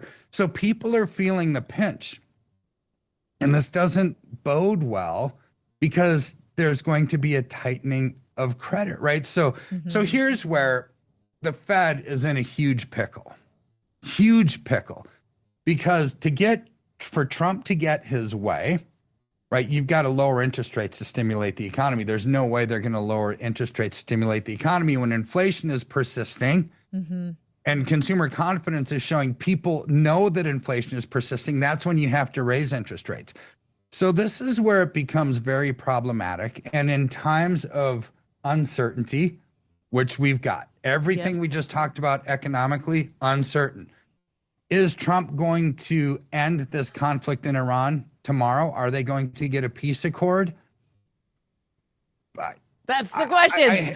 I mean, it's the question. It's like, I don't know. Right. Nobody knows, because nobody knows, even though Trump's a fantastic negotiator, even though Iran is ultimately going to have to comply or else they won't survive as a country. Ultimately, but is it going to happen tomorrow? I don't know. But it will. It will at point. But in the meantime, take advantage of this volatility, right? The volatility in the markets of interest rates and inflation caused gold and silver to consolidate since the conflict began. Take advantage of this moment in time, because what gold and silver are starting to tell us is they're thinking that this is about over. They're telling us that supply and demand is a more important factor to look at than interest rates, and they're starting to creep up. I mean, it's like sneakily, they're going up. I mean, you look at where silver was in the first week of February after the big correction, the 50% retracement that we had. It was in the mid 60s. It's now 77. Yes. So in just a few months, it's gone up a lot in just a few months, right? And that's sneakily happening when people are, all that they can remember is silver corrected on January 30th and it came down. It's like, but look at what's happened after that, right? Humans' memory is very, I don't know, selective, I guess. True. But it's doing really good. It's doing really great. Take advantage of this trend. So have any of predictions, like in the things that you're reading, have any of the predictions changed as to where, people see silver going in 2026? Are they still predicting, 150 or plus? Have any of those things changed since this conflict began and where we are today? No, they haven't. And mine hasn't. And you know what is odd is neither have the big banks. Right, the big banks that are thinking silver's 200 to 300, 180 plus, no matter which bank you're looking at, they haven't adjusted either, which I think is a little bit odd because they're big banks. And you think that, okay, we've been in a consolidation moment and is this war going to end? And most of them don't like Trump's policies. And there's this globalist agenda against everything that we do, blah, blah, blah. Right. So, but they haven't changed their tune either. That's huge. At some point, they know what we are saying. This conflict will end and the trend will resume. That is so good. So Flyover family, we started by talking about how do you thrive versus just survive. And again, I'm so thankful for Dr. Kirk for his book. You can get this book for absolutely free. It doesn't cost any money whatsoever. You can go to flyovergold.com. There's a place that you can just fill out your information and you can receive this book. It's sent directly to your email. I highly recommend reading this book, How Do You Thrive? And obviously we've touched on that today. How do you thrive versus just survive? Another thing you can do while you're there is you can get a free consultation. That means if you've been sitting on the sideline thinking, what do I do? I'm not too sure. Okay, maybe I'll take that step. Oh, maybe I won't take that step. It doesn't cost any money at all. Find out what are your options for you and your family so you can make a wise decision. You can hang up the phone, pray about it, and be like, okay, this is the right thing to do for our family, but at least get the information so you can do that. Do it today. You will be so glad that you did. And I will just say this, Dr. Kirk, everywhere we go, when we do meetings around the country, the thing that we hear over and over again is thank you so much for introducing me to Doctor. He has put me in a great position financially by giving me wise advice. My parents were in town over Memorial Weekend talking to them, and they were like, thank you so much for introducing us to Dr. Kirk. It's been life-changing for us. So thank you for your time, and not just your time. Thank you for all of the individuals you've helped and the ones you're going to be helping soon. We really do appreciate it. You get a time machine and you could go back to, say, 1930 and you had 1 ounce of gold or a $20 bill.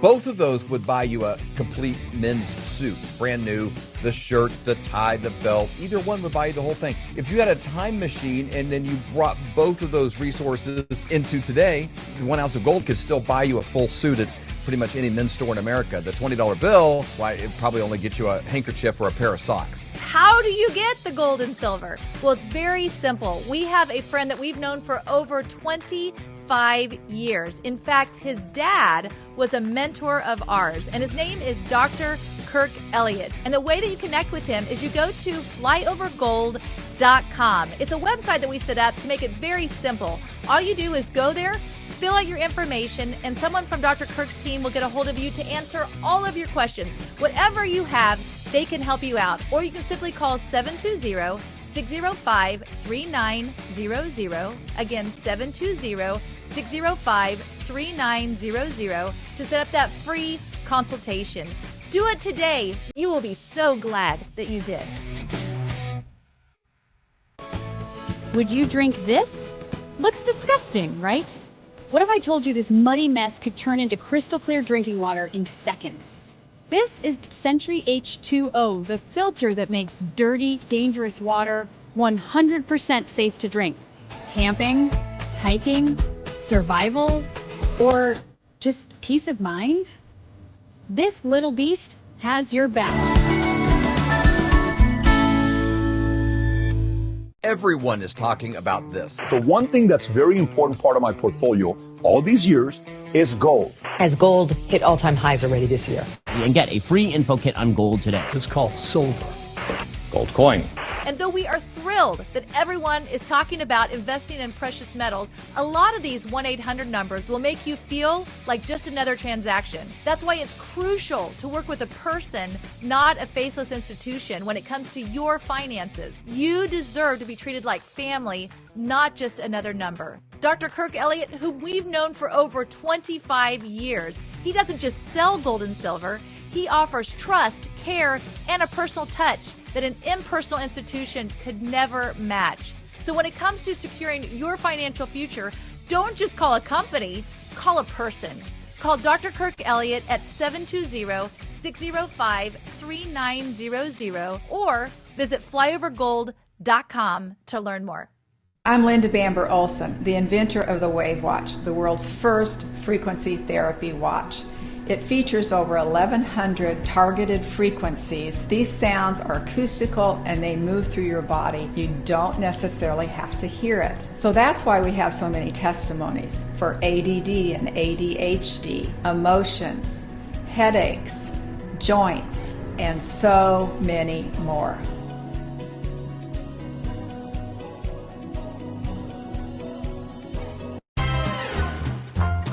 All right, Flyover family. My name is Avery Whited. I'm the daughter of David and Stacy. I'm just moving in, so I had to get an order for my pillow and get the things that I needed. So let's look inside. I got some My Pillow towels, kitchen towels. I got some of their Giza sheets. Now, I've never actually been able to use them, but I've heard amazing things from my parents about them. And last but not least, something for Charlie. A dog bed. All right, Charlie, let's go put this in the dryer and fluff it up for you. Come on, buddy.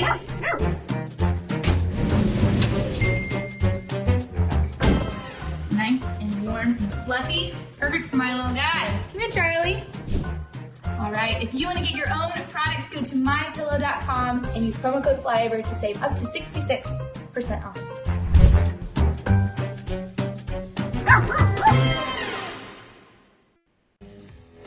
We hope you've enjoyed this episode of the Flyover Conservatives podcast with David and Stacy Whited.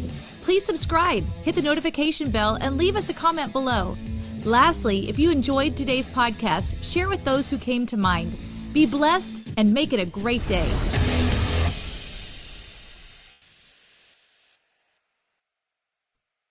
Hey everybody, Jeremy Herrell here. Look, I want to talk to you a little bit about gold and silver. When I was a kid, I always wondered what Fort Knox must look like. And when I was a kid, I always envisioned that when you would walk into Fort Knox, you would see just gold everywhere, literally raining gold, kind of like what you see behind me right now. Unfortunately, as a grown-up, I don't have that kind of imagination anymore, and I don't even have that much trust that Fort Knox has the 5,000 tons of gold that we're supposed to have there. Meaning that decades ago, we went off the gold standard in this country, which took the value of our dollar down to just mere pennies. And since our federal government doesn't want to go back to a gold standard currency, then it's time to us to take matters into our own hands. Have you ever thought about buying gold and silver? Have you ever thought about taking portions of your IRA or your 401k or your nest egg or your savings and putting it into gold and silver, either all or a portion of it? Have you ever wanted to purchase silver like this in bullion or premium? I know I do. And I know I wanted to take matters back into my own hands, which is why I have worked with Golden Crest Metals to do that. Golden Crest Metals .com/LFA is going to be your go-to, absolutely transparent and trusted partner. Now, you can go to that website, or you can call 888-308-4202. And what the good thing about this is they're going to guide you. They're going to talk to you. They're going to guide you. They're going to give you all the answers to your questions, and there's going to be no hidden fees. It's completely transparent. No hidden fees. No pressure, no surprise markups whatsoever. Clients get to see everything before they purchase. They've even agreed to lower the minimum investment to the LFA audience in order to make sure that everybody has access to this. Free IRA storage, free insured shipping, and a full range of precious metals from gold, silver, palladium, and platinum. And if it's easier for you to just maybe click a QR code, well, guess what? We've got that available for you too. Right here, ladies and gentlemen. Click this QR code on your screen and it'll take you right there. goldencrestmetals.com/LFA. Again, goldencrestmetals.com/LFA, or call 888-308-4202 today to reach these guys. They're going to be a great partner for you, just as they have been for me, and we absolutely recommend here at LFA TV. goldencrestmetals.com/LFA.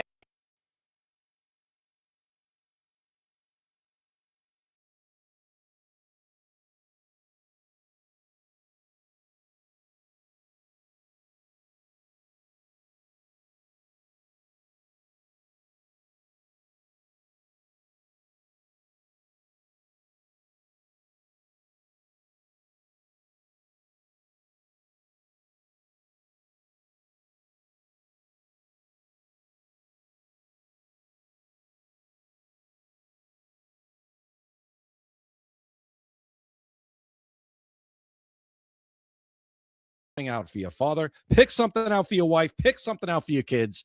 It's all there.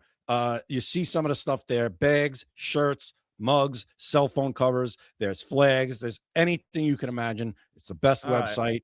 And Jack, let's get going. I think I fixed it to the best of StreamYard's ability. My God, you pay all this money and it's done this like for the last, and it's only the LFA all day stream for some reason, not any other stream. It's just that one particular stream, because we stream to like 10 different places. So, yeah. All right, let's get it going. All right. The first thing, what we're doing tonight is a very special episode, okay? There is no time limit on this episode. Normally, our episodes end at 8 p.m. This episode will not end until a verdict is rendered, till first of all, till both sides of the case are heard. A verdict is rendered, and then we actually discuss why the verdict was rendered the way it was and why the verdict is what it is. So, but the first thing I'm going to do is, just so everybody knows, I'm going to lay out the state's case real quick. That's not going to take a long time. I'm going to read a summary of their case. Everybody probably knows, you're familiar with JFK's assassination. So I'm just going to read real quick a summary of their case. And then we're going to start my case. Okay. The state's case against Lee Harvey Oswald, as concluded by the Warren Commission and largely supported by subsequent official reviews, was that he acted alone in assassinating President John F. Kennedy on November 22nd, 1963 in Dallas. Key elements of the evidence. This is the main evidence that they had. Ownership and possession of the murder weapon. Oswald owned the 6.5 millimeter Italian Mannlicher Carcano rifle found on the 6th floor of the Texas School Book Depository. Shortly after the shooting, ballistics test matched it to fragments from the bullets that struck Kennedy and Governor Conley. Oswald's palm print was on the rifle, fiber from his shirt were on it, and he had previously posed with it in backyard photos. He had purchased it by mail order. That's what they believe, by the way, but I'll get to that. Opportunity and presence at the scene. Oswald worked at the depository. Witnesses placed him on the 6th floor near the southeast corner window shortly before and around the time of the assassination, which was 12:30 p.m. Exactly 12:30 p.m., by the way. 3 spent cartridge cases matching his rifle were found by that window. He was seen in the building immediately after and left the scene. The shots and ballistics. The commission determined Oswald fired 3 shots from the 6th floor window. 2 struck the presidential limousine, 1 causing the fatal head wound to Kennedy, and the single bullet, or magic bullet theory, accounted for non-fatal wounds to both Kennedy and Conley. A missed shot was consistent with evidence. And then flight and subsequent actions. After the shooting, Oswald took a bus and a taxi to his rooming house, then left on foot. About 45 minutes later, he fatally shot Dallas patrolman J.D. Tippett with a .38 revolver he was carrying. Witnesses identified him. Cartridge cases matched his gun. He was arrested at a nearby theater. Motive and background. Oswald had a history of Marxist leanings, defection to the Soviet Union, pro-Castro activities, and a prior attempt on right-wing General Edwin Walker. No conspiracy evidence linked him to others. And we are going to talk about that too. And I can promise you, most of you, that is not something that you have heard about, because believe it or not, even though it's out there, it's not something that's talked about, and I believe I know why. And I'm gonna talk about that also. Texas authorities charged him with Kennedy's murder and Tippett's, which is that patrol officer, based on the physical, ballistic, eyewitness, and circumstantial evidence before Oswald was killed by Jack Ruby. The Warren Commission found he acted alone with no credible evidence of broader involvement. This remains the official U.S. government position. Though debates and alternative theories persist, the summary draws from the Warren Report's core findings. So that, Your Honor, is that's the state's case. Pretty weak, if you ask me. I don't listen. This is my first case. I mean, but I just want to let everybody know. It's my first case. I'm a President Trump appointed judge. Mhm. All right.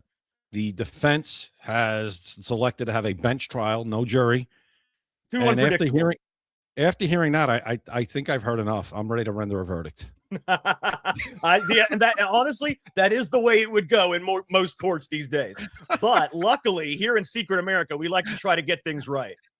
So I'm going to go ahead and start with my first piece of evidence. And Okay. my first piece of evidence is, and I'm going to build the case. You're going to see more bigger and more shocking evidence as we go along.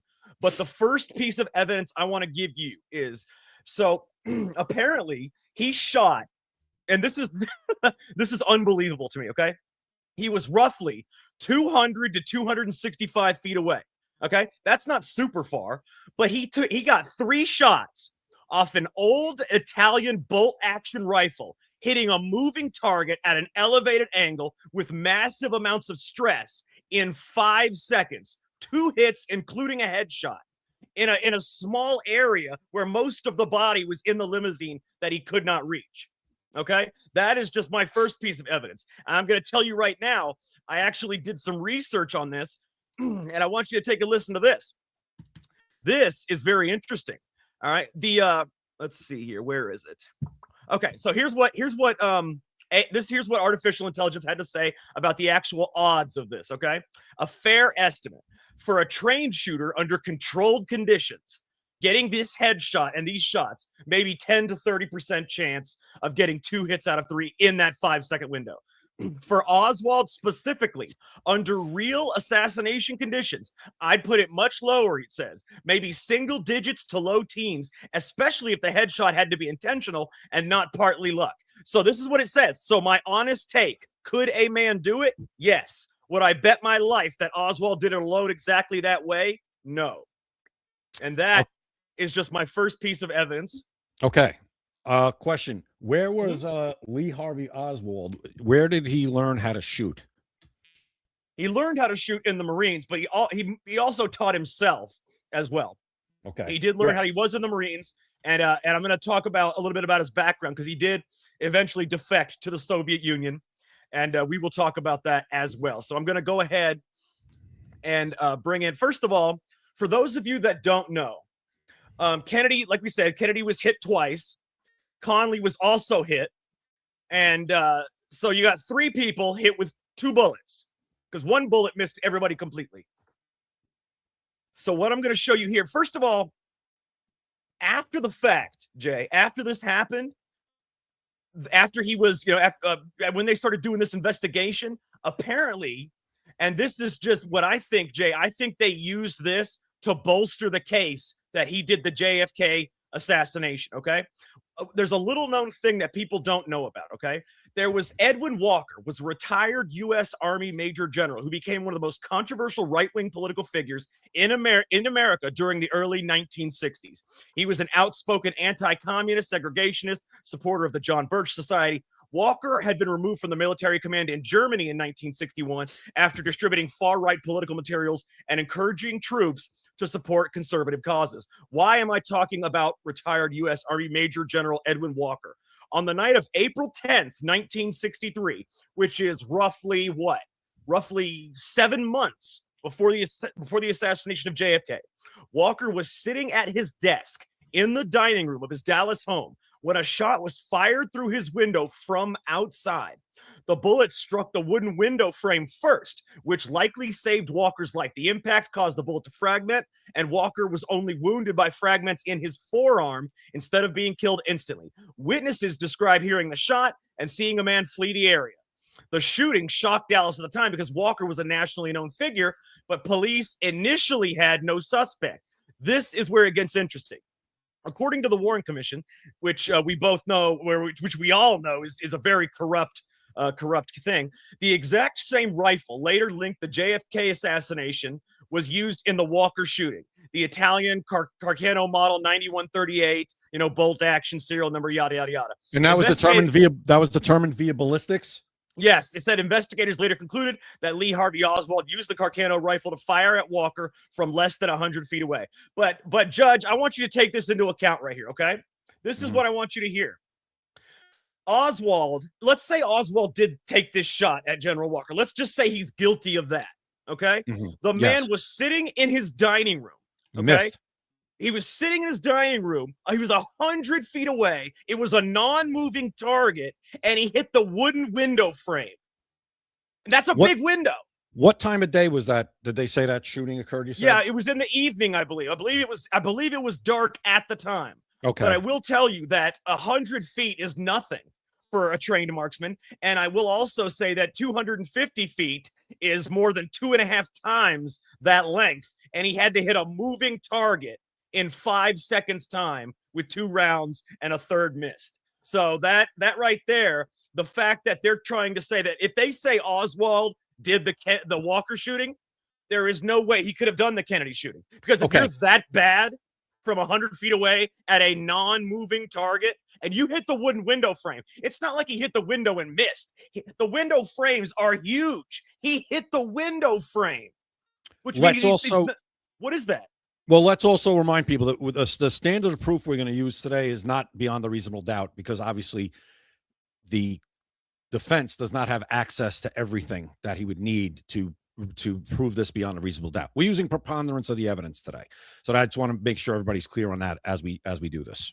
Yes. So basically that just means if the evidence basically shows that he's guilty, then that's what it's going to be. Or if it shows that he's not guilty, then that's what it's going to be. We can't do beyond a reasonable doubt because we don't have access to the crime scene. We don't know if the ballistics are real, to be honest with you. And I can't do any fingerprint or evidence myself. I have to rely on everything that I was given by the Warren Commission and other things, which we both know is sketchy at best. So, yeah, we're doing preponderance of evidence, which means, most of the evidence points to his guilt. And a reasonable person could say this person is guilty. Yeah, it's basically, it has to be like 51%.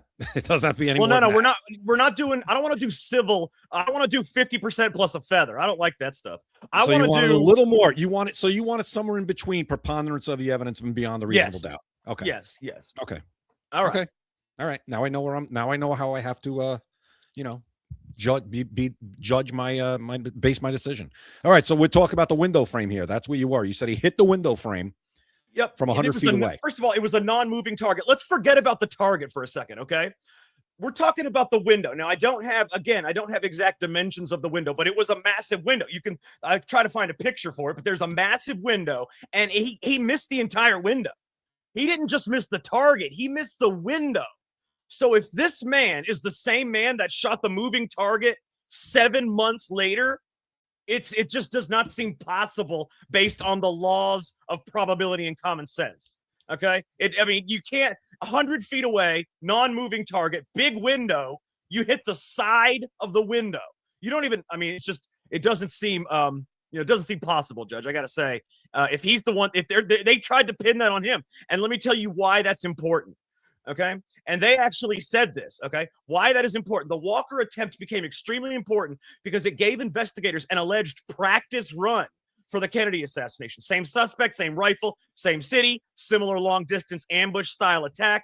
Supporters of the lone gunman theory argue that Walker showed Oswald had already attempted political assassination months before JFK. Critics argue the evidence was very circumstantial and heavily dependent on Marina Oswald's testimony. By the way, I am going to say that after the Warren Commission, or during the Warren Commission, after the shooting, during the Warren Commission investigation, Marina Oswald, who is Lee Harvey Oswald's wife, was called to testify. She said that he told her that he tried to kill Walker. But that, to me, I mean, you can't trust that. First of all, he beat her a lot. She hated him at the end of this, and he was dead. Okay? It's very easy to tell people what they want to hear if they push you towards it. So I would just have to, I mean, her testimony is so tainted. It's hard to believe anything that she would say. Well, let me ask this. Now, I think it's an obvious question, but just to clarify. Mm-hmm. The Walker shooting.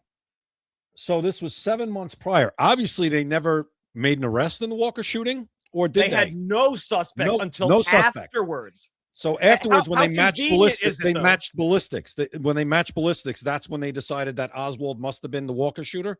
Well, see what happened. Well, actually, they didn't even do that. What happened was they matched there is no ballistics to match in the Walker shooting. It was a fragmented bullet. That's the thing. They assume he was the one that did it. They didn't find the rifle. How could you possibly know what rifle it came from when it was a fragmented round? They said it came from his rifle. No shell casings that could have matched even to this. Nothing at the Walker scene. Just a fragmented round that was framed in the window frame, and some of the shrapnel that was in his arm. So no shell casings were left at that scene.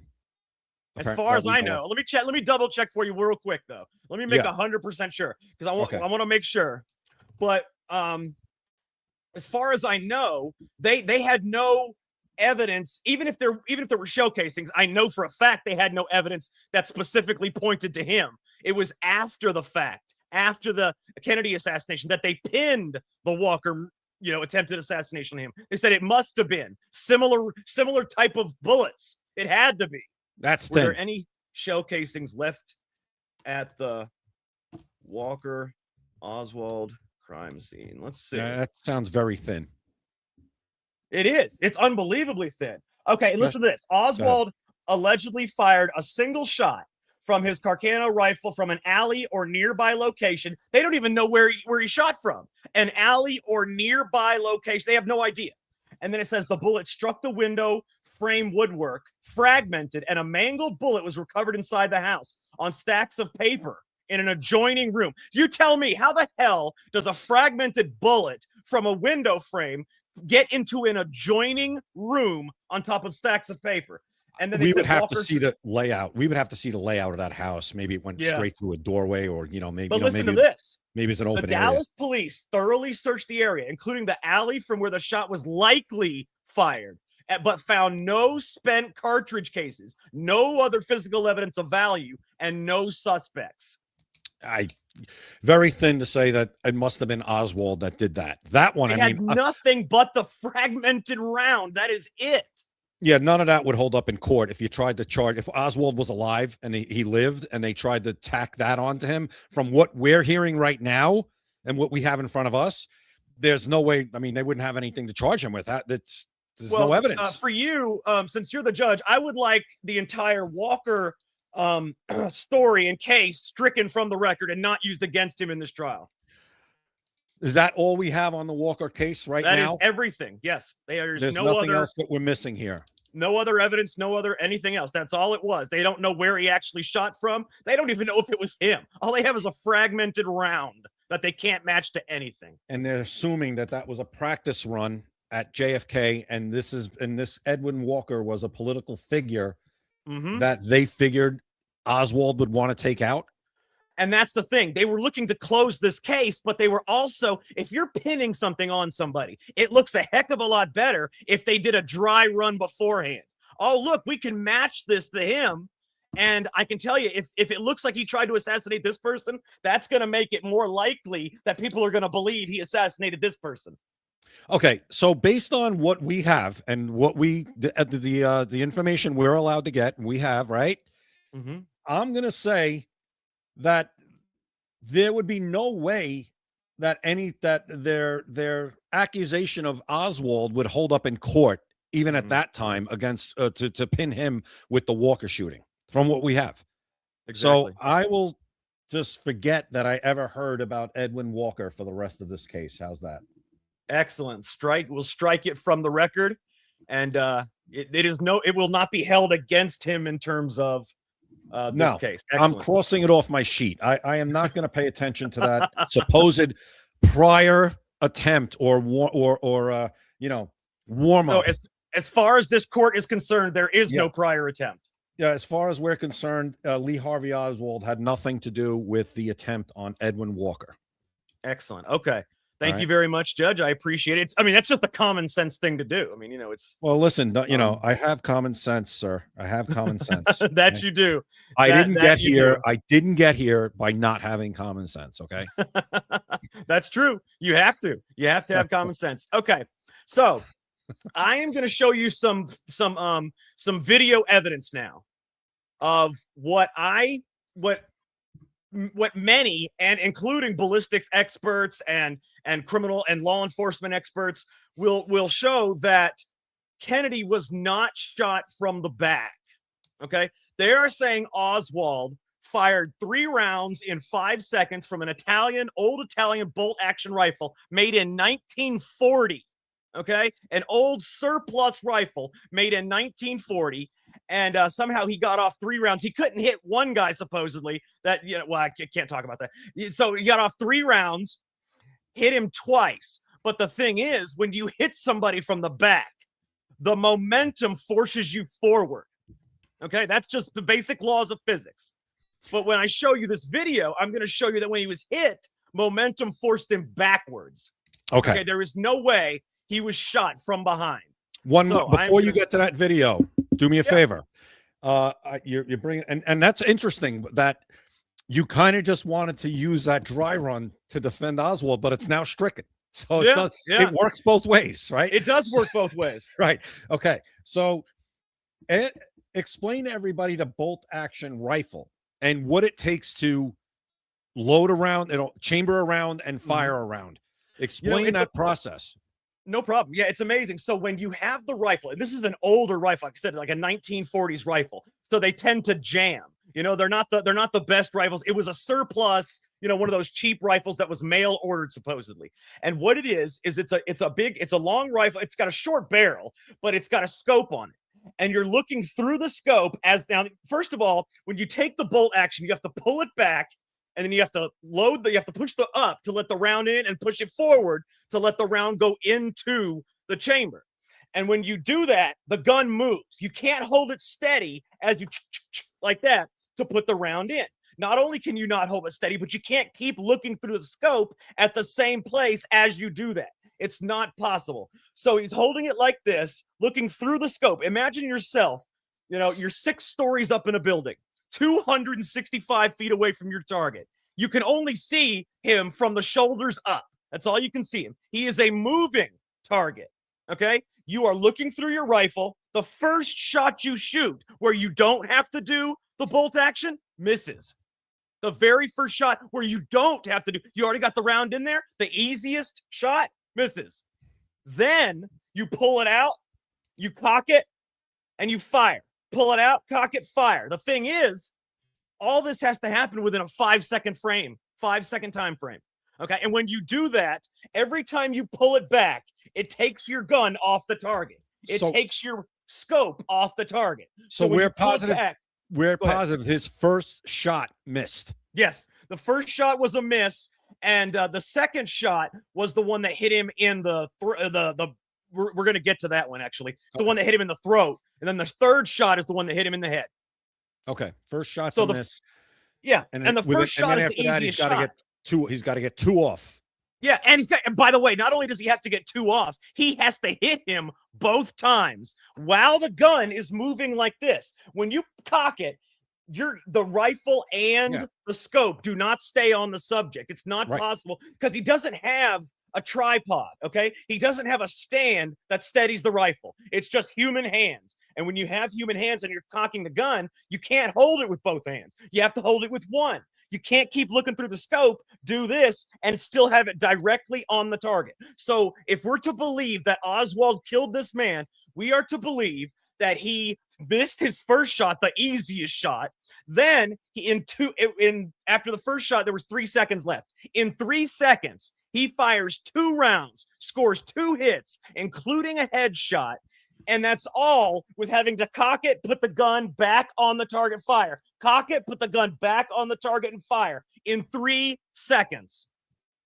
Okay. Logic and physics and just just basic common sense can tell you that that's not a possible thing. I'm going to show you the video, though. I want you to see this.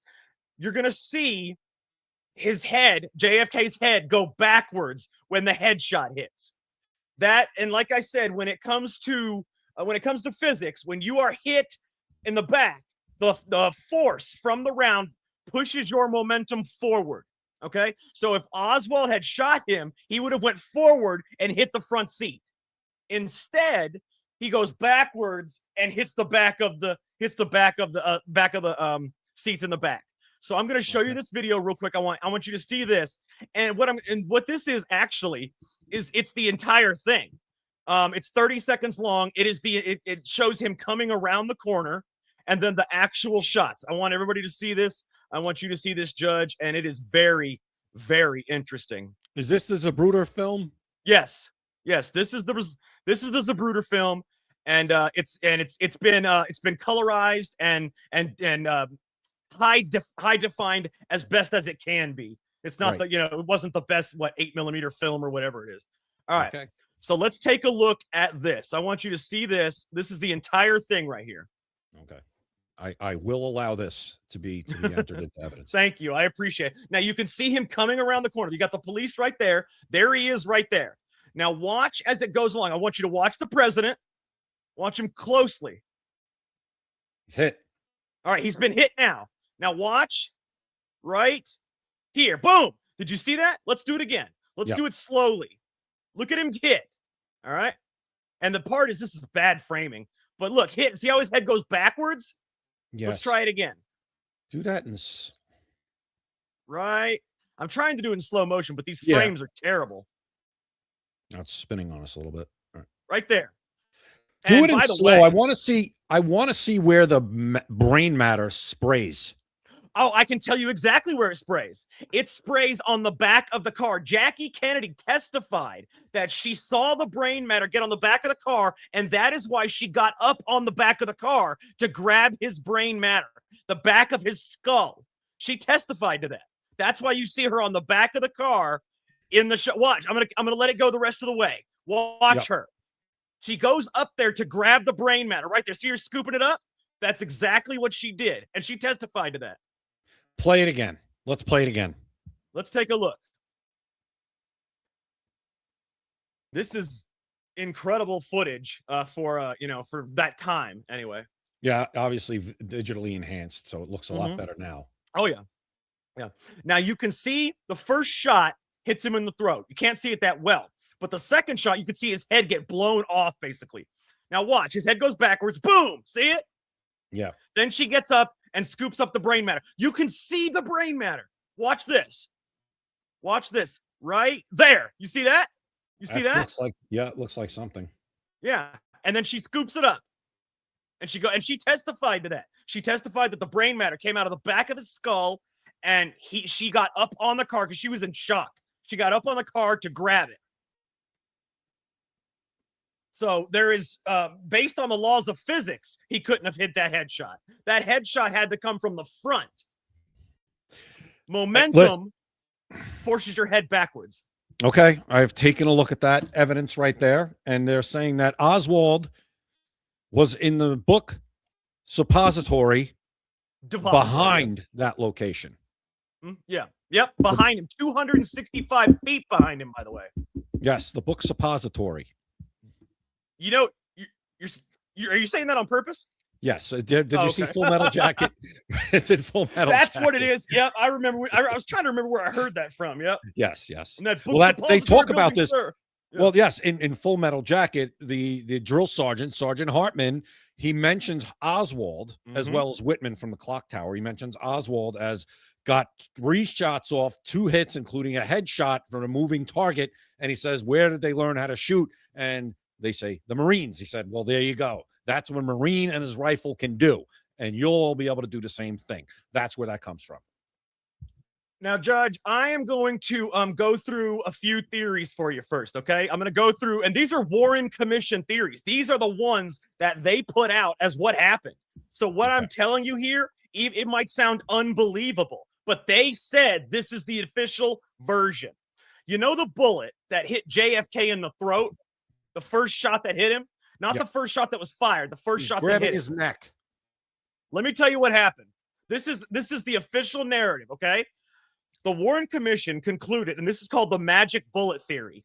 The Warren Commission concluded that a single bullet, Commission Exhibit 399, caused Kennedy's upper back wound, an exit through the throat, Governor Conley's back wound, Conley's chest wound, Conley's broken wrist, Conley's thigh injury. One bullet caused all of that carnage, is what they said. Critics have argued that the bullet supposedly changed directions multiple times. The recovered bullet was intact mostly, Your Honor. You cannot have a recovered bullet bounce off of bones like a wrist and a thigh and a back and it not be fragmented. Okay, especially if it hits all of those things. Okay, go back to the video and let's look at where Connolly was. It's hard to let me tell you what. Let me get up. I've got a better version, a closer version, a version that you guys have not seen yet. But the reason I'm not showing that version is because not only am I in this to tell you, is to prove to you that Oswald was a patsy, but I'm also in this to prove to you I know who shot Kennedy, and I'm going to prove that to you right here. Well, hold on a minute. So I don't want to show this video yet because it comes towards the end.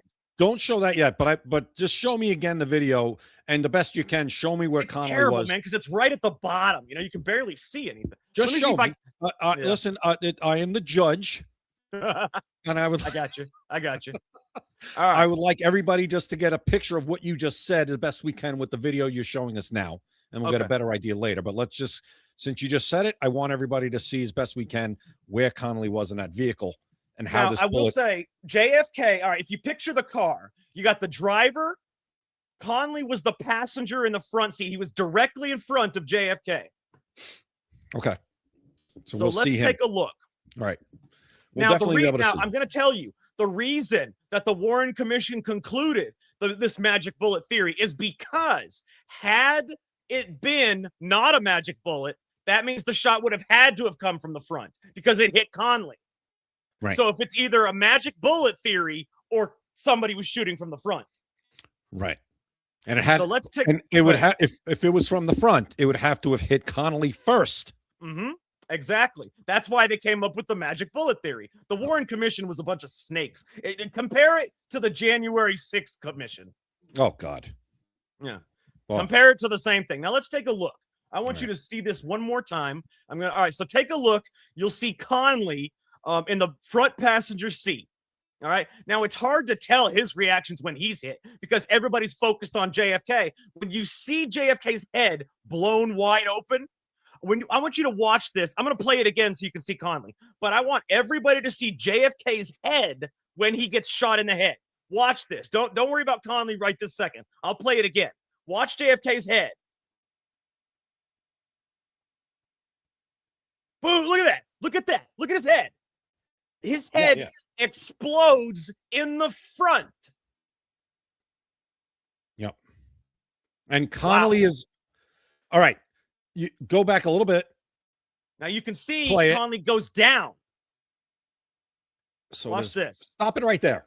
That's Connolly right there with his head turned looking at us. Yes, that is Conley. All right, he's moving. Go back just a little bit. Because he moves does he move right before? When does JFK start grabbing his neck? Right there. And then Connolly moves. And look, Conley doesn't look hurt at all, if you ask me. No. He still doesn't look, and then he gets down. He doesn't look hurt at all, if you ask me. But I am going to prove, at least to my belief, of who killed him. And I believe I have actual definitive evidence of such a thing. Okay. All right. Let's keep going. So they're trying to say like I said, they had the magic bullet theory. That was the first theory that I was talking about. And I'm going to show you. So just so you know, Jay, there is a video out there that proves, and this is the God's honest truth. You know, Representative Anna Paulina Luna, she is the head of the conspiracy commission, basically. You know what I mean? Mm-hmm. So she knows and has said there is a video out there that shows Lee Harvey Oswald down near the limousine, that he could not have possibly been the shooter. Oliver Stone saw this video. Oliver Stone saw this video before he made JFK. And then he made JFK, and that's why he put out the magic bullet theory. I want you to see this. This is the magic bullet theory from the movie JFK. After Oliver Stone saw the video where it was not Lee Harvey Oswald, because Lee Harvey Oswald was near the limousine on the ground floor. He was not in the book depository building. So let's take a look. I want everybody to see this because this is extremely, extremely interesting. All right. Take a listen. We must first prove that there was more than one man involved in the assassination. To do that, we must look at the Zapruder film, which my office has subpoenaed. The American public has not seen that. The American public has not seen that film because it has been kept locked away in a vault for the last 5 years. I'm going to fast forward to the magic bullet theory because it's like a 3-some-odd minute video. But two unpredictable things happened that day that made it virtually end. James Tay, who was Nick. By the way, just so everybody knows, I bet you guys didn't know this. There was a third man that was shot that day. A third person that was shot that day. It was not just Conley, and it was not just JFK, and it was not a person that was in the limousine. Where was that person? Take a listen. By a fragment while standing near the triple underpass. He was standing near the bridge that JFK was coming towards, apparently. Okay. The time frame 5.6 seconds established by the Zapruder film. Okay, before I let him continue, this is all 100% fact. This is true. This has been researched by me, deep dive research. Yeah, this isn't just a movie. This is true to fact here. Yeah. And it's not only based on a true story, but these things right here, the actual court case that they do in the movie, it's all 100% factual, especially the magic bullet theory. And that's why it's called the magic bullet theory. You're about to find out. In order to leave Kennedy's body from the front of his neck, wound number 2, where it waits 1.6 seconds. Presumably. Judge, I want you to hear what he just said. It waits 1.6 seconds. The bullet waits 1.6 seconds. What, it hit brakes? Yeah. In midair, where it turns right. You hear what he said? Listen to this. Take a listen. Where it turns right. Damn it. 0.6 seconds. The bullet then turns right. The bullet turns right. It comes out of his chest, and in order to hit his wrist, it would have to stop in midair and turn right. Jack, it's a drunk bullet. Yeah, exactly. In condition after shattering ribs, after shattering wrists, after hitting a thigh, 2 backs, a throat, and a chest. On a stretcher in a corridor of Parkland Hospital. And by the way, that bullet, you know where that bullet was found? Did you hear what he said? Yeah, on a stretcher. That bullet was found on a stretcher next to JFK. How is that possible? Well, first of all, as a judge, that is that chain of custody. Like, wait a minute. Yeah. What? How was it found there? Who put it there? That's the thing. It had to have been put there because it was in Conley. It came out of Conley. It would have been in the front seat or on the floorboard. Huh? You there? Oh, I think we lost the judge. Well, anyways, I'm back. Okay. I was saying there's no chain of custody for that bullet. No. And the bullet, they had to have found it in the seat or on the floorboard and then put it next to Kennedy. That bullet was not the bullet that was fired and hit him because that bullet was in pristine condition and it was set there as a trap. It was set there as something that was meant to be found.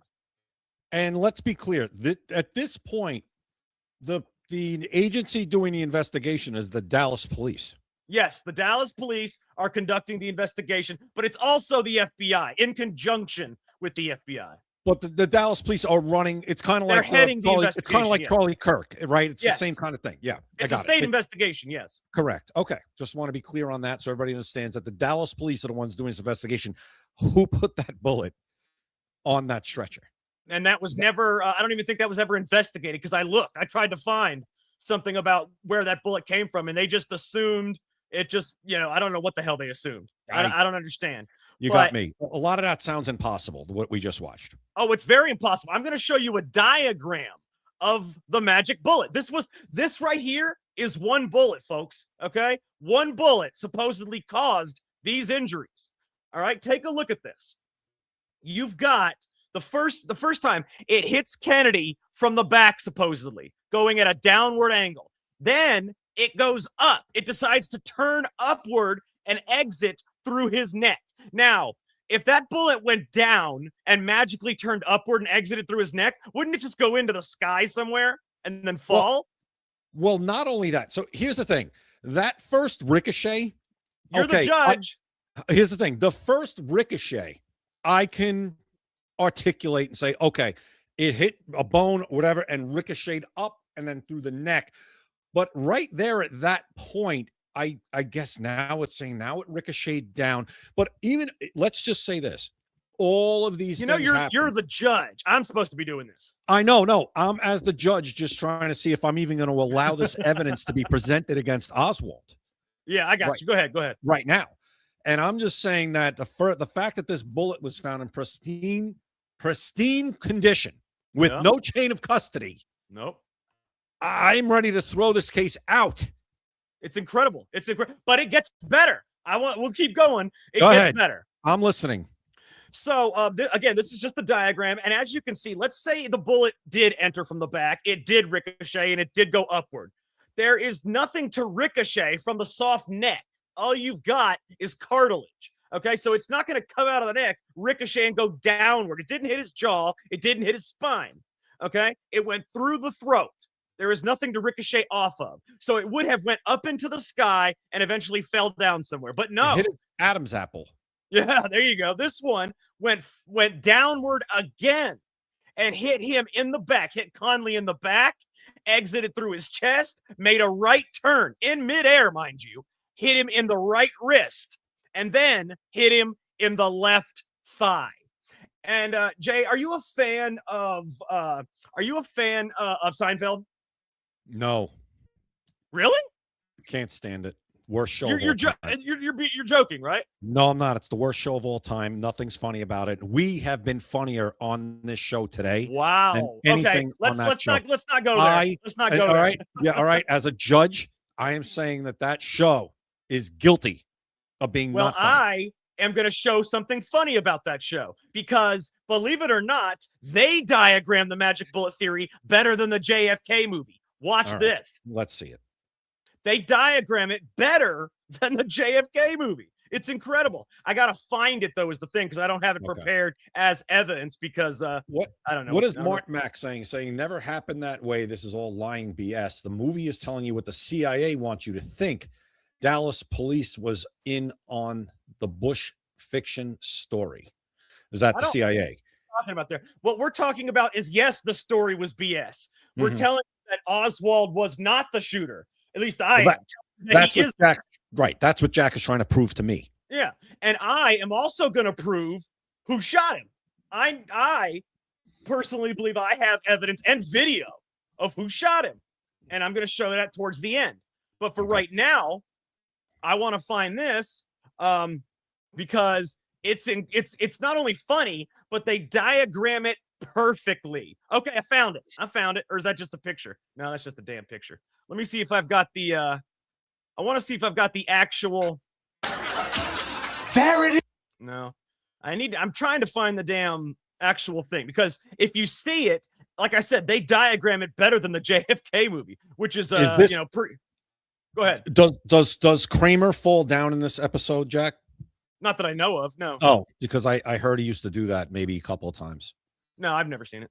Oh, please, that show. I can't believe you don't like Seinfeld. That just qualifies you from the bench. No, not at all. Actually, no. See, that makes me perfect for the bench because I am a free thinker. Okay, I am not falling in with the crowd with everybody that likes Seinfeld just because it was the thing to do. It's a hilarious show. No, hilarious. No, it's not. Man, you know what's even worse though? Oh, what? You know what? I know what the problem is. I'm looking on X. I need to look on YouTube, man, because X just doesn't have the videos that you want. Well, so, listen, counselor, you know, I'm being very lenient with my time here. I appreciate. Counselor. Hey, I have a lot of evidence that I presented, and I'm going to start going faster because we got to get through the evidence. And by the way, for anybody that just joined us, we don't have a set time limit for this episode. It's a special episode. It's going to be longer than an hour, most likely, because we've only got 12 minutes left. But so yeah, we don't have a set time limit for this episode. But I am going to start going through everything faster. That way, we can make sure that we get through it, and he can render his verdict, impartially, hopefully. Well, and then next week we're going to do an episode on Seinfeld, and I will be presenting my case as to why it's one of the worst shows of all time. Oh, and that's why 78 million people watched the final episode in the 1990s. 1998. I'm going to remember you just said that. 78 million. No, I'm going to remember that your logic. Am I wrong? No, you're right. I'm just going to remember that your logic train was that a lot of people watched it, so it must be good. I'm going to remember that because one day I'm going to be able to use that against you. I've got it. Okay, I finally got the video. Finally, after all this time. All right. You know how YouTube? Can you hear what I'm playing right now? I can't hear it. Good. Okay, because I got to skip the commercials to get to it. Okay, here we go. I want you guys to see this because, like I said, they diagram it perfectly, even better than JFK. Seinfeld diagrams it perfectly. So, Jay, forget your hatred for Seinfeld for the moment. Watch this, and because this is evidence that I am presenting, okay? Just only because it diagrams it the exact way that it is. All right, I'll allow it. Thank you. Let's take a listen, and let's check it out. This is incredible. I hate Keith. Hate him. I despise. Always tell it. 19 was ruined. I'm going to fast forward a little bit. As he passes us, Newman. I want to get to the spot where. Oh, by the way, Jack, before you play it, here's what I do know. Newman was also in JFK. He was sitting there when Kevin Costner was doing the magic bullet theory. He used Newman as a prop. Oh, that's pretty cool. He's there in the scene we just watched. Go ahead. All right, now take a listen. This is where he reconstructs it. Now, he's not reconstructing. See, what they're doing, it's a comedy show. So they're making fun of the JFK movie by reconstructing a loogie. Somebody spit on him. Okay, that's what. But they reconstruct it exactly as the bullet happened. So that's why I'm playing this. So just take a watch. Number of times. Newman, Kramer, if you'll indulge me. According to your story, Hernandez passes you and starts walking up the ramp. Mm-hmm. Then you say you were struck on the right temple. The spit then proceeds to ricochet off the temple, striking Newman between the third and the fourth rib. The spit then came off the rib, made a right turn, hitting Newman in the right wrist, causing him to drop his baseball cap. The spit then splashed off the wrist, pauses in midair, mind you, makes a left turn, and lands on Newman's left thigh. That is one magic loogie. Absolutely. Now, I tell you, that is the diagram of what they said. That right there, Jay, if you believe that happened, that is what they are saying happened. That is what they told the American public. That's what happened. Yeah, I mean, I would believe it more out of the loogie than I would the bullet. That's unbelievable. And the American people ate it up. So let me go a little faster. All right. Okay? I'm going to move past the magic bullet theory now. Okay. All right.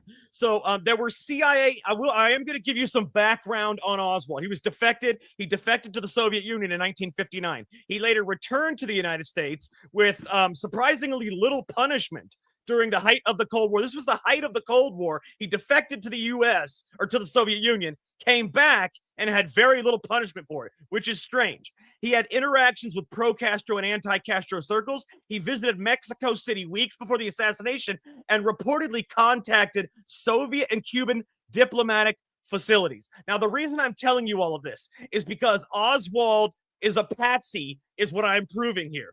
And he was being monitored by intelligence agencies. The CIA had files. This right here is not up for debate. The CIA had files on Oswald before the assassination. That's not up for debate. The FBI was tracking him before the assassination. That's not up for debate. Some information about Oswald was not even fully shared between agencies before JFK's death. Okay? This raised many questions. But there was the Mexico City controversy, okay?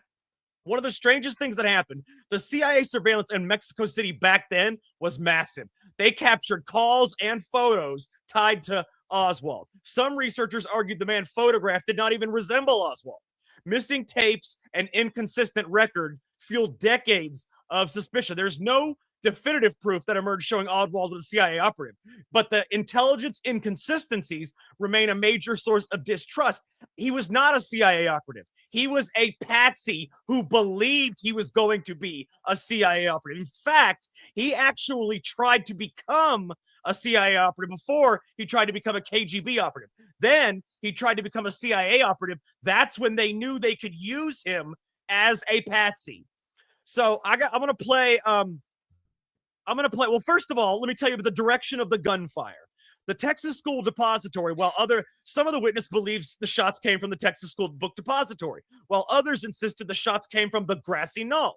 The Grassy Knoll became legendary because numerous witnesses reported hearing gunfire there. Not one, not five, not 10. Numerous, it was way more. Some claimed they smelled gunpowder nearby. Several rushed toward the area immediately after the shooting. There was also the medical confusion, a throat wound that some interpreted as an entrance wound. Really weird. Later autopsy, supposedly conclusions characterized it differently.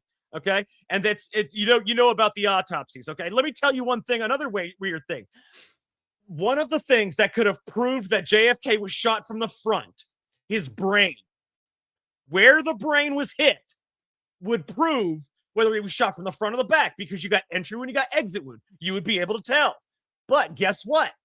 The brain was stolen. JFK's brain was stolen before it could be examined, Jay. Before it could be examined. Let me just say that one more time. Before it could be examined. Let me tell you. Was it ever found?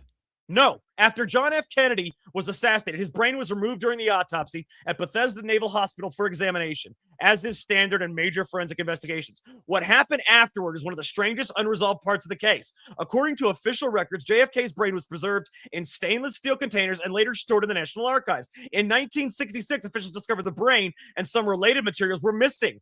A 1978 congressional investigation concluded the materials had likely disappeared sometime after he was killed. Several theories emerged over the years. Some researchers believe the brain may have shown evidence. This is it right here. Researchers believe the brain may have shown evidence contradicting the official trajectory conclusions. Right there. That is massive. One major reason the brain is the missing brain matters is because brain tissue analysis could potentially help determine bullet trajectories and wound paths more precisely. Critics argue that losing such crucial evidence is the most important murder investigation in American history, fueled decades of distrust. You don't lose somebody's brain. That doesn't happen. So what you're telling this court is that the brain was never officially examined by a forensic investigator to determine entrance, exit wounds, anything? No. They removed the brain for examination. They stored it. For some reason, they didn't look at it. And I'll tell you why they didn't look at it and examine it at the time. Because they already had their narrative. There was no reason to examine the brain. They already had their narrative. So what do? They store it in the jars. They put it in the National Archives, and then it disappears. Hold on a minute. So this brain was then moved to the National Archive. So they had the brain to examine if they wanted to. Oh, yeah, they had it for 2 years. Actually, I take that back. The brain was stolen. They said it was likely stolen between 1965 and 1966, 2 to 3 years after he was killed. I don't see, all right, as a judge, officer of the court, I don't see how it's possible to have the brain and not have the brain officially examined and have a forensics report done on JFK's brain to determine entrance, exit, or anything else that could have been gathered. Maybe bullet fragments. I don't know. But that's why I try to say, I'm trying to prove that it wasn't Oswald. It was a conspiracy to frame him as a patsy and then use every means at their disposal to cover it up. All right. So now we have two. We have the bullet, the magic bullet, which was found on a stretcher. And now I have a brain that has gone missing, was in custody, but was never officially examined by an investigator. Okay. All right. Go ahead. Okay. There are no reliable eyewitnesses that placed him firing the rifle. Witnesses say they saw a gunman at TSBD, which is Texas School Book Depository window, but none of them positively ID'd Oswald pulling the trigger. Some of them described a different man entirely. Did anybody actually see shots fired? They say they did. Some of them say, well, no, not shots fired. Excuse me. They say they saw a gunman, not necessarily shots fired, but none of them could positively ID Oswald as the gunman they saw. As the shooter. Okay. Exactly. Now, the Zapruder film shows a frontal shot. You can see that JFK's head snaps violently backward and to the left. Newton's laws of physics say the fatal bullet came from the grassy knoll, not behind from Oswald's supposed position. They suppressed and altered the film. And that's why I have Luna saying that there is a film. I have a representative, a congresswoman that heads up the conspiracy committee saying there is a film that proves Oswald was not the shooter. I'm going to play that video for you right now. Okay. Because this is huge when you've got someone who knows what's out there, is the head of such a thing, and it says what she says. So let's take a listen to this. Let me pull it up real quick. I want everybody to hear this because this is unbelievable. But we are going to show everybody that Oswald has been railroaded this entire freaking time. And I don't give two shits about Oswald, but I do care about the truth. NBC actually has a video that's never been seen before. We're actually going to be sending a letter requesting that from NBC because it allegedly shows Oswald near the vehicle when the assassination took place, which means that he couldn't have been the shooter. So he couldn't have been the shooter because he was near the limousine. Now take a listen to another thing she says. This is also very interesting. The initial hearing that was actually held here in Congress was actually faulty in the single bullet theory. I believe that there were two shooters, and we should be finding more information as we are. She believes there are two shooters, and she has all the records you could possibly want on this, and she believes there are two shooters. Let me show you something else.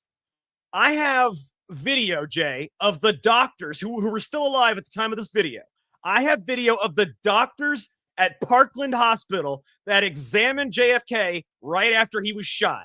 Okay? I want you to take a listen to what they have to say. The first time that I suspected that some major event had occurred was when the operator was paging through the loudspeaker system. The president's been shot and they're bringing him to the emergency room. They've called from the emergency room, said that they're bringing President Kennedy in. He'd been shot. I would have expected them to bring him to Parkland. It was the #1 trauma hospital in that part of the country. This says, in 2013, 50 years after the assassination, the Parkland doctors gathered to discuss what they saw for the first time. This footage has never been shown publicly until now. When I saw the autopsy pictures, I thought somebody had really tampered with the whole thing. And The doctors just said when they saw the autopsy pictures, somebody had tampered with the entire thing. Made me very suspicious. Parkland doctors were a serious problem for the U.S. government because they had provided evidence that the president had an exit wound in the back of his head. That means there was a shooter somewhere in the front. And that ran totally contrary to the official narrative of a lone shooter from above and behind. In order to probe that, you had to go back to Parkland and speak to these doctors. Dr. Perry and Dr. Baxter had just walked into that room ahead of me, and Dr. Perry was standing on the right side of the cart the president was lying on. Dr. Baxter opposite him on the left side.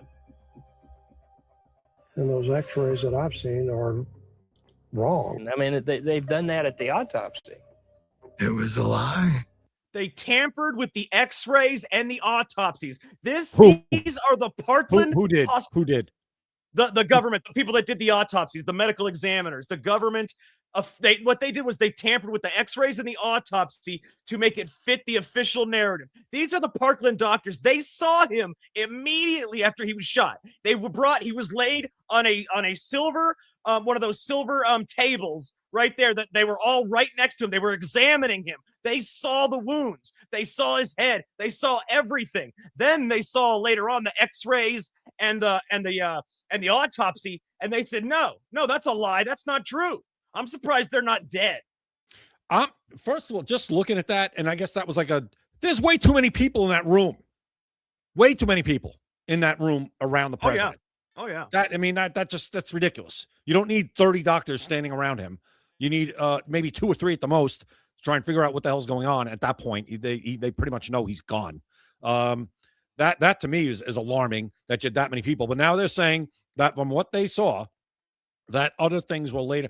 That wasn't the information that they gave, is what they're saying. Yeah, no, they're saying that the information that they gave is not. I'm sorry, the information that they saw, what they saw with their own 2 eyes, correct, was not what those x-rays and that autopsy showed. That's what I'm saying. Yes, that's my question. Okay. Absolutely. Okay. Absolutely. Okay. I am going to show you a couple more things before I actually. A single bullet was fired from a the big one for me was always I don't know why this thing keeps messing up. I'm trying to get something because I want you to see this particular thing that I have right here. It's very, very interesting. If I can find it. I just had it 2 seconds ago. the big one for me. A single bullet was fired from a rifle. Okay, here we go. I want you to take a look at this, Jay. Very interesting stuff. Let's take a look. All right, so this is a reenactment. What the hell just happened? There it is.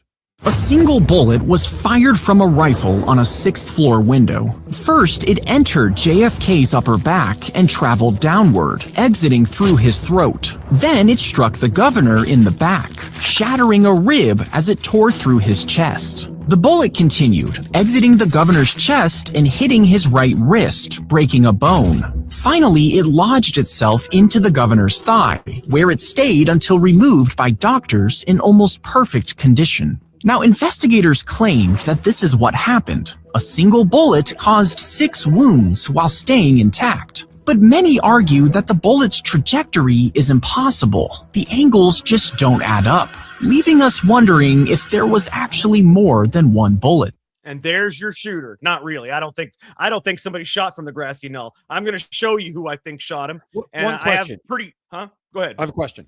Yeah. That right there that you just played just shows the bullet not ricocheting up through his neck and then making all these turns. It just shows it going straight through. Well, they were showing what the official narrative was. Okay.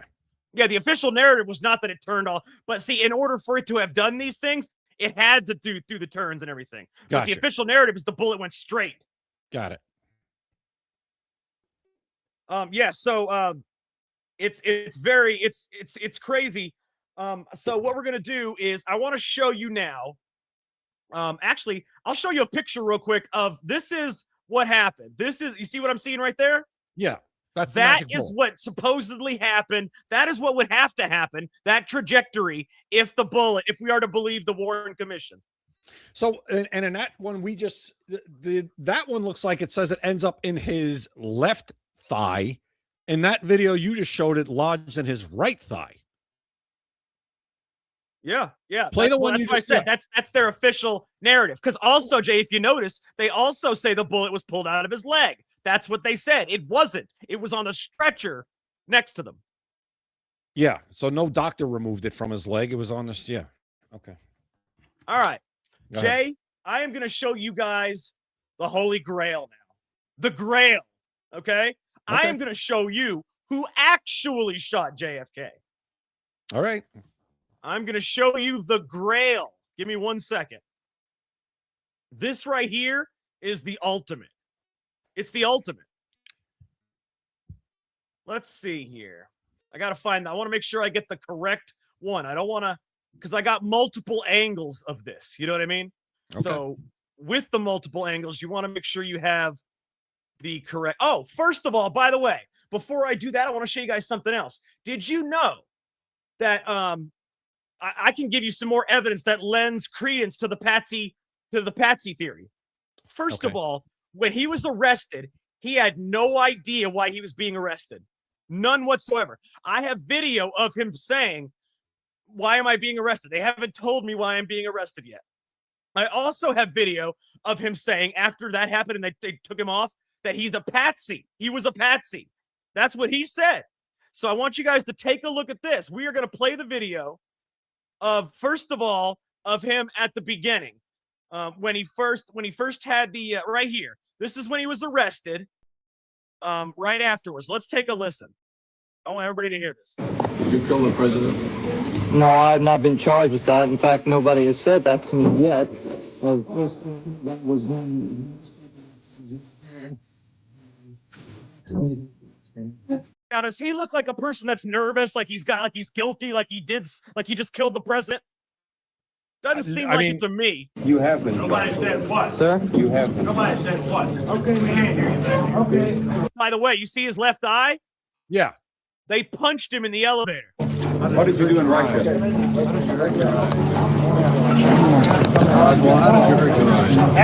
A policeman hit me. You hear that? He said, "How did you hurt your eye? A policeman hit me." That was Oswald. Lee Oswald, who was charged. Now take a look at this. This is the even more important video. Okay? I want you to listen to just a patsy, is what he said. I am just a patsy. Very Right there. interesting. Very interesting. And he wasn't allowed legal counsel, apparently. Is what No, he's saying. he was railroaded like you wouldn't believe. But see, the most interesting thing of this all, and I'm going to tell you what lends the most credence to him being a patsy. As he was being taken out, the police allowed him to be shot and killed in front of them. There was a man named Jack Ruby who was connected with the crime syndicates. And the CIA. They allowed him to get through the crowd with a gun, walk right up to Lee Harvey Oswald with police behind Lee Harvey Oswald, shoot him in the chest and kill him. Because if he's a patsy and he's dead, there's no trial. None of this stuff's going to come out. Nobody has to worry about a thing. I have the shot video. I have the video. Yep. We are going to play the video where Jack Ruby actually killed this man, and the police allowed it to happen.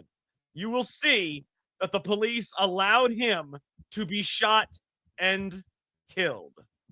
It is sickening. It is sickening. All right. Let's watch this very carefully. Being let out by Captain Fritz. Now there's Oswald. He's got his handcuffs in front of him. There's a police officer to his right and a police officer to his left. Right there. You see that man right there just come out of the crowd? Yeah. He's got a gun in his right hand. Now, they allowed him to be shot before they took the man down. He's been shot. Lee Oswald has been shot. There's the man with a gun. It's absolute panic here in the basement of Dallas Police Headquarters. The detectives have their... Now, let me ask you, why would Jack Ruby shoot Lee Harvey Oswald in front of television cameras and police, knowing he would be arrested. But first of all, what purpose, what motive would he have to kill Oswald? And second, why would he do it in front of the entire world? It was a message, and he was a patsy. Yeah, I've seen that a million times. It's always perplexing to me how that happened. I mean, different times. And now you would think that, we put people like Oswald in bulletproof vests to make sure they don't. We get have to. We shot. have to because of things like this. But Yeah. if you watch the videos of Oswald, you can tell he's not a man who's nervous, who's scared, who's worried, who looks like he just killed the president. He looks like a man that's confused and is wondering why he's here. There's a lot, even before that walkout, I forget. It was when the files were released. There was a lot of things going on before that walkout that were odd. Before they walked Oswald out and he got shot. And they punched him in the eye, by the way. Well, that was earlier. Yep. Yeah, they that hit was him earlier. right in the eye. Yeah, that was earlier. But the whole thing, it's very, very strange. Very strange. And, he doesn't, it's just weird. It's weird to see him, a person that killed the president, apparently, answering questions to the media. And shoot the return with an assassination. Have a film in beautiful. All right. So, how would you like to see who actually killed John F. Kennedy? All right. We'd love to see it. I'm going to tell you who it was. It was Secret Service agent William Greer that killed John F. Kennedy. And I'm going to show you why. Oh, and by the way, Grandma Kate is correct. Jack Ruby did not pull the gun out. He already had the gun out in plain view as he was coming through the crowd. They allowed him to be killed because he was the patsy, and dead patsies tell no tales. Now, Secret Service agent William Greer. Let's turn our attention to him. Take a listen. So they ordered his execution. It was actually ordered by the policy committee of the Bilderberg Group in The Hague in Geneva, Switzerland, and was carried out by agents of the secret government in Dallas.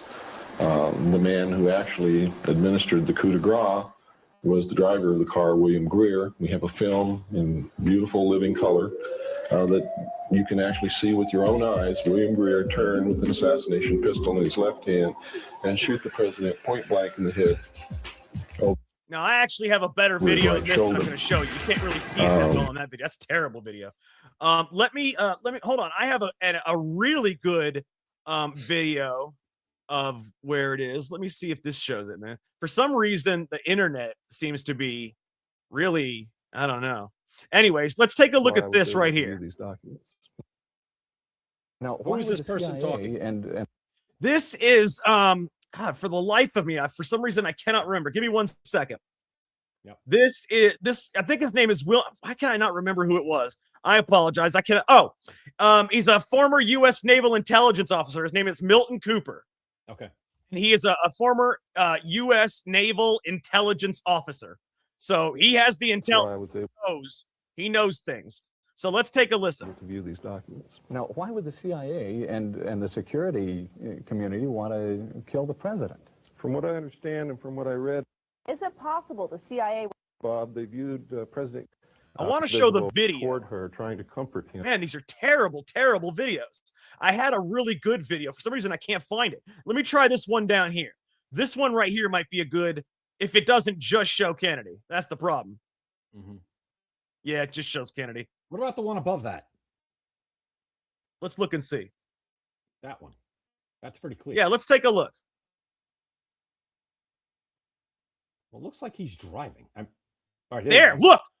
He turns around. Check this out, okay? You can see him turn around. You can see him. He has a gun in his left hand, and you can see him put it over his right shoulder and shoot backwards. Watch. Watch. He turns and looks to make sure he knows where he is. Then he fires. What's in his left hand? Right there. His left hand right there. And he hits him as he looks. That is unbelievable. Look at that. Look at that. So all right. I mean, watch again. Go to the first shot. He's holding his neck. He's looking back. Yes. So who fired the first shot? Somebody else fired the shot. Yes, there were two shooters. Now watch. The guy fired the first shot, the next shot, okay? So watch. He's hit right here. Look, he looks back to make sure he knows where he is, and he watches, pulls his left hand out, okay? Right there, fires over his right shoulder, hits him right in the head. I got to see. Why can't we see this more clearly? That's the this is actually the clearest video of the assassination you will ever see. No, I know, but Luna's saying there's other film. The guy, I wonder in that film, the one that says that Lee Harvey Oswald is walking around. Look at that. That is a gun. Listen, I can't conclude by this video that is in fact a gun 100%, but he definitely, I got it. Look, he's looking back. He's holding his neck. What kind of a driver looks back? First of all, the man's, look, hang on. The man has been shot, okay? Yeah, He's been shot. This driver, instead of hitting the gas and swerving so he doesn't get shot again, he's looking backwards while driving, not worried about crashing or anything. He's just looking backwards while driving. He moves his left hand to the right side of his body while he's driving and looking backwards. What purpose would you have for moving your left hand across your body and over here? There is no purpose for that. Who's the guy next to him? Another Secret Service person. And has that guy ever been interviewed? That I don't know. I don't even know who the hell that is. Guys, I mean, somebody knows who he is. But look at this. Look right here. And look at the guy that you're talking about. He is looking at the gun as we speak. Look at Who's he? I don't know. But watch. Look how he's looking at him right now. You see how he was looking at the gun as he fired? Look. Notice that the president's getting hit, but neither the driver nor the front seat passenger are trying to get down. They're not trying to hide so they don't get hit.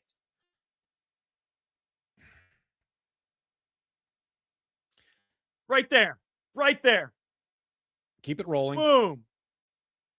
I can't conclude that he shot him. Well, no, with the video, yeah, but I'm just creating reasonable doubt for Oswald. That's what I'm doing. Okay. All right. I would love to know who was in the front. Now, the reason where I could say why he looked back is he got hit in the neck, and probably somebody was screaming, was like, "Oh my God," or they heard a shot. And, a natural reaction might be like, "Oh my God." Now, Jay, that might be. But the thing is, first of all, it's not a natural reaction to reach across your body with your left hand while you're driving.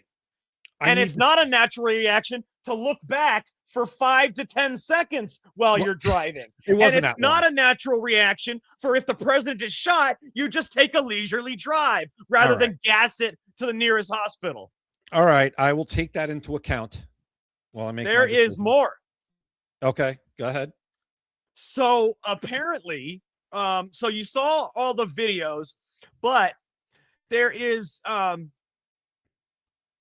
there's actually this is pretty interesting too. I wish we had the video, the actual video, of where Oswald is next to the limousine, because that is extremely important information. Oh, well, we all want that video. Yeah, extremely important information. It's just not available. If it actually exists, it hasn't been released. Absolutely. It's okay. So let me give you a few more things, okay? Oswald's Carcano rifle was junk. It was a cheap, inaccurate bolt action. Get this, with a misaligned scope. Inaccurate bolt action rifle with a misaligned scope. Listen to this. Tests proved it to be unreliable. Oswald, it says, was a mediocre shot at best. No way he made those precise hits in 5 seconds on a moving target with an unreliable, inaccurate, misaligned weapon. Okay? Oswald, also, for people that don't know, Oswald had an alibi in the lunchroom. He was seen calm and buying a Coke on the 2nd floor minutes after the shots. He couldn't have fired from the 6th floor, hide the rifle, run downstairs without anybody seeing him frantic, and then calmly buy a Coke. Just a couple of minutes later. Question. Do we know the answer to this? Did they ever test or examine Oswald for gunpowder residue, anything from that rifle? No.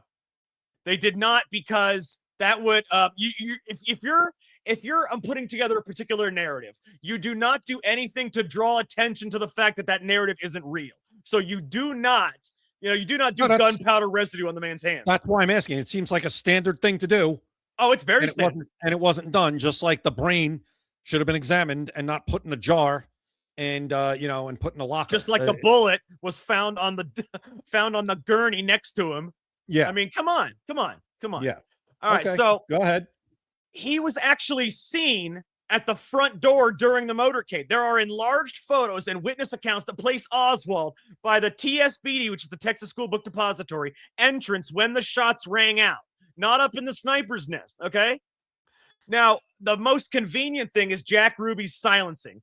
Ruby, who has mafia and cop ties, walks into police headquarters with a gun out, not in his pocket, out, and guns down Oswald on live CNN television. There is no way a random strip club owner does that alone. No, that wasn't CNN. That was just a CNN showing that clip. Oh, well, either way. How do we know what it could have been CNN? Yeah. No, it wasn't CNN. CNN wasn't alive yet. And Really? unfortunately, Either way, it doesn't matter. Yeah, It doesn't matter. It was came a news alive. agency. Unfortunately, it came alive at some point after, but go ahead. Yeah, terrible. So here's what I want to tell you. The paper bag story fell apart. They claimed that he carried the rifle in a bag that morning so no one could see it clearly. And the bag did not match the rifle's length or leave proper traces of the rifle at all. Over 50 witnesses heard or saw shots from the grassy knoll, including smoke and people fleeing. Okay? Acoustic evidence and dictabelt recordings suggested at least 4 shots.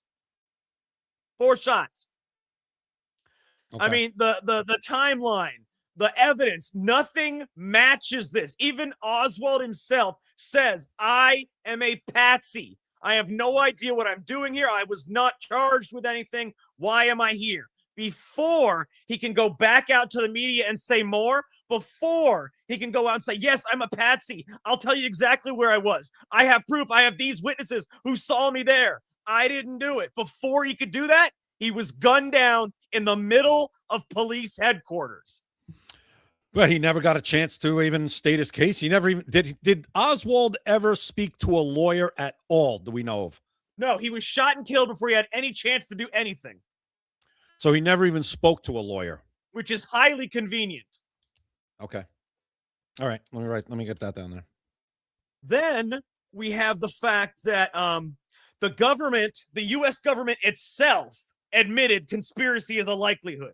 They said probable conspiracy based on acoustics and other evidence. So they're saying that there was multiple gunshots, multiple shooters, and more gunshots than just the 3.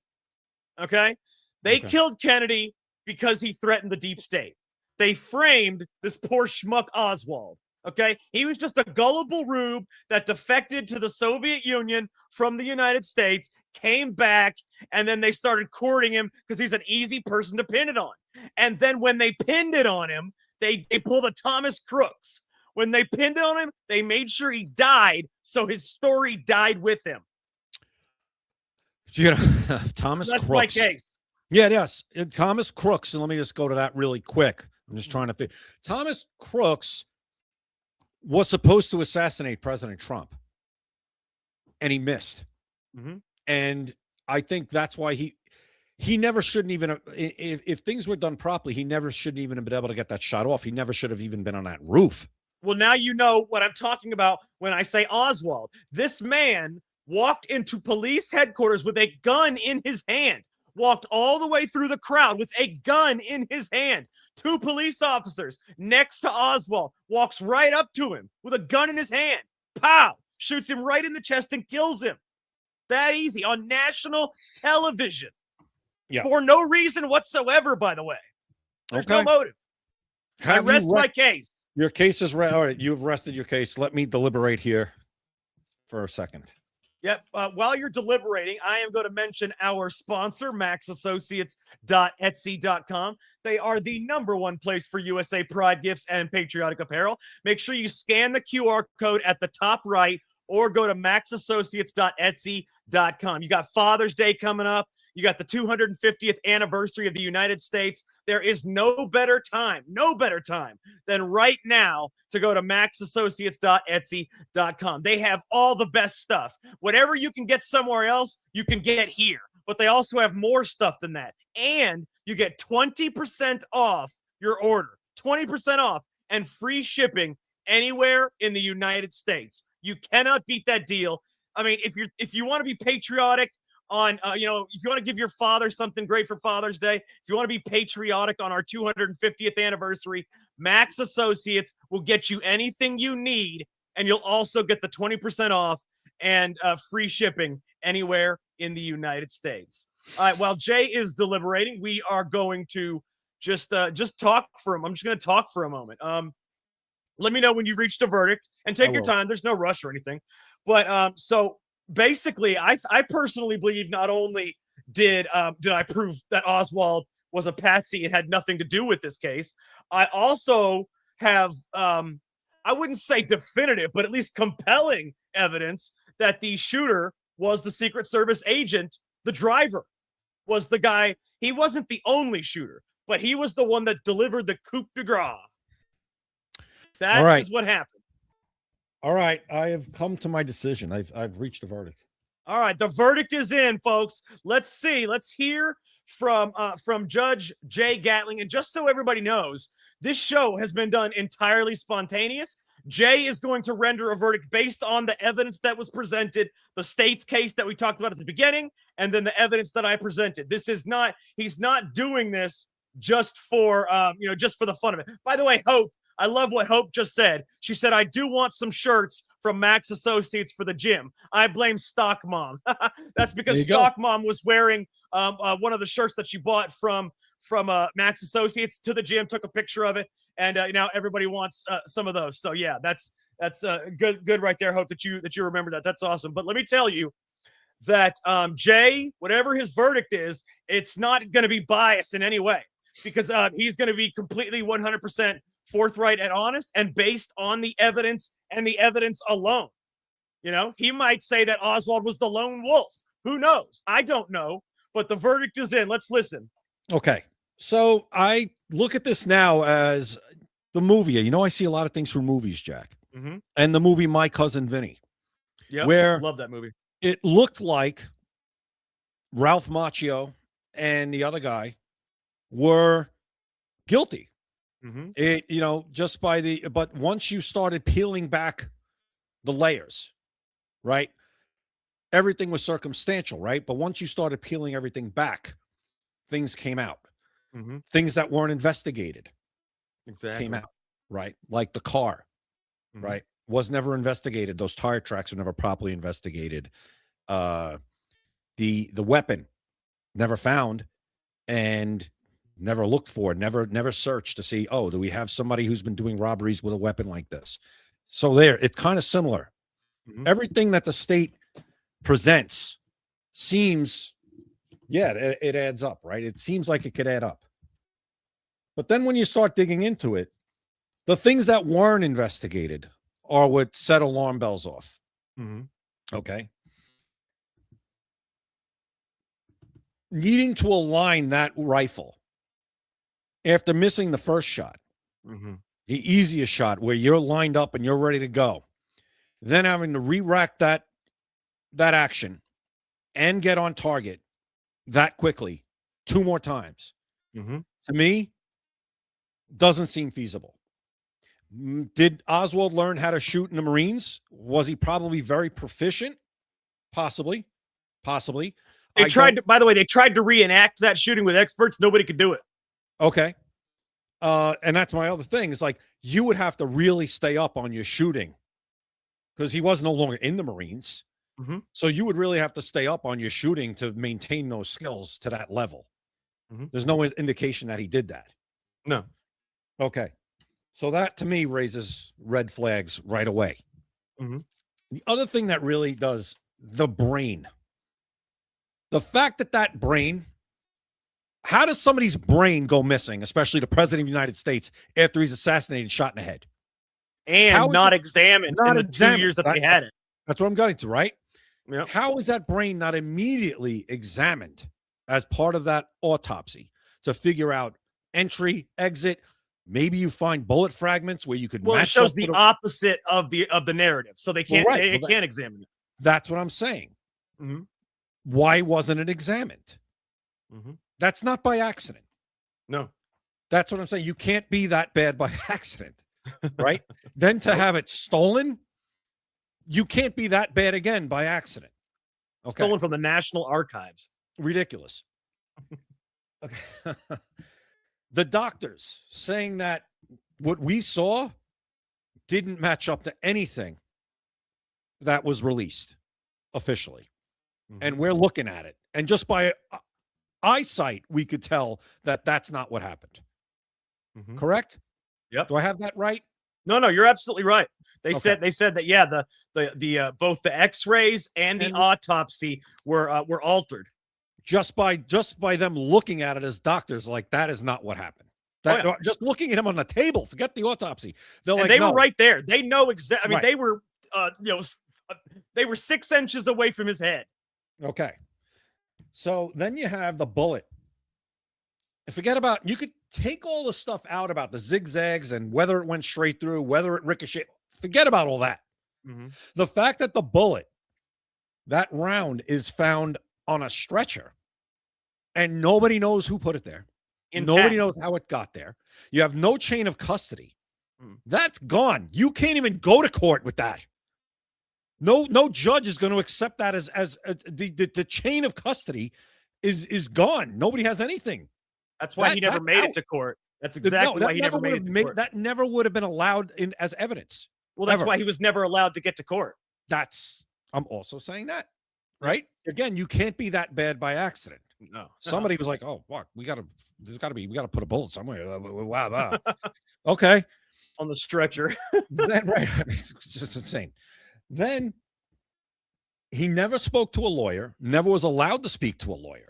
Nope. I mean, I know this was 1963. It's a different time, but no, people, especially in a high profile thing like this, you would want to do everything by the letter. If somebody asks for a lawyer, you're like, all right, let him get a lawyer. We think we got the right guy, but we're not going to screw this case up on a technicality and have this guy walk because we didn't allow him to have legal counsel. Can I say one thing real quick? Go ahead. What you just said is exactly how you just proved my case. We're not gonna screw this up on a technicality. They knew that there was never going to be a technicality. They knew that it was never going to make it to court. That's where I'm going, right? That's where all this leads. Just like with the bullet would never make it to court. Nope, never. All right, never. But they put it there anyway, even though they knew it wouldn't make it in court. They put it there anyway. Which is bizarre. I mean, it's just bizarre. That Very. whole thing is bizarre. If people were examining this, and people like to scrutinize cases now, like we know the cases people scrutinize now, there's nothing as egregious in any of these cases as that bullet ending up on that stretcher. To me, not even today. And if you want to go to Crooks, if you want to look at Charlie Kirk, any of them, there's nothing as egregious as that bullet ending up on that stretcher. It's just absurd. It's absurd. Insane. Okay. Also, never examined for gunpowder residue. Nope. Why not? Did that not exist in 1963? I think it did. That's just to me, right? I mean, am I wrong there? No, the only thing they didn't have back then was DNA evidence. Otherwise, they even had fingerprints. They had gunshot residue tests. Oh, yeah. PCR. Okay. So the fact that you didn't do that, I mean, you didn't even try to fake it. You didn't even like the bullet they try to fake. You didn't even try to fake gunpowder on his hands and say, yes, we did it. I mean, you didn't even do it. Yeah. They didn't. They knew that it wasn't needed. Agreed. Right. Because it wasn't ever going to go to court. Exactly. Right. So, right. The fact that you didn't, again, can't be that bad by accident, right? I mean, this is ridiculous. You had the Dallas Police Department. We're not talking about, it's a major city. It's a major police department. This isn't some no disrespect, but this isn't some Ho-Dunk town in wherever. Can I say one more thing? Yeah. I forgot to add into my defense case that the head of the director of the CIA and future president of the United States, George H.W. Bush, just happened to be in Dallas during the shooting. Right. Well, it's a lot of people that didn't like George H.W. Bush. Well, CIA I'm just saying that you got the head of the CIA there making sure their operation goes as planned. Yeah, I don't know if that's that common to have the head of the CIA at a presidential kind of motorcade rally or whatever. I mean, the president goes all over the country. He Yeah. just happened to choose this one time in Dallas when he gets shot in the head. No, the coincidence is just no. Very, very, very, very suspect. And then I think, I mean, I think that's it for me. And I'm going to say, and then just the way Oswald was reacting, His you demeanor. know, his demeanor, he seemed like a perfect kind of a patsy kind of guy. He seemed kind of maybe a little off.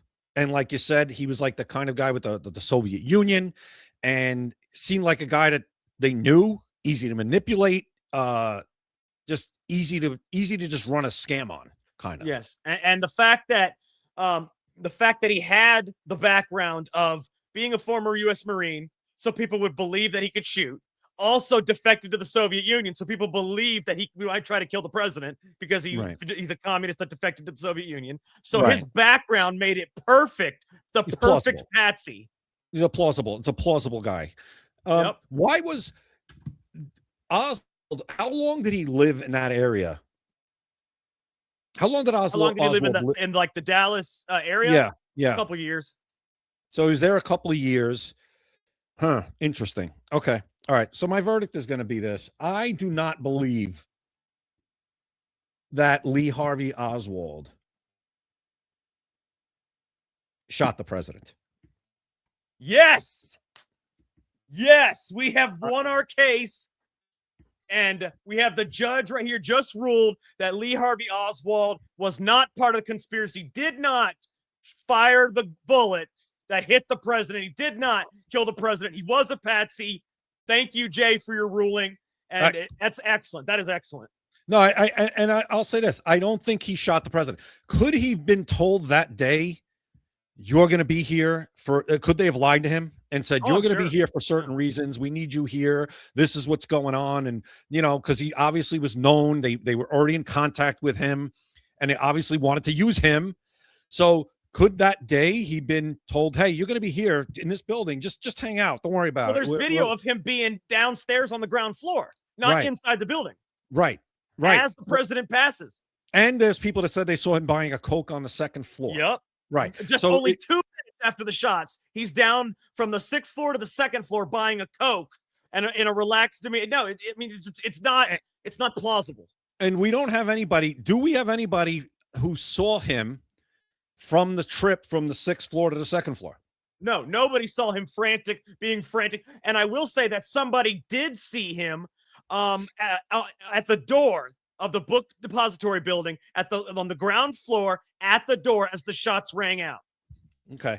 And again, I hope we see that video that Luna's talking about. I hope it exists. I hope we see it. I mean, that if that comes out and she's right, then that completely, to me, would exonerate Oswald in everybody's eyes for the most part, right? It would have to. So, I mean, the Walker thing, nothing is more egregious than the Walker thing. I know that was stricken from the record, but they used that as a dry run. They said, look, he's done this before. It was definitely him. This guy, he was in the Marines. He knows how to shoot. He defected to the Soviet Union, so he hates America and our president. He tried this before. He tried to kill, Walker. It was the same rifle, same gun, even though there was no shell casings. There was nothing but a fragmented bullet. Yet they said it was Lee Harvey Oswald. Yeah, no. I'm just gonna say, based on this, that no, it wasn't Lee Harvey Oswald. Was he there? Yeah, obviously he was in the area. He was there. Why he was there, we'll never know. He works there. He works at the building. Well, why he was working there? Why he was told to be there at that time? Maybe that was who knows how. Who Part knows of the how patsy program? It could be. Well, here's the other thing. How long in advance did they know about this event, or this motorcade was going to take place in that area? That's also stuff that I don't know. I'm sure it's been investigated and talked about, but I haven't been that deep down this rabbit hole ever. But how long did he work there? Why was it?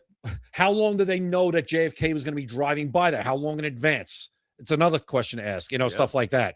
But as far as just the stuff, the screw ups, the intentional screw ups, the intentional just exclusions of proper investigation, the whole thing, the whole Oswald demeanor, the way he was, the whole thing with the Russian thing, all of that, tells me, yes, this guy was set up. He was set up. We're not, do I think that your theory about the Secret Service guy, is it plausible? Is it possible? Yeah, it's possible. But I can't say for sure that just looking at that video, I can't say that he turned around. I can't say for sure either. There's another questionable person. There's a man at the bridge that was in front of JFK. The vehicle was headed. Flipped. Huh? The guy that got hit with the not that guy. I'm different talking guy. this guy. This was a sunny day in Dallas. A sunny day in Dallas. The man is wearing a full black trench coat, has an umbrella over his head with a hat on.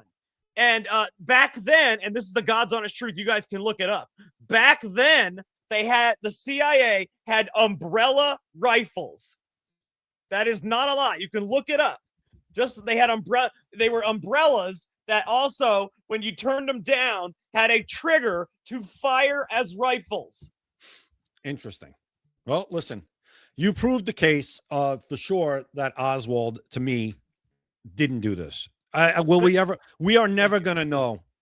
We are never going to know who did it. No, not for sure. Never. There will always, even if, somehow we found out, there would still be more questions. Yeah, we'll never find out. But yeah, to me, I think anybody that's reasonable would say, at the very least, they would have to say that Oswald didn't do it alone. At the very least, they would have to say that.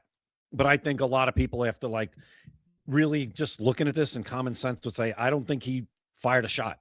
No, if you look at all the evidence together that I presented today, I don't see how anybody, a reasonable person, could come to the conclusion that he was not a patsy. I don't see how somebody could come to that conclusion after that. All right. I think that's it. Right. Yes, it is. Our show lasted 1 hour and 45 minutes. Excellent. Jay, I want to thank you for being a great sport, being a great judge. You did all the evidence and you did it properly. You weren't biased. You were open-minded. You listened, you watched, and I want to thank you for that. I also want to thank everybody out there that's watching. It was a very interesting show, if you ask me. You can look up everything I said. Everything I said is 100% true. I researched this to the nth degree. You guys can look into it. But for now, we will see you guys tomorrow night. For Jay Gatling, I am Jack Danger. Jack, 1 second. Just want to thank LFA TV for letting us run 44 minutes over. Thank you guys very much. We appreciate that, because otherwise, we probably would have just cut the show rather than be on all the other channels. Probably would have just cut the show off at an hour, but they let us go as long as we wanted, actually. So when we get off here, I'm going to let them know that we ended at 8:45. So thank you guys so much again for being great sports. Jay, thank you for being a great judge, and everybody for watching the show. For Jay Gatling, I am Jack Danger. Thank you for watching Secret America. You've been listening to Secret America.